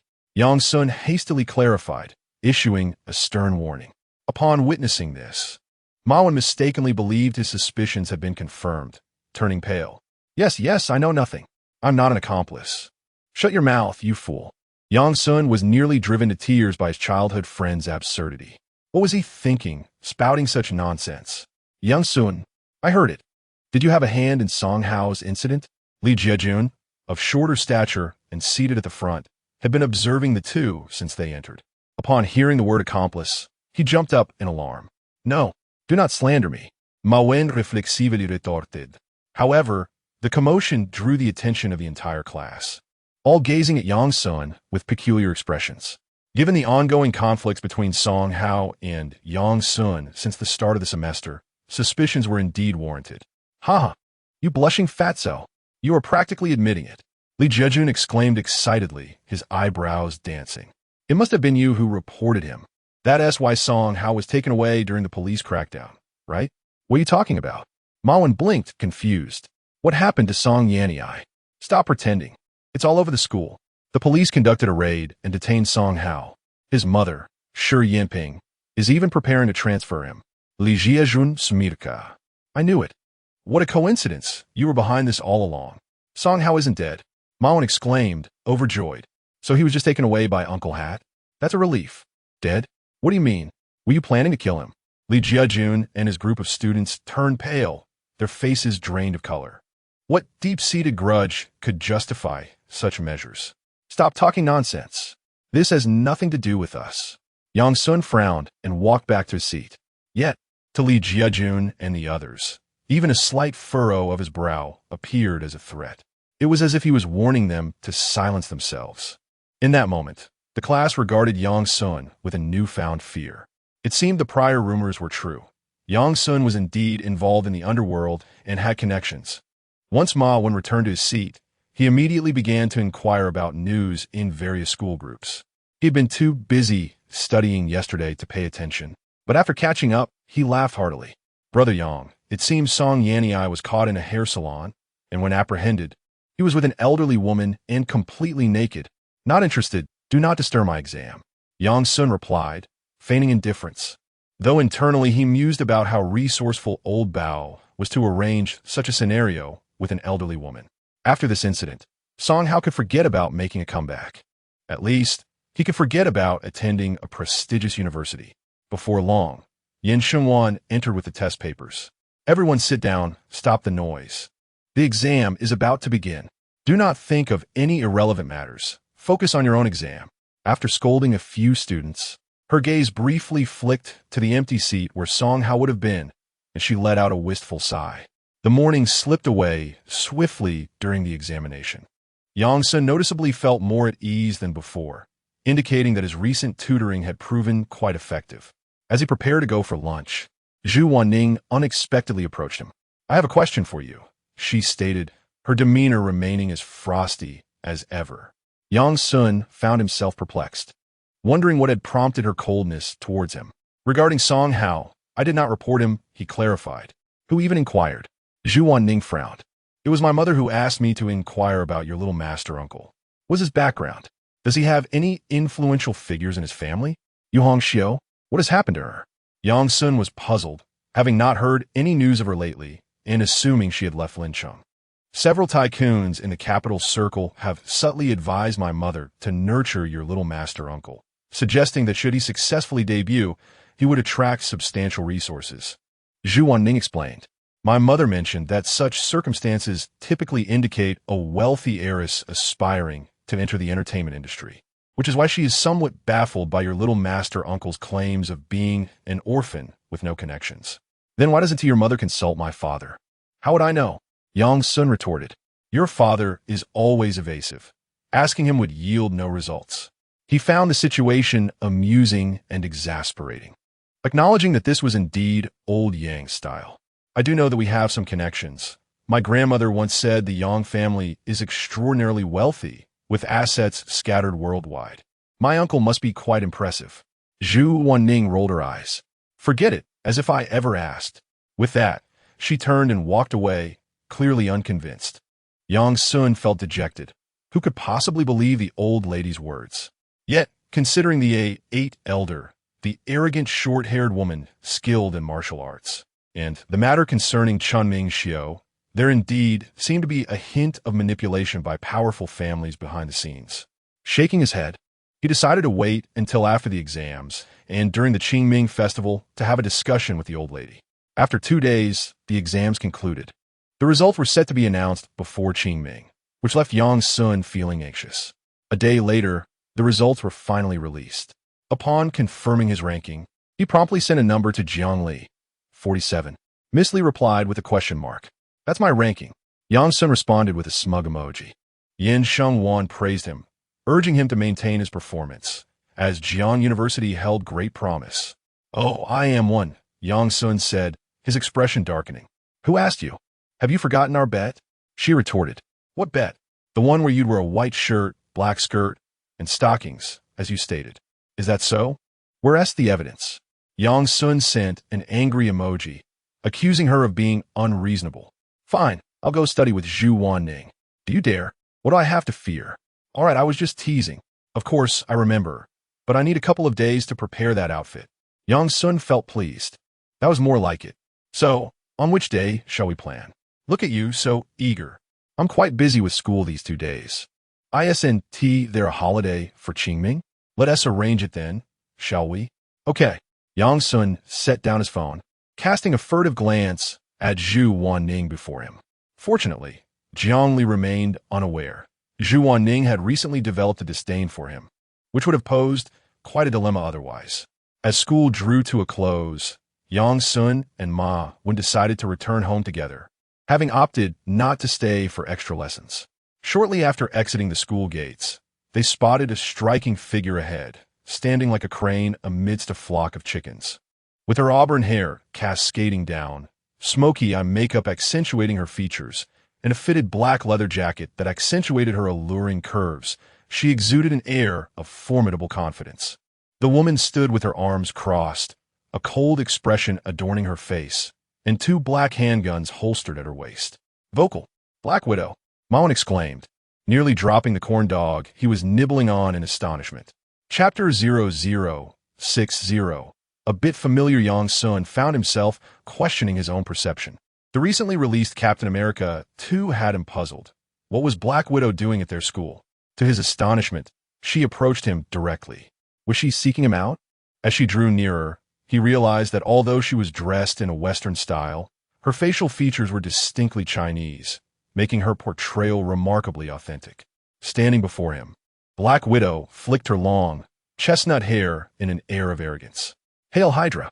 Yang Sun stammered in confusion. "What did you say?"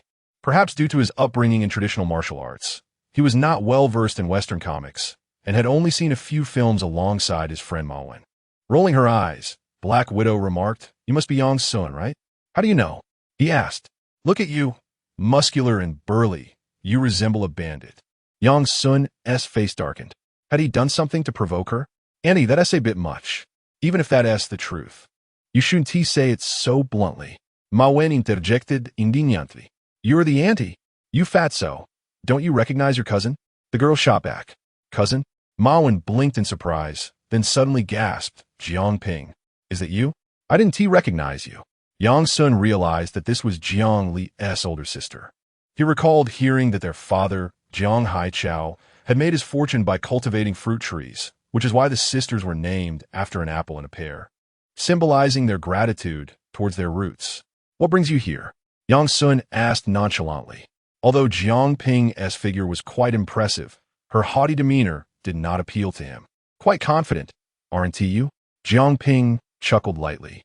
"I heard my sister has been tutoring you lately. Are you two dating?" "Not at all." "Then why would she go through all that trouble to help you?" "She likes me and want me to marry her." "Nonsense. There are plenty of rich heirs and officials who would circle around Lin City just for her. You're no Wu Yinzu or Xie Tifeng. Why would she demean herself by begging you to marry her?" Yang Sun didn't feel angered. Rather, he pondered her words, nodding thoughtfully. That does make sense. What is it that she truly sees in me?" Since the very first day Jiang Li had approached him, declaring herself his future wife, he had never inquired deeply about how their feelings had developed. They had merely attributed their bond to fate, with him accompanying her through her battle with cancer. However, such gestures could be made by family and friends as well. Did it have to be him? If he were to claim that he would die to protect her, that would signify a love profound enough to be unforgettable, wouldn't it? The crux of the matter was that Jiang Li had mentioned their relationship only became closer in their junior year, leaving him to wonder what had unfolded during their freshman and sophomore years. Logically speaking, given that they both emerged from high school and were in the same computer science department, there should have been some intersection in their lives, right? Yet, he found himself unable to articulate any rationale. Jiang Ping scoffed. "You like my sister, yet lack the courage to admit it. What a coward." "Hey, what are you doing?" At that moment, Jiang Li hurriedly emerged.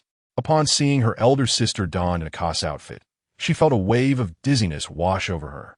"Why are you dressed like that at the school gate? Are you trying to attract attention?" "I spent half the day preparing for this." Jiang Ping proudly brandished her toy gun, playfully shooting at Yang Sun. "Ali, I've assessed this fellow for you. He's unworthy. He likes you, but lacks the courage to admit it."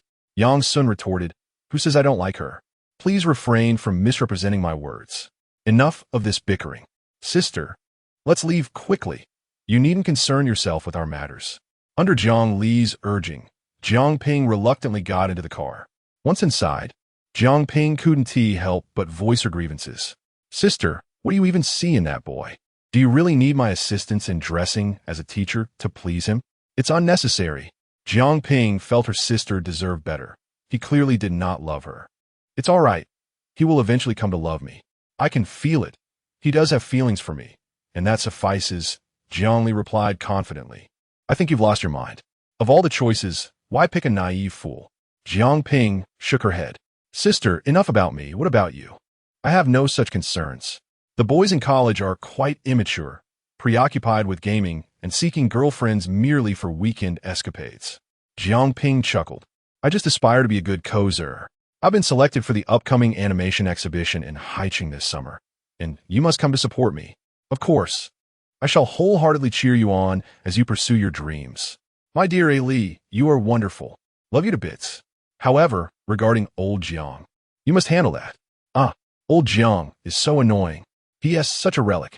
The two sisters laughed all the way in the car. Meanwhile, Yang Sun was deep in thought on his way home, reflecting on the earlier questions. Logically, over the past 2 months, he had spent considerable time with Jiang Li. Yet, she seemed disinterested in revisiting their past romantic moments. One would expect that after years of being together, she would be more assertive. Instead, Jiang Li appeared to prefer starting anew, nurturing their emotions gradually. Yang Sun pondered how girls think. Perhaps she simply relished the process of falling in love?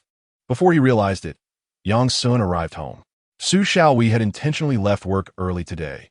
As soon as he stepped inside, both parents looked at him with eager anticipation. Observing the mixed expressions of hope and anxiety in their eyes, Yang Sun couldn't help but reflect on the universal parental sentiment. Top 50. The couple's eyes sparkled with delight, and Yang Chongqing excitedly slammed his hand on the table. I told you Debao is capable. Su Xiaowei joyfully approached to embrace him. My dear son, you've worked hard. I've prepared a nourishing chicken soup with cordyceps for you. Actually, we should have invited Zhu Wanning as well. Without her, our Debao Wu and Ti have progressed so swiftly, Yang Chongqing remarked.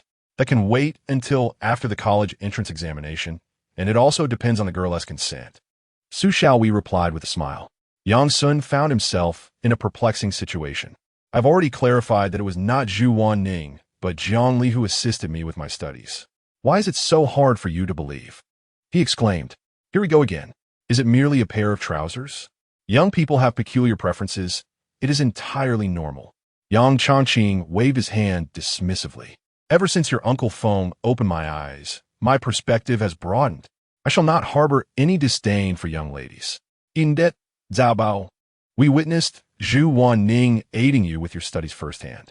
If you insist it was Jiang Li, bring her forth for a confrontation, and we shall believe you. Su Xiaowei interjected with a mischievous glint in her eye. Surely, my son wouldn't be straddling two boats at once. Yang Sun, feeling troubled, scratched his head. It seemed that unless Jiang Li made an appearance, his parents would remain skeptical. Perhaps it was the excellent results from his recent mock exam that allowed him to relax. That night, Yang Sun experienced a long-forgotten dream filled with the essence of spring. In his dream, he lay upon a pristine, expansive bed, with a breathtaking ocean view outside the window, as if he were on a tropical island getaway. Beside him was a stunning figure with cascading black hair. There was something oddly familiar about her. Chapter 0061. I am not feverish. Yang Sun, filled with curiosity, instinctively extended his hand, gently caressing the woman's delicate, pale cheek. The woman seemed to sense something, letting out a languid, sweet murmur as she slowly turned around. A visage as enchanting as a water lily emerged. Her gentle smile, revealing eyes that sparkled like autumn waters, drowsily opening. Husband, I was so exhausted last night, I wish to sleep a little longer. Yang Sun gazed at the girl before him, both familiar yet foreign, his expression one of disbelief. Zhu Wanling, what did you call me? Suddenly, in the lavish bedroom, the girl jolted awake from her dream, sitting up abruptly. Darling, what is wrong? Zhu Feng rushed to the doorway, holding a spatula with an apron tied around her waist.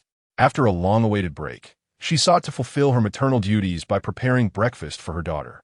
However, she was startled by the shriek emanating from Zhu Wanling's room. Sweetheart, did you have a nightmare? Why is your face so flushed? Zhu Feng approached the bedside, observing her daughter's tousled hair and crimson cheeks with concern. I'm fine. Zhu Wanling touched her face, feeling the heat. Damn it. Her dreams had become increasingly absurd lately. Not long ago, it was merely hand-holding and pecking, and now it had escalated. The most troubling part was how real it all felt, as if her body possessed a memory of such experiences, savoring the essence. How could she, having never undergone anything of the sort, be plagued by these dreams? Unbelievable. I'll fetch you a thermometer. You must not have a fever. I am not feverish. Zhu Wanling instinctively retorted, hastily defending herself. Zhu Feng questioned, unsure she had misheard. What did you say? I said I am not feverish. I merely had a bad dream. Zhu Wanling felt flustered, grateful her face was already red, concealing her embarrassment. You nearly frightened your mother to death. Why have you been having nightmares lately? Is it because of stress? Should I take you to see a traditional Chinese doctor for some remedies? No need. If I require assistance, I will let you know. Zhu Wanling shook her head, feeling too shy to consult a doctor about such matters. Zhu Feng was about to say more when she suddenly remembered the stove was still on. With a gasp, she hurried to the kitchen. Phew! Zhu Wanling exhaled deeply, intending to rise and freshen up, only to discover something felt amiss in her body. She covered her face with her hands and swiftly made her way to the shower. During breakfast, Zhu Feng observed her freshly bathed daughter with concern. Nink, nink. I know you value cleanliness, but showering in the morning can lead to a chill. Zhu Wanling nodded, replying, yes, I will be careful. She didn't wish to shower, but there was no other option. It was all because of that damn dream. After breakfast, you will accompany me back to our hometown to visit the cemetery and pay respects to your grandparents. Mom, are you still going? Zhu Wanling frowned. Last year, they chased you away, speaking so harshly. What was the need for that? Your uncles, because of my situation, feel ashamed in the village. I owe them that much. This year, we shall go a day earlier. We should not encounter them. After burning the offerings, we will leave. Zhu Sheng smiled and remarked, speaking of which, ever since the entire village relocated the graves, our village and the cemetery at Zaihebu are now in the same place. You might just run into Yang's son. Why bring him up? I have no desire to see him. Dabao, who are you thinking about? On the way back home, Yang Changqing noticed through the rearview mirror that Yang Sun was frequently checking his phone, prompting him to teasingly inquire. Huh? Nothing at all. Your little thoughts are written all over your face. You must be waiting for Zhu wanting to message you, right? Su xiaohi jimet din yi Zaobao. Are you two planning to go on a date during holiday? We fully support you. Feel free to go. That's not the case. Yang Sun felt embarrassed to admit he was actually waiting for Jiangli to send him a message. Was this the extent of his aspirations as a man? Indeed, it was quite pathetic. Upon arriving home, they were astonished to find a Bentley parked by the roadside. Are the guests? Su Xiaohui exclaimed. It could be some of my mother's students, Yang Changqing suggested. But this is a Bentley worth millions. Are your mother's students really that wealthy? Yang Changqing was taken aback. Million? For this metal shell? Don't be so shocked. Otherwise, mother will scold us again. Let's hurry inside and see. With that, the family of three entered the courtyard. Inside the sunroom, Yang Yunyi was enjoying tea and laughter with two men and a woman. Ma Ziyong. The couple immediately recognized one of the refined gentlemen. The other couple appeared quite affluent. The man exuded wealth, while the woman, well-maintained with fair skin and beauty, wore jade necklaces and bracelets. Truly a wealthy lady. Jiang Haichao. How did he end up here? Yang Changqing recognized him and instantly felt disdain. Come on. You two have been classmates for so long. Why still hold on to the past? Who asked him to pursue you back then? Now that he has made some money and drives $1 million car, who is he trying to impress? But you won over him. Why let it bother you? It's not worth your energy.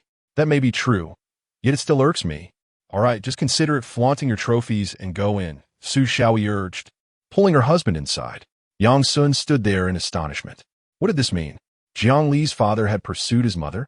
Wouldn't that make future discussions of marriage between the families quite awkward? You're back. Just in time. Hai Chao and the others came to visit me. It's been a while since you've seen each other, hasn't it? Yang Yunyi smiled. I last saw him with Ji Hong. He even helped us out. Yang Changqing chose to ignore Jiang Hai Chao, but remained cordial with Ma Ji Hong. It was a minor matter. My brother-in-law often says that without your introduction to a buyer, when we almost lost everything planting fruit trees, we wouldn't have achieved our current success. Ma Jihong humbly replied, in the end, you are our benefactor. Yes, yes. The kindness of teacher Yang is something Jiang Haichao will never forget. It was merely a small favor. No need for such grand gestures. Yang Yunyi casually brought it up, smilingly gesturing for Yang Sun to come over. This is your father's old classmate. You should call him uncle and aunt. At this moment, Yang Sun felt somewhat awkward. The realization that this couple were Jiang Li's parents instilled a sense of guilt akin to a thief caught in the act. Hello, Uncle Jiang, Auntie, and Lawyer Ma. Yang Sun attempted to present himself as honest and simple-minded. Ha, you've grown so tall and robust.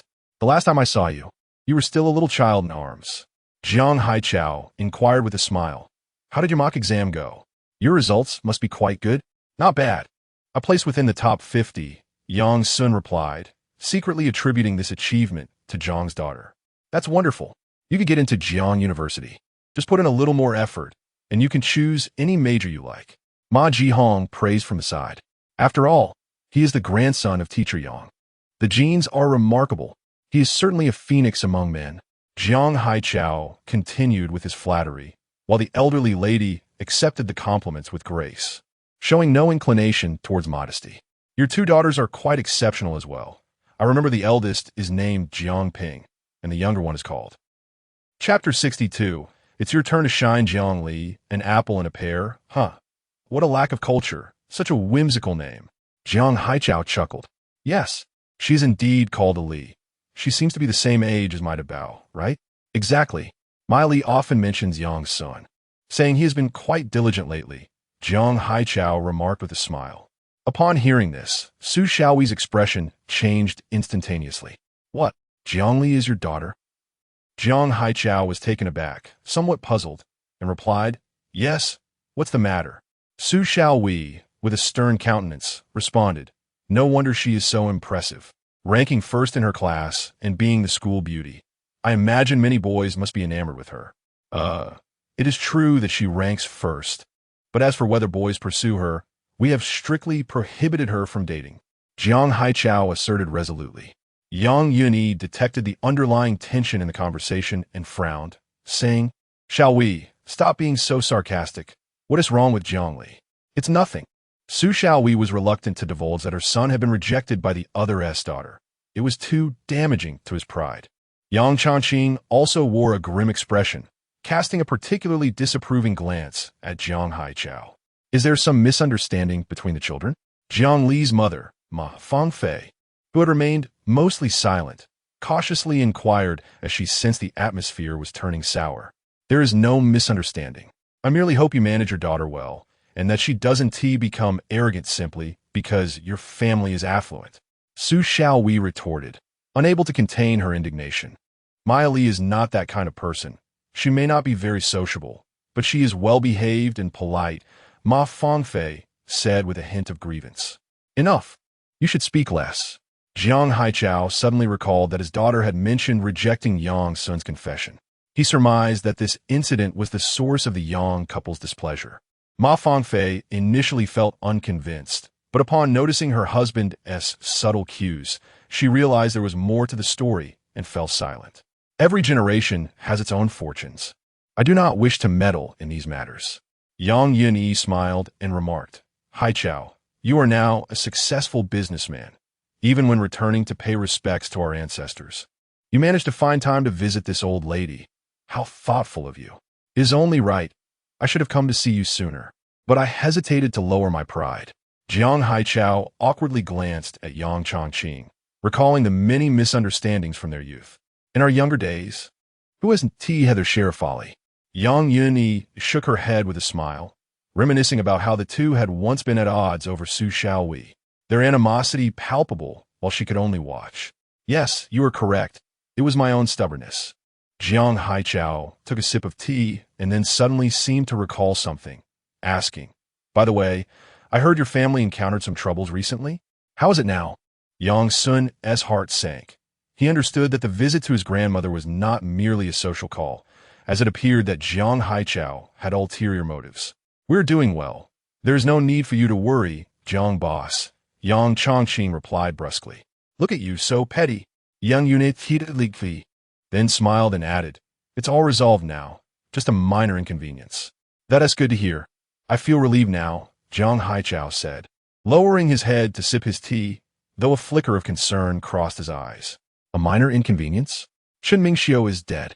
He is indeed a formidable individual whom even he dares not provoke.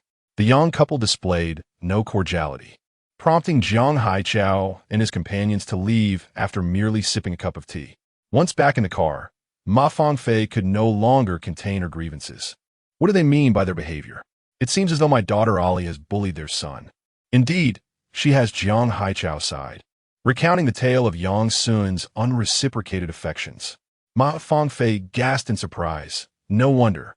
However, this is not our daughter's fault. Their son possesses a rather fierce appearance. So what if he does? A man who relies on his looks is unreliable. Jiang Haichao's expression turned grave. If they were truly to be together, it would be us who are fortunate to have him. Brother-in-law, today I have truly gained insight. The old lady's implication was clear. She clearly does not regard Chen Mingxiu highly. Ma Jihong lamented. I have long warned you not to underestimate Yang Changqing. His connections are beyond your imagination. Jiang Haichao narrowed his eyes and stated, The acquisition of Rose City has been entirely abandoned. Seizing such a lucrative opportunity could easily offend others. Meanwhile, after the Jiang family departed, the old lady wore an expression of displeasure. My old face is about to be thoroughly embarrassed. Yang Yunyi frowned and inquired, "What exactly are you angry about?" Mother, his daughter, Su Xiaowei, unable to contain her frustration, recounted the events. Upon hearing this, the old lady cast a sympathetic glance at her grandson, but chose to remain silent. Yang Sun felt the weight of their pity upon him, causing great discomfort. "Can you all refrain from looking at me like that? It was truly a misunderstanding. It's all right, son. Zhu Wanning is far superior to that Jiangli. You are currently excelling in both love and academics, aren't you?" Yang Changqing smiled as he offered comfort. Yang Sun let out a long sigh, realizing that no words would suffice. "It is getting late. Gather your belongings and let us pay our respects at the grave. We must return to prepare dinner afterward." At the old lady's command, the family promptly set out for the village cemetery, just a few minutes' drive away. Upon arriving at the Yang family's gravestone, Yang Changqing busily burned paper offerings while Su Xiaowei arranged the sacrificial items. "Come now, to bow to our ancestors of the Yang family." Yang Sun obediently complied, and after bowing, he gazed thoughtfully at the names inscribed on the gravestones. "Grandma, why aren't Grandpa and Grandma here?" He does not share the Yang surname. Yet several ancestors listed above carry different surnames. Yang Changqing lightly tapped his head, admonishing him, "Do not speak out of turn." Yang Sun wore a puzzled expression. His inquiry seemed entirely reasonable, so why was it deemed inappropriate? Even if he harbored disdain for that old man, it should not condemn him to wander as a restless spirit. A tinge of bitterness and sorrow flickered in Yang Yunyi's eyes. That man is unworthy. Yang Changqing furrowed his brow, also revealing a hint of melancholy. Upon concluding their memorial rites, the family settled back into their small polo car for the return journey. Shortly after exiting the cemetery, they unexpectedly spotted a young girl clad in a white dress with a black hairband, her graceful figure moving along the roadside. The girl walked while wiping away her tears, her innocent face resembling a pear blossom dampened by rain. "Oh, isn't that Zhu Wanning?" Yang Changqing recognized her at once. "What a sight!" Su Xiaowei exclaimed in astonishment. "Why is she crying? Where is she?" Yang Yunj, equally intrigued, stretched her neck from the back seat. Surely, the child must be facing some sorrowful predicament. Coming from a single-parent household, could it be that she had quarreled with her mother? Yang Changqing hastily turned around and urged, "Debeo, step out and keep her company. She has helped you so much. Now, it is your turn to show your support." "Huh?" Yang Sun was somewhat bewildered, but before he could ponder further, Su Xiaowei had already pulled the car to the side. "Silly child, why are you still standing there? Get out." Yang Yunj was growing anxious and directly kicked her grandson's leg. Although Yang Sun understood, he was misunderstood. He was genuinely curious as to why the study robot was in tears, so he stepped out of the car. Just as he was about to ask his family to wait for him, he saw the little polo make a sound and dash away, disappearing from sight. Yang Sun stood there in a daze, facing the tear-streaked class beauty, their eyes meeting in a moment of shared surprise. Chapter 0063. The legend of a certain individual. As Zhu Wanning regained her composure, she swiftly turned away, hastily wiping the tears from her cheeks. What a calamity! How could this fellow resemble a game NPC, capable of appearing randomly along the way? The atmosphere grew increasingly awkward, prompting Yang Sun to utter the most trivial of remarks. "The weather is rather pleasant today." He glanced upwards, only to see a gloomy sky, threatening rain at any moment. During the Qingming festival, the rain falls incessantly.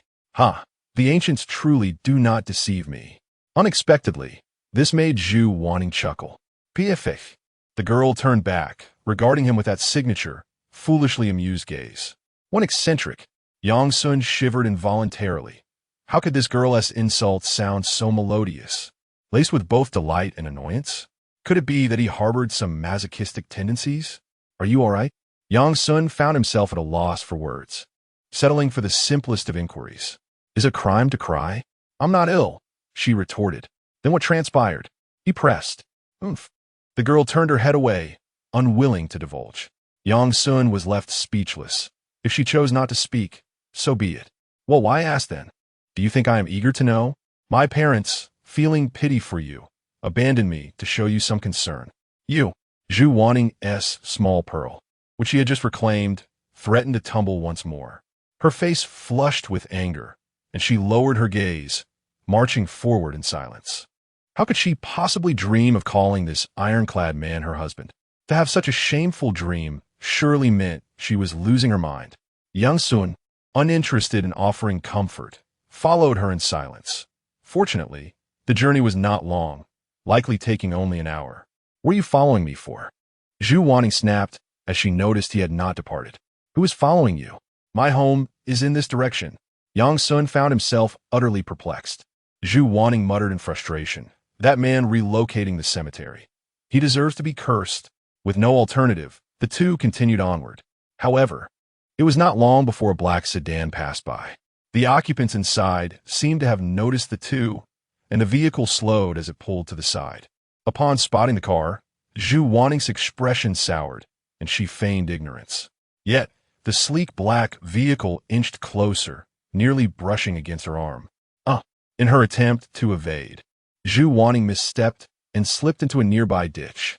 Although the ditch was devoid of water, her skirt caught on the rough cement wall, leaving her calf scraped and bleeding. "Ha ha!" The window rolled down, and the mocking laughter of several young men and women emerged. Two youths, strikingly similar in appearance, sat in the front seat, alongside a girl in the back, all reveling in Zhu Waning's unfortunate predicament. "Bastard child, how does it feel? If you dare return to the village, I'll run you over." Zhu Waning raised her head, her gaze fixed fiercely on the trio, her face as pale as death. The pain in her leg and the injustice in her heart caused her eyes to redden, yet she gritted her teeth, unwilling to shed tears. "Excuse me, I was just passing by and wanted to ask, why do you call her a bastard child?" Yang Sun approached, positioning himself before the passenger door, and inquired with a grin. Several youths were unfamiliar with Yang Sun, yet they were eager to share. Her mother, a mistress, had given birth to her for the sake of money, only for the wealthy man to completely deny their existence. Yang Sun was taken aback, asking, "How do you know this?" "Of course, we are her cousins. Because of her and her mother, our family has lost face," they exclaimed. "The worst part is, they still have the audacity to return to their hometown to pay respects at the ancestral graves. If our grandparents were still alive, they would have broken their legs. Such people should be punished severely." The youth began to chuckle. Yang Sun gradually wore a mischievous smile. "Then she must not be a good girl, right?" "Of course not," replied the driver. "If the mother is a lowly woman, how could the daughter be any better?" "Is that so?" Yang Sun teased. "By your logic, you are kin to a disgraceful person. You aren't exactly virtuous yourselves." "What did you say? Who are you? Are you crazy? Do we know you?" The three young men, suddenly insulted, erupted in outrage. Before they could retaliate, Yang Sun swung her fist, landing a solid blow on the man in the passenger seat. Before they could react, she leaped onto the car's hood. Bang! Bang! Bang! Yang Sun delivered several kicks, causing the entire front of the car to crumple. Soon, white smoke began to billow from the front, as if a short circuit had ignited. The driver was horrified, witnessing the warning lights inside flashing wildly, and the engine sputtered to a halt. "Damn it! Stop kicking. I just bought this car." The two brothers were stunned. Where did this lunatic come from? Beside them, Zhu Waning, initially furious, was also taken aback by the scene.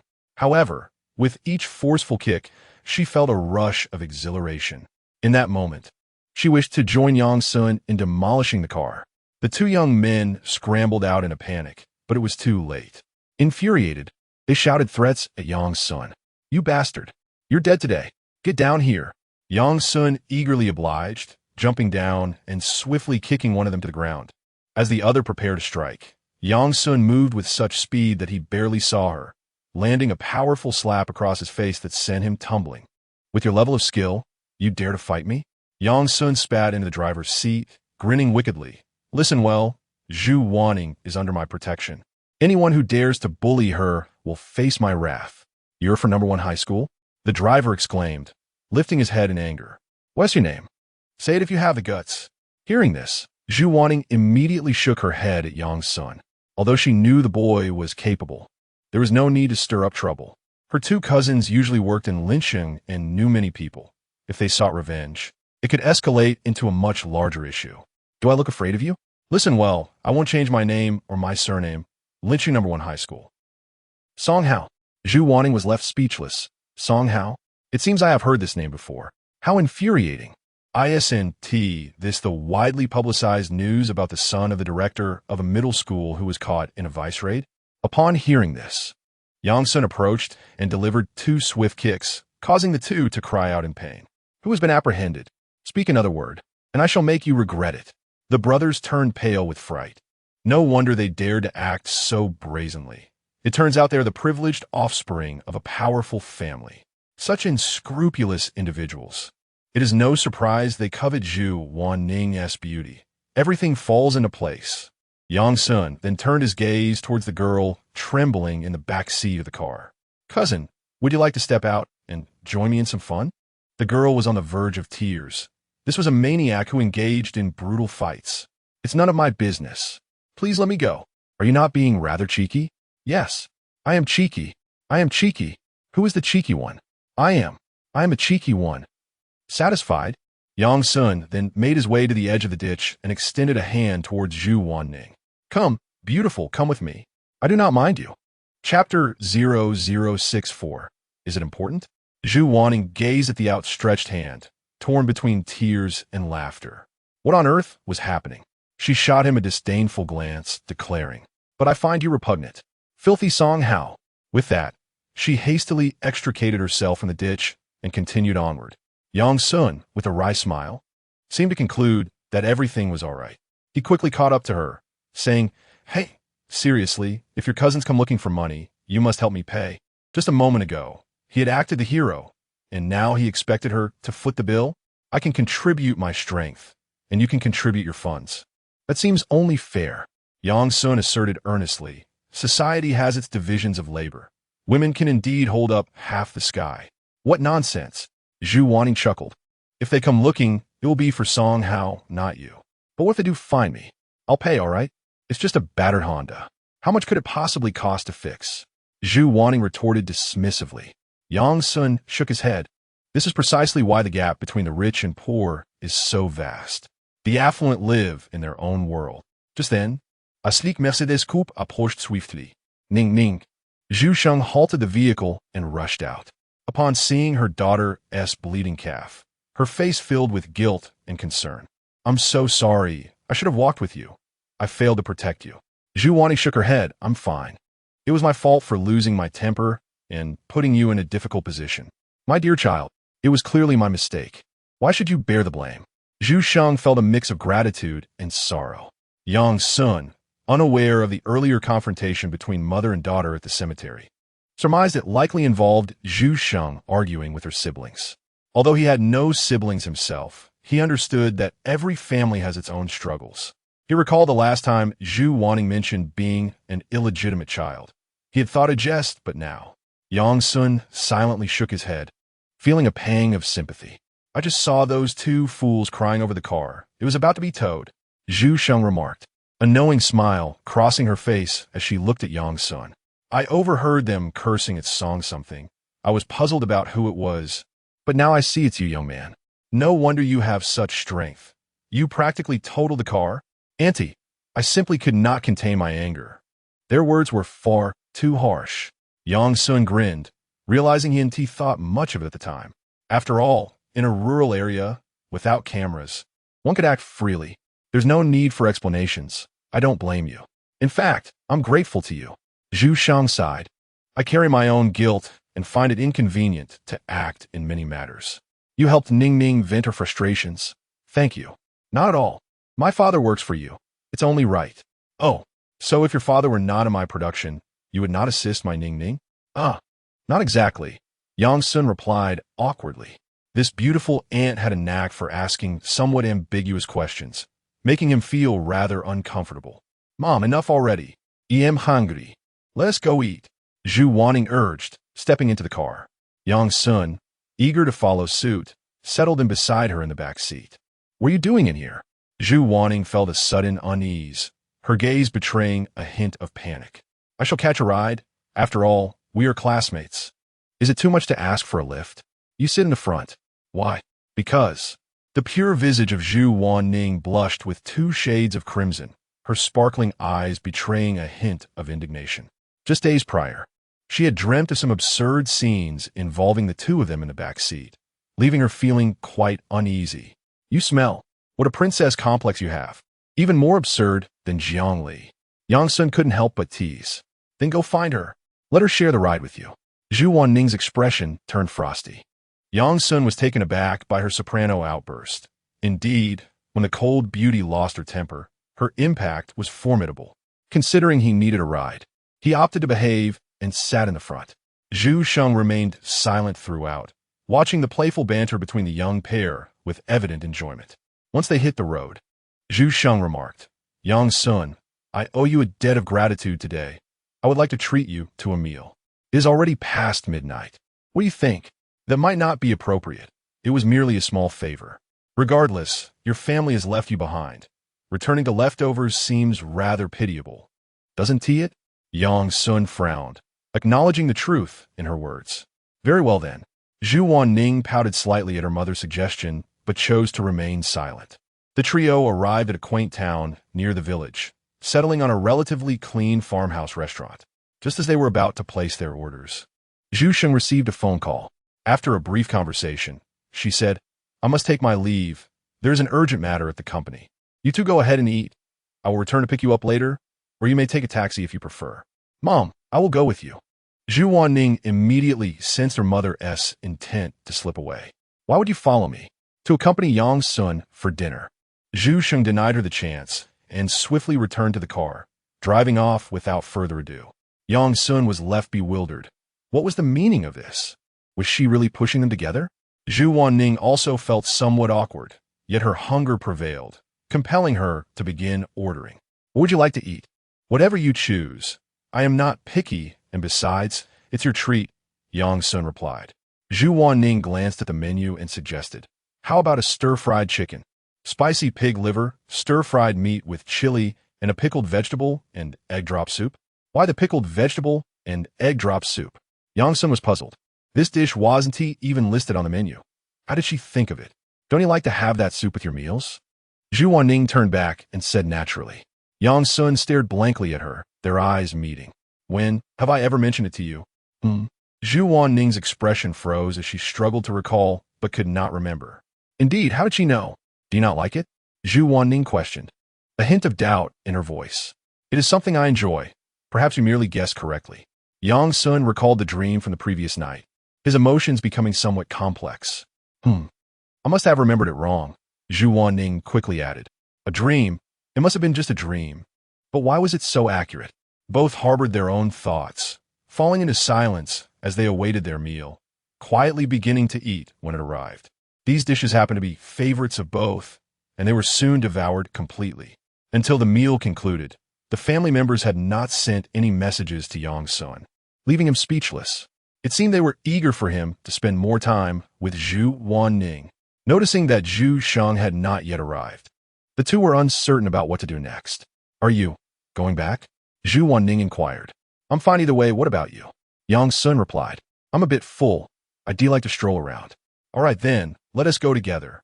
After settling the bill, they left the restaurant and ambled through the small town. The atmosphere was oddly delicate due to the earlier incident with a bowl of soup, yet they both tacitly understood one another. After a prolonged silence, Zhu Wanning finally spoke. Haven't you been looking for Jiangli these past few days? Her sister has returned. She is quite busy, Yang Sun explained. Oh, I've heard about her, the Black Widow at the school gate. Do you watch Marvel films? Yes. My mother's company produces films, and whenever a popular movie is released, she drags me to watch it. Do you enjoy it? Not particularly.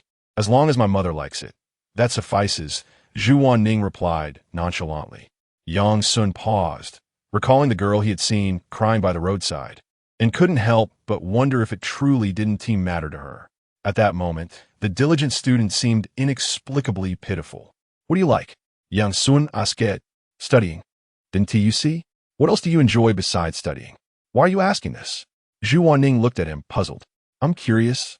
Yang Sun blurted out instinctively. Zhu Wanning's gaze darted away, biting her lip, her cheeks tinged with a hint of blush. Chapter 0065. If you were alone, why are you blushing? Yang Sun was rendered speechless by the girl's demeanor. Who told you to be so cheesy? Zhu Wanning retorted. I merely inquired about your preferences. Is that so cheesy? Zhu Wanning disdainfully murmured. You clearly have the appearance of a male antagonist. Why emulate the male leads of idol dramas? What's wrong? Must one be a pretty boy to flirt with girls? Fine, I shan't ask anymore. Yang Sun felt disheartened. His intentions were entirely benevolent, yet he was subjected to personal attacks. Suddenly, Zhu Wanning turned and stepped into a nearby internet CAF. What are you doing? Weren't you curious about my interests? Follow me. Yang Sun, bewildered, nonetheless followed her inside. Zhu Wanning appeared quite familiar with the internet CAF, while it was Yang Sun's first visit since turning 18, and everything felt novel to him. The small CAF lacked private booths, so they chose a relatively quiet spot to boot up a computer. Have you been to internet CAFs before? Only twice. Most of the time I play at home. You play games? Otherwise, do you think I spend all my time studying at school? Zhu Wanning shot him a glance. Of course. It's to ensure I can enjoy myself. Does your mother know? Yang Sun inquired curiously. My mother is so busy. She hardly has time to monitor me. In fact, she is happy to see me gaming. She worries I might become a bookworm. As she spoke, Zhu Wanning had already launched Blade and Soul, a game that had gained immense popularity since its testing at the end of 2013. You enjoy playing this? Yang Sun asked. I'll play anything that's not mentally taxing or boring. With remarkable skill, Zhu Wanning dove into the game, immediately seeking opponents for combat. I played a bit of Tianxia 2 last summer. Melee classes require significant investment to excel, and I couldn't compete, so I stopped. I played that as well. I achieved first place in the arena before losing interest. Bragging about being first. You? Yang Sun scoffed. Even with financial backing to invest in the game, he found it hard to believe a girl could excel. Zhu Wanning shot him a disdainful look, but remained silent, engrossed in her gameplay. Gradually, Yang Sun found himself at a loss for words. Although he was unfamiliar with Blade and Soul, it was evident from Zhu Wanning's relentless domination of her opponents that she was exceptionally skilled. Her health bar barely fluctuated. Wow, are you toying with them? Zhu Wanning shot him a look of contempt. What do you usually play? Mostly Crossfire and occasionally some single-player games. You played Crossfire? I stopped after the Fire Chillin' update, but no worries. I can play a few rounds with you. Yang Sun was suddenly invigorated. He'd yet to experience playing alongside a girl.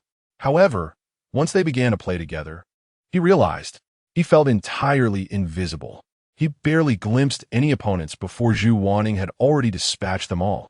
Yang Sun hesitated to assess her skill level. She seamlessly transitioned from her positioning to her movements and reactions, firing her weapon, ducking, climbing onto boxes, and even executing a dog jump, all while maintaining an awareness that rendered her opponents as predictable as mere AI, ushering them towards defeat. I believe this game necessitates a more robust ranking system. The current competition lacks intensity, Zhu Wanning remarked, only to notice that Yang Sun remained silent beside her. Upon glancing back, she found him seemingly lost in thought. You novice, Zhu Wanning teased. Yang Sun's face flushed crimson, yet he found himself at a loss for a retort. His weapon simply lacked the necessary power. How infuriating! At that moment, two flamboyant youths approached, their eyes lighting up at the sight of the young lady in a white dress. Hey, pretty girl, would you like us to show you the ropes? Zhu Wanning frowned at their audacity, but before she could respond, Yang Sun stood up. Is there a problem? He inquired, his brow furrowing. The one with a cigarette nearly dropped it in shock, his demeanor shifting instantly. Bro, please don't be angry. We didn't know she was with you. It was a misunderstanding. We'll leave right away. The pair dashed off, leaving bystanders to wonder if they had just witnessed a ghostly encounter. Zhu Wanning chuckled softly. It seems your presence is quite effective. You can ward off the unwanted. I shall take that as a compliment. Yang Sun scoffed, but couldn't help but admit, I can see that you are indeed skilled at this game. What is so remarkable about that? If you grew up without anyone to play with, resorting solely to video games, you'd excel too. Zhu Wanning replied with a self-deprecating smile. Zhu Wanning paused, observing Yang Sun's serious expression. Why are you looking at me like that? Do you pity me? Yang Sun chuckled awkwardly. That not it. I'm just curious how you can speak so nonchalantly about it. Though I lack a father, I have a mother. And while I may be friendless, I possess wealth. It's as simple as that, Zhu Wanning stated, tilting her head to reveal her elegant swan-like neck and collarbone. Besides, even if I'm not as beautiful as Jiang Li, I'm certainly more attractive than many other girls. Wouldn't you agree? Of course. Go to hell, she retorted. I'm just saying I'm uglier than Jiang Li. Zhu Wanning playfully kicked and hit Yang Sun, launching a flurry of smooth strikes, as if they were engaged in a game of DNF. Wait, you said that yourself. Yang Sun protested, retaliating by deftly grasping her delicate wrist, pulling her towards him. In an instant, Zhu Wanning found herself enveloped in his embrace, their bodies pressed together. Through her dress, he could feel her cool, smooth skin, and an intoxicating fragrance wafted into his nostrils, stirring something familiar within him. You let go of me. We're in an internet CAF. Zhu Wanning blushed deeply, her long lashes fluttering. Is it all right if we're not in an internet CAF then? That is not what I meant. Then behave yourself and don't get handsy. I'm not such a gentleman. If you're disobedient, I'll treat my woman the same way. Understood, Zhu Wanning replied, knowing Yang Sun would refrain from holding her any longer, for the consequences of being discovered would be too dire to contemplate. Once released, Zhu Wanning feigned enthusiasm and resumed her gaming, yet she merely flitted aimlessly across the interface, failing to find a match. Yang Sun, losing interest, mused to himself, what could possibly be more alluring than the class beauty? Why have you stopped playing? After a considerable pause, Zhu Wanning regained her composure, her tones softening slightly. I've never been particularly fond of games. For individuals like us, who are trained in martial arts, they seem rather unrealistic. Upon hearing this, Zhu Wanning suddenly recalled something. I know of a remarkably realistic game. What? Yang Sun inquiret Bouzlet. Just a moment. It's from abroad, and I need to download it first. As she spoke, Zhu Wanning entered a series of URLs, logging into a dimly lit website. Initially indifferent, Yang Sun's expression changed dramatically as he read a line of text on the site. This is Chapter 0066. The Black Ruins, what is it? Zhu Wanning noticed his peculiar expression. What do these letters mean? Elder Beach? It should signify a place name, I presume. Zhu Wanning remarked, this website is global, so it's not unusual for it to have names we are unfamiliar with. Is it that again? Yang Sun was convinced that this was indeed the address from the foreign letter he had received previously, which he had initially thought was merely a scam. But now, it had resurfaced. Was this mere coincidence? While Yang Sun pondered, Zhu Wanning had already downloaded a small client. The game file was not large, and the gameplay was not complicated, yet it posed a significant challenge. I couldn't even pass the first level. Yang Sun glanced at the icon, which depicted two dimly lit doors, as if one were about to enter a shadowy world. Black what? What is the name of this game? Zhu Wanning shot him a glance, Black Ruins, which roughly translates to in Chinese. The girl clicked on the game interface and swiftly entered a somber, shadowy realm. Crumbling ruins and scattered stones suggested an ancient battlefield. Upon selecting the language, the game transformed into Chinese. Wow, it's quite exquisite. Though Yang Sun was not an avid gamer, he was still amazed. The graphics were incredibly lifelike. Indeed, however, this game only has this one scene, and the gameplay is rather monotonous. As Zhu Wanning spoke, a bald man clad in leather armor appeared in the distance, rushing towards the camera. This is a first-person perspective. This fellow will attack me, and the controls involve both the keyboard and mouse. Simply put, it's melee combat, and I must find a way to defeat him. Zhu Wanning explained while maneuvering. The burly man threw punches and kicked. Every movement felt incredibly realistic, as if each blow truly landed. KO. Suddenly, bloodied KO letters drifted across Zhu Wanning's screen. I lost again. I don't even know how I lost. It happens every time. I was certain I blocked his attack. Zhu Wanning glanced exasperatedly at Yang Sun. What do you think of this game? Is it realistic enough? Yang Sun inquired curiously. How did you discover this game? I didn't find it. A gamer I met online recommended it, saying my skills were quite impressive and I should challenge this game. Zhu Wanning shrugged, but I could no longer locate that person. I initially wanted to ask if there were any bugs in the game that prevented me from clearing the levels. Should I give it a try? Yang Sun thought, that rather than talking endlessly, it would be more effective to experience it firsthand. All right, let me see what distinguishes a true martial artist. Zhu Wanning wore an expression of eager anticipation. Yang Sun was indifferent. His curiosity had been thoroughly piqued. The controls were not complex. There were merely some common buttons used in fighting games. Once more, the bald man charged at him. Yang Sun pressed a couple keys, and before the man could finish his combo, the screen displayed KO once again. However, this time, it manifested in the form of blazing flames. "You won," Zhu Wanning exclaimed, her excitement causing her to grasp Yang Sun's arm and shake it vigorously. "You cleared the level. How did you manage that?" Yang Sun looked at the jubilant girl, feeling a hint of unfamiliarity. Zhu Wanning seemed to realize that her affectionate demeanor was overly familiar. Swiftly retracting her hand and shyly turning her head away. "It is fundamentally a basic principle of martial arts," Yang Sun elucidated. "You are approaching this challenge with a gaming mindset, contemplating how to confront this opponent and counter his assaults. However, in genuine life-and-death confrontations, it is seldom about exchanging blows and countering moves. Ultimately, if I can take you down in one strike, I would certainly not waste two. My aim is to achieve a decisive kill with a single blow. In a sense, this is not a game, but rather a brutal reality. And since you have not trained in lethal techniques, it is only natural that you find it incomprehensible." Zhu Wanning listened with skepticism, retorting, "You speak as if you were a professional assassin. Haven't you merely practiced some martial arts? Why act so proud?" Yang Sun was uninterested in elaborating further to someone unversed in the subject. He decided to proceed to the second round. This time, the bald brute's attacks had evidently altered in strategy, becoming more agile.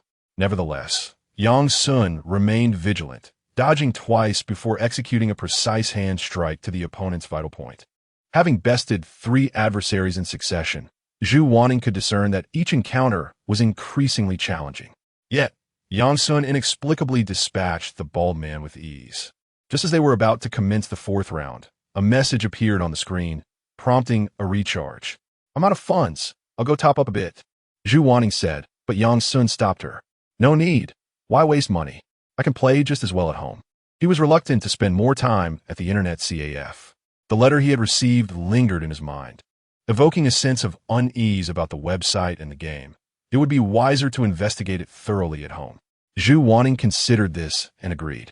The game might have countless rounds of challenges, and there was no telling when it would conclude. The crux of the matter was that she could not comprehend it at all, rendering it utterly devoid of entertainment. After Yang Sun noted how to log into the website, he and the girl exited the CAF. As they strolled through the town-esque streets, they resembled a pair of young lovers in their first bloom. "Will your mother come to pick you up?" Yang Sun inquired. "No," she replied. "She just messaged me, saying she has an impromptu meeting." "Then what do you plan to go?" "I should probably take a taxi back to the city. How about you?" Zhu Wanning asked tentatively. Yang Sun chucked. "Would you care to join me at a certain place?" "Where?" Zhu Wanning blinked in curiosity. Yang Sun beckoned her with a finger before turning into a narrow alley. Since the town and residential areas blended seamlessly, the alleys between many old houses twisted and turned, creating a complex maze. The two arrived at a deserted residential wall, where Yang Sun came to a halt. "This is it." He turned and smiled at the girl.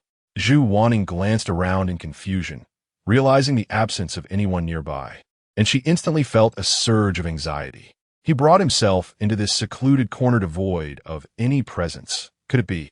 "Listen, no matter what happens next, do not be afraid," Yang Sun whispered softly. But I have not yet made up my mind." Zhu Wanning lowered her head, her hands clenched tightly together. "You need not worry. I will handle this." "Why should I? This is also my concern." Zhu Wanning shot him a playful yet indignant glance. "Indeed, it might very well be directed at you," Yang Sun remarked with a frown. "Huh?" Zhu Wanning found herself somewhat bewildered, as though the boy's words diverged from her own thoughts. Suddenly, Yang Sun sprang into action with the swiftness of a startled rabbit. His figure darted like an arrow towards a corner to the left and behind. In that nook, chaotic footsteps echoed immediately. Yet, Yang Sun planted his foot against the alley wall, his body leaving the ground as he swiftly propelled himself along the wall for 2 steps before executing a graceful spin and landing. Bang! Yang Sun delivered a mid-air kick aimed at the man's head. The concealed man reacted quickly, crossing his arms to block the strike, yet he still stumbled backward, landing roughly on the ground. The man grimaced in pain, baring his teeth, his face a mask of fear as he gazed at the high school youth before him. Seemingly astonished by such strength, Zhu Wanning was startled by the sudden appearance of the stranger and only then realized that someone had indeed been tailing them. Chapter 67. Only after the college entrance examination, oh? You seem to have quite the reaction. Yang Sun, far from being angry, wore a look of delight and excitement. Recently, his practice had been somewhat muddled, and according to his father and grandmother, he had already mastered his internal skills. However, the manner in which he acquired this knowledge remained a complete enigma to him. He distinctly sensed an enhancement in his perception. His hearing and sight were sharper, and his strength, speed, and vitality had all improved significantly. Even his innate resilience had reached astonishing levels. For instance, just moments ago, when he struck a car with his fist, he felt no pain at all. Yet, the crux of the matter lay in his lack of a sparring partner to assess his skills. Yang Changqing was far too formidable. Even if he were to hold back during practice, Yang Sun could hardly discern the difference in their abilities. Thus, he was constantly on the lookout for someone to engage in a fight. After all, throughout his life, he had studied to secure a job, but it was martial arts that he truly yearned for. Come on, rise up and let us continue. Yang Sun rolled up his sleeves, grinning as he approached the young man clad in black. With features that suggested he was up to no good at that moment, Yang Sun bore no resemblance to a high school student. He looked more like someone who had just escaped from a high-security prison. What do you intend to do? The young man barely had time to utter the question before a fist as large as a sandbag came hurtling towards him. Trained as he was, he instinctively attempted to block and counterattack. However, the moment his palm connected with that fist, a piercing pain shot through him.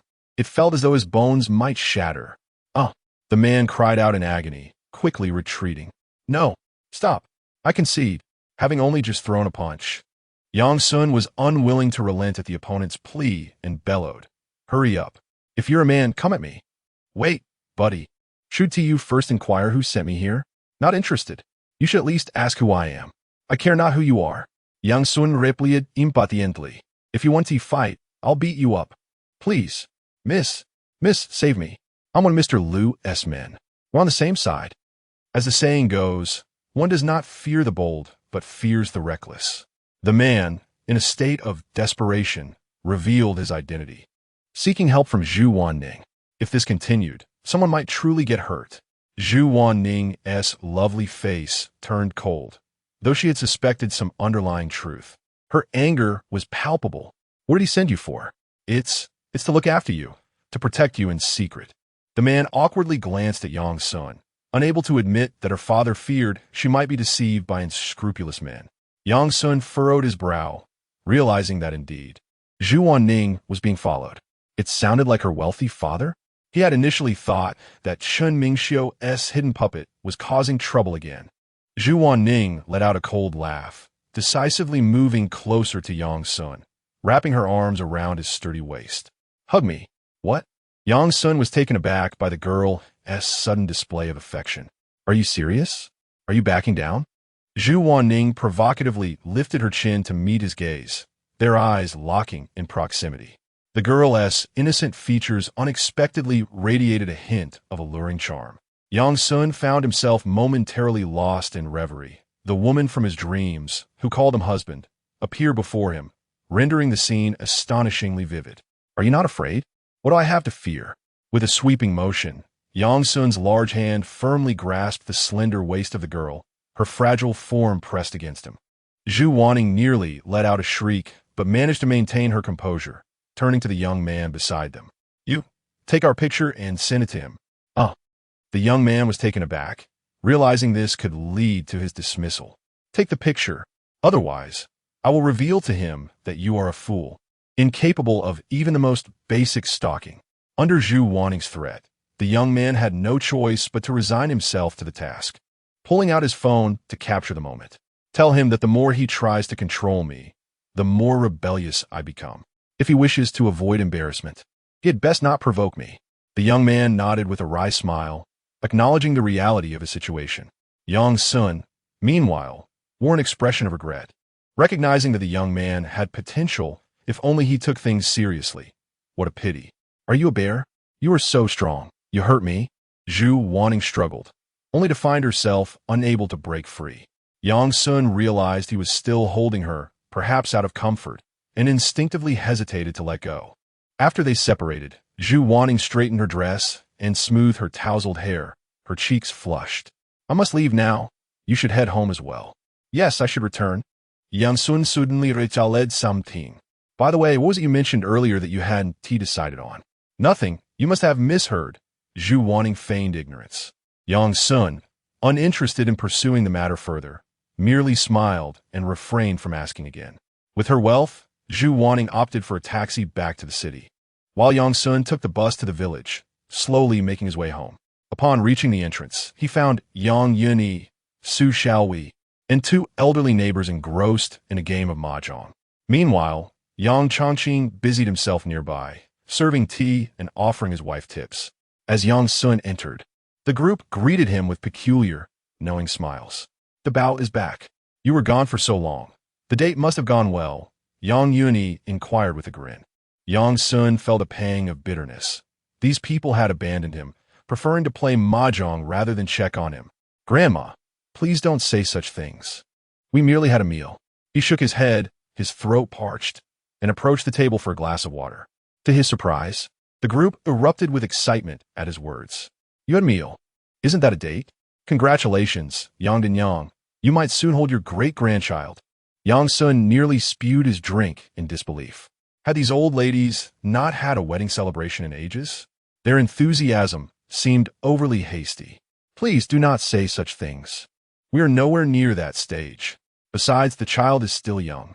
Yang Yunyi chuckled, shaking her head. Yang Sun breathed a sigh of relief. After all, his grandmother was indeed educated and understood priorities. At least wait until after the college entrance examination. Yang Yunyi added. PFF. Yang Sun could no longer contain his amusement, staring incredulously at the elderly lady. The legal age for marriage hasn't even been reached yet, Grandma. Which young lady are we discussing? I can make some inquiries. I am well acquainted with several nearby villages. There is a particularly kind-hearted aunt from the neighboring household. It shouldn't be from our village, though. Her surname is Zhu. Yang Yunj casually remarked. Zhu? Could it be the household from the east end of the village? The aunt's expression suddenly changed, her face reflecting astonishment. Aunt, what is wrong? Do you know her? Su Xiaowei, who had been listening intently, quickly inquired. The aunt sighed, recalling many years ago, there was a family from the east end of the village that produced a renowned opera singer, who even joined the provincial youth opera troupe. You must have heard of it. I have a vague recollection back when I was in school. Could it possibly be? Su Xiaowei glunged at Yang Chongqing, who nodded in affirmation. Indeed, that Zhu producer once mentioned she sang opera in her past. That must be it. The aunt lowered her voice, her face contorted with disdain. That woman later became the mistress of a wealthy businessman and bore a daughter, but due to her status as a third party, the family did not recognize her. Eventually, she fell out with her parents and siblings, taking her daughter and running away. I heard she returned last year to pay respects at the grave, but it led to a considerable uproar. Yang Yang, if that is indeed the girl in question, she must not be pursued. The gossip would be unbearable, and she would be forever subjected to scorn. Upon hearing this, both Yang Chongqing and Su Xiaowei's expressions grew somber, and even Yang Yunj could not muster a smile. Chapter 0068. Gossip. As the game of mahjong progressed, the two neighboring aunts were engrossed in idle chatter. Yang Yunyi and Su Xiaowei, feeling uncomfortable, soon declared their intention to prepare dinner and withdrew from the game. Once the others departed, Su Xiaowei quietly began to tidy up, while Yang Chongqing sat in a rattan chair, an expression of guilt etched on his face. Why hadn't I thought of this sooner? What a predicament this has turned into. It was an event from many years ago, and not even from the same village. Who would have imagined? Su Xiaowei was also troubled. If it were someone from afar, it might be understandable, but it was a local. How could they possibly conceal it? Regardless of the circumstances surrounding that family, Zhu Weining was a good child. If she were truly fated to be with Daba, we could always relocate. Indeed, once Daba gets accepted into Jiang University, we can sell this house and buy one in Jiang City. Su Xiaohi Gongu, look at you two. There's not even a hint of romance yet. Daba hasn't really developed anything with that girl, has he? Is it necessary to think so far ahead? After Yang Yuni expressed her thoughts, she looked towards Yang Sun with a hint of uncertainty. Daba, you Haven T, engaged in anything inappropriate with that girl, have you? Of course not. Grandma, what do you take me for? Women only serve to slow my punch. Yang Sun declared with righteous indignation. However, Yang Changqing and his wife clearly harbor doubts. Having witnessed the blush of infatuation before, stop with the evasive talk. Speak honestly. Yang Changqing frowned. Daba, don't pay heed to those ants. This is how it is in the village. People enjoy gossiping. If you care for her, you must persevere. Su Xiaowei was deeply concerned that her son might forsake a promising relationship due to such negative gossip. Wouldn't it be a shame to let down the girl who harbored genuine affection for him, turning him into a scoundrel? Yang Sun, well aware of his parents' intentions, could no longer bear the misunderstanding. I shall clarify once more. The item in question belonged to Jiang Li, not Zhu Weining. This time, the couple refrained from immediate rebuttal. However, their expressions darkened, seemingly more troubled than before. Son, there is something I had not intended to discuss. Yang Changqing sighed. Today, Jiang Haichao came to our door, and I suspect we shall encounter him again in the future. I am uncertain about the nature of your relationship with Jiang Li, whether it is as amicable as you claim. I merely wish to inform you that, in my pursuit of your mother, I once confronted Jiang Haichao. Yang Sun's eyes widened in disbelief. No, Dad, you taught me since childhood that martial artists should never bully the weak. This matter is different. Yang Changqing defended himself. Look at the animal kingdom. Lions and tigers usually keep to themselves, but when it comes time for mating, a fight is inevitable. You must demonstrate your strength to attract a mate. Su Xiaowei raised her hand and playfully swatted him on the head. You old fool. What nonsense are you spouting? Is that really what a father should be saying? Su Xiaowei's face flushed as she glanced at her bewildered son, feeling a twinge of embarrassment. I apologize, Daba. Your mother was indeed quite sought after in her youth, renowned for her beauty throughout the countryside. Your father resorted to violence out of sheer desperation. Without it, they would have been relentless. Jiang Haichao has now become a prosperous businessman and likely feels embarrassed to mention it. However, entrusting his daughter to our family may prove to be a challenge. Yang Sun, caught between laughter and tears, could genuinely empathize with his father. If the goal is to win the heart of a beautiful woman, then what need is there for martial ethics? Just act. Of course, this is contingent upon the lady's affections being reciprocated. Yet, the rival he struck might very well be his future father-in-law, which renders the situation rather awkward. According to Jiang Li, in her previous life, her father did not intervene, likely because Yang Changqing had passed away. Enough of those embarrassing stories. They only serve to frustrate me. Yang Yuni waved her hand, stating, Dabao is your son. Whom he marries in the future is none of my business. However, there is one thing you all must heed. The Yang family shall uphold the principle of not feeling ashamed before heaven, nor guilty before man. Yang Changqing stood uprig. His expression solemn. Mother, rest assured. Yang Sun and Su Xiaowei nodded in silent agreement. All right, I shall go prepare dinner. Ruer, comme assiste-me. Of course, mother. Once the mother and daughter-in-law retreated indoors, Yang Changqing leaned closer to Yang Sun and whispered, what did Grandma's words earlier mean? Yang Sun, with a look of skepticism, replied, Father, are you pretending to be clueless? You noticed that, did you? Haha, indeed, I was testing you. Yang Changqing laughed heartily before heading inside to watch television. That evening, after consuming his herbal medicine, Yang Sun lay in his room. To attain some tranquility, he donned earplugs.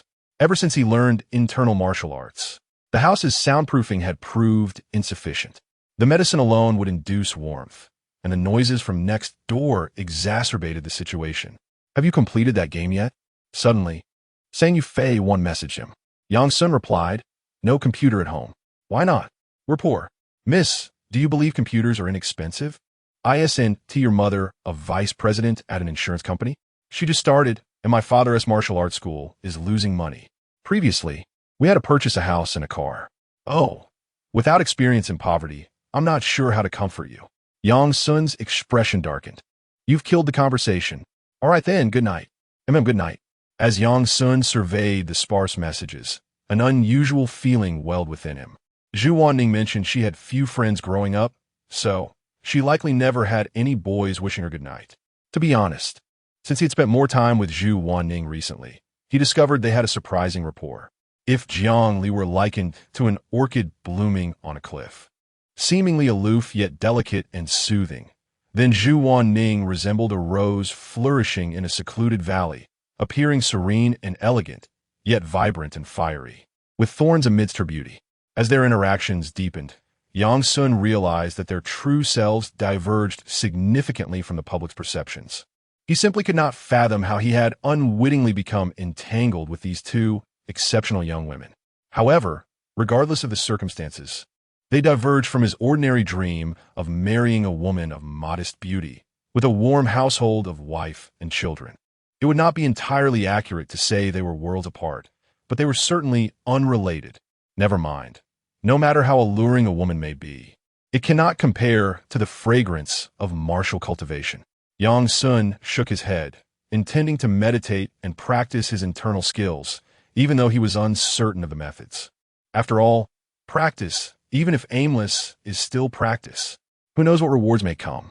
Just then, after a day of silence, Miss Ali sent him an image.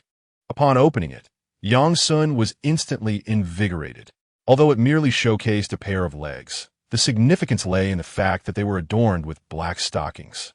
What was the meaning of this image? Send a full-body shot. I can help scrutinize it. Yang Sun mischievously sent a smiling emoji in reply. Wait a moment. I'll take a picture and send it to you. Wow, is she serious? Yang Sun, filled with excitement, leaped to his feet and rushed to the bathroom. Locking the door behind him, he sat upon the toilet, quietly awaiting the blissful moment of the late night. As for practicing, a brief delay wouldn't matter. Finally, after a few minutes, a video of a mere minute and a half arrived. So short, Yang Sun felt a twinge of disappointment, yet anything was better than nothing. So he promptly clicked to view it. Chapter 0069. Baby. Upon clicking, the video revealed a pair of exquisite feet. The camera slowly panned upwards. Suddenly, a figure emerged, digging their nose, accompanied by a message. What do you want? Yang Sun was startled, almost dropping his phone. If you don't want to show it, fine. Is it amusing to toy with me? Jiang Li retorted. In your eyes, am I merely an unashamed wretch? Yang Sun was at a loss for words. What are you talking about? Didn't we agree on a reward? I sent you a photo, and you offered no compliment, directly asking for the full body. You clearly disregard my feelings and only seek your own satisfaction. What am I to you? A mere tool for your amusement? Yang Sun found himself overwhelmed by her barrage of questions, his head throbbing. Why had everything suddenly turned so serious? He had never contemplated such matters. It was simply a straightforward agreement. Enter the top 50, and there would be benefits. Why complicate things? Do as you please. I couldn't care less. I might as well stop watching. Yang Sun was too weary to continue this conversation, as if he couldn't just search online for a teacher to learn from. Just as he was about to leave the bathroom in frustration, Jiang Li called him. What now? Is texting insufficient, and now you must berate me? I'm sorry. To his surprise, a soft, sweet apology emerged from the other end. Huh? Yang Sun was taken aback. What did that mean? Regretting it already? My sister just snatched my phone. I only just got it back. Jiang Li said sweetly, Baby, please don't be angry, okay? My sister has this temperament. She thinks I'm being bullied by you and wants to get back at you for me. Baby? Yang Sun felt his ears flush, quite embarrassed. In the background, he could faintly hear the raucous shouts of Black Widow, cursing. I wasn't really that angry. I was just a bit impatient. You've been tutoring me, which is quite exhausting. I haven't properly thanked you. After a moment's reflection, Yang Sun realized he should indeed treat Jiang Li to a meal to express his gratitude for her recent efforts, even if she had returned to repay a debt. The person who perished in that other realm was not truly the same as he was here. Why are you being so polite to me? It's quite uncomfortable. Jiang Ping, you're so annoying. Jiang Li seemed to be interrupted, exclaiming helplessly, "My sister is acting up again. I have to hang up." The call ended abruptly. Yang Sun stared blankly at the photo on his phone for a while. Was it sent by Jiang Ping? Did that mean those legs belonged to her as well? Yang Sun felt a sense of embarrassment, but couldn't help but indulge in daydreams. Meanwhile, on the other side of Xiaohebu village, Jiang Haichao, having become prosperous, transformed his old home into an extravagant mansion, exuding the airs of a nouveau riche. In a grand bedroom on the second floor, Jiang Li appeared both helpless and touched. "Sister, I know you did that on purpose to instill guilt in Yang Sun, to make him feel sorry for me, but I truly don't need this. Everything I do is out of my own volition. I never thought so much. I just find that guy irritating," Jiang Ping said, while removing her stockings. "What is this? During the holiday, there hasn't been a single greeting, nor has he sought to arrange a meeting. It seems I hardly occupy his thoughts. During the Qingming festival, he must attend to ancestral graves. And we too have our own familial tributes to perform. Everyone has their commitments. Yet a simple message, a good morning, a good night, or an inquiry about what one is doing, would surely suffice, wouldn't it? He has always been like this, disinterested in chatting over the phone. But when we meet face to face, he speaks so freely." Jiang Li chuckled and shook her head. Jiang Ping, with a skeptical expression, said, "Ali, why do you seem to know him so well, as if you've been acquainted for many years? Are you really that close? This is the essence of knowing oneself and knowing one's adversary. One shall not fear the outcome of 100 battles. Love, too, requires a strategic approach." Jiang Li teased. Jiang Ping rolled her eyes, regardless. "I heard from Mom that she doesn't like the Yang family, especially his mother. She seems quite difficult to deal with. I suspect she is akin to those wicked mothers-in-law portrayed in Korean dramas. If you were to marry into that family, you would surely face hardships." Jiang Li frowned and replied, "Auntie is not like that. She merely protects her own, and she is genuinely kind-hearted. I suspect there are some unresolved issues between Dad and their family. Our father, as a prominent businessman, how could he have any conflict with them?" Jiang Ping countered. "Dad wasn't always wealthy. He once received kindness from the Yang matriarch. Otherwise, why would he have visited them specifically? Is that so?" Jiang Ping had never considered this before. "Therefore, sister, the Yang family is not as dreadful as you perceive. Yet, that does not excuse him for neglecting my sister. He still does not meet the standard." With that, Jiang Ping struck a pose reminiscent of a ninja and coolly dashed out.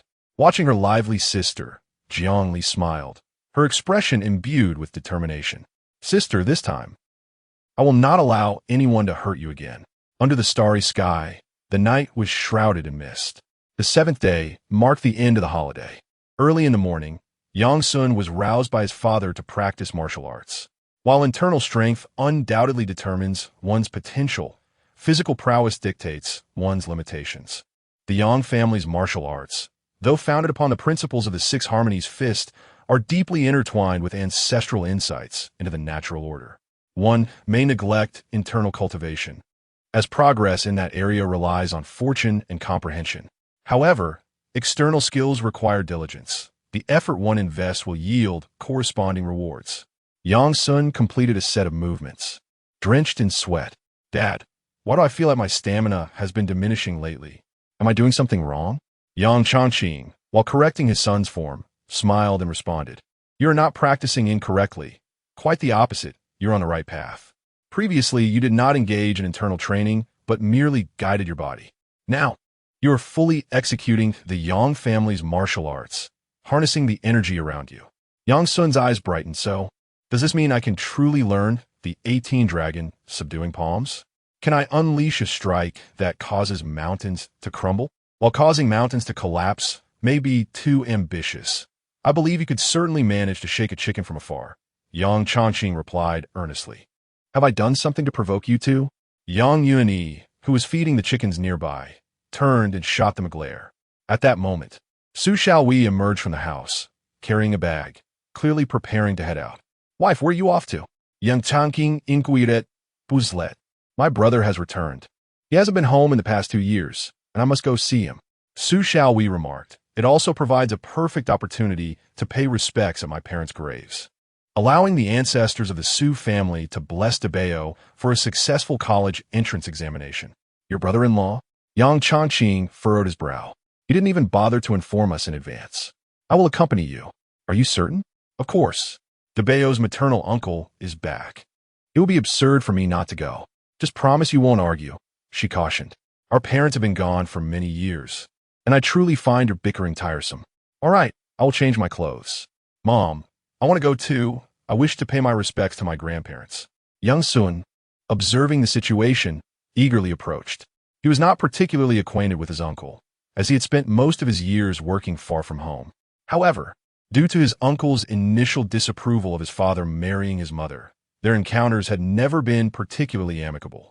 Yang Sun believed that, as a younger generation, his presence might compel the two old men to show some decorum, preventing any potential disputes.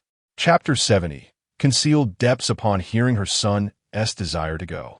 Su Xiaowei glanced at her husband.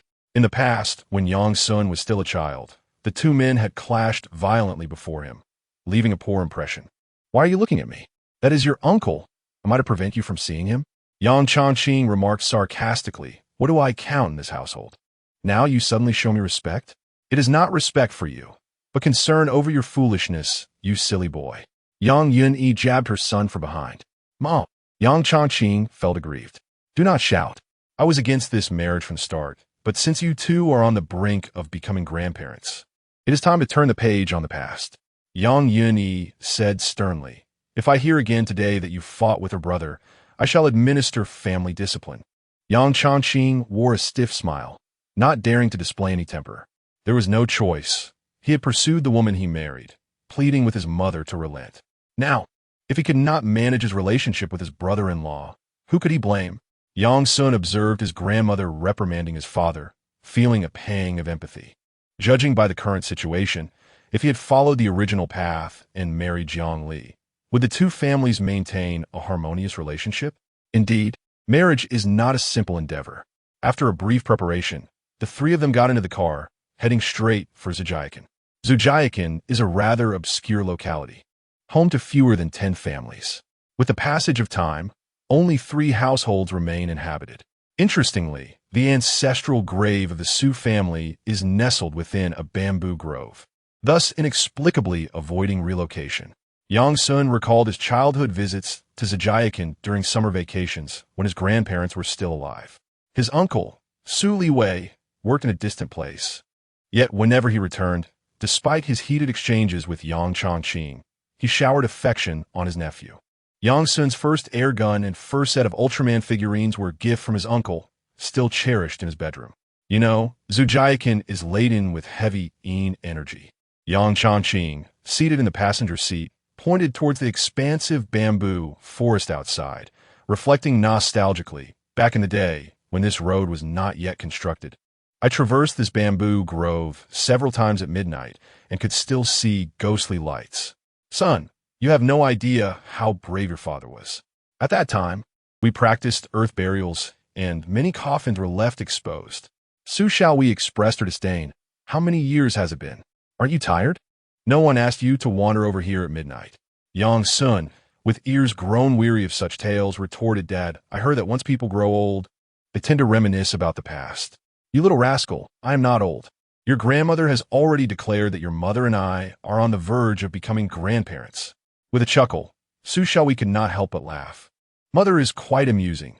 Just yesterday, she claimed she would not meddle in Daba's marriage. Yet today, it is clear she is assigning tasks. Once Daba has children, she will become an ancestor. Hu and Ti relished that status. As they idly chatted, they soon encountered a few dilapidated 2-story houses. In front of one residence, a tall, muscular man was sweeping the yard while engaging in casual conversation with the elderly neighbors beside him. Upon noticing the approaching vehicle, he paused his sweeping, a slight smile appearing at the corner of his mouth. 3 individuals disembarked from the vehicle, and Su Xiaowei joyfully called out to her elder brother before greeting the 2 elderly relatives beside her. They were all kin from the Su family, sharing a common ancestry. Yang Sun also stepped out, loudly addressing his uncle.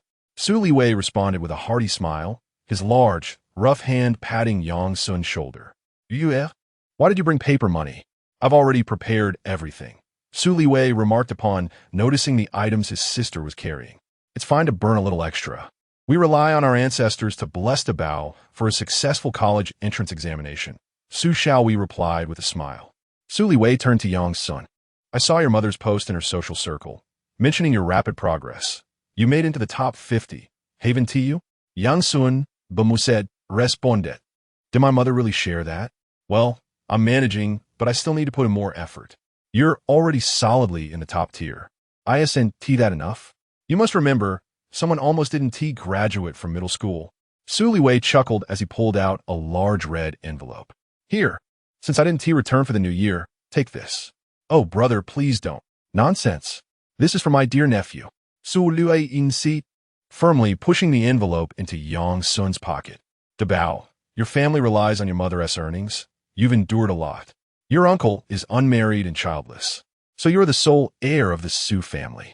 If you ever need anything, don't hesitate to tell your uncle. The money I've saved from working all these years is all yours. No need to be polite. Yang Changqing, who had been listening from behind, felt his face darken, feeling as though he were invisible since his arrival. One moment, he was criticized for not excelling in his studies, the next for not earning money. And now, even his son was being claimed by the Su family? Su Liwei, what do you mean? Am I not working? Am I not earning? Yang Changqing replied, his tone sharp. Huh, we years saved money to set up a martial arts school for you, and now it has flopped. You? Earning money? A failure. Yang Changqing's face flushed with anger, his fists clenching tightly.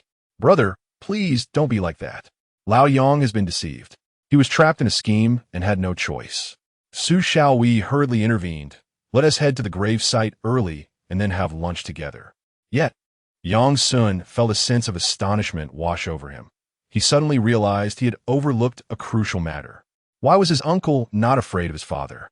Throughout his life, he had only known of the discord between Yang Changqing and Su Liwei, which often escalated into physical confrontations. However, as his own martial arts skills improved, he increasingly recognized that Yang Changqing was formidable, at least beyond his current comprehension. The question arose, how could such a powerful Yang Changqing be unable to manage Su Liwei? Wow, how peculiar. Why ain't I thought of this sooner? Could it be that Yang Changqing is intentionally holding back? Or perhaps Su Liwei conceals his true capabilities and has practiced martial arts as well. Reflecting further, while he was aware that Su Liwei worked in various locations, sometimes on construction sites and other times driving large trucks, his movements seemed erratic and shrouded in mystery.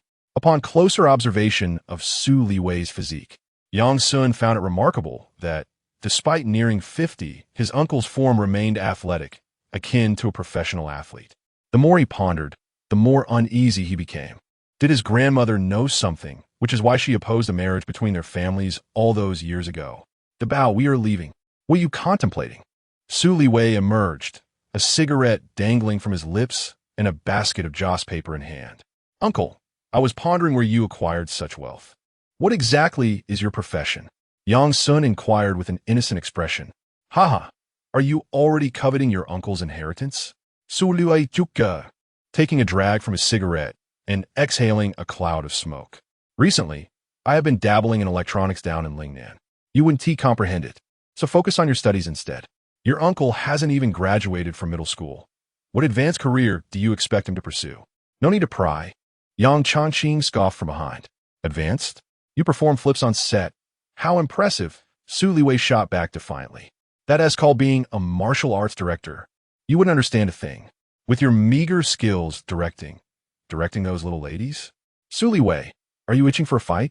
Would you like to test that theory? Come on. The one who backs down is the coward. The tension between the uncle and the brother-in-law escalated rapidly. Yang Sun, initially intending to mediate, now found himself filled with anticipation at the prospect of a brawl. Let them fight. Hurry, let them fight. Chapter 71. The twins enough. Dabao is still here. Is there no shame? Su Xiaowei exclaimed, unable to contain her frustration. The two finally calmed down, turning their heads away from each other in disdain. Yang Sun forced a smile, lamenting the lost opportunity for a scuffle. Though they couldn't come to blows, their banter persisted, and before long, they found themselves amidst the bamboo grove. Your parents and ancestors are watching, so you too should cease this immediately. Su Xiaowei reminded them as she began to arrange the offerings. The two young men, however, showed respect towards their forebears, each attending to their tasks in silence. Young Sun, unable to assist, turned his attention to the inscriptions on the tombstones, curious about the names of his ancestors. The last time he had visited during elementary school, he had little understanding of honoring the departed. He had merely followed the adults, his interest lying solely in foraging for bamboo shoots. Now, however, with maturity, he felt a reverence for his ancestors and a desire to learn about them. As he gazed upon the names, each one weathered by time, he silently recited them. Su Liwei, observing this, felt a flicker of pride in his stern countenance. Yang Sun suddenly noticed the most recently engraved name, which bore only a slight difference from his mother's.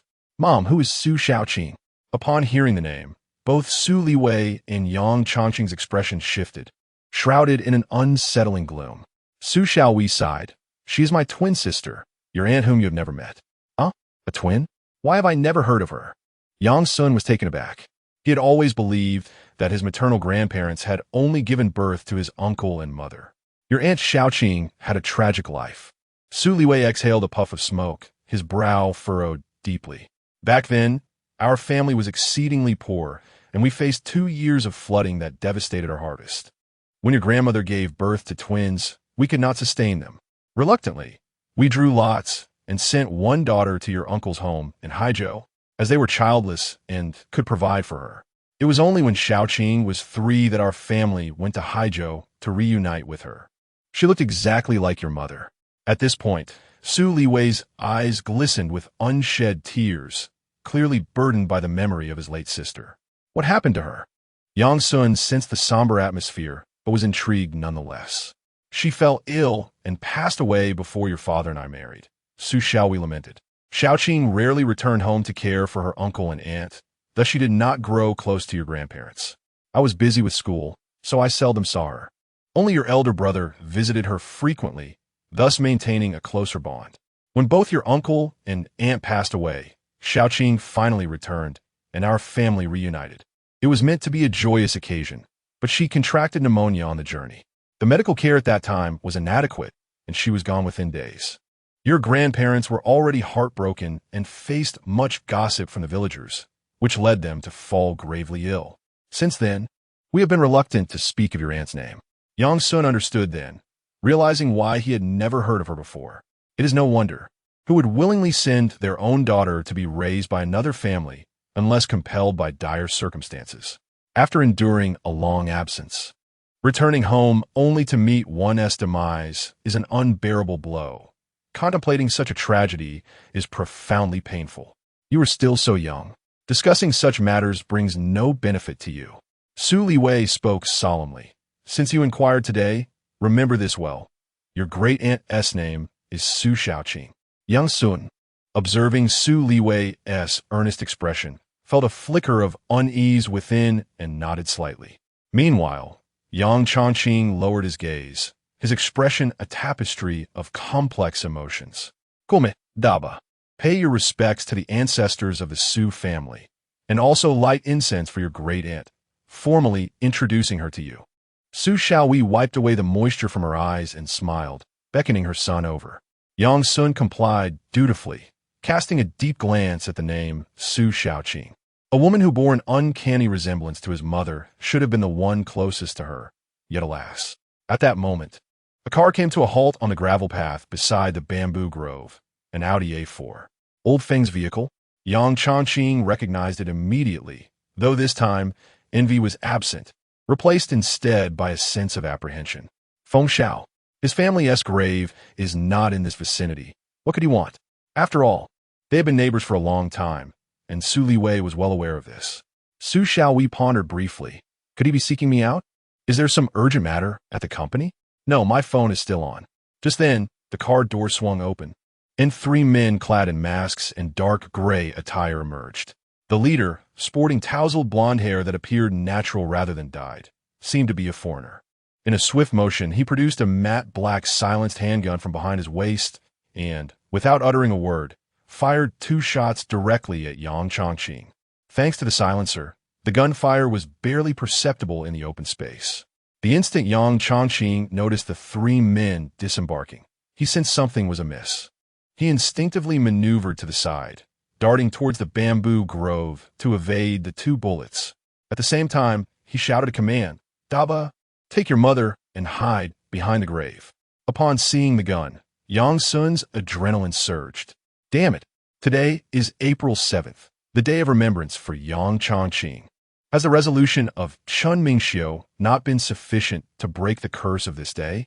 Yang Sun had no time for contemplation.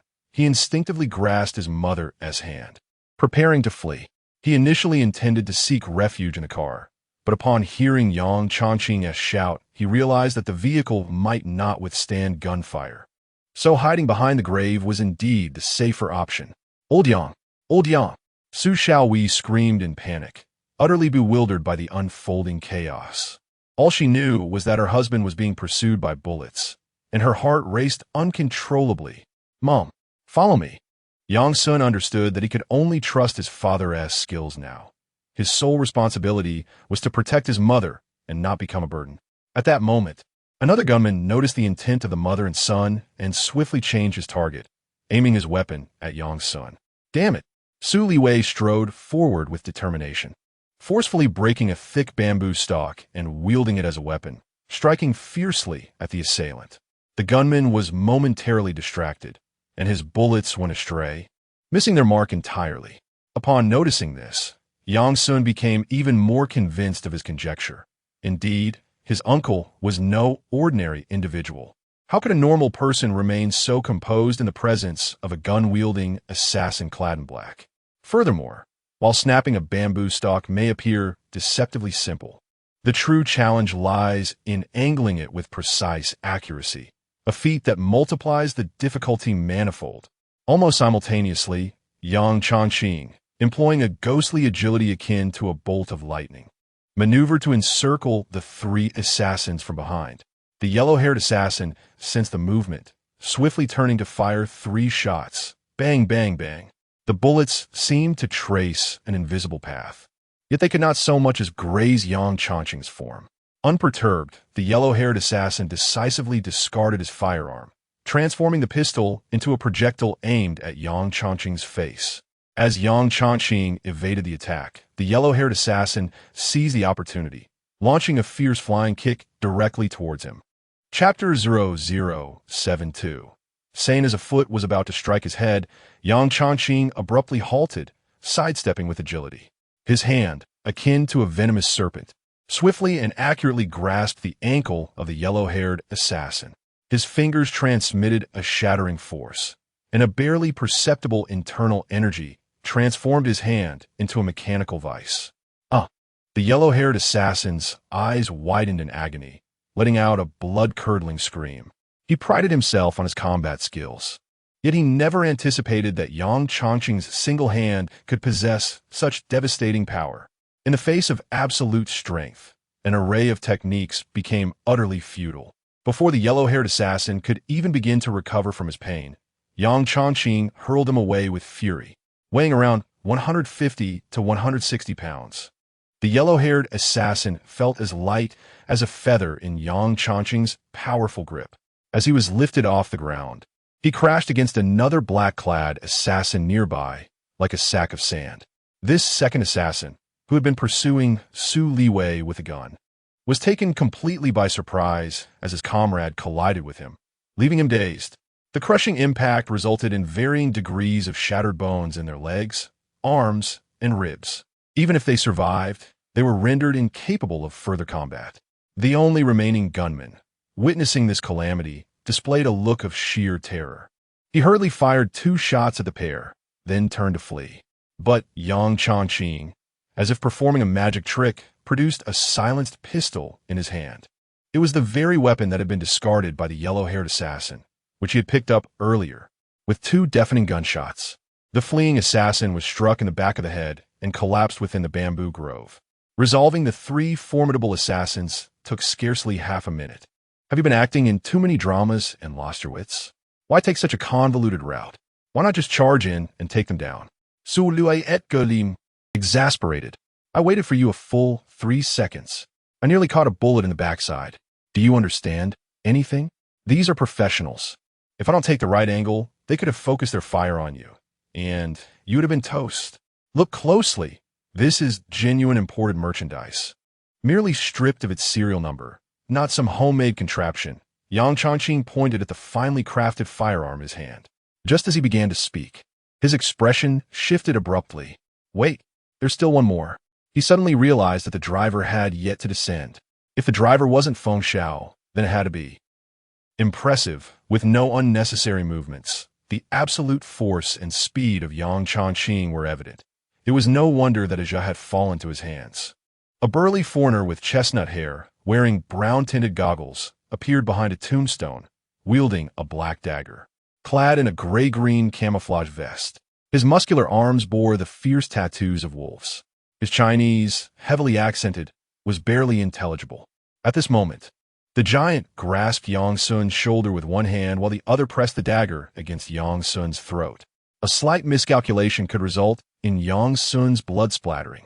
Zabao! Su Xiaowei exclaimed, her eyes wide with fear, her face devoid of color.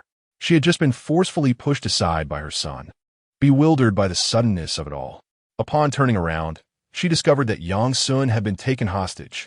Her son had somehow sensed the impending danger and selflessly thrown himself into harm's way to protect her, his mother. How despicable! What kind of coward holds a child hostage? If you have the guts, come and face me in a duel. Su Liwei's fury was palpable, his hair bristling with rage. Stay calm. This man's strength is on a different level compared to the three from earlier. Yang Chongqing's expression darkened.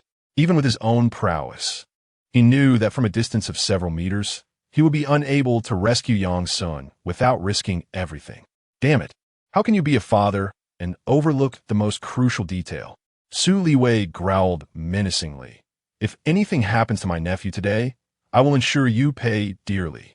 Spare me your threats. That is my son. I will not allow him to be harmed, not even the slightest, unless I am dead. Yang Chongqing's eyes were bloodshot, his anger boiling within, yet he dared not act rashly. Ha ha ha. Indeed, there is an ancient saying in your country. As long as the Green Mountains remain, one need not worry about firewood. Cyan, if I were you, I would remain calm at this moment. Otherwise, your flesh and blood may suffer. Yang Chongqing es elids tweetjet. Who exactly are you? The bearded man grinned. I knew I was not mistaken. You are indeed that individual. Everything falls into place now. And Aja's death was not in vain. Since you know who I am, spare the pleasantries and state your terms. I may grant you mercy. Yang Chongqing's countenance was colder than ever.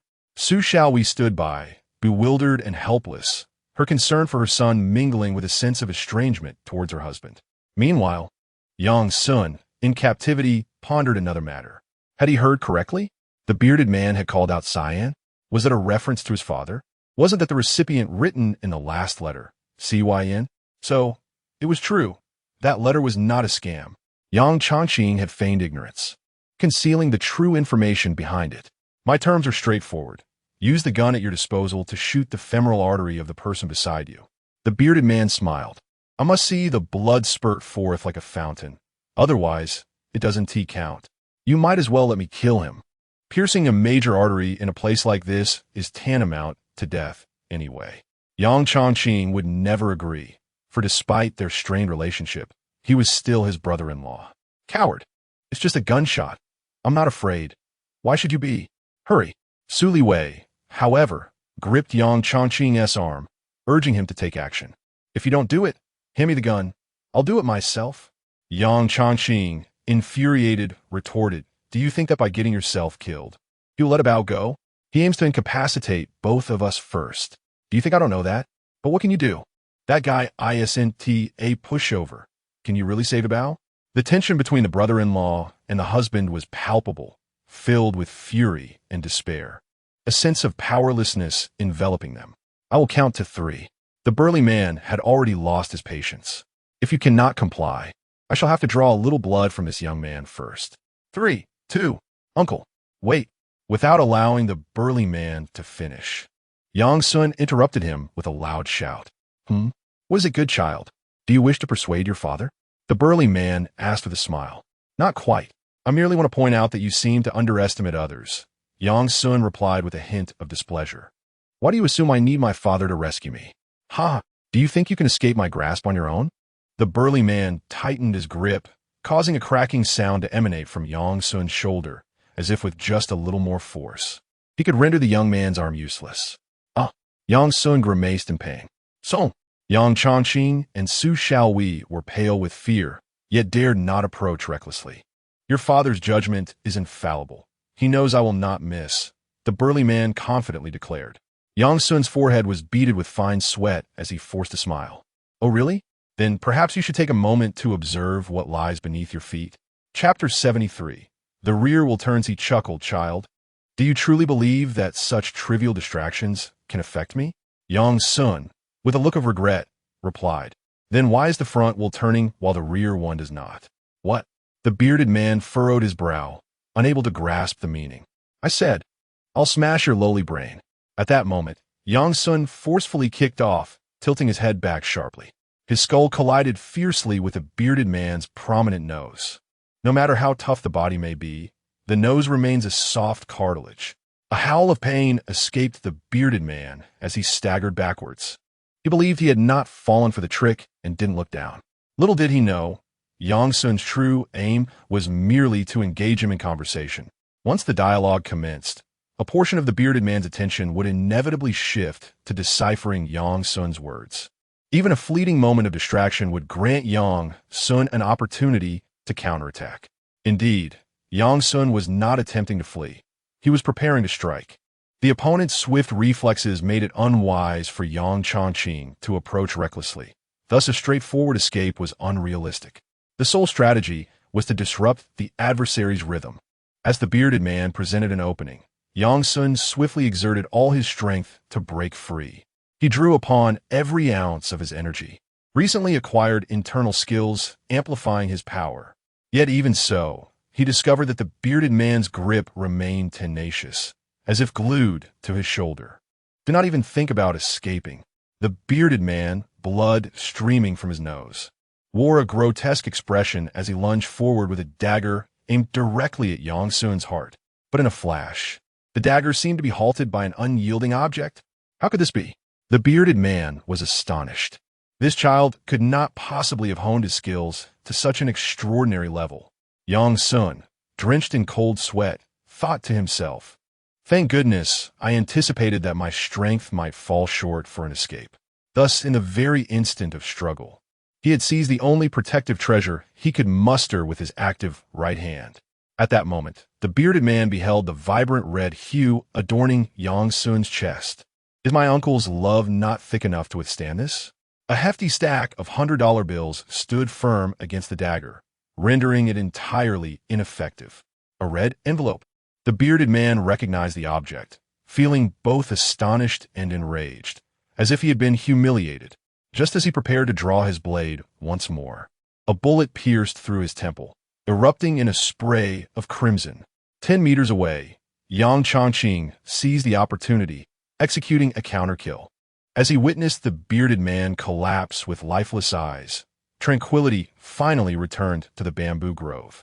Zabao, Su Xiaowei, disregarding the fear of death, rushed forward to embrace her son. Are you all right? Are you injured? I'm fine, Mom, don't worry. I'm tough as nails, Yang Sun reassured her with a smile. Su Liwei approached and kicked the bearded man's head with ferocity, obliterating it. You bastard, consider yourself fortunate to have fallen into my hands. I shall ensure your suffering knows no bounds. Yang Chongqing stood silently beside his son, his eyes reddened with emotion. Observing his father's sorrowful demeanor, Yang Sun felt a pang of anxiety. He realized he had acted recklessly earlier, possibly inciting his father's displeasure. Dad, it was my fault. I should have been more cautious and not so impulsive. Does it hurt? He inquired, taken aback. Yang Chongqing gestured toward his shoulder, revealing a flicker of concern and guilt in his gaze. Oh, it doesn't hurt anymore. I'm quite healthy. Look, Yang Sun exclaimed, enthusiastically swinging his arms, only to quickly discover the aching pain in his muscles, indicating he had indeed sustained some injury. Do not be stubborn. Let your grandmother apply some medicine when we get home, and rest for a few days, he advised. Good job, my dear nephew, Su Liwei said, patting Yang Sun's head with satisfaction. You've grown. You handled that situation with remarkable composure. It must be the blood of the Su family. Yang Changqing furrowed his brow, but chose not to argue with his brother-in-law this time. Enough. Brother, this place is terrifying. We should call the police quickly, or what will happen to these bodies? Su Xiaowei, shaken by the scene, trembled as she regained her composure. All right, you and Debeo leave first. We will handle the police. There are still 2 alive over there. We cannot let them escape. But will you be safe? After all, killing. Su Xiaowei struggled to voice her fears. What are you worried about? We are acting in self-defense. Just giving a statement will suffice, Su Liwei reassured her. Though Su Xiaowei was not entirely convinced, she understood that these individuals were clearly thugs and should not pose a threat. Yang Sun thought his mother was overly naive. Had it been him, he would have interrogated the 2 survivors first to extract information about the mastermind behind this chaos. After draining their last value, he would dispose of them and bury them deep in the ground. Such desolate places, devoid of surveillance, would render discovery nearly impossible. Of course, if his father had any special connections, arranging for someone to clean up the aftermath would not be an issue. Though Yang Sun yearned to remain, he felt compelled to accompany his mother back, who was still shaken from the ordeal. On the way, Su Xiaowei gradually began to piece together the unsettling clues. Debeo, do you think your father and uncle are hiding something from us? They seem all too familiar with such situations. I think so too, but Mom, if you don't understand. How can I? Yang Sun sighed. I know your father is skilled, but I never anticipated his prowess to this extent, even handling a gun. I must ask him thoroughly when we return to uncover the truth. As for your uncle, he indeed trained at Shaolin in his youth, which explains his robust physique. I thought he only had rudimentary skills, but... She continued. Yang Sun chuckled lightly, Mom. You should be grateful. Without them, what would we have done? Don't say that. It can never happen again. Your mother would rather perish than see you in danger. Su Xiaowei recalled the harrowing events, breaking into a cold sweat. Filled with dread. All right, I will heed your words, Yang Sun replied, though whether he could truly abide by them remained uncertain. Meanwhile, within the bamboo grove, Su Liwei seized each of the remaining assassins, snapping their necks with a decisive grip. All done. I will make a call shortly to have someone come and dispose of them. Let them serve as fertilizer for the bamboo grove. Meanwhile, Yang Changqing sat silently on a nearby stone, lost in contemplation. That bearded man knows you. Could he possibly be an old adversary? Su Liwei inquired. Unlikely. If he were truly an enemy, he would be overestimating himself. Yang Changqing replied softly. Can you refrain from posturing in my presence? Su Liwei retorted, clearly displeased. Then who sent him? Is it the same person who set you up last time? I do not know, nor does it matter. Whoever it is, I will not let him escape. Absolutely not. Su Liwei frowned, noticing a slight quiver in Yang Changqing's voice. Are you crying? I cannot be mistaken, can I? When did you become so fragile, you old rascal? Su Liwei exclaimed, his astonishment surpassing even the shock of encountering the assassins. Chapter 0074. The strength of old Yang Changqing did not conceal his emotions. He lifted his head, his eyes aflame with anger, fear, guilt, and an overwhelming sense of frustration. I failed to protect him. Su Liwei sighed, enough with the nonsense. Did you not eliminate that guy? But that was a chance that Daba earned for himself. He extricated himself, while I, as his father, was utterly powerless. Yang Changqing pounded his chest with fervor, resembling a caged beast, his cries echoing with heart-wrenching sorrow. He even protected Xiaowei for me. I almost lost my only son just now. Su Liwei, you were right all those years ago. I am indeed worthless. I do not deserve your sister. I lack education. I cannot earn money. I have not provided them with a good life, and now I cannot even fulfill the most basic duty of protecting them. Su Liwei's face shifted from mockery to profound seriousness. What are you saying? Daba's accomplishments are due to your relentless teaching over the years. You share in that credit. I did teach him, but must he learn? Must he excel? It is not that simple. Today's events are burdens far too heavy for a child to bear. He should be attending university, securing a good job, leading a simple and happy life. For over a decade, he balanced his studies with martial training, and I barely supervised him, yet he thrived. Even his internal skills were taught only recently.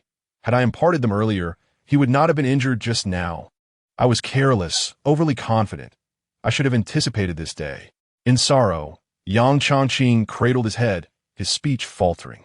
If only he had been a bit lazier, if only his talents had been slightly lacking, perhaps neither he nor his mother would have survived. Nonsense. How can you dwell on if-onlys? The reality is they lived. Su Liwei's eyes blazed with intensity. Instead of ruminating on these futile thoughts, you ought to find the true culprits behind this. As if jolted awake by his words, Yang Chongqing inhaled deeply, his gaze sharpening with resolve. Indeed, you are right. Since they refuse to let me live in peace, I shall carve a path for them with these fists. Su Liwei sensed a long-forgotten pressure emanating from him, his brow twitching as he regarded his resolute brother-in-law, letting out a long sigh. That foreigner with the wolf head tattoo on his arm. Do you recognize him? Yang Chongqing glanced briefly, shaking his head. I have been away from that circle for too long.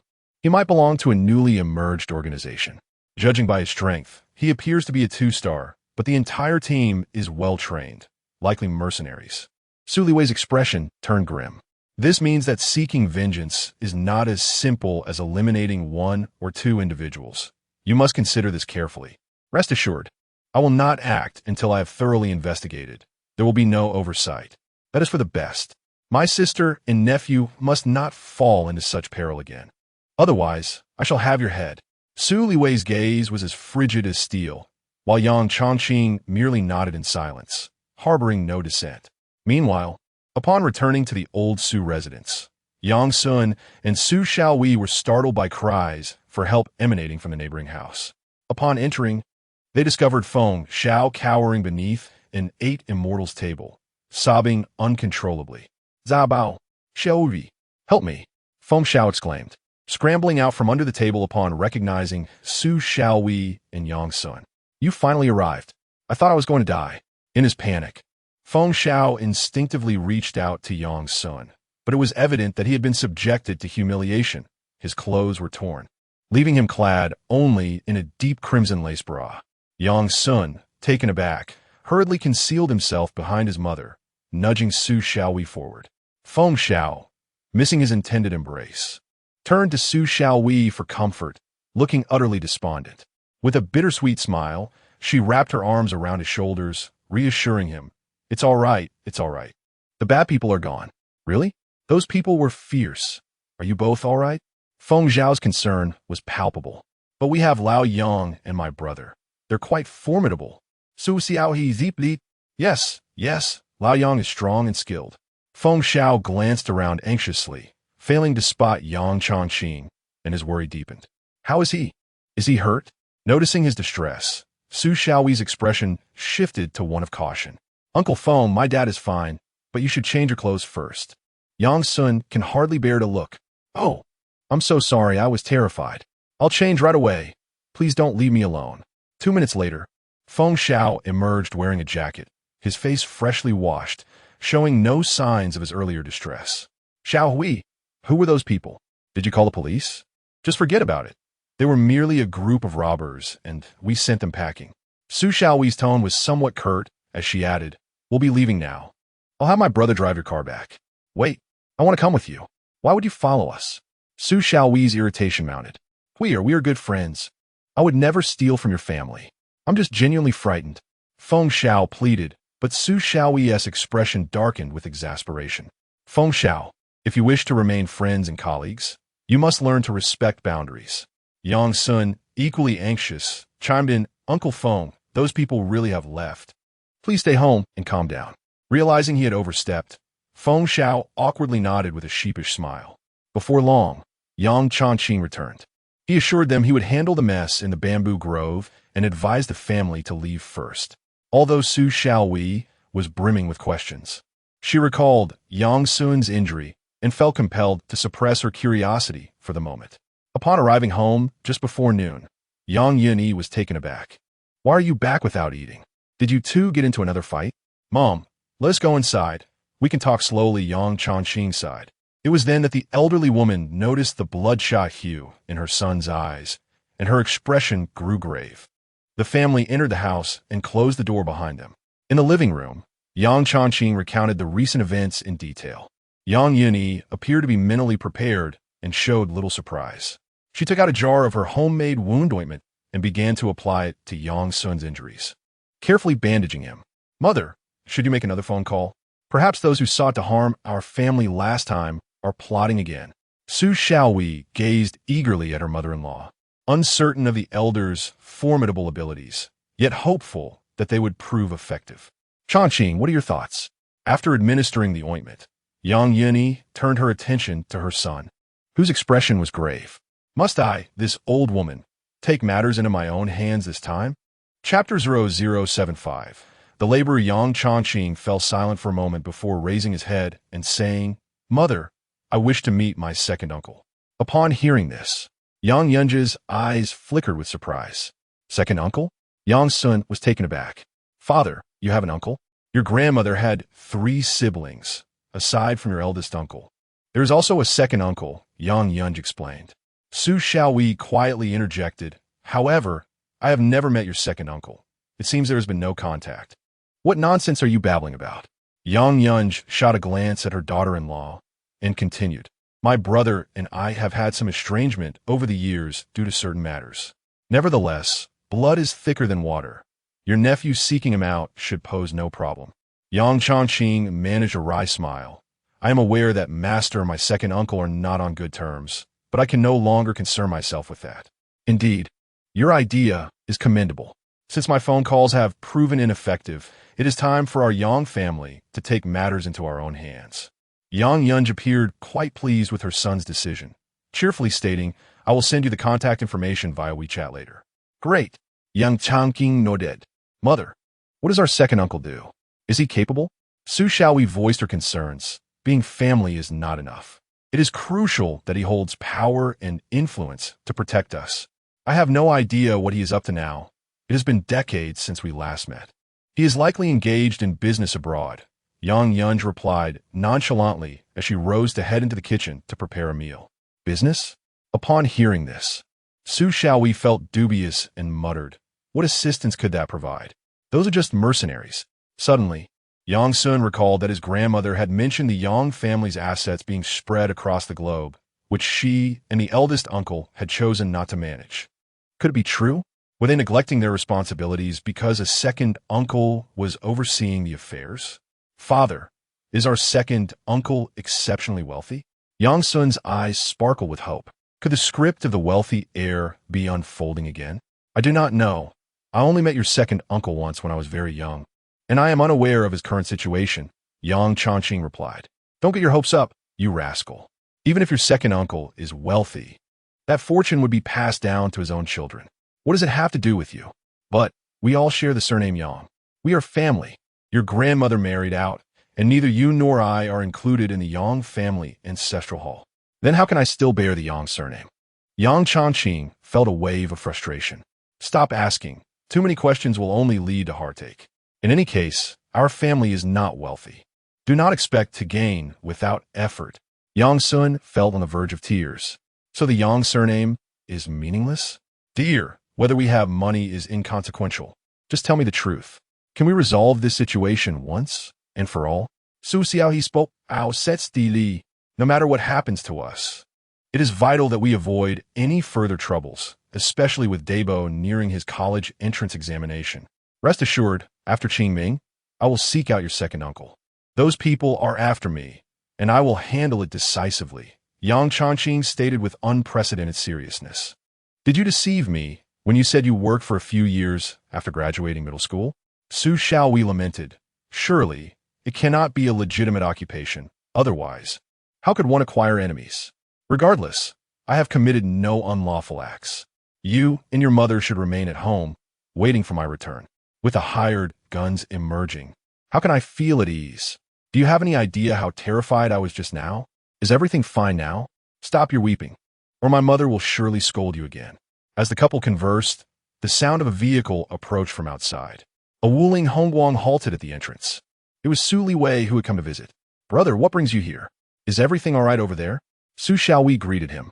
Su Liwei carried 2 boxes of tea leaves, evidently meant for the elderly matriarch.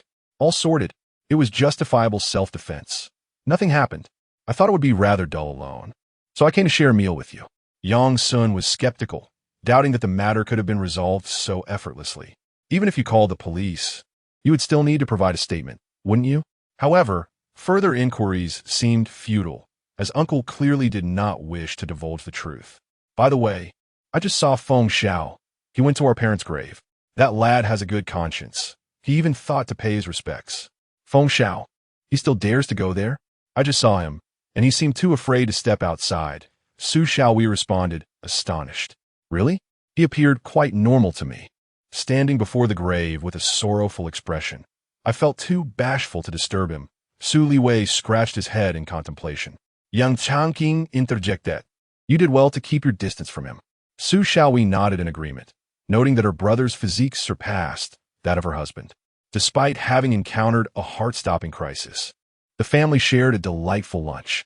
After the meal, Su Liwei prepared to drive back to another city. Before departing, he urged Yang Sun to study diligently, reminding him that in 2 months, upon his acceptance to university, he should return to celebrate his graduation banquet. The Yang family bid farewell to the elderly matriarch and set off for the city. Father, when you were working outside, did they call you Cyan? Yang Sun casually inquired during the drive. Yes, the foreman named me that. My name contains Qing, so it seemed fitting. Surprisingly, Yang Changqing, sitting in the front passenger seat, did not deny this. So that letter from the Samsung resort wasn't misdirected. It was indeed meant for you. Should be, but it was merely a scam letter. No need to pay it any mind. Su Xiaowei, intrigued, asked, Oh, you even have an English name? What kind of work were you doing? Yang Changqing, with a serious demeanor, replied, Originally, I did not wish to disclose it, but in truth, I was once a member of a national-level secret organization. Due to the confidential nature, I cannot elaborate, but you should know that I shed blood for my country in the shadows. The peace that the people enjoy on this land today is partly due to my efforts, and that is sufficient. Su Xiaowei playfully pinched her husband's waist. Are you trying to boast? If you were that impressive, why did you need to call my mother for help last time? I was merely trying to elevate the narrative a bit. It was just a matter of fighting back and forth. What else could it be? Yang Changqing chucklet awkwardly, sighing. It must be said that among us, my dear wife, you are the wisest. Nothing escapes your notice.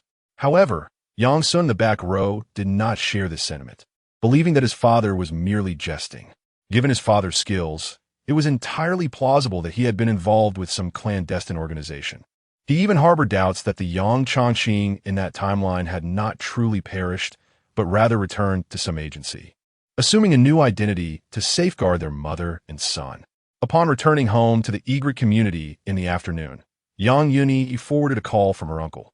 Yang Changqing promptly requested leave from the production crew and began to pack his belongings. Although Su Xiaowei felt a tinge of anxiety, the thought of their son's safety compelled her not to hinder her husband. Instead, she assisted him with a heavy heart. After dinner, while using a toothpick to clean his teeth, Yang Changqing beckoned to Yang Sun. Big treasure. Tomorrow your father is embarking on a journey. Let's take a stroll. Upon hearing this, Yang Sun immediately sensed that his father had something important to convey, and he nodded in agreement, following him outside. Chapter 0076. Gazing at the stars, the father and son descended the stairs, exited the community, and meandered aimlessly along the main road. Yang Changqing remained silent, seemingly lost in thought, while Yang Sun chose not to press for conversation, simply following along in quietude. Would you like a soda? Suddenly, Yang Changqing inquired. Huh?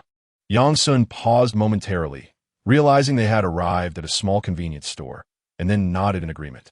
The two purchased a bottle each, sipping as they walked until they reached the small park where Ma Wen had once sorrowfully swung on the swings. After finding a bench to sit on, Yang Changqing finally spoke. To bow, I will be away for about half a month, possibly 2 months at most. While I am gone, if you encounter any troubles, do not act impulsively. Prioritize your safety.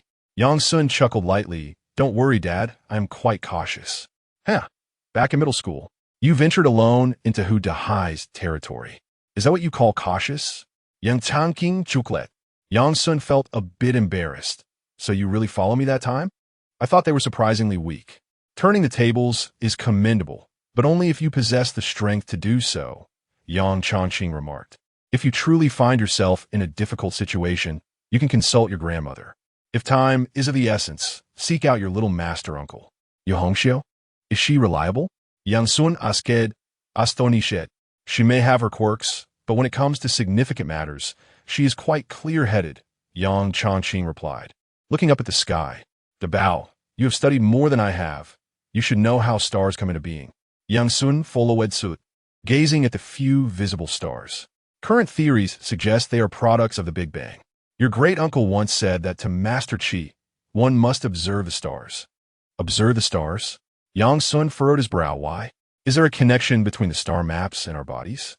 Not quite. He claimed that, at their core, stars are not so different from us. Each of us is but a small star, Yang Chongqing said, unable to suppress a laugh. Do you think he was getting old and confused? Humans and stars? Yang Sun pondered carefully.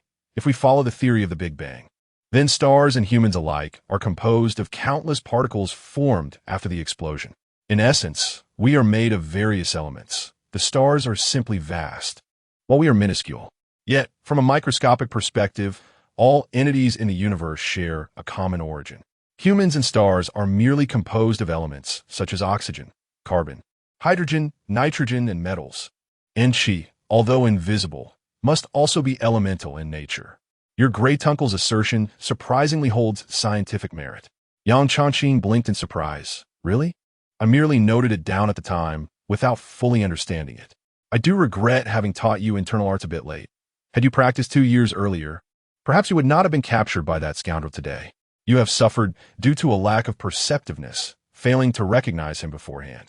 Therefore, if this theory of stars can indeed assist you, it would be quite beneficial.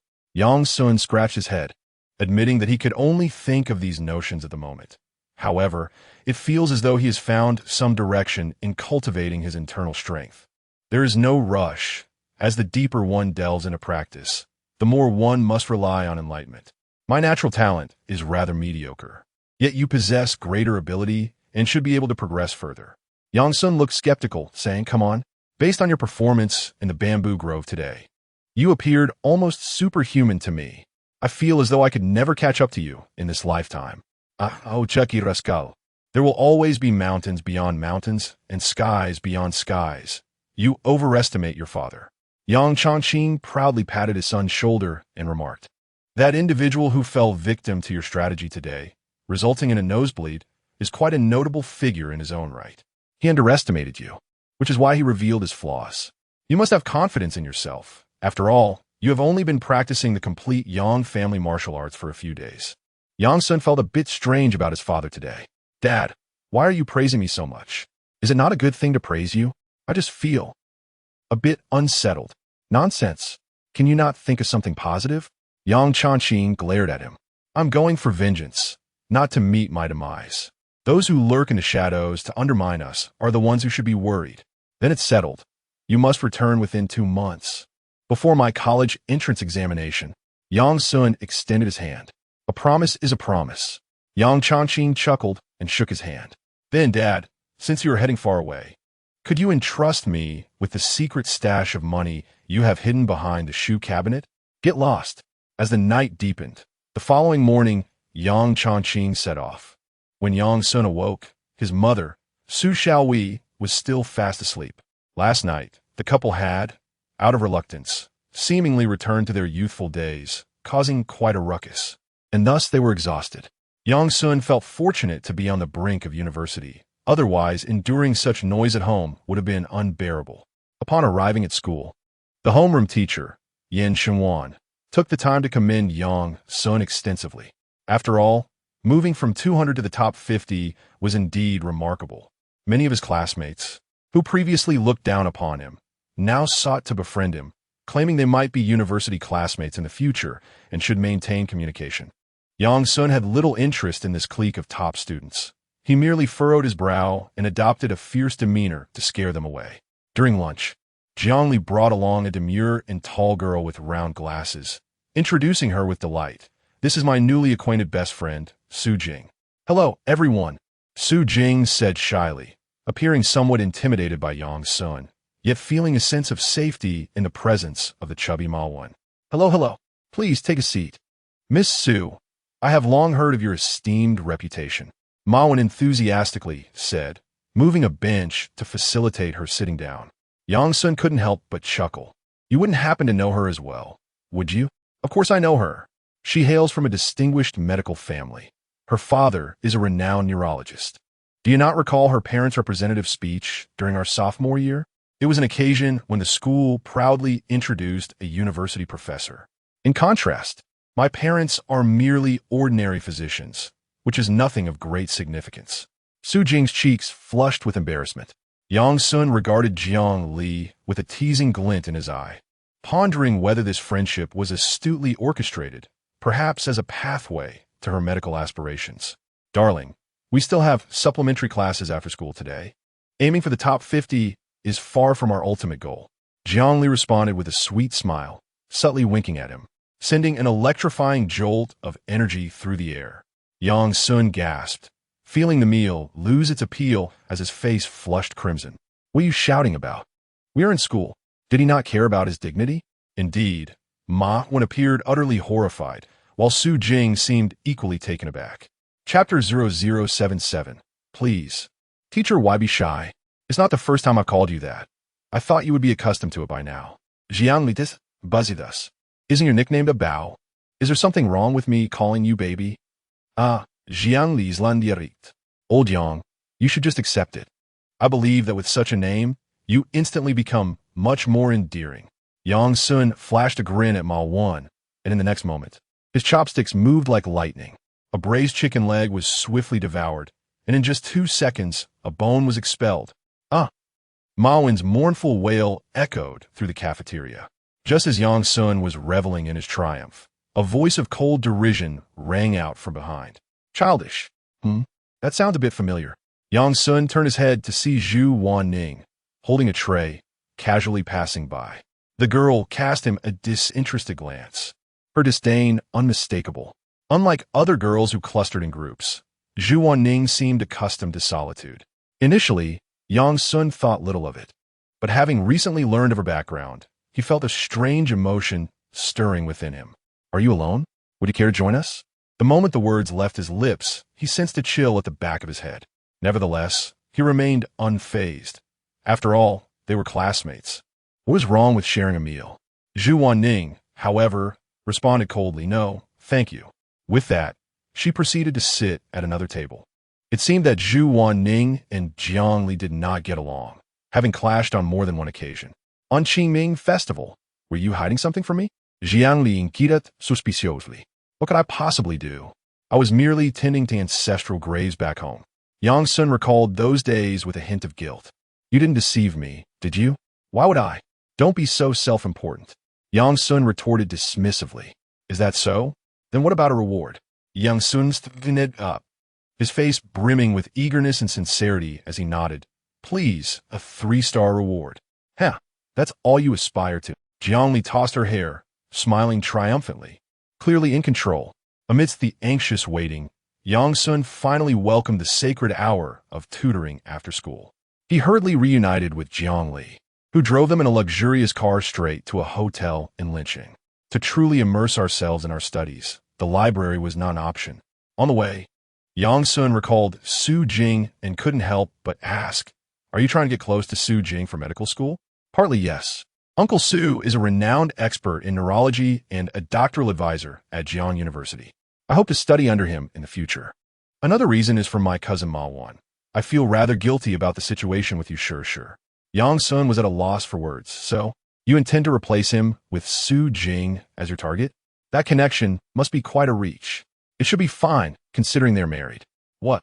Jiang Li shot him a surprised look, exclaiming, I mean, my cousin's future wife is Su Jing. I merely facilitated their introduction. Yang Sun found it hard to fathom. Ma Wen, and the daughter of a medical family? Could there be any chemistry there? Before he knew it, the car arrived at the entrance of an artsy hotel. GEZ Hotel? This doesn't seem particularly upscale. Is this where you booked a room?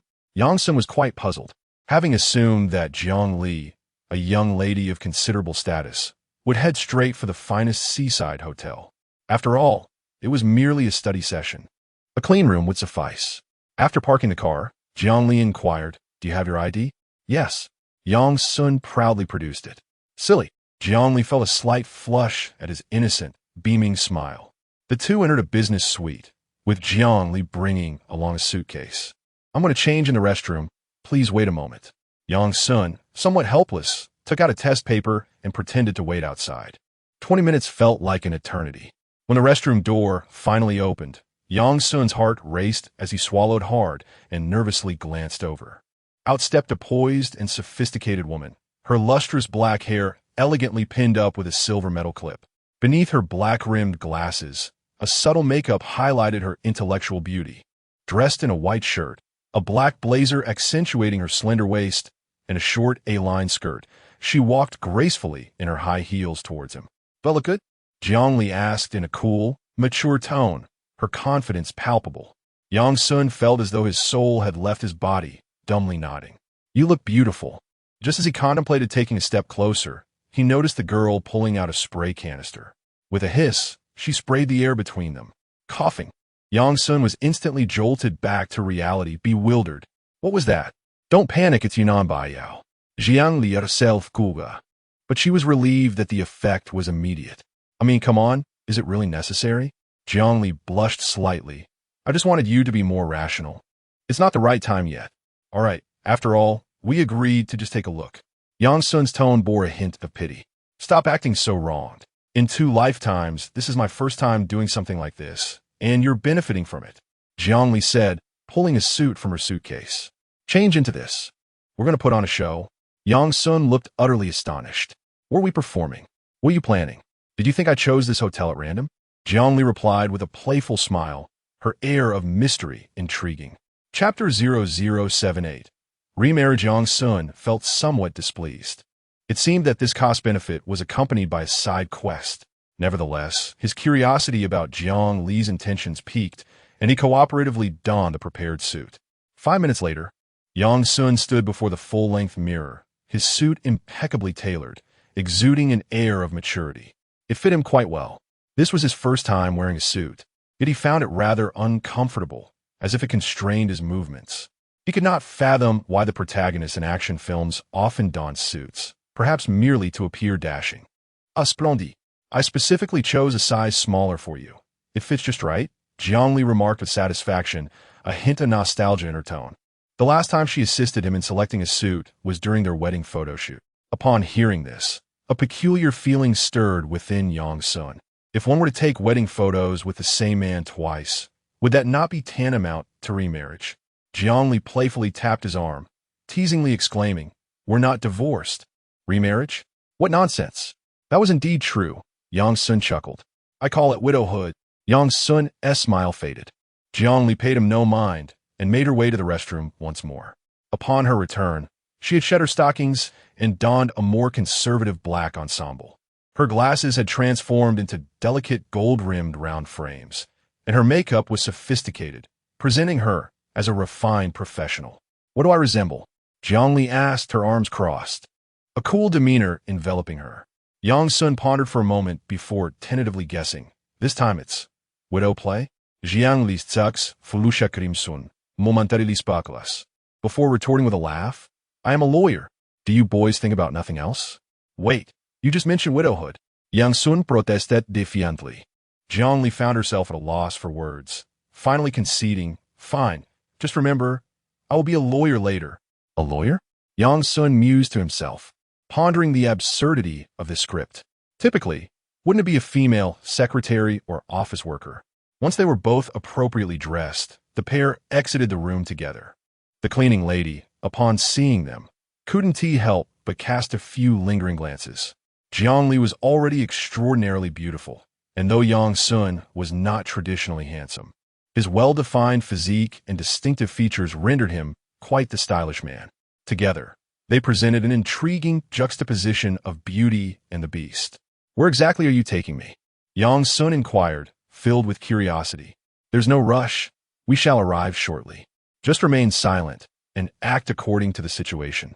Jiangli responded as they approached a guest room door. She knocked lightly, and a man's impatient voice soon emerged from within. Who is it? Mr. Zhao Xiaojun. I am a lawyer from Home to Law Firm, sent here by lawyer Ma Jihong. The soundproofing of the door was subpar, allowing the frantic sounds of someone tidying up to be heard from inside.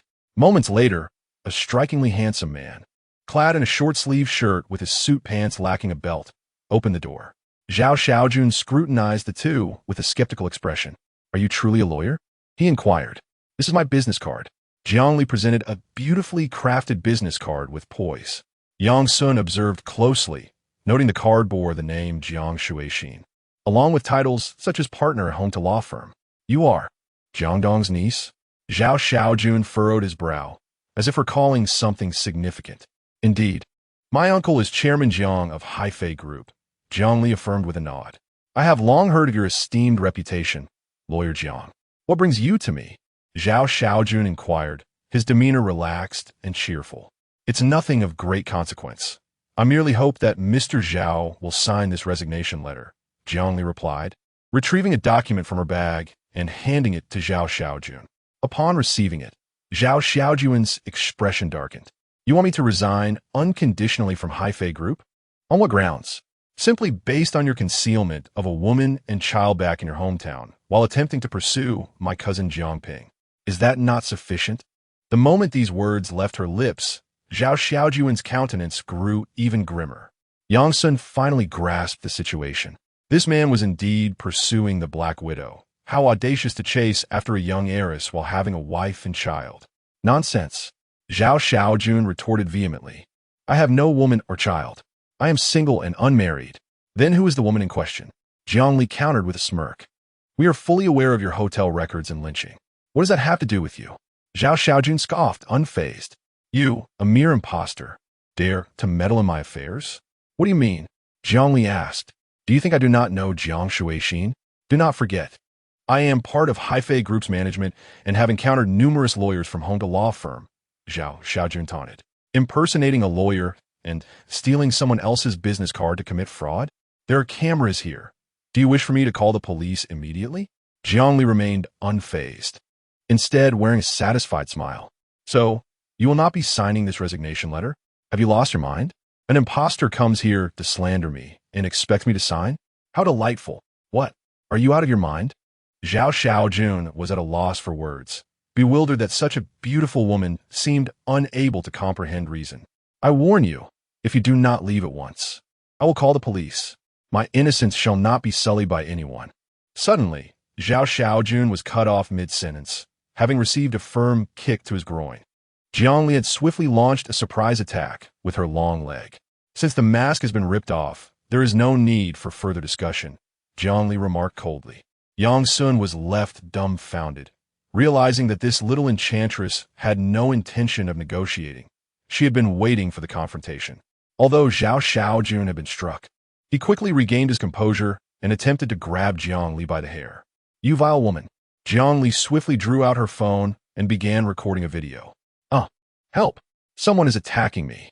She screamed, retreating to hide behind Yang Sun. Get out of the way. Zhao Xiaojun, confused by the large figure before him, desperately tried to push Yang Sun aside. Yang Sun finally comprehended the role he was to play, that of a bodyguard. With a swift motion, he shoved Zhao Xiaojun back into the room. How dare you two deceivers act with such impunity? You still have the audacity to strike me? Enraged, Zhao Xiaojun lunged forward, throwing a punch at Yang Sun. However, Yang Sun anticipated the move and delivered a swift kick to Zhao's abdomen, sending him sprawling 2 or 3 meters away, crashing heavily onto the floor. A woman inside the room, adorned with tattoos on one arm and clad in a revealing camisole, let out a terrified shriek. Ah, darling! In a flurry of panic, she rushed to assist him. Silence. Stop your foolishness. Who do you think you are? Calling him your darling? Zhao Xiaojun bellowed, casting a fierce glare at the woman. Chapter 0079. The mysterious email. The woman was startled by Zhao Xiaojun, only to discover that Jiangli was filming at the entrance, realizing the gravity of the situation. I'm so sorry. Cousin, I was wrong. Yang Sun was truly astonished, assisting her partner in a marriage deception, willingly playing the role of a cousin.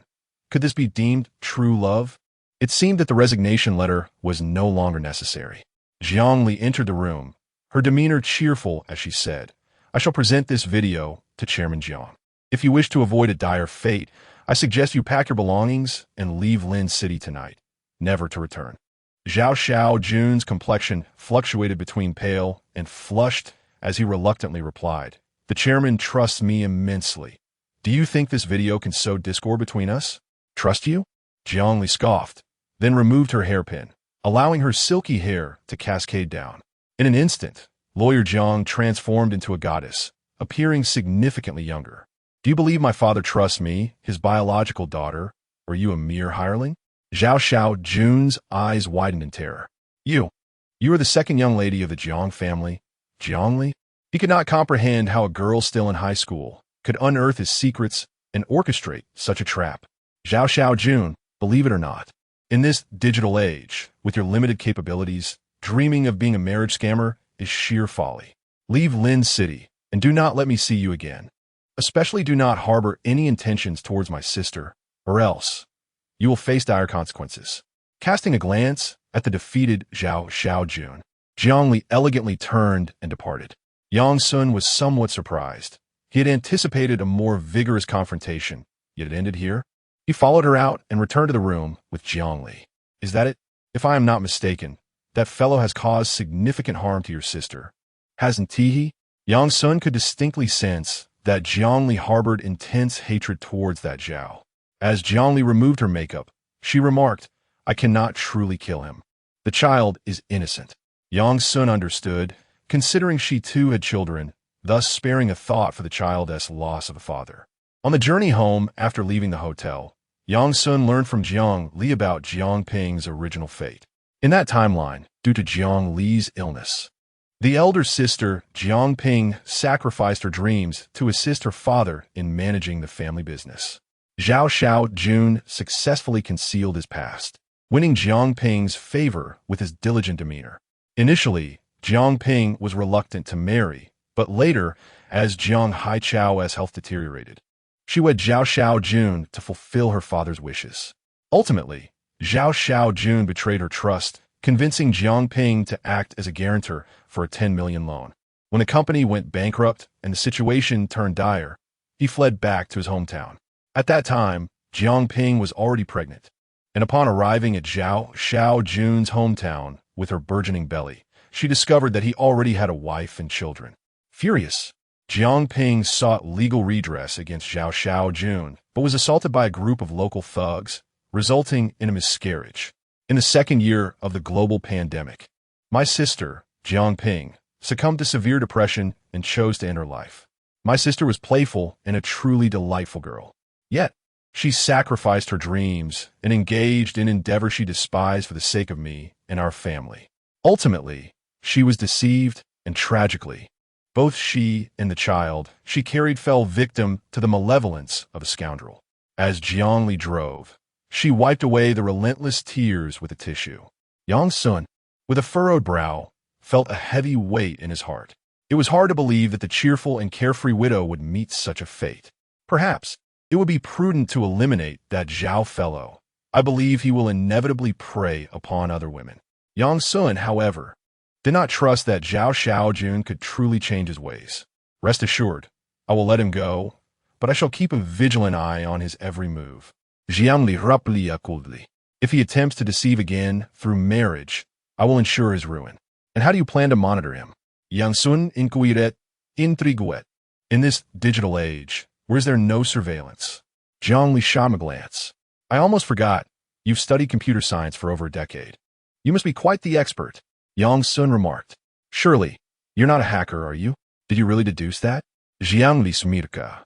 Indeed, I am a member of the world's most formidable hacking organization. Yang Sun chuckled lightly. If you're that remarkable, why isn't your country enlisting your talents? What do you know? They must first be aware of my existence. Jiangli retorted with an eye roll. Yang Sun, though skeptical, pondered for a moment before voicing a question. Based on what you just said, Jiang Ping should have been alive when that happened. How could those people have bullied your sister? Jiangli fell silent for a moment before responding. You were conveniently away at the time, and besides, who could have predicted such malevolence? It was all too sudden. Oh. Yang Sun found it odd, yet since she was his sister and not his wife, he could not have been by her side at all times. By the way, since you claim to be a hacker, could you assist me in investigating someone? Who? Cyan. Jiangli abruptly turned the steering wheel, bringing the car to a sudden stop at the roadside. What did you say? Her eyes were filled with shock, confusion, and fear. Cyan, in English. Cyan, right? Yang Sun nodded, furrowing his brow. From your reaction, it seems you have heard of this person. Why do you wish to investigate him? Jiang Li's expression turned grave. Yang Sun revealed, that is my father.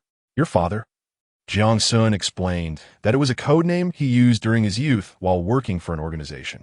Yang Sun continued, I cannot be certain if he was merely speaking nonsense, but he has recently left on an important mission, and I am quite concerned. Hence my desire to learn more about his past. What matter is your uncle attending to? Jiamlikaria. Yang Sun recounted the incident on April 7th when someone attempted to assassinate him. Jiang Li's fair face turned pale. Could it be that the person behind Chun Mingxiu was unwilling to let things rest? Who could argue otherwise? Thus, my father believed that instead of waiting for them to come knocking, it would be wiser to take the initiative. Yang Sun promptly inquired, Is now your turn? Tell me where you have encountered Cyan. This is certainly not a common term. Jiang Li's expression was complex, tinged with a hint of helplessness as she replied. If I were to tell you that in the years following your demise, I received several emails of unknown origin, sent by none other than Cyan, would you believe me? What did you say? A chill ran down Yang Sun's spine. Are you suggesting that my father might still be alive and that he sent you emails? Jiang Li shook her head. I cannot be certain, for the origins of those emails are utterly untraceable, and my replies proved futile. This defies all logic. Could they possibly have fallen from the sky? Yang Sun found the notion absurd. Who could argue otherwise? What were the contents of the emails that Cyan sent you? Yang Sun preset furter. Chapter 0080. Guild Jiang Li remained silent, merely opening a document on her phone. Here, take a look. I've recorded everything I can remember. Yang Sun glanced at it and was instantly taken aback. What is this? As he perused the text, it appeared to be some kind of code.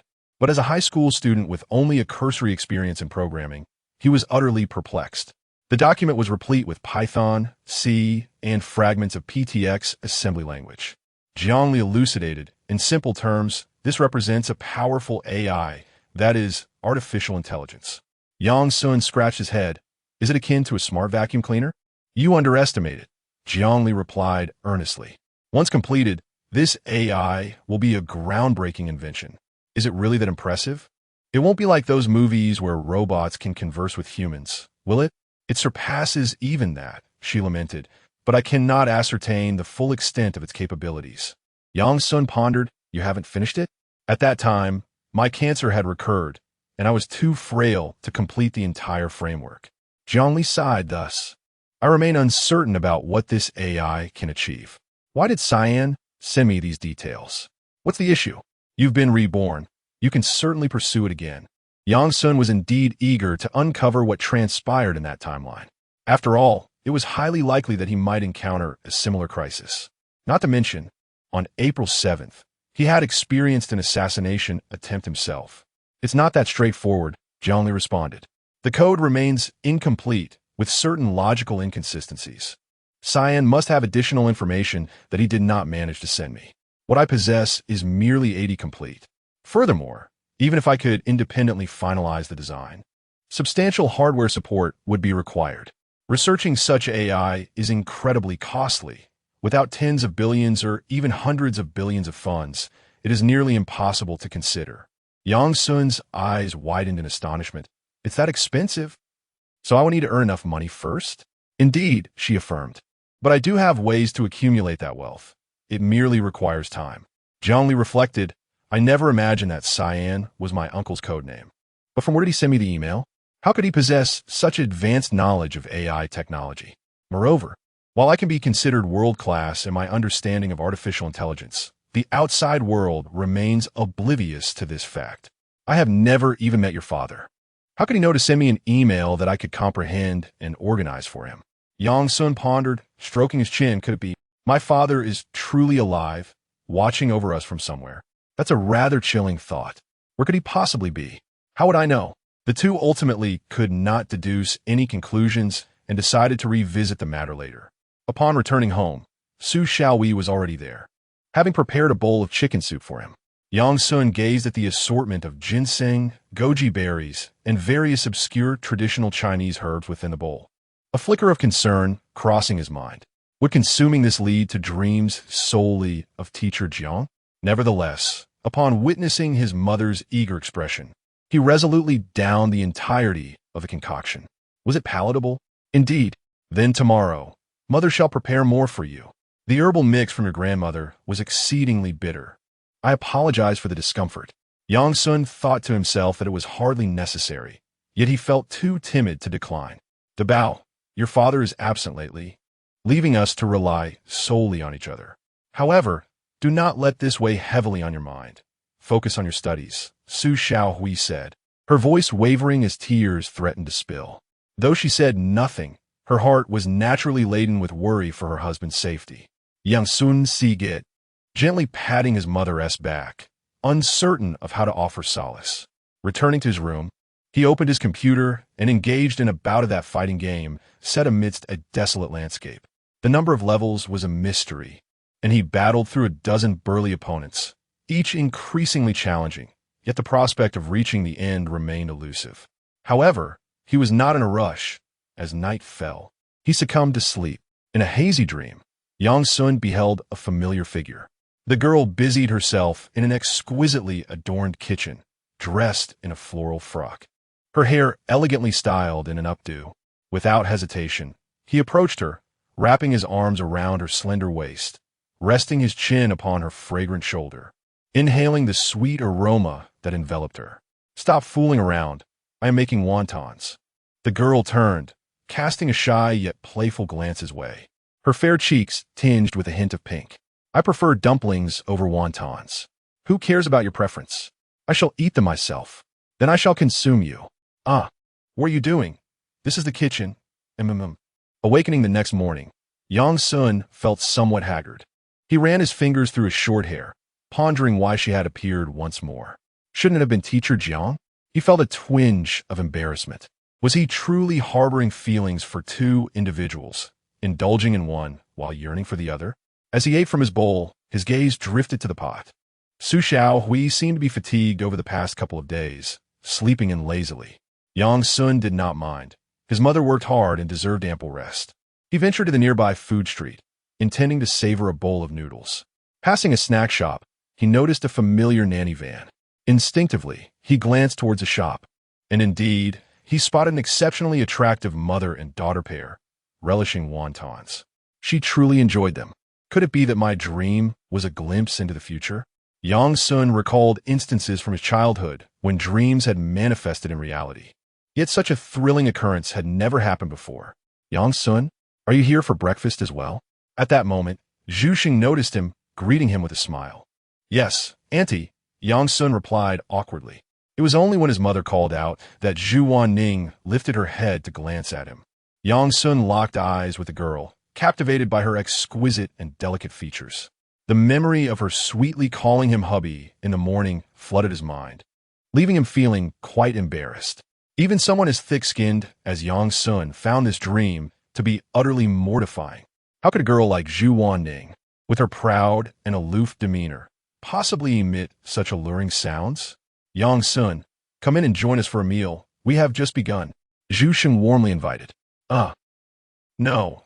I think I'll go eat noodles at another place. Yang Sun replied with a nervous smile, feeling as though he had wronged her daughter, which made him rather uncomfortable. Oh, that's fine. Do as you wish. Zhu Xing was quite indifferent. Onche Yang Sun de parte. Zhu Xing turned to her daughter with a skeptical gaze, reminiscent of a tabloid reporter. Sweetheart, are you and Yang Sun truly together? Mom, what nonsense are you talking about? Souvent n'ingrepliet et asperated. Zhu Xing, however, was unconvinced, but the way he looked at me just now was as if he were a son-in-law facing his mother-in-law. He seemed rather guilty. Chapter 0081. Having wealth, what do I know about what he is thinking? He must be unwell. Zhu Wanning said this. Yet the memory of Yang Sun's averted gaze during their earlier exchange lingered in her mind. He seemed genuinely troubled. Why? Was it merely because she had requested a hug? Could it be that he had never shared any intimate moments with Jiangli? That seemed implausible. Ning, are you concerned that your father will intervene? At the mention of Lu Yuanyu, Zhu Waning's expression shifted dramatically, falling into silence. It was likely that Lu Yuanyu had already seen the photograph of the two of them embracing. The absence of any response thus far only heightened her unease. Zhu Sheng extended a hand, gently grasping her daughter's wrist. Listen, as long as you have feelings for him, pursue your love boldly. Your mother will support you. Can Lu Yuanyu truly imprison us just because he holds power? Zhu Waning found the notion absurd. When had she ever stated an intention to pursue that man? However, witnessing her mother's candid declaration stirred her emotions. Mother, you have worked so hard to build the company. Resisting him could lead to dire consequences. What is there to fear? If it comes to that, I can close the business. I'm not devoid of resources. A career cannot eclipse my daughter's lifelong happiness. Zhu Sheng's expression was resolute. In my lifetime, I've been hindered by the Lu family. My daughter shall not suffer the same fate. Zhu Waning's eyes glistened with unshed tears as she took a deep breath and smiled. Though I wish to express my gratitude, you have completely misunderstood. That man has affections for Jiangli. Isn't she merely the youngest daughter of Jiang Haichao? What makes her superior to you? Beauty is merely a subjective aesthetic. Zhu Sheng adopted a knowing demeanor. The crucial point is that while men may initially be drawn to beauty, when it comes to marriage, they seek a virtuous partner. Did you not mention that his parents hold you in high regard? That places you in a favorable position. Moreover, the Yang and Jiang families have long-standing conflicts. Zhu Waning paused, perplexed. What conflict? Years ago, Jiang Haichao pursued Su Xiaowei, but was met with a beating from Yang Chongqing. What? Zhu Waning gasped, covering her mouth in astonishment. Although Jiang Haichao later became a successful businessman, this incident was seldom spoken of, yet many in Zaihebu village were aware. Zhu Xing chuckled triumphantly. Consider it. Given this ancient grudge, how could he and Jiangli possibly have a smooth relationship? Zhu Waning nodded, realizing the undeniable awkwardness of the situation. I must insist that you refrain from mentioning this in front of Yang's son, lest he think us too nosy. Rest assured, I am no gossip. Who are you referring to? You little rascal. The mother and daughter exchanged playful banter before finishing their wontons and boarding the car. Zhu Sheng took out her phone to check the stock market, sighing despondently. I wonder how the opening will fare today. It is truly disheartening. Suddenly, Zhu Waning had an idea. Mother, how about I recommend a few stocks to you? You? Do you understand these matters? Let us give it a try. Perhaps start with a small investment. Zhu Sheng was taken aback. Her daughter had shown little interest in making money until now. All right then, speak your mind. Mother will invest 100,000. Any profits will be yours, while any losses shall be mine. Suvan Ning noted, promptly recalling two stocks from her memory that she deemed promising. These were stocks she had dreamt about recently, and she was eager to test her intuition. Mianwile Yang Sun, on his way to school, received a call from Hua Bao. What is the matter, old Bao? Young Master Yang, I sincerely apologize for disturbing your studies so early, but I am simply overwhelmed with excitement and cannot contain myself. Enough with the pleasantries. Get to the point. Right, Hua Bao chuckled. I have successfully acquired the land in Rose City, and at a remarkably reasonable price. I am a loss for words to express my gratitude. You secured Rose City? That is splendid news. Why thank me? Yang Sun pondered, considering he had not invested any money. You are too modest without you, young Master Yang. How could my limited means compete against Haifei real estate? Yang Sun frowned. What do you mean? Haifei Group was also vying for Rose City? Indeed. But prior to the bidding, Haifei Group withdrew without providing any explanation.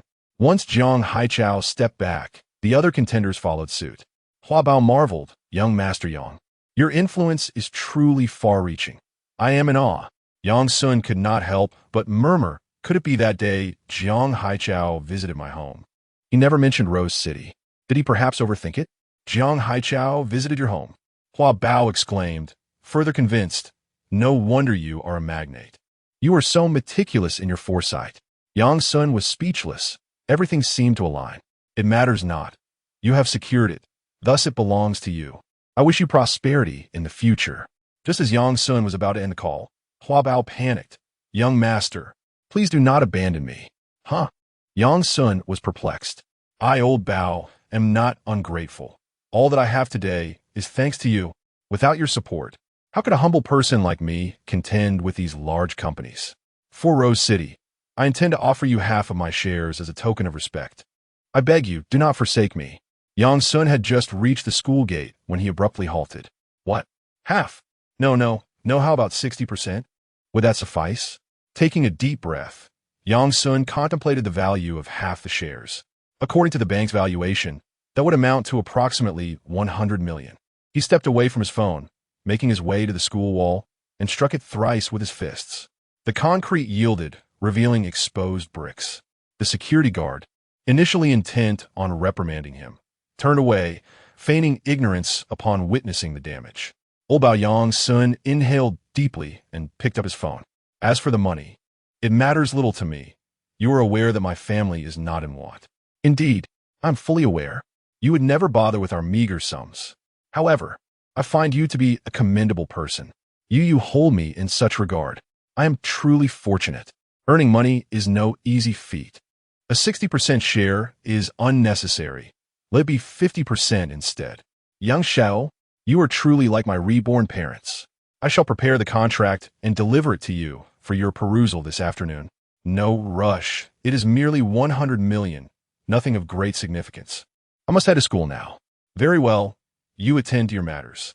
After ending the call, Yang Sun walked through the school gates. A foolish grin plastered across his face. The students he passed regarded him with a hint of trepidation, instinctively veering away. As he entered the classroom, he felt as though he were ensnared in a dream.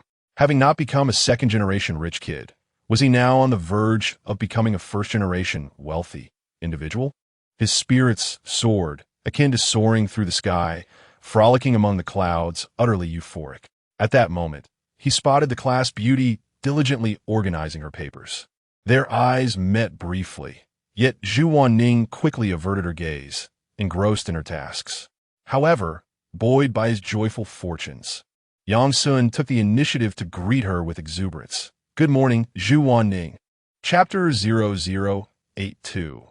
Learning a foreign language, the greeting caused the attention of all the classmates present to converge in an instant. It is worth noting that Yang Sun has always been rather low-key in class, primarily engaging in conversation with Ma Wen. Moreover, who would dare to initiate a conversation with the aloof Zhu Wanning? Thus, such a simple salutation appeared quite absurd. Zhu Wanning maintained a calm demeanor, yet her heart was stirred with a peculiar sensation. What was this fellow thinking? Just moments ago, at the entrance of the wonton shop, he displayed a bashful demeanor. Was it merely an act for the adults? Could it be that her mother was right, that the Jiang and Yang families were at odds, and he had begun to shift his affections towards her? Did that mean she would become Jiang Li's backup? She certainly had no interest in that. The girl was lost in her thoughts, her head bowed in silence. "Hey, what's wrong? Are you troubled?" Yang Sun, noticing her despondent expression, began to suspect that she might be facing difficulties. After all, her father seemed quite domineering, and with a photo sent over, it was likely she had faced some reprimand. Zhu Wanning furrowed her brows and lifted her gaze to meet Yang Sun's. "What exactly do you want?" Did he truly wish to pursue her? Not only did he call her name, but he also seemed eager to delve into her thoughts. "You asked me a question. When I greeted you, you didn't respond, so of course, I had to inquire. So, you're concerned about me, correct?" A flicker of hope ignited within Zhu Wanning. "Therefore, it would be courteous for you to acknowledge me occasionally. We are classmates, after all. What is there to be so proud about?" Yang Sun found the situation perplexing. He had to explain such a simple principle. Was she not merely a young lady from a wealthy family, pretending to be high and mighty? "Money? I have none." Just as Zhu Wanning's momentary spark of indignation was about to blaze, it was extinguished by a splash of cold water. Her delicate face turned frosty as she squeezed out 3 words through gritted teeth. "Leave me alone. Who is bothering you? I was merely greeting you. Why the fury so early in the morning?" Yang Sun shook his head, uninterested in engaging with a rebellious young lady during her moment of teenage angst. Today was a splendid day. and he intended to remain cheerful. A group of classmates who had planned to observe the spectacle burst into laughter at the scene. As expected, how could Zhu Wanning, known for her icy demeanor, be so easily approached? Yang Sun was merely courting trouble. "Hey Yang, what is up? You seem unusually happy." Ma Wen, having noticed Yang Sun's buoyant mood, hurried over to inquire. "Nothing much, just gain a little fortune." Yang Sun could hardly suppress the smile at the corners of his mouth. "What could it be? Did you win 20 on a scratch-off? Damn, can't you have some dignity?" Ma Wen exclaimed, slapping the table. "Vocal. You didn't buy lottery tickets, did you? Made a few hundred? I don't even watch the games. Why would I buy lottery tickets?" Yang Sun replied with disdain. "Forget it. Your perspective is too narrow. The bottom line is I struck it rich. You can eat whatever you want at the cafeteria today. That is what you said. I'll have 10 chicken legs and you'll feel the pinch." Ma Wen, unfazed, knew the bond they shared, having grown up together, and was well aware of Yang Sun's family circumstances. At noon, without a hint of hesitation, Ma Wen took 10 chicken legs for himself. Their seating arrangement, already drawing attention due to Jiang Li's presence, became even more conspicuous with the 10 legs displayed in a neat row. "Are you not afraid of overindulging, Ma?" Yang Sun remarked, shaking his head, not out of concern for the expense, but genuinely worried that his friend might make himself ill. It was no small feat, considering the last time he hosted a gathering was ages ago, and his friends were equally starved for a good meal. "It's not just for me. Ali and Su Jing want to eat too," Ma Wen retorted, pushing 2 plates of chicken legs towards Su Jing, who shyly expressed her gratitude. Jiang Li, with a teasing smile, inquired, "Cousin, what about mine? Don't just talk. You can get it yourself. We're family, so I want to be polite." Ma Wen replied, his cheeks flushing. Yang Sun, at a loss for words, thought to himself that Jiang Li had predicted this perfectly, like a pair of mismatched socks. These two had seemingly found a connection. Just as he contemplated teasing Ma Wen, a message from Leopard arrived on his WeChat. "Yang, the contract has been drafted. I'll pick you up at the school gate after class." Yang Sun, after a deliberate pause of a minute, slowly replied with an acknowledgement. "Teacher Jiang, I have something to attend to after class. Can I skip the tutoring session?" He cheerfully stated. "No problem, but you owe me ice cream later." Jiang Li insisted. "Deal." After their meal, Yang Sun escorted Jiang Li to the convenience store, where they each savored a soft-serve cone, strolling leisurely as they enjoyed their treats. On their way back to the classroom, Jiang Li, licking her vanilla ice cream, suddenly remarked, "That was old Bao looking for you, right?" Yang Sun, taken aback, asked, "How did you know? Did you think that the other competitors in Rose City would withdraw solely because my father chose to step back?" Jiang Li's eyes sparkled with mischief. "Do you really believe that those wealthy business tycoons are easily intimidated?" Yang Sun gasped. "You already knew?" "After Chun Mingxiu's demise, I started monitoring the developments in Rose City, as the individuals behind the scenes might take over. When Leopard appeared on the bidding list, I surmised it had something to do with you. Otherwise, a small-time boss like Wu Ti have the audacity to compete with these large corporations." Jiang Li playfully added, "I concocted some fabricated rumors to instill fear in those contenders. Conveniently, my father provided a significant assist by unconditionally withdrawing from the bidding, and they believed it. Yang Sun couldn't help but admire her. No wonder you're top of the class. Your intellect is impressive. What kind of background does your family have?" he inquired. "Your grandmother's connections certainly don't resemble those of a retired elementary school teacher." Jiang Li found it peculiar that, despite her hacking skills, she couldn't uncover any useful information about Yang Yuni. There were only 2 possibilities in such a scenario. Either all information had been erased or altered, or it was top secret, preserved solely in physical documents. Whichever the case, it belonged to the highest echelons of society, a privilege reserved for the elite. My grandmother mentioned that the Yang family is particularly affluent, and I have a little uncle who oversees finances abroad, though the specifics of their wealth remain unclear. Yang Sun scratched his head, unsure of what to believe regarding the truth of this statement. Furthermore, my father has indicated that my grandmother married outside her family, which means our branch does not appear in the Yang family genealogy, and thus, their wealth has no bearing on us. Jiang Li pondered thoughtfully, murmuring, "Is that so?" It truly is enigmatic.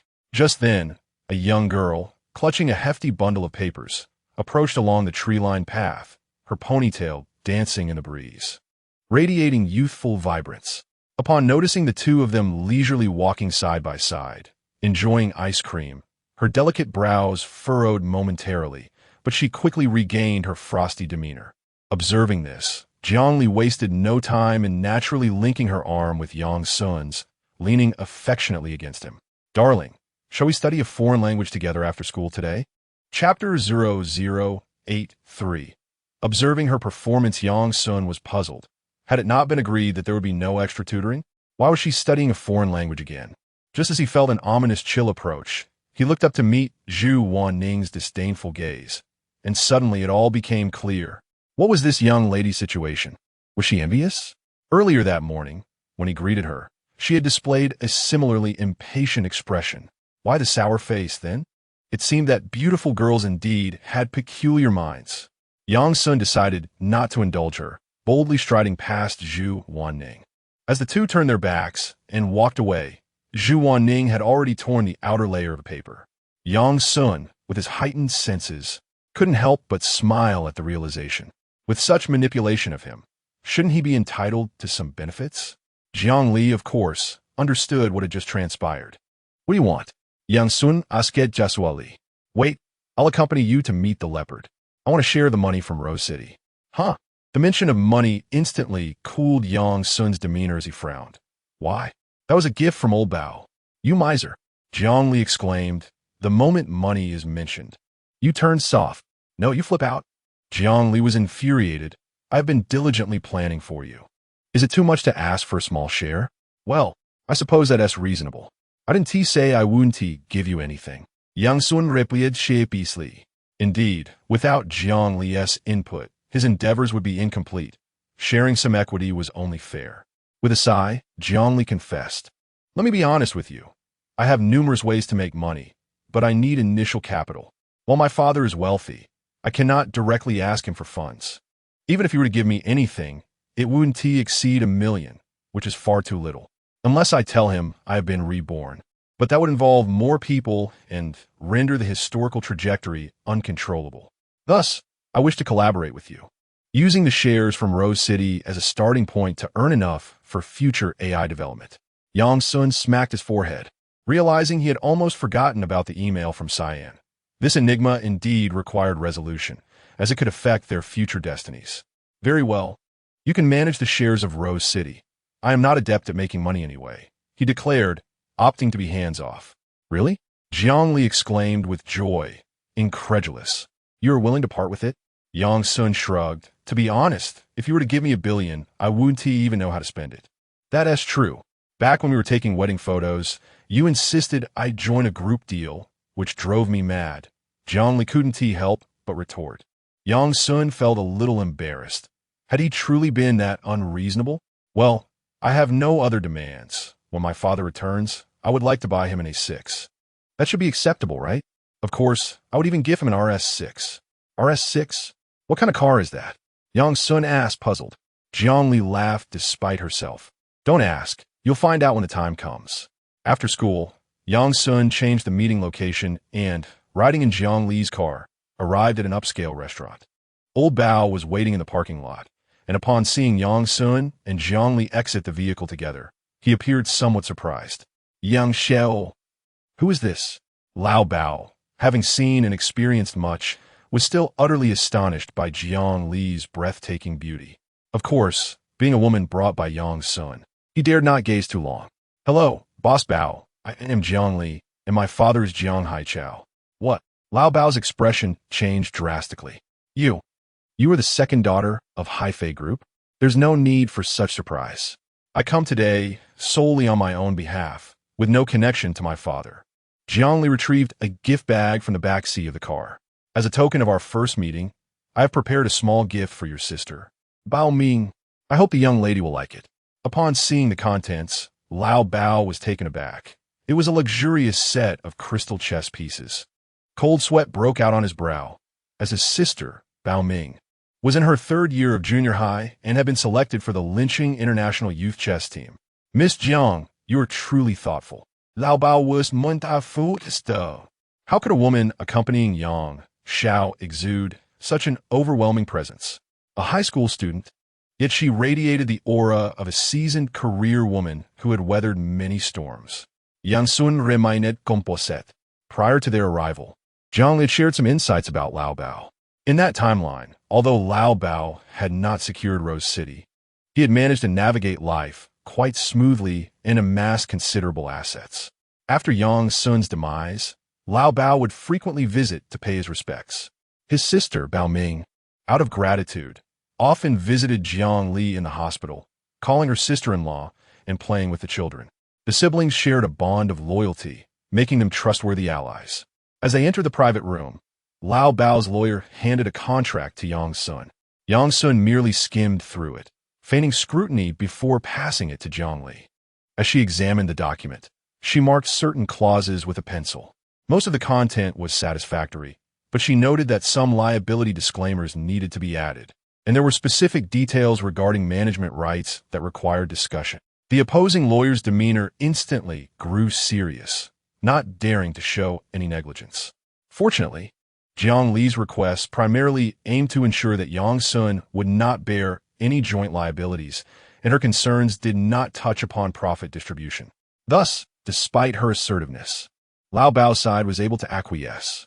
Although Yang Sun understood little, he felt a sense of accomplishment watching Jiang Li communicate with the opposing lawyer, filled with technical jargon. Marrying a woman of such caliber would surely please his parents, wouldn't it? The grievances of the previous generation. To hell with them. Once everything was settled, both parties enjoyed a hearty meal. Although Lao Bao had relinquished half of his shares, he once again witnessed the extent of Yang Sun's prowess. If he could even win the affection of the second daughter of the Jiang family, what more needed to be said? Thus, Lao Bao grew increasingly respectful, escorting Yang Sun to his vehicle. Yang Xiao, I truly envy you. At such a young age, you have a confidant like Miss Jiang. I wonder if I will have the chance to toast at your wedding in the future? Haha, it's still early. We'll see how she performs down the line. Yang Sun replied nonchalantly. Jiang Li rolled her eyes discreetly beside him, thinking to herself, look at you so self-satisfied. However, in front of others, she was accustomed to giving her man a little face. Yang Xiao, a true role model for our generation. Lao Bao has completely conceded. Regardless of whether he boasts or not, at least you, my dear fellow, possess the audacity to make such claims. After parting ways, Jiang Li set off on the road. Upon reaching the first traffic light, as the vehicle came to a halt, Jiang Li seized Yang Sun's waist with a firm grip. Mr. Yang, she exclaimed, what were your words just now? Have the courage to repeat them. Chapter 0084. Avert flattery, the pain. Yang Sun grimaced as he felt the sting. Teacher Jiang was extraordinarily well-rounded. Not only was her intellect sharp, but her physical prowess rivaled that of an athletic prodigy. Her legs were powerful, and her hands possessed remarkable strength. Even his resilient physique was no match for her grip, which caused discomfort in his soft spots. Did I err my words? Look at your performance in the future. Is there a problem with that?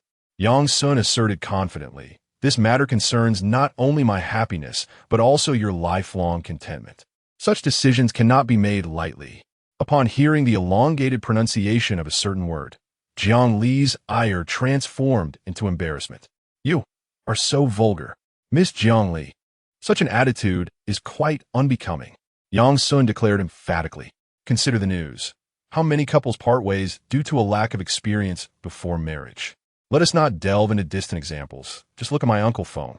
Before he had any intimate contact with a girl, he was utterly oblivious to his own feelings. I am taking responsibility for our lives, contemplating our future together, while you dwell on trivial matters. It's disgraceful. Jiang Lisata, unable to counter his eloquent and persuasive arguments. Ding! The light turned green, and the cars behind them honked impatiently. With no other choice, Jiang Li reluctantly drove forward. Observing the girl's flustered demeanor, Yang Sun found her rather endearing. You're not genuinely angry, are you? I was merely jesting. I am aware of your kindness towards me. After a playful jab, one must offer a sweet treat. Indeed, upon hearing this, Jiang Li's anger dissipated significantly. You've always been like this, spouting nonsensical arguments. I can't be bothered to argue with you. Yang Sun chuckled. Of course, with your intelligence, if you were to engage in a battle of wits with me, I would hardly be your match.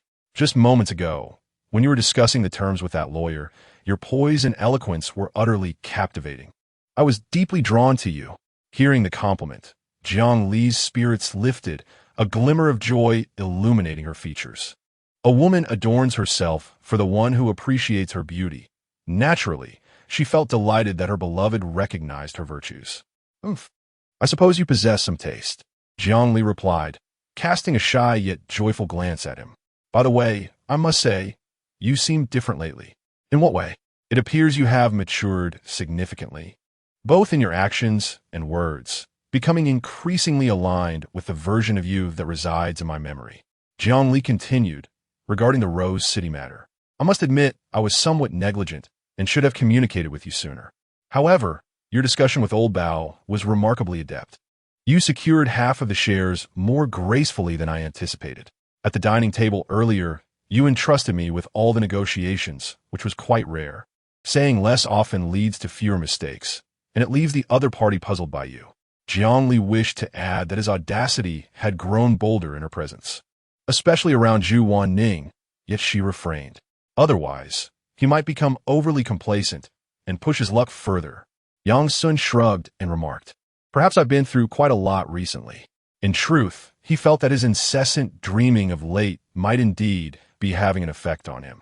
Not to mention, concerning matters of intimacy between men and women, although he had never truly ventured into such territory, the extraordinarily vivid dreams had been quite numerous. Having experienced and witnessed such scenarios, he found himself more at ease. Unbeknownst to him, the vehicle came to a halt at the entrance of the community. A mature and beautiful woman, clad in a knitted jacket, stood by the roadside, waiting. "Why is Auntie outside?" Jiang Li felt a wave of anxiety wash over her. She recalled Jiang Ping mentioning the discord between their families, and she was particularly apprehensive about meeting Su Xiaowei. "If you genuinely wish to enter my home, you will inevitably have to confront this. Go down and greet her," Yang Sun suggested, feeling little psychological burden. Having already clarified to his family that he was currently tutoring Jiang Li. "Mom, why are you outside?" Yang Sun inquired with a smile as he exited the vehicle. Su Xiaowei glanced at the BMW and the stunning young lady emerging from the driver's seat, her expression somewhat complex.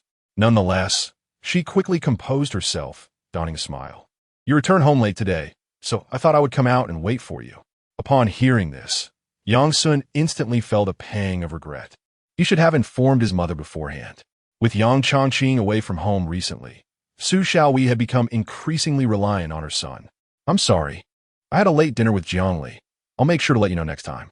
Su Xiaowei then turned her gaze toward Jiang Li with a warm smile. "So, you're the youngest daughter of Jiang Haichao?" "Hello, Auntie, my name is Jiang Li," she replied, smiling shyly at her former mother-in-law. "Thank you for tutoring my eldest son. Since it's quite late today, I want to keep you for tea. But do come over to our home sometime when you have the chance." Su Xiaowei extended an invitation. "Oh, that would be wonderful." Jiang Li felt a bit overwhelmed, having initially thought Su Xiaowei might not be so welcoming. Given their first meeting was so amicable, she felt quite content. After bidding farewell to Jiang Li, Yang Sun and Su Xiaowei strolled back home together. "Son, Jiang Li is incredibly beautiful, isn't she? I didn't realize it from the last video. She resembles that actress who played Ruan Mei in the Great Era. Was it Zhou Huimin?" Yes, that's the vibe." Su Xiaohei sighed. "If you were to marry such a girl, wouldn't that be quite the pressure? So many would be envious." "Mom, by your logic, Dad shouldn't have married you either," Yang Sun replied with utmost seriousness. Su Xiaowei laughed heartily. "Stop flattering me. I am nowhere near Jiang Li's caliber. I was merely the village beauty at best. If she were to enter the entertainment industry, she would undoubtedly become a sensation. Rest assured, I'm not pursuing her. We aren't even officially dating yet. Who knows what the future holds?" Yang Sun remarked. "That is true. You haven't even started university yet. How many can claim their first love leads to marriage?" Su Xiaowei nodded in agreement. Yang Sun teased, "I thought you would give her the cold shoulder. Yet here you are inviting her over? Do you think your mother is so unreasonable? I can see how well she treats you." Su Xiaowei shot him a glance and remarked, "With so many employees in the Haifei group, I can't help but feel envious of this market. Previously, I hesitated to take action, but now that you and Zhongli are close, perhaps through this connection, I can achieve considerable results. Yang Sun looked at her with admiration, giving a thumbs up. Mom, it's no wonder you can hold the position of vice president. Your calculations are absolutely brilliant. Just as the words left his mouth, a distinctive, unpretentious voice echoed from behind. Indeed, is it possible or not? Yang Sun turned abruptly, only to behold Yu Hongxiu, clad in a white printed t-shirt and denim jeans. Her long hair flowing gracefully. Yu Hongxiu appeared relaxed, hands tucked in her pockets, clearly having followed them for some time. Junior Master, what brings you here? Chapter 0085. She said since their last parting at the hospital, it had been quite some time since Yu Hongxiu had made an appearance. Su Xiaowei was equally startled and turned her head to see Yu Hongxiu, her brow furrowing. Debeo, who is she? Yang Sun introduced. She is the little apprentice of my granduncle and my father's junior sister, Yu Hongxiu. You are the woman who came to our house looking for old Yang back then? Su Xiaowei instantly connected the dots. Yu Hongxiu was somewhat taken aback, exclaiming, "Goodness, how did you know, sister-in-law? You weren't even there that day. The neighbors in the community are all old acquaintances. You, a young woman, suddenly visiting my home during the day. How could that not attract attention?" Su Xiaowei retorted with a hint of resentment. What pressing matter did you have that required you to seek out old Yang in my absence? Do you realize how much gossip this has stirred? Because of you, old Yang and I have quarreled needlessly several times. Yang Sun suddenly understood why he felt so aggrieved when he overheard his mother speaking on the phone with Yang Changqing, questioning the presence of a strange woman in their home. It seemed there were some individuals stirring the pot behind the scenes, secretly gossiping to his mother. Those neighborhood Andes were probably embellishing the tale, relishing the drama. Nevertheless, it must be said, Yu Hongxiu was extraordinarily striking. Even Zhongli had to commend her beauty. Truly captivating. Sister-in-law, who dares to gossip? I shall shatter their skull. Yu Hongxiu declared, hands on her hips, ready to defend Su Xiaowei. That is not what I meant. I just want you to be cautious. People have their own mouths. Can you really control them? Su Xiaohi zipli. Then, what shall we do? If you're still upset, feel free to whip me. Yu Hongxiu feigned innocence, her wide eyes brimming with sincerity.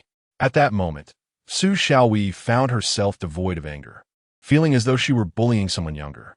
Little master uncle, how about this? You bow to my mother, as elder brothers are like fathers and elder sisters-in-law like mothers. A bow is not too much to ask, Yang Sun suggested as a solution. Excellent idea. Yu Hongxiu agreed readily, preparing to kneel on the spot. Hey, don't do that. Someone might see and misunderstand. Su Xiaowei hurriedly rushed to support her, fearing that if anyone witnessed this, it would surely create quite a scandal. I have forgiven you. Just be mindful in the future. Debeo, you two, stop causing unnecessary trouble, Su Xiaowei complained, glancing around anxiously, worried that the earlier scene might have been observed. Yang Sun smiled inwardly, thinking that this was also to help alleviate her grievances. Living in a densely populated area was truly exhausting. No wonder affluent individuals preferred residing in grand mansions. Little master uncle, did you come for a reason? Yang Sun inquired. My senior brother has gone far away, and he asked me to come by whenever I have time to check on you and your mother, Yu Hongxiu replied. I have a day off today, so I thought I would come by. Yang Sun recalled his father's instruction to seek out Yu Hongxiu if he needed anything. This little master uncle seemed to possess skills. He and T even noticed her presence until they were so close. By that measure, her prowess was at least on par with the burly man in the bamboo grove. Old Yang is quite something, sending a young girl like you to take care of us? Su Xiaowei chuckled, somewhat amused, and invited, since you're here, do come up for some tea. After all, she was Yang Changqing's junior sister, so they were of the same generation. With the misunderstanding cleared, Su Xiaowei felt inclined to be a bit more courteous. Yu Hongxiu was equally unreserved. Ascending the stairs, Su Xiaowei boiled water and prepared tea, while Yu Hongxiu admired a collection of vibrant succulent pots on the balcony, clearly taken with them. Sister-in-law, did you grow all these? Yes, I adore cultivating succulents. My work keeps me busy, and I often forget to water them. But these are resilient and visually appealing. What taste? Quite commendable. Yang Sun mused about the notion of cultivating such low-maintenance plants being a mark of taste. However, their mother seemed quite pleased. Her gaze towards Yu Hongxiu noticeably softened. The three engaged in light conversation, sipping tea and enjoying pastries. Su Xiaowei inquired about Yu Hongxiu's experiences at the company, learning that she was on the brink of debuting as a singer, which piqued her interest. Perhaps every beautiful girl harbors a dream of stardom to some extent, prompting Su Xiaowei to ask with particular curiosity, "Youth is splendid, and you're so lovely.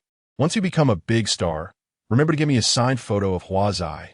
Becoming a big star isn't easy. I can't even settle on my debut song. It's quite vexing." Yu Hongxiu grumbled, displaying signs of frustration. "Why is that? Aunt Zhusheng seems quite professional. Hasn't Tishi helped you find a suitable song?" Yang Sun inquired. "The boss is quite attentive, but those producers are rather aloof, dismissing me for my lack of fame and putting in little effort. It's quite disheartening," Yu Hongxiu sighed. "So, these past few days, I'm not feeling my best." Su Xiaowei expressed sympathy. "It's not easy for you, coming all this way to strive alone. Unfortunately, different fields can be like climbing a mountain. We cannot offer much assistance. Let me share something with you today. It's been quite refreshing." Yang Sun pondered for a moment and asked, "Little master uncle, do you sing pop songs? Could you perhaps perform a piece you enjoy for us?" "Sure, I'll sing," she said. Yang Sun nearly choked on his tea, astonished by the song's difficulty. When it had first been released a couple of years ago, it had become immensely popular, yet few dared to cover it. Given the original's formidable strength, is it difficult? Just a higher pitch and a bit more emotional depth. It should be fine, Yu Hongxiu replied nonchalantly. Clearing her throat, she began to sing. He came quietly, taking the silence away once she began to sing. Any regional accent in Yu Hongxiu's Mandarin vanished entirely. Her demeanor transformed with the song, becoming somewhat profound, tinged with a hint of restraint. Yang Sun and Su Xiaowei were swiftly enveloped in the poignant emotions of regret conveyed in her performance. As she reached the chorus, Yu Hongxiu's key change resonated deeply, striking a chord within the soul. Yang Sun gasped in awe, recognizing her strong foundational skills, undoubtedly honed through her background in traditional opera. How was that? Not bad, right? Upon finishing, Yu Hongxiu reverted to her usual self, as if she had not just performed. Truly beautiful, little master uncle. I happen to know a friend who writes songs. I can ask her to help see if we can create a song suited for you. Indeed, the more friends, the more avenues.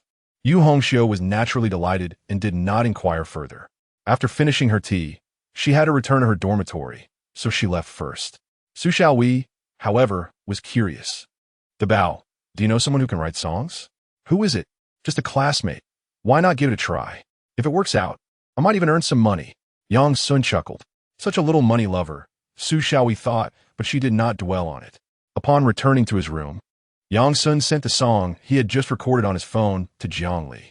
He also shared his idea of crafting a personalized song for Yu Hongxiu. His reasoning was quite straightforward. Since Jiang Li hailed from the future, she must be privy to many songs that would later become hits. Although he was unsure how copyright fees would be calculated, who would ever complain about having too much money? Before long, Jiang Li's WeChat reply arrived. Yang Sun glanced at it, utterly perplexed. "Tell me the truth. Do you have a crush on your little master uncle?" Chapter 0086. You do not trust me. Yang Sun felt somewhat displeased. "Do you perceive me as so desperate? Is it that upon encountering a beautiful woman, I am rendered incapable of movement? Is it merely a simple desire to assist her, to earn some money?" Yang Sun retorted, "Of course. The research you mentioned requires substantial funding. This is your assertion, and I have captured evidence of it." Yang Sun scratched his head, contemplating whether he had been ensnared in a trap. However, considering there was little potential between him and Yu Hongxiu, it seemed inconsequential. At the luxurious Yunhu No. 1 residence, Jiang Li rolled over in bed, setting her phone aside, a satisfied smile gracing her face. "This time, no one shall dare to seize it from me." Oomph. Suddenly, the door swung open.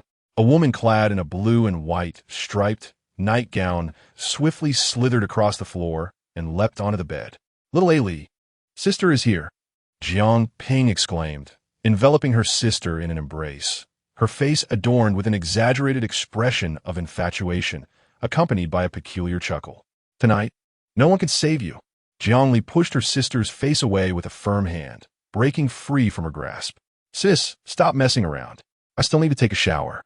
I'll join you. Absolutely not. Jiang Ping feigned a wounded expression. Little A Li is grown up and no longer needs your sister. Stop acting pitiful. Usually at this hour, you're engrossed in anime and munching on chips. What's the occasion today? Jiang Li was well aware of her sister's eccentricities. Nothing escapes the keen intellect of my wise younger sister, Jiang Ping remarked mysteriously. Do you know what old Jiang just told me? Did Dad ask for you? Did you wear something odd that upset him? Not at all. He told me he would no longer oppose my becoming a cosplayer. Jiang Ping exclaimed with excitement. Can you believe it? Old Jiang has finally come around. Is that so? That sounds wonderful. Jiang Li nodded with a smile. He even mentioned that he feels outdated, unable to keep up with the times, and that he has no right to discipline me anymore. Jiang Ping beamed with pride. I discreetly inquired with Uncle and discovered that the Zhao Xiaojun dad had been praising resigned voluntarily. Afterward, Dad sent someone to investigate and found out that the fellow had fathered a child with a woman back in his hometown while pretending to be a bachelor at the company. Old Jiang must have felt disheartened, having previously insisted that Zhao Xiaojun was reliable and reminiscent of his younger self. Jiang Li's expression shifted to one of realization. So that man is truly despicable? But, sister, don't you find it peculiar?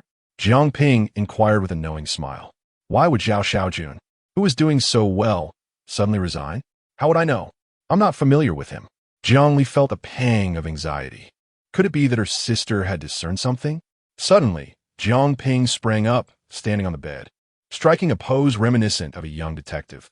The crafty frog eats more bread. The truth is singular. Gulp. Jiang Li nervously swallowed. Jiang Ping smiled triumphantly. Zhao Xiaojun is afraid of me. Jiang Li fell silent for 3 seconds. Huh? Jiang Ping placed her hands on her hips. That guy must have realized after meeting me that I am exceptionally intelligent. Thus, he knows that if he were to truly go on a blind date with me, his facade would inevitably be exposed. So, he's in a state of constant anxiety and chose to resign proactively to avoid being crushed by my righteous iron fist in the future. Jiang Li immediately applauded. Sister, you are amazing. It must be like that. After the flattery, Jiang Ping's spirits soared, and she bounced out of the room. Once her lively sister had left, Jiang Li finally settled down to enjoy a hot shower. Changing into her cartoon-patterned cotton pajamas, she sat down at the piano, reflecting on her thoughts. Jiang Li's fingers danced across the keys as she began to sing. It's been a long day without you, my friend. The melody echoed, and the night deepened.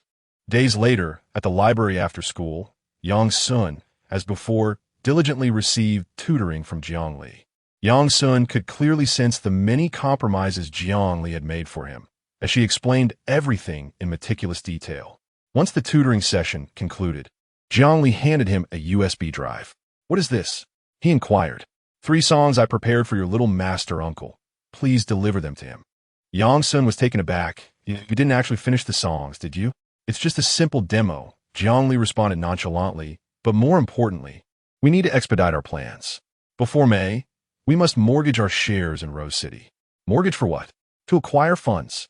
Holding shares only yields dividends. And that is a sluggish way to earn money, Jiang Li explained. I've calculated that, if everything goes smoothly, we can secure at least 50 million in loans. Within a year, we must turn that 50 million into at least 2 billion. 2 billion? Yang Sun thought he misheard. How many A6S would that buy? Jiang Li, are you certain you're not joking? Jiang Li replied earnestly. If it were any other year, I might not have a solution, but next summer, a bullish market will emerge, so it is not impossible. In her previous life, she had witnessed her father lamenting the loss of several billion due to poor stock choices. So the bullish market of 2015 was vivid in her memory. Sister, even as a high school student, I know that loan money shouldn't be used for stock trading. Yang Sun retorted. That's why we need to secure the loan early, invest this money, and then we could buy stocks once we've made a profit. Jiang Li shot him an exasperated glance. Yang Sun questioned, how do we earn money? Through real estate? That doesn't seem feasible either. Of course, through e-commerce. This year, S11 sales on Taobao will increase by over 20 billion. I'm preparing in advance with sources and stores. Making 100 million will be a breeze. Jiangli asserted. In fact, the next few years will be a prime period for e-commerce. Making money won't be difficult. Yang Sun's expression grew complex as he fell into silent contemplation. What is wrong? Are you scared? Jiangli could indeed comprehend the situation. For a high school student, the prospect of dealing with a business worth over 100 million is undeniably astonishing. If it were to fail, would the risk of this loan fall upon me? Yang Sun inquired, lifting his head. The probability of failure is less than 1 in 10,000.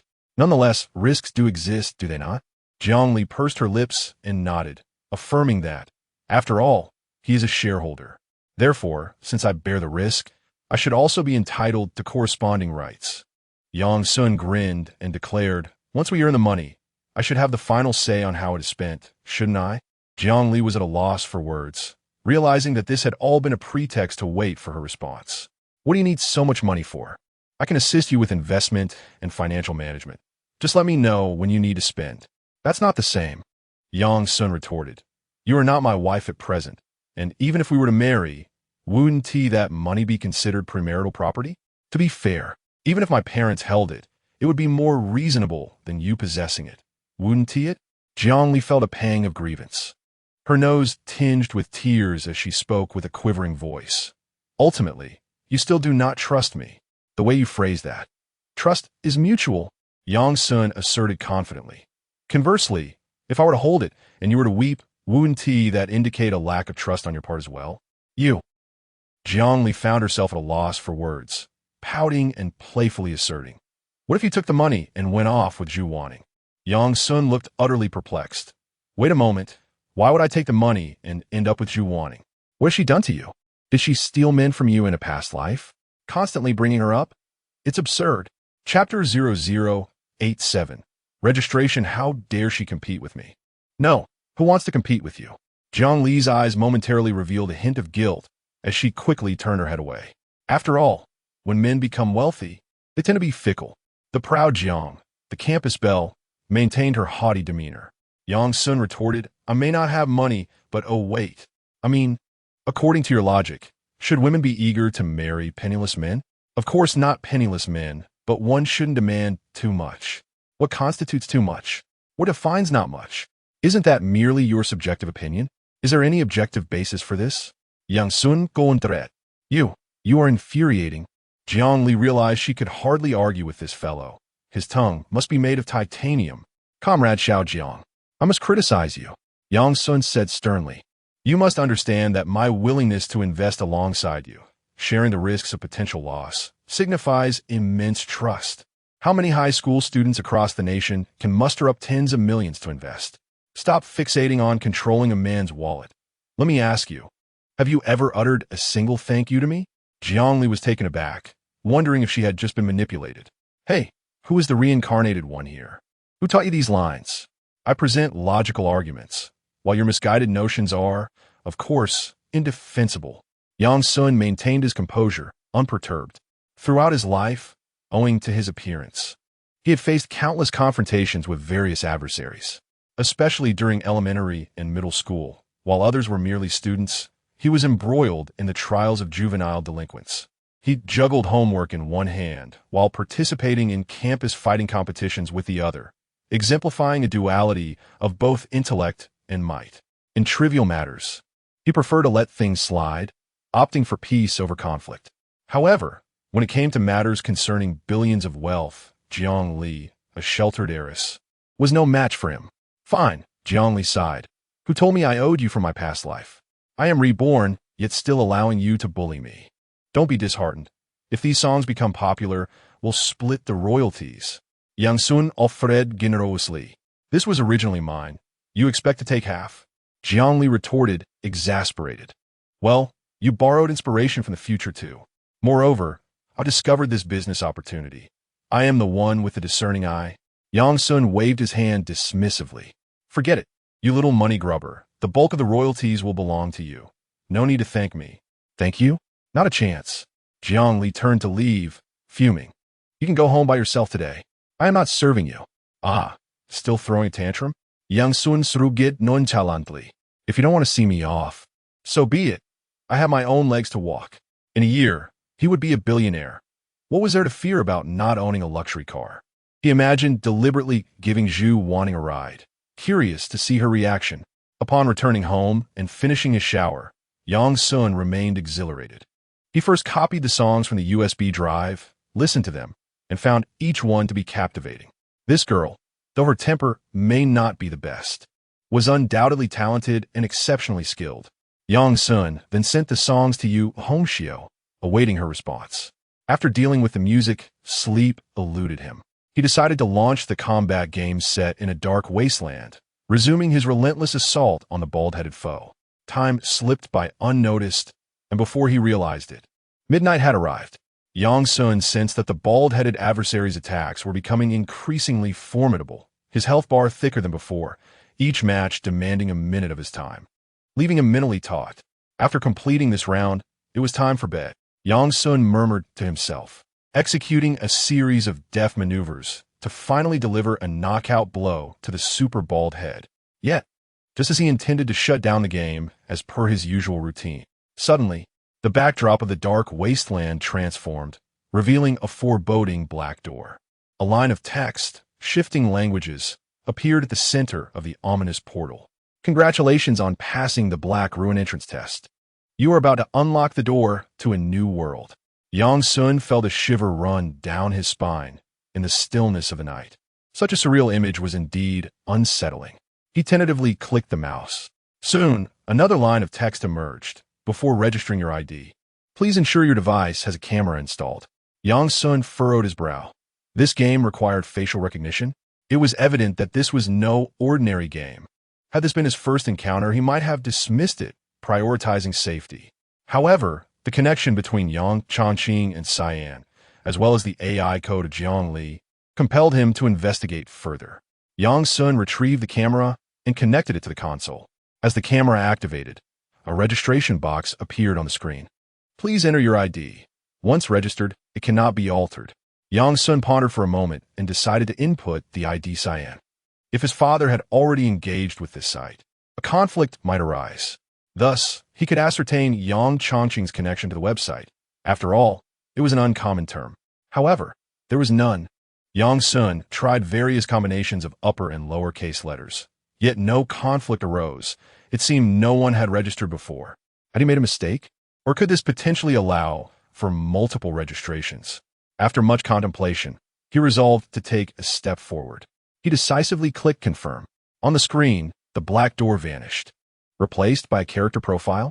Yang Sun, male, 18 years old, ID, Cyan, Huaxia, Jiang Province, Lin City.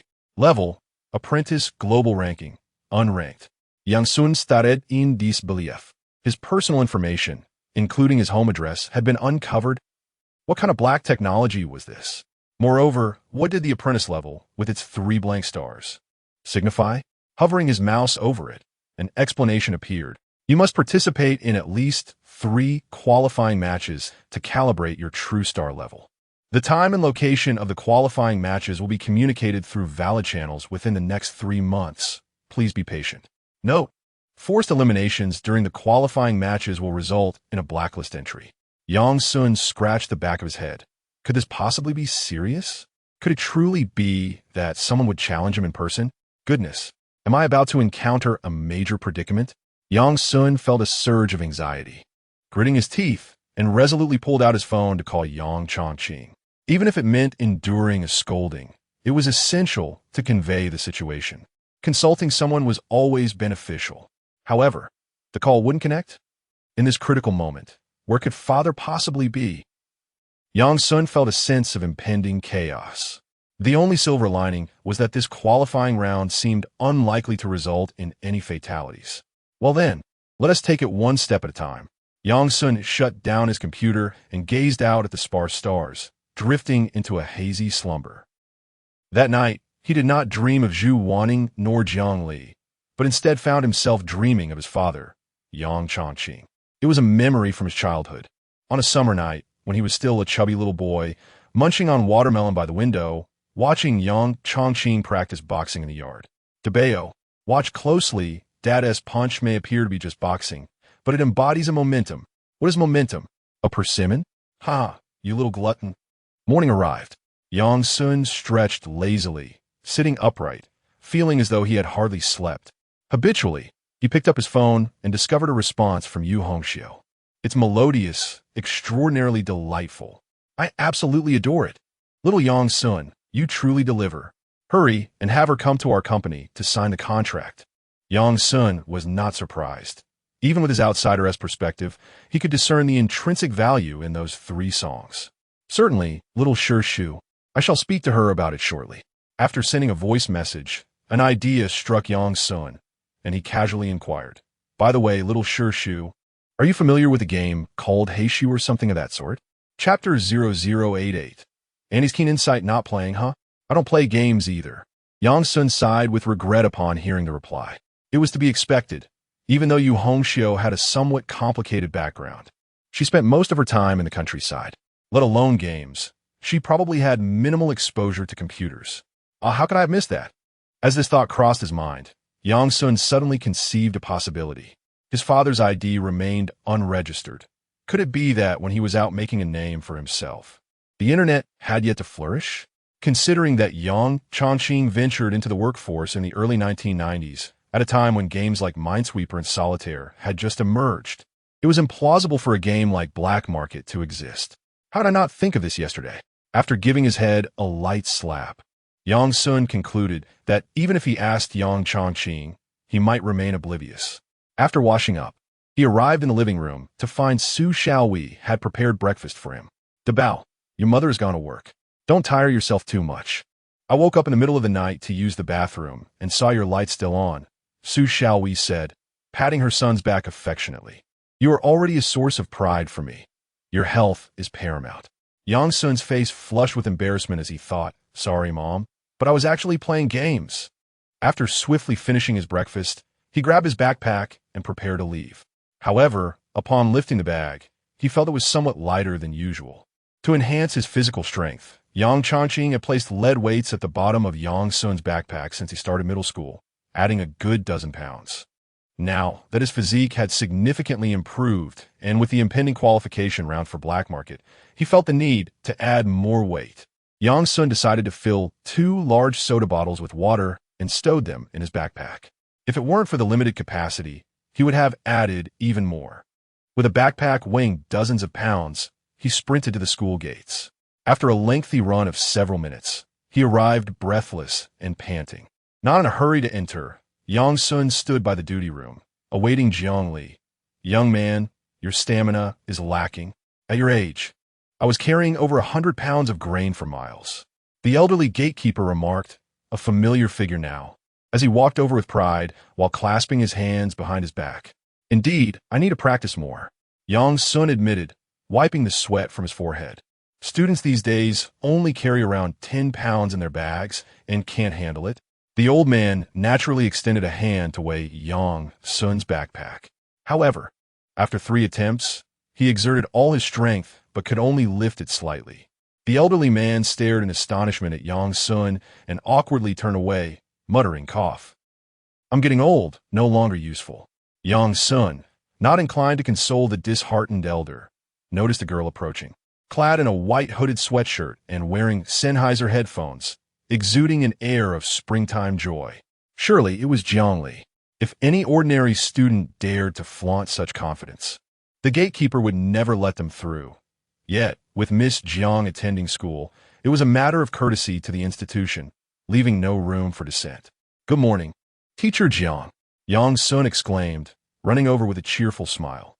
Jiang Li appeared oblivious, her demeanor cold as she nodded rhythmically to the music. Yang Sun, unhurriet, walked beside her and remarked, I couldn't sleep a wink last night. I replayed your 3 sample songs endlessly, perhaps hundreds of times. My mother thought I was studying when she got up in the middle of the night for the bathroom, but was furious to discover I was merely listening to music. At this, a flicker of emotion crossed Jiang Li's expression. I can't be blamed. Who told you to sing so beautifully? I simply couldn't stop. My mother didn't believe it. She said, can anyone sing better than your little master? So I let her listen, and then... Tsk. Yang Sun shook his head, opting not to elaborate. Jiang Li, puffing with indignation, removed her headphones. Stop teasing. What did Annie say? Are you done pretending to be aloof? Yang Sun chuckled. Well, she did say, you are indeed not as good as your little master. Go to hell. I'm not a professional. Singing is all about talent. Jiang Li playfully hit the boy, feeling somewhat vexed.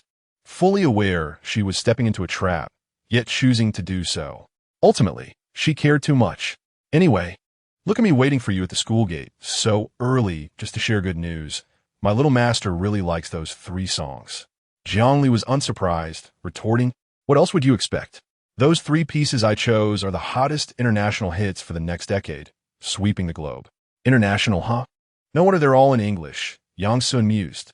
Of course, when it comes to making money, we aim for the foreigners, Jiang Li replied. That makes sense. Let us schedule a time to sign the contract. Jiang Li nodded. No problem. We can sign quickly. This weekend works too. I also need to meet with the bank regarding a mortgage. I don't really understand that. You handle it. Yang Sun admitted, lacking experience and ready to cooperate. You can't meet with the bank in school uniform. I need to pick out a couple of outfits for you. Let us go shopping this weekend. If you want to go on a date, just say so. Why make excuses? Yang Sun teased. And you call me narcissistic. Aren't you the same? Jiang Li shot him a glare. Then couldn't he help but ask, by the way, after I met Annie that day, did she say anything? Nothing much. She only remarked that you resemble Zhou Huimin and expressed concern about me, keeping an eye on you. Annie has great taste. Jiang Li smiled sweetly, then turned to tease. What about you? Are you worried about not being able to keep track of me? I couldn't care less. There are plenty of women in the world. With my wealth, I need to worry about finding someone better. Yang Sun replied nonchalantly. I knew it. You seek money just to chase girls. You're insufferable. As Jiang Li prepared to unleash her playful wrath, Yang Sun quickly raised a hand to shield himself. Stop it. People are watching. Unbeknownst to them, their playful banter appeared to other students as affectionate interactions between a couple. In no time, videos of Yang Sun and the school beauty Jiang Li spread like wildfire across various student groups. After Yang Sun extricated himself from the jealous little classmate, he entered the classroom only to be met with a myriad of envious and resentful gazes from his peers, with plenty of onlookers present as well. Hey, Young, you're quite something, openly flirting with Ollie now. Are you not even pretending anymore? Ma Wen chuckled, his eyes narrowing into slits. If these two were to become a couple, wouldn't he elevate from little brother to cousin? Zhaozi, stop dreaming. Even if I were to marry her, you would forever remain my little brother in my eyes. Yang Sun was well aware of his childhood friend's subtle intentions, striking right at the heart of the matter. Ma Wen was filled with indignation and despair, daring to be angry yet unable to voice it. Yang Sun felt a sense of accomplishment, grinning mischievously as he prepared to begin his self-study session, only to notice a message from an unfamiliar number on his phone. Chapter 0089. Grandfather and granddaughter, could it possibly be the qualification round for that dark market? Has it come so soon? Yang Sun opened it to take a glance. He was utterly baffled. Which university do you plan to apply to? He wondered who could be so bold as to send such a message. Yang Sun furrowed his brow and replied, Who are you? Liang Shui. I visited your home last time. Yang Sun recalled her, a rather impolite, somewhat fierce, short-haired young lady. It was not surprising that she had managed to find his phone number. What is this about? Yang Sun asked, perplexed. If for someone else. Just say it directly. Yang Sun felt utterly confused. Who are you asking for? Your grandfather. Yang Sun couldn't help but laugh, thinking her tone was as absurd as her fabricated story. My grandfather has long passed away. Did he send you a dream? After sending this message, Yang Sun tossed his phone into his backpack, disinterested in further conversation. Meanwhile, in the capital, within a courtyard in the study, Liang Shui held her phone, her expression far from pleasant. How did it go? Shui, did you find out? Liang Quan looked at his granddaughter with eager anticipation. He had been investigating through various channels recently, but ultimately discovered it was all in vain. Since the application for university would occur after the college entrance examination, how could he possibly find out? Rather than floundering about, it was better to ask the person directly. He said, his grandfather has passed away. What? Liang Quan gasped, abruptly turning to glance at the elderly man practicing calligraphy. Indeed, the old gentleman's hand trembled. If I asked him again, He won tea reply, Liang Shui complained. Grandpa, the college entrance examination hasn't even started yet. It's too early to fill out applications. No need to rush. Silly girl. Am I the one in a hurry? Liang Quan shot her a glance, then turned to the elder with a smile. Old sir, please don't be upset. Young Master Yang Sun merely said you are no longer around. It must be a misunderstanding. No need to comfort me. The old man said bitterly. To him, I am indeed as good as dead. Cough, cough. Seeing the elder begin to cough, Liang Quan hastily offered him a cup of ginseng tea. Rest assured, I will send A Shui to Lingsheng to inquire in person. I will do everything in my power to ensure young Master Yang Sun comes to the capital to study, so that you two can be reunited. The elder took a sip of the ginseng tea and smiled.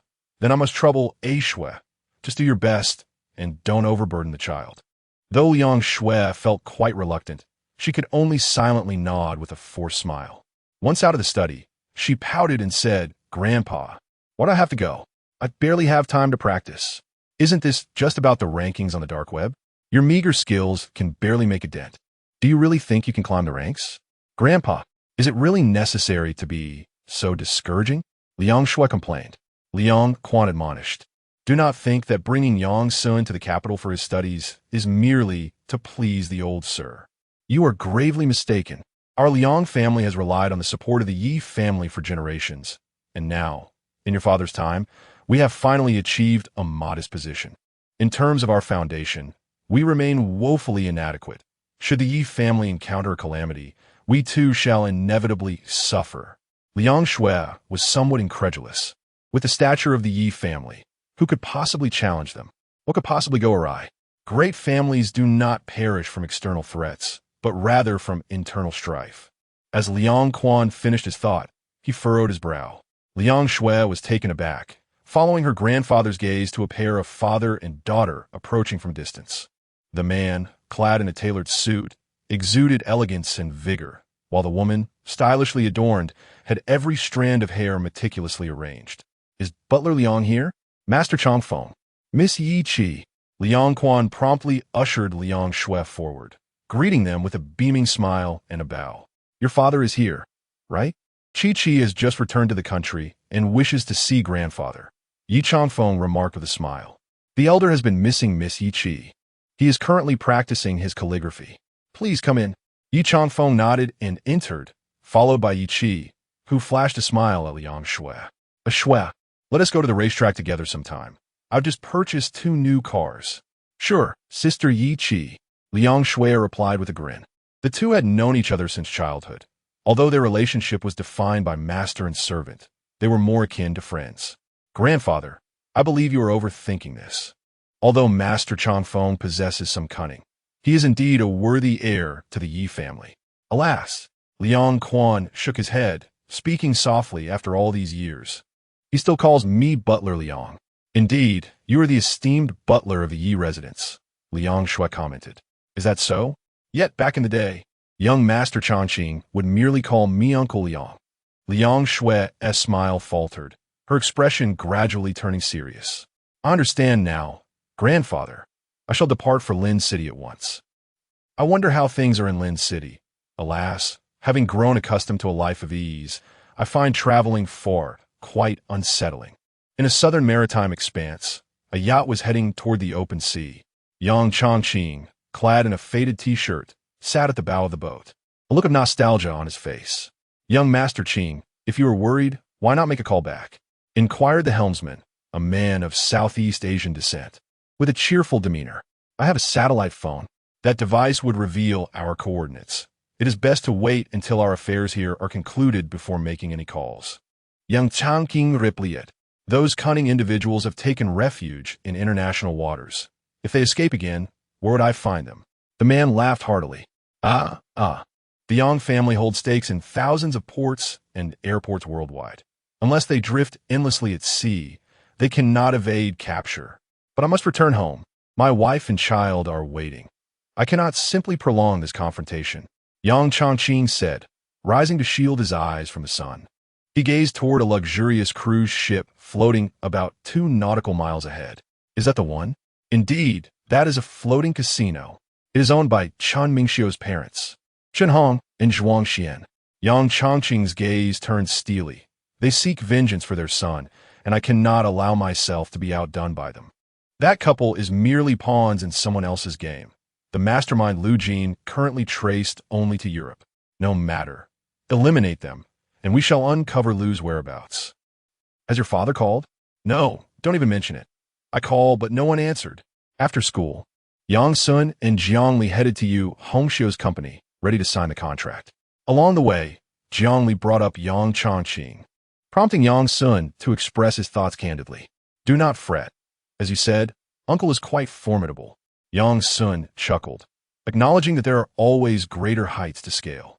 If there were truly no dangers, his father would not have been pushed to his limits before taking action. However, overthinking serves little purpose. Everyone possesses their own aspirations for which they strive. Yang Chongqing desires a life of peace and prosperity for his family, which is why he chooses to take the initiative. As for Yang Sun, aside from preparing for the college entrance examination, he yearns to purchase numerous A6 cars for his father and a spacious villa free from the prying eyes of gossipers for his mother. Thus, he is determined to amass wealth. Upon reaching their destination, they found themselves before a 10-story office building adorned with a glass façade. Ningyue Reun Entertainment Company, Limited. Yang Sun remarked with a sense of wonder, how splendid. I too aspire to own a building one day and establish my own company. I shall name it Yang Sun Group. Darling, Jiang Li called sweetly. What is it? Yang Sun felt a flutter of excitement at her words. How tacky. Jiang Li gently critica. Her tone laced with affection yet piercing. Yang Sun shrugged it off. What is wrong with being tacky? It's my money. I shall spend it as I please. Just then, a black Mercedes-Benz van pulled into the parking lot. From the vehicle emerged a poised mature woman and a strikingly beautiful young girl. The mother-daughter duo of Zhu Sheng and Zhu Wanning. Chapter 0090. Those 3 words Yang Sun was naturally not surprised. After all, they had left school together, just moments apart. He had heard in the morning that he would be bringing a genius music producer along. Zhu Sheng, with a half-smile, remarked, so it's the second daughter of the Jiang family. Given the small commercial circle of Lin City and the fact that Jiang Li was the school beauty overshadowed by her mother, Zhu Sheng was certainly familiar with her. Hello, Zhu Zong. Jiang Li greeted warmly and confidently. Zhu Wanning, on the other hand, wore a cold and impatient expression, as if someone owed her money. Mom, you discussed business. I'm going to study, she declared, preparing to leave. However, Zhu Sheng pulled her back with determination. Oh no, darling, you play quite a few instruments. Aren't you curious about what your classmate has brought in terms of songs? Zhu Sheng's gaze was fixed on her daughter, conveying encouragement. Do not back down. She had specifically arranged for her daughter to meet Yang Sun today, and she certainly did not expect the songwriter to be Jiang Li. That made it even more imperative not to retreat. Zhu Wanning furrowed her brow, genuinely curious about what songs Jiang Li had prepared that had caused her mother to sing praises on the way here. The group ascended the stairs and entered a recording studio. Surrounded by an array of professional recording equipment, Yang Sun was left in awe, clearly impressed by the level of professionalism. Xiao Yang Sun, why are you so late? Yu Hongxiu had been waiting inside, and her eyes sparkled upon seeing Jiang Li beside him. Is this your girlfriend? As soon as the question was posed, Yang Sun felt the weight of 3 women's gazes upon him, sharp as blades, hovering above his brow. No. Jiang Li and Zhu Wanning are fine, but Zhu Sheng, why are you involved? Yang Sun stood tall and replied, Xiao Shu, don't speak randomly. She is my strategic partner. Having been rejected in his earlier confession, he figured that maintaining a classmate relationship was still somewhat honorable. Jiang Li let out a light snort, while Zhu Wanning quietly settled onto the sofa, unwrapping a throat lozenge. Oh, come on. It's obvious your relationship is anything but ordinary. Yu Hongxiu was skeptical. Xiao Shu truly has discerning eyes. Jiang Li praised. Of course. Suddenly, Yu Hongxiu seemed to recall something. Oh right, the last time in the hospital with that internal. Ah, Dilma. Yang Sun showed that, startling the nearby women. It's so late. Let us swiftly discuss the contract. I haven't even had dinner. I'm starving. Zhu Sheng and her daughter exchanged suspicious glances, while Jiang Li's face flushed slightly as she shot a reproachful look at Yang Sun. Discussing the matter at hand finally allowed Yang Sun to escape a potential embarrassment. Zhu Sheng lavished praise upon Jiang Li's compositions. Typically, such contract signings involved a music director, but she deemed these 3 songs too significant and decided to be personally involved. As both parties were well acquainted, the contract negotiations proceeded smoothly.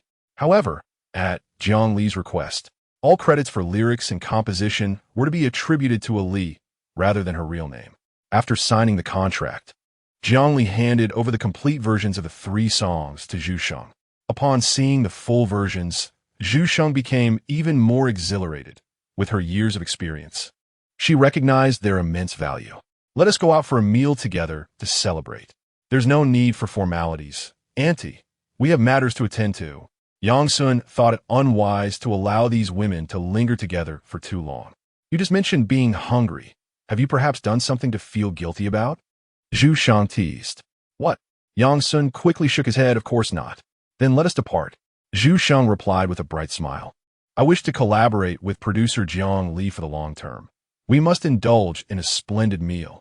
Indeed, with Jiang Li, I no longer need to seek out those half-hearted individuals. Let us go. Yu Hongxiu joyfully grasped Jiang Li's hand, as if they had become close sisters. Yang Sun rolled his eyes. So I'm merely here to mooch off the food? The dinner atmosphere remained amicable, and Yang Sun's concerns went unrealized. On the drive home, Jiang Li appeared somewhat discontented. Why did you maintain your distance from Zhu Wanning earlier? Do you have feelings for her? Yang Sun pondered the girl's possessiveness, still fixated on the earlier incident. I didn't say anything wrong. I confessed my feelings, and you rejected me. Have you considered why I declined? Jiang Li asked softly. Yang Sun furrowed his brow. Were you worried about falling ill again, hence your hesitation to agree?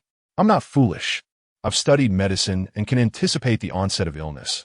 How could I let the tumor take my life? Jiang Li retorted, her cheeks flushed with frustration.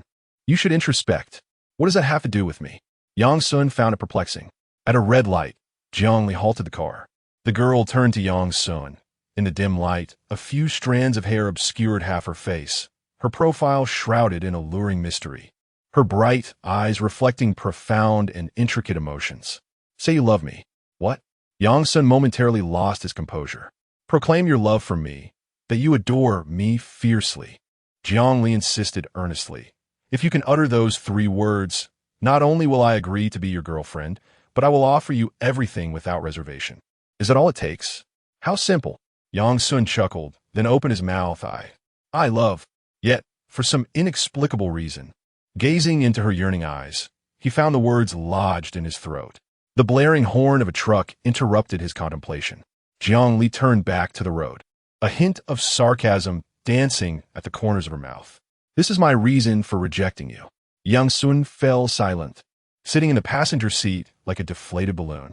It dawned on him that loving someone sincerely could be such a heavy burden. Don't wear that defeated look. I'm the one who should be disheartened. Jiang Li protested. I will make you fall in love with me. That would only be fair. Yang Sun gazed at the stubborn girl, a soft laugh escaping him. The night was enchanting. In another vehicle heading home, Zhu Wanning observed the lights outside, resting her chin on her hand, deep in thought. Mother, I often feel that those 3 songs seem rather familiar. Are you certain that Jiang Li has not plagiarized? If you could think of it, how could I refrain from investigating? I have already confirmed that there are no duplicates found anywhere in the world. Zhu Sheng sighed, expressing that although he was delighted to encounter a creative genius, that genius happened to be a competitor of his daughter, which was quite bothersome. I am not in competition with her. Only a fool would be fond of her. Zhu Wanning felt a surge of anger at the thought that, just after finishing dinner, that person effortlessly took the passenger seat beside Jiang Li. Does she not have legs? Can't she take a taxi? The 2 residences are not even in the same direction. How shameless can one be? Mother, please help me register. I want to learn to drive. Zhu Sheng was momentarily taken aback, but soon suppressed a smile and nodded. No problem. I will arrange that for you right away. And I will also buy you a Mercedes sports car. My daughter must triumph. Chapter 0091. Unique taste. After bidding farewell to Jiang Li, Yang Sun returned home. In the living room, Su Xiaowei had spread out her yoga mat, practicing in front of a video on her phone. Is the Bao back? Su Xiaowei turned and smiled. Yes, Mom. Are you practicing yoga? Yang Sun replied. I haven't seen you do it for a while. He admired his mother. Despite being over 40, her flexibility was impressive. Things have been hectic with your father and work. I haven't had the heart to practice, Su Xiaowei sighed. Your father hasn't he even called while he is away. I need to keep myself busy to avoid dwelling on him. Although Yang Chongqing had given a heads up before leaving, indicating he might be out of touch for a while. Su Xiaowei felt a twinge of irritation at his persistent silence. Yang Sun nodded in agreement. True, but you have a gift, Mom. Even Dad and I, who practice martial arts, can't match your splits, right? At the last team building event, I even won first place in archery. Everyone praised my athletic talent. Su Xiaowei said, laughing. But then her tone shifted. Dabao, do you have something on your mind? Huh? Yang Sun was taken aback. Why do you ask that? You've come in and stood there, your backpack still on, clearly distracted. Yang Sun scratched his head, realizing his mother could read him like a book. He had indeed been preoccupied with his relationship with Jiang Li. Let me guess, did you have a quarrel with Jiang Li? Not quite. She just asked me if I love her. Su Xiaowei's eyes lit up. She asked that direct? Yang Sun nodded. And how did you respond? I didn't say anything.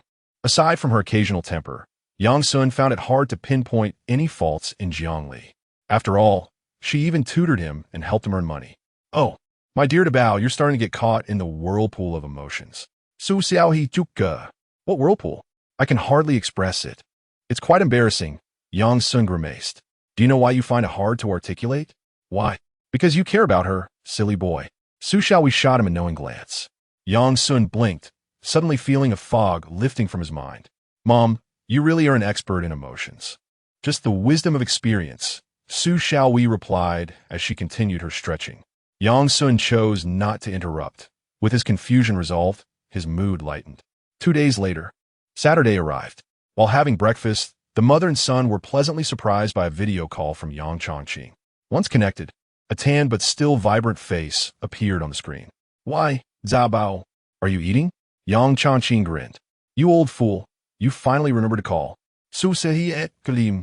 Her voice laced with playful annoyance as her eyes began to glisten with emotion. Where have you been that you've gotten so dark? Just out in the sun and wind at sea. I'm a grown man. I can't exactly apply sunscreen, can I? Yang Chongqing Laoget. Is everything good at home? Father, rest assured, we are all doing well. When will you be back? Yang Sun inquired.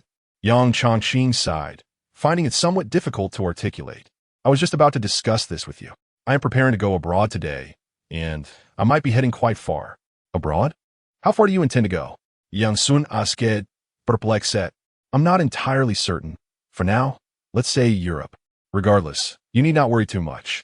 I have located your second uncle, and there are plenty of helpers here. Everything will be fine. I don't know what you have been busy with every day. My only request is for you to return safely. Su Xiaowei sniffled, expressing her concern. Absolutely. Yang Chongqing nodded earnestly. Father, are you aware of the Black Ruins? Yang Sun, anxious about the potential lack of communication in the near future, decided to inquire directly. What on earth is that? Yang Chongqing asked, visibly confused. It's a game, and once you complete the levels, it claims you can enter a new world and register an account for competitive play. Yang Sun explained, adding, your last letter seems to be related to this game. Is that so? Yang Chongqing scratched his head. I have not heard of it. Besides, back in my working days, we were still using pagers and Nokias. Where do you think I would have encountered such things? That does make sense. Yang Sun gonjedet. You should focus on preparing for the college entrance examination and avoid distractions. Everything should be stable until I return. Understood. After exchanging a few more familial pleasantries, the call came to an end. Knowing that Yang Chongqing was well, both mother and son felt a weight lifted from their hearts. Mother, I am dining out today with Jiang Li.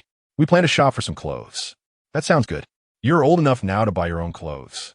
Su Xiaowei replied, pulling out her phone to transfer 500 yuan. Even though our family is not wealthy, I cannot let you take advantage of me. Otherwise, they will look down on us. Yang Sun chuckled, secretly pondering that it wouldn't be long before he himself became a billionaire.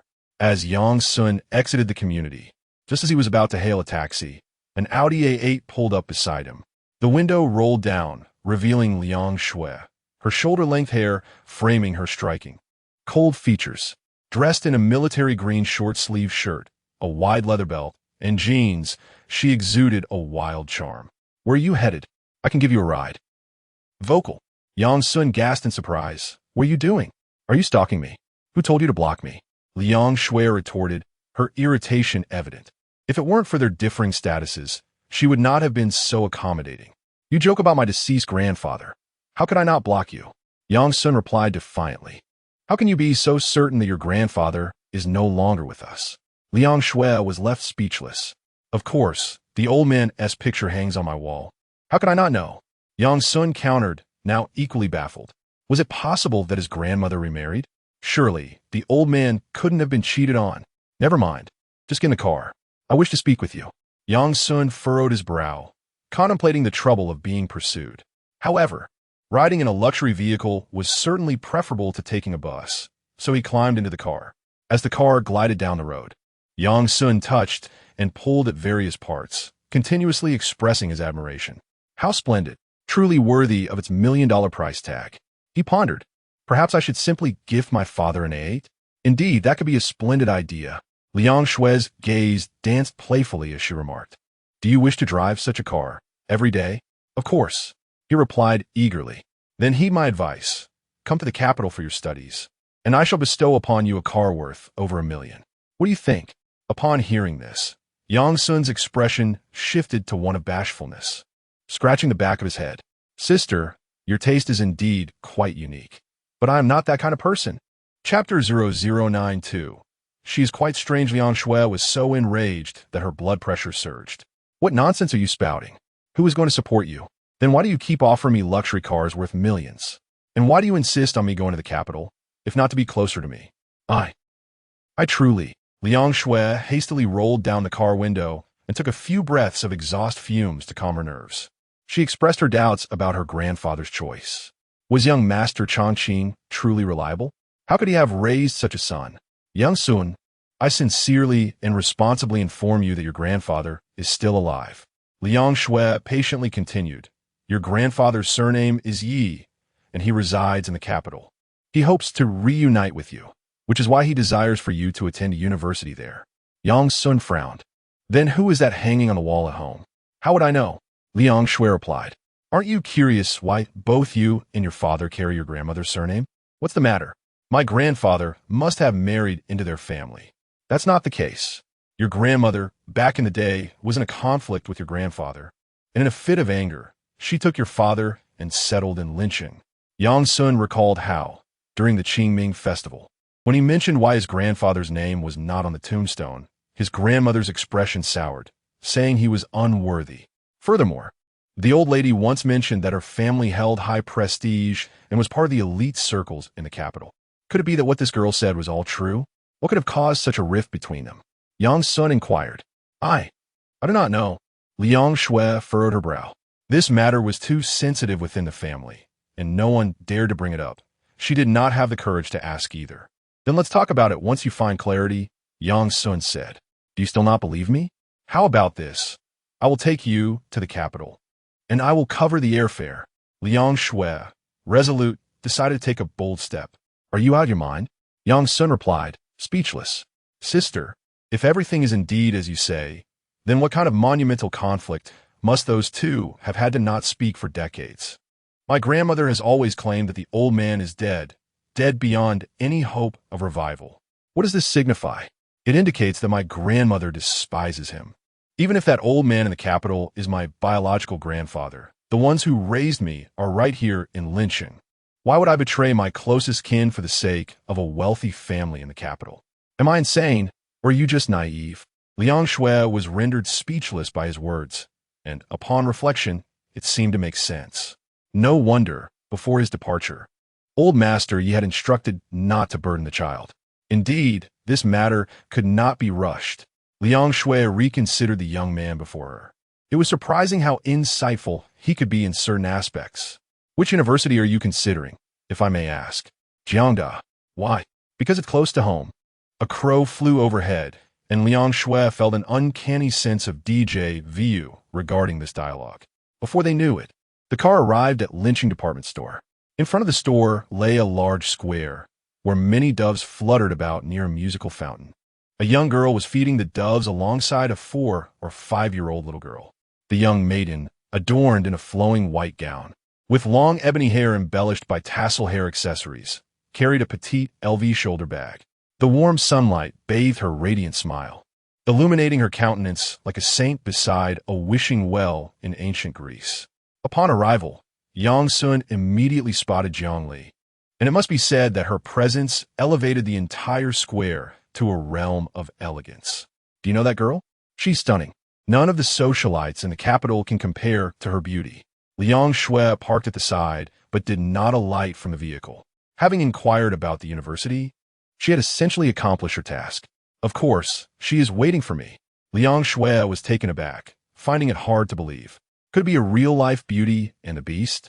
Yang Sun exited the car and strode directly towards Jiang Li. You arrived quite early? Jiang Li expressed her surprise upon seeing Yang Sun step out of the A8, rising to greet him with a smile. Fortunately, I arrived only 10 minutes ago. Who was the person that brought you? Oh, her name is Liang Shui. Do you know her? Yang Sun pondered, thinking that if Jiang Li was acquainted with her, she might possess more useful information. Liang Shui? Jiang Li furrowed her brow and glanced over, noticing Liang Shui rolling down the car window to smile and wave at her. To be honest, even Liang Shui found the beautiful girl somewhat captivating and wished to make her acquaintance. Jiang Li politely nodded and whispered, I don't know her. Why does she keep smiling at me? It's quite strange. It's a bit complicated. I'll explain it to you later. Yang Sun wished for the girl to help him untangle the situation, as if the esteemed individual from the capital was indeed his grandfather. There could be connections to recent events. Auntie, is that your husband? Inquired a little girl feeding pigeons nearby. Jiang Li blushed slightly, chuckling as she shook her head. Not yet. Don't say that. You should call her sister. The child's mother gently corrected. It's fine. Either is okay, Jiang Li replied, playfully caressing the little girl's cheek. Sister's leaving now, goodbye. After bidding farewell to the girl, they proceeded into the department store. Yang Sun teased. Children do not speak falsely. It seems she has uncovered your true age. Indeed, when she called me Annie, I actually found it quite normal. Jiang Li admitted with a hint of frustration. I must shift my mindset. I am 18 now. Did you wear makeup today? Yang Sun observed that Jiang Li's visage appeared particularly exquisite. Did you notice? Just a touch of light makeup. Jiang Li beamed, as it was a date after all, and a sense of occasion was necessary. Do you think it looks nice? I believe you look better without it. Why is that? Because if I were to kiss you, there would be powder. The original essence is far better. Jiang Li playfully swatted him, retorting, Who said anything about kissing you? Makeup is for my own mood. Upon reaching a milk tea shop, they purchased 2 cups and began to discuss the earlier conversation while sipping their drinks. Are you suggesting that what your grandmother said might actually be true? Jiang Li inquired, her eyes sparkling as she pondered. Then in the past life, if my uncle had already departed, why didn't the old man appear? I was just about to ask you that. Yang Sun replied with a wry smile. Jiang Li shook her head, as her grandmother had said nothing, and all she knew was that her grandmother had extensive connections. Never mind. I shall inquire further with her later. If she truly prefers not to discuss it, there is little I can do. Sigh, perhaps I should consider attending university in the capital. After all, the young masters of the affluent families there are rather enticing, aren't they? Jiam li teasa. Yang Sun scoffed. What is there to be enchanted by? If it were truly that wonderful, my grandmother and father would not have left. To attain genuine happiness, one must forge their own path. One cannot simply covet what others provide. As the saying goes, act not where you should not act. Desire not what you should not desire. It is as simple as that, is it not? Jiang Li looked at the boy with a gentle smile before reciting the words. Oh, you have read Mencius as well? Yang Sun felt a twinge of embarrassment, attempting to maintain an air of superiority, only to be reminded that the person before him was a prodigious scholar. Jiang Li lightly shook her head. You taught me. I remember it all. Chapter 0093. A beginning and an end. Yang Sun felt that Jiang Daxihua was flirting with him. Well, let us go shopping for clothes. Very well. Although it was said that they were buying formal attire for Yang Sun, in reality, it took them less than half an hour. Men's clothing is inherently limited in style, and with Jiang Li's adept selection, it became all the more effortless. After Yang Sun completed the purchase, he thought it was all over, but little did he know, the nightmare was just beginning. Jiang Li claimed that she also needed to select a few more mature outfits, as it would be convenient for business negotiations. Thus, this young lady commenced a thorough expedition through the women's clothing floor. Yang Sun, does this dress look good on me? What do you think of this outfit? The size seems a bit small. I still prefer the previous one. Don't you agree? This store doesn't seem to be suitable. Let us move on to the next. You're not even paying proper attention. You're just fooling me. Oh dear, I absolutely adore this mirror. I look so slender in it. After 2 hours, Yang Sun found himself carrying 7 or 8 bags, his legs numb from exhaustion. Goodness, even standing still while accompanying a woman on a shopping spree is tiring. Finally, it was lunchtime. What shall we eat? Jiang Liang Kirat. Kaifeng cuisine? I'm tired of it. Spicy hot pot? I don't want rice. Summer is approaching. I need to lose weight for dresses. Hot pot? Barbecue? No. It will leave a smell. I just washed my hair yesterday. Girls can be so troublesome. You choose. Easygoing. Yang Sun yearned to return home. Ultimately, the two settled on a quaint Western restaurant, ordering 2 servings of steak. Yet Yang Sun still found himself unsatisfied. The only moment he truly relished was when Jiang Li fed him a piece of beef, placing it into his mouth with so many pairs of eyes in the restaurant casting envious, jealous, and even admiring glances his way. No wonder throughout history, heroes have adored beautiful women. The essence lies not in one's own perception, but in the eyes of onlookers. Vanity. This sentiment is truly irresistible. During dinner, Yang Sun glanced at the nearly 300 yuan bill, feeling a twinge of pain. Shall we split the bill? Jiang Li suggested. Absolutely. Yang Sun nodded eagerly. You really agree? Jiang Li was taken aback. She had merely mentioned it casually, and now regretted bringing it up. He was practically a billionaire, yet still so stingy. After settling the bill, Jiang Li assumed they would be heading home, especially since Yang Sun had appeared ready to leave moments ago, but unexpectedly, Yang Sun proposed. Shall we watch a movie? You want to watch a movie? You've already put on makeup, so I must dress formally as well, Yang Sun stated. Jiang Li felt a surge of joy, biting her luscious lip. It seemed he was beginning to understand her feelings, which was quite delightful. Had he finally wised up? Of course, we must see this through to the end. Jiang Li was momentarily stunned before realizing the implications, and the rosy bubbles that had just begun to form in her heart were all shattered. You're absolutely disgusting. How annoying. Jiang Li huffed as she turned on her heel and walked away in frustration. Yang Sun promptly followed, reaching out from behind to grasp the girl's delicate hand. Jiang Li struggled for a moment but could not break free, so she allowed him to lead her. Upon arriving at the cinema, they discovered that Jiang Li had already seen most of the films in her previous life. With no other options, they settled on a niche art film that she had not yet viewed. After the screening, Yang Sun lamented the exorbitant ticket price, feeling a pang of regret for spending so much. He mused that watching online would have been more economical. Jiang Li rolled her eyes in disdain, remarking that had she known, she would have insisted on splitting the ticket cost, amused by his discomfort. That simply won't do, he replied. It's our first movie together. I must maintain some dignity. Later that evening, Jiang Li needed to return home for a family dinner, prompting their direct journey back. As Jiang Li drove Yang Sun to the entrance of his neighborhood, she retrieved 2 bags from the car. Aren't these yours? Yang Sun inquired, noticing one bag contained women's clothing in addition to his own. These are for my aunt, Jiang Li explained. I felt responsible for the discomfort caused during the last incident when someone filmed us. I thought it would be nice to gift her a dress as an apology. Yang Sun couldn't help but commend her. Impressive, Comrade Jiang Li. Your awareness is commendable. Enough with the flattery. Just do as I say, understood? Ensure you complete the task. Upon returning home, Su Xiaowei was engrossed in watching television, tuned to the news channel. Dabao, you're back just in time. She beckoned, pointing at a news segment. Look at this. It can't possibly be related to your father, can it? Yang Sun was taken aback when he saw the report detailing a significant illegal money laundering operation uncovered in Hong Kong.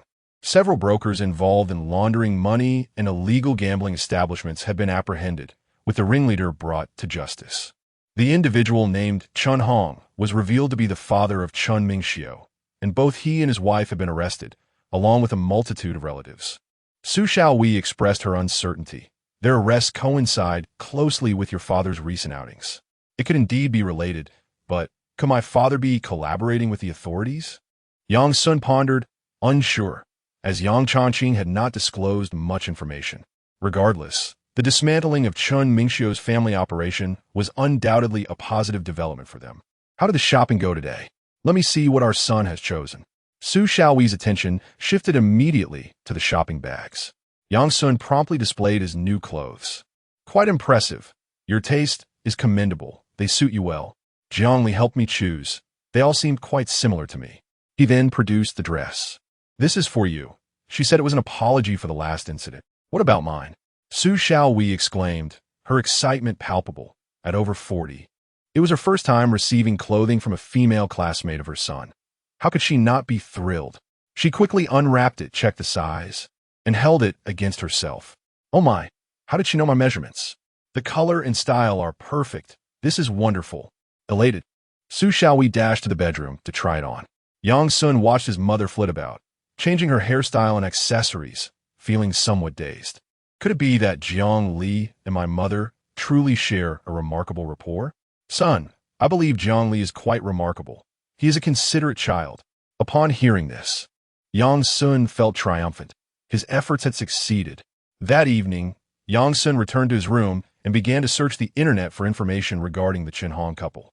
Although there were numerous articles, Yang Chongqing's name was conspicuously absent, leaving him in the dark about any potential connection to his father. At that moment, a message arrived on his phone, sent anonymously. Cyan, the first qualification match has been scheduled. Please follow the link for further details. Yang Sun's heart raced. The moment had finally arrived, and he hastily clicked on the link that followed. Chapter 0094. Bulletproof Socks. Upon opening, a web page image was revealed. Apart from the time and coordinates, there were several crucial stipulations. For instance, one must attend alone without any assistance. The competition time and running range were both restricted. Disguises, costumes, and even gender transformations were permitted. While carrying firearms was strictly prohibited, the use of cold weapons was entirely unrestricted, including the use of poison. However, killing one's opponent was forbidden. Should a fatality occur, the contestant would be disqualified, with consequences to bear. Although the disqualification would ensue, it was not stated that one could not re-enter the competition. Yang Sun quickly discerned that this rule carried significant implications, likely indicating that fatalities could occur during the qualifiers. Indeed, it seemed perilous. Perhaps it would be prudent to refrain from attending. As Yang Sun muttered to himself, he made his way to the utility room in his home and opened a toolbox. The following evening, at 11 o'clock, in the old industrial district of Lin City, a bumpy, crumbling cement road lay ahead. By day, trucks traversed this path, but by night, it was largely deserted, save for the occasional stray cat or dog. Beneath a streetlight, in a weedy alleyway, Yang Sun emerged, clad in a loose black hoodie. He had never ventured to such a desolate place in Lin City throughout his life. Would anyone truly come here to challenge him? Yang Sun felt a twinge of skepticism. Yet now that he was present, he could only wait and see. As the time drew near, headlights appeared at a nearby intersection. Moments later, a figure emerged from another alleyway onto the cement road. It was a young woman, her hair tied in a short ponytail, dressed in all black athletic wear, with her hands casually tucked into her pockets. Come out, there's no need to hide. If you don't fight me, I'll be declared the winner by default. Yang Sun exclaimed, astonished. Upon confirming he was not mistaken, he stepped forward. Liang Shui, how is it you? Liang Shui was equally taken aback upon seeing the boy emerge. You are my opponent. Yang Sun instinctively shook his head vigorously. What opponent? I have no idea what you're talking about. Clank. A wrench slipped from his waist and fell to the ground. Liang Shui squinted, her expression filled with suspicion. This. Going out at midnight, one must be prepared for self-defense in case of malefactors. As Yang Sun bent down to retrieve it, a hammer protruded from his sleeve. Oh my goodness. He hastily shoved the hammer back inside. You are the Midnight Butcher? Liang Shui took a couple of steps back, her demeanor suddenly tense. Butcher? This is merely for self-defense. Yang Sun quickly defended himself. My mother said that boys must learn to protect themselves in these times. Liang Shui rolled her eyes. Stop pretending. I witnessed your skills last time. You're indeed participating in the dark web ranking competition, aren't you? Dark web? Yang Sun scratched his head with a wrench. I merely played a game on a black market, which led me to a peculiar website. That was just an entry test. Only those with flashy moves and no substance would fail to pass. Liang Shui proudly declared. Only those like us, who truly master the art of life and death combat, are worthy of entering the realm of true strength. I must inquire, what level do you hold, given your impressive prowess?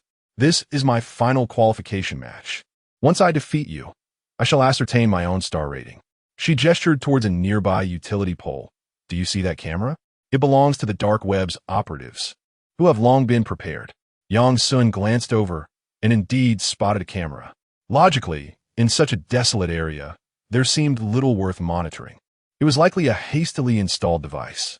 Astonishingly, in this small locale of Lincheng, they had gone to such lengths for a mere qualification match, installing surveillance. The organization behind the dark web was clearly formidable in both strategy and resources. At that moment, a sharp aura surged towards Yang Sun from his right. A flaw. Liang Shui's face lit up with excitement. This young man had truly fallen for her trap.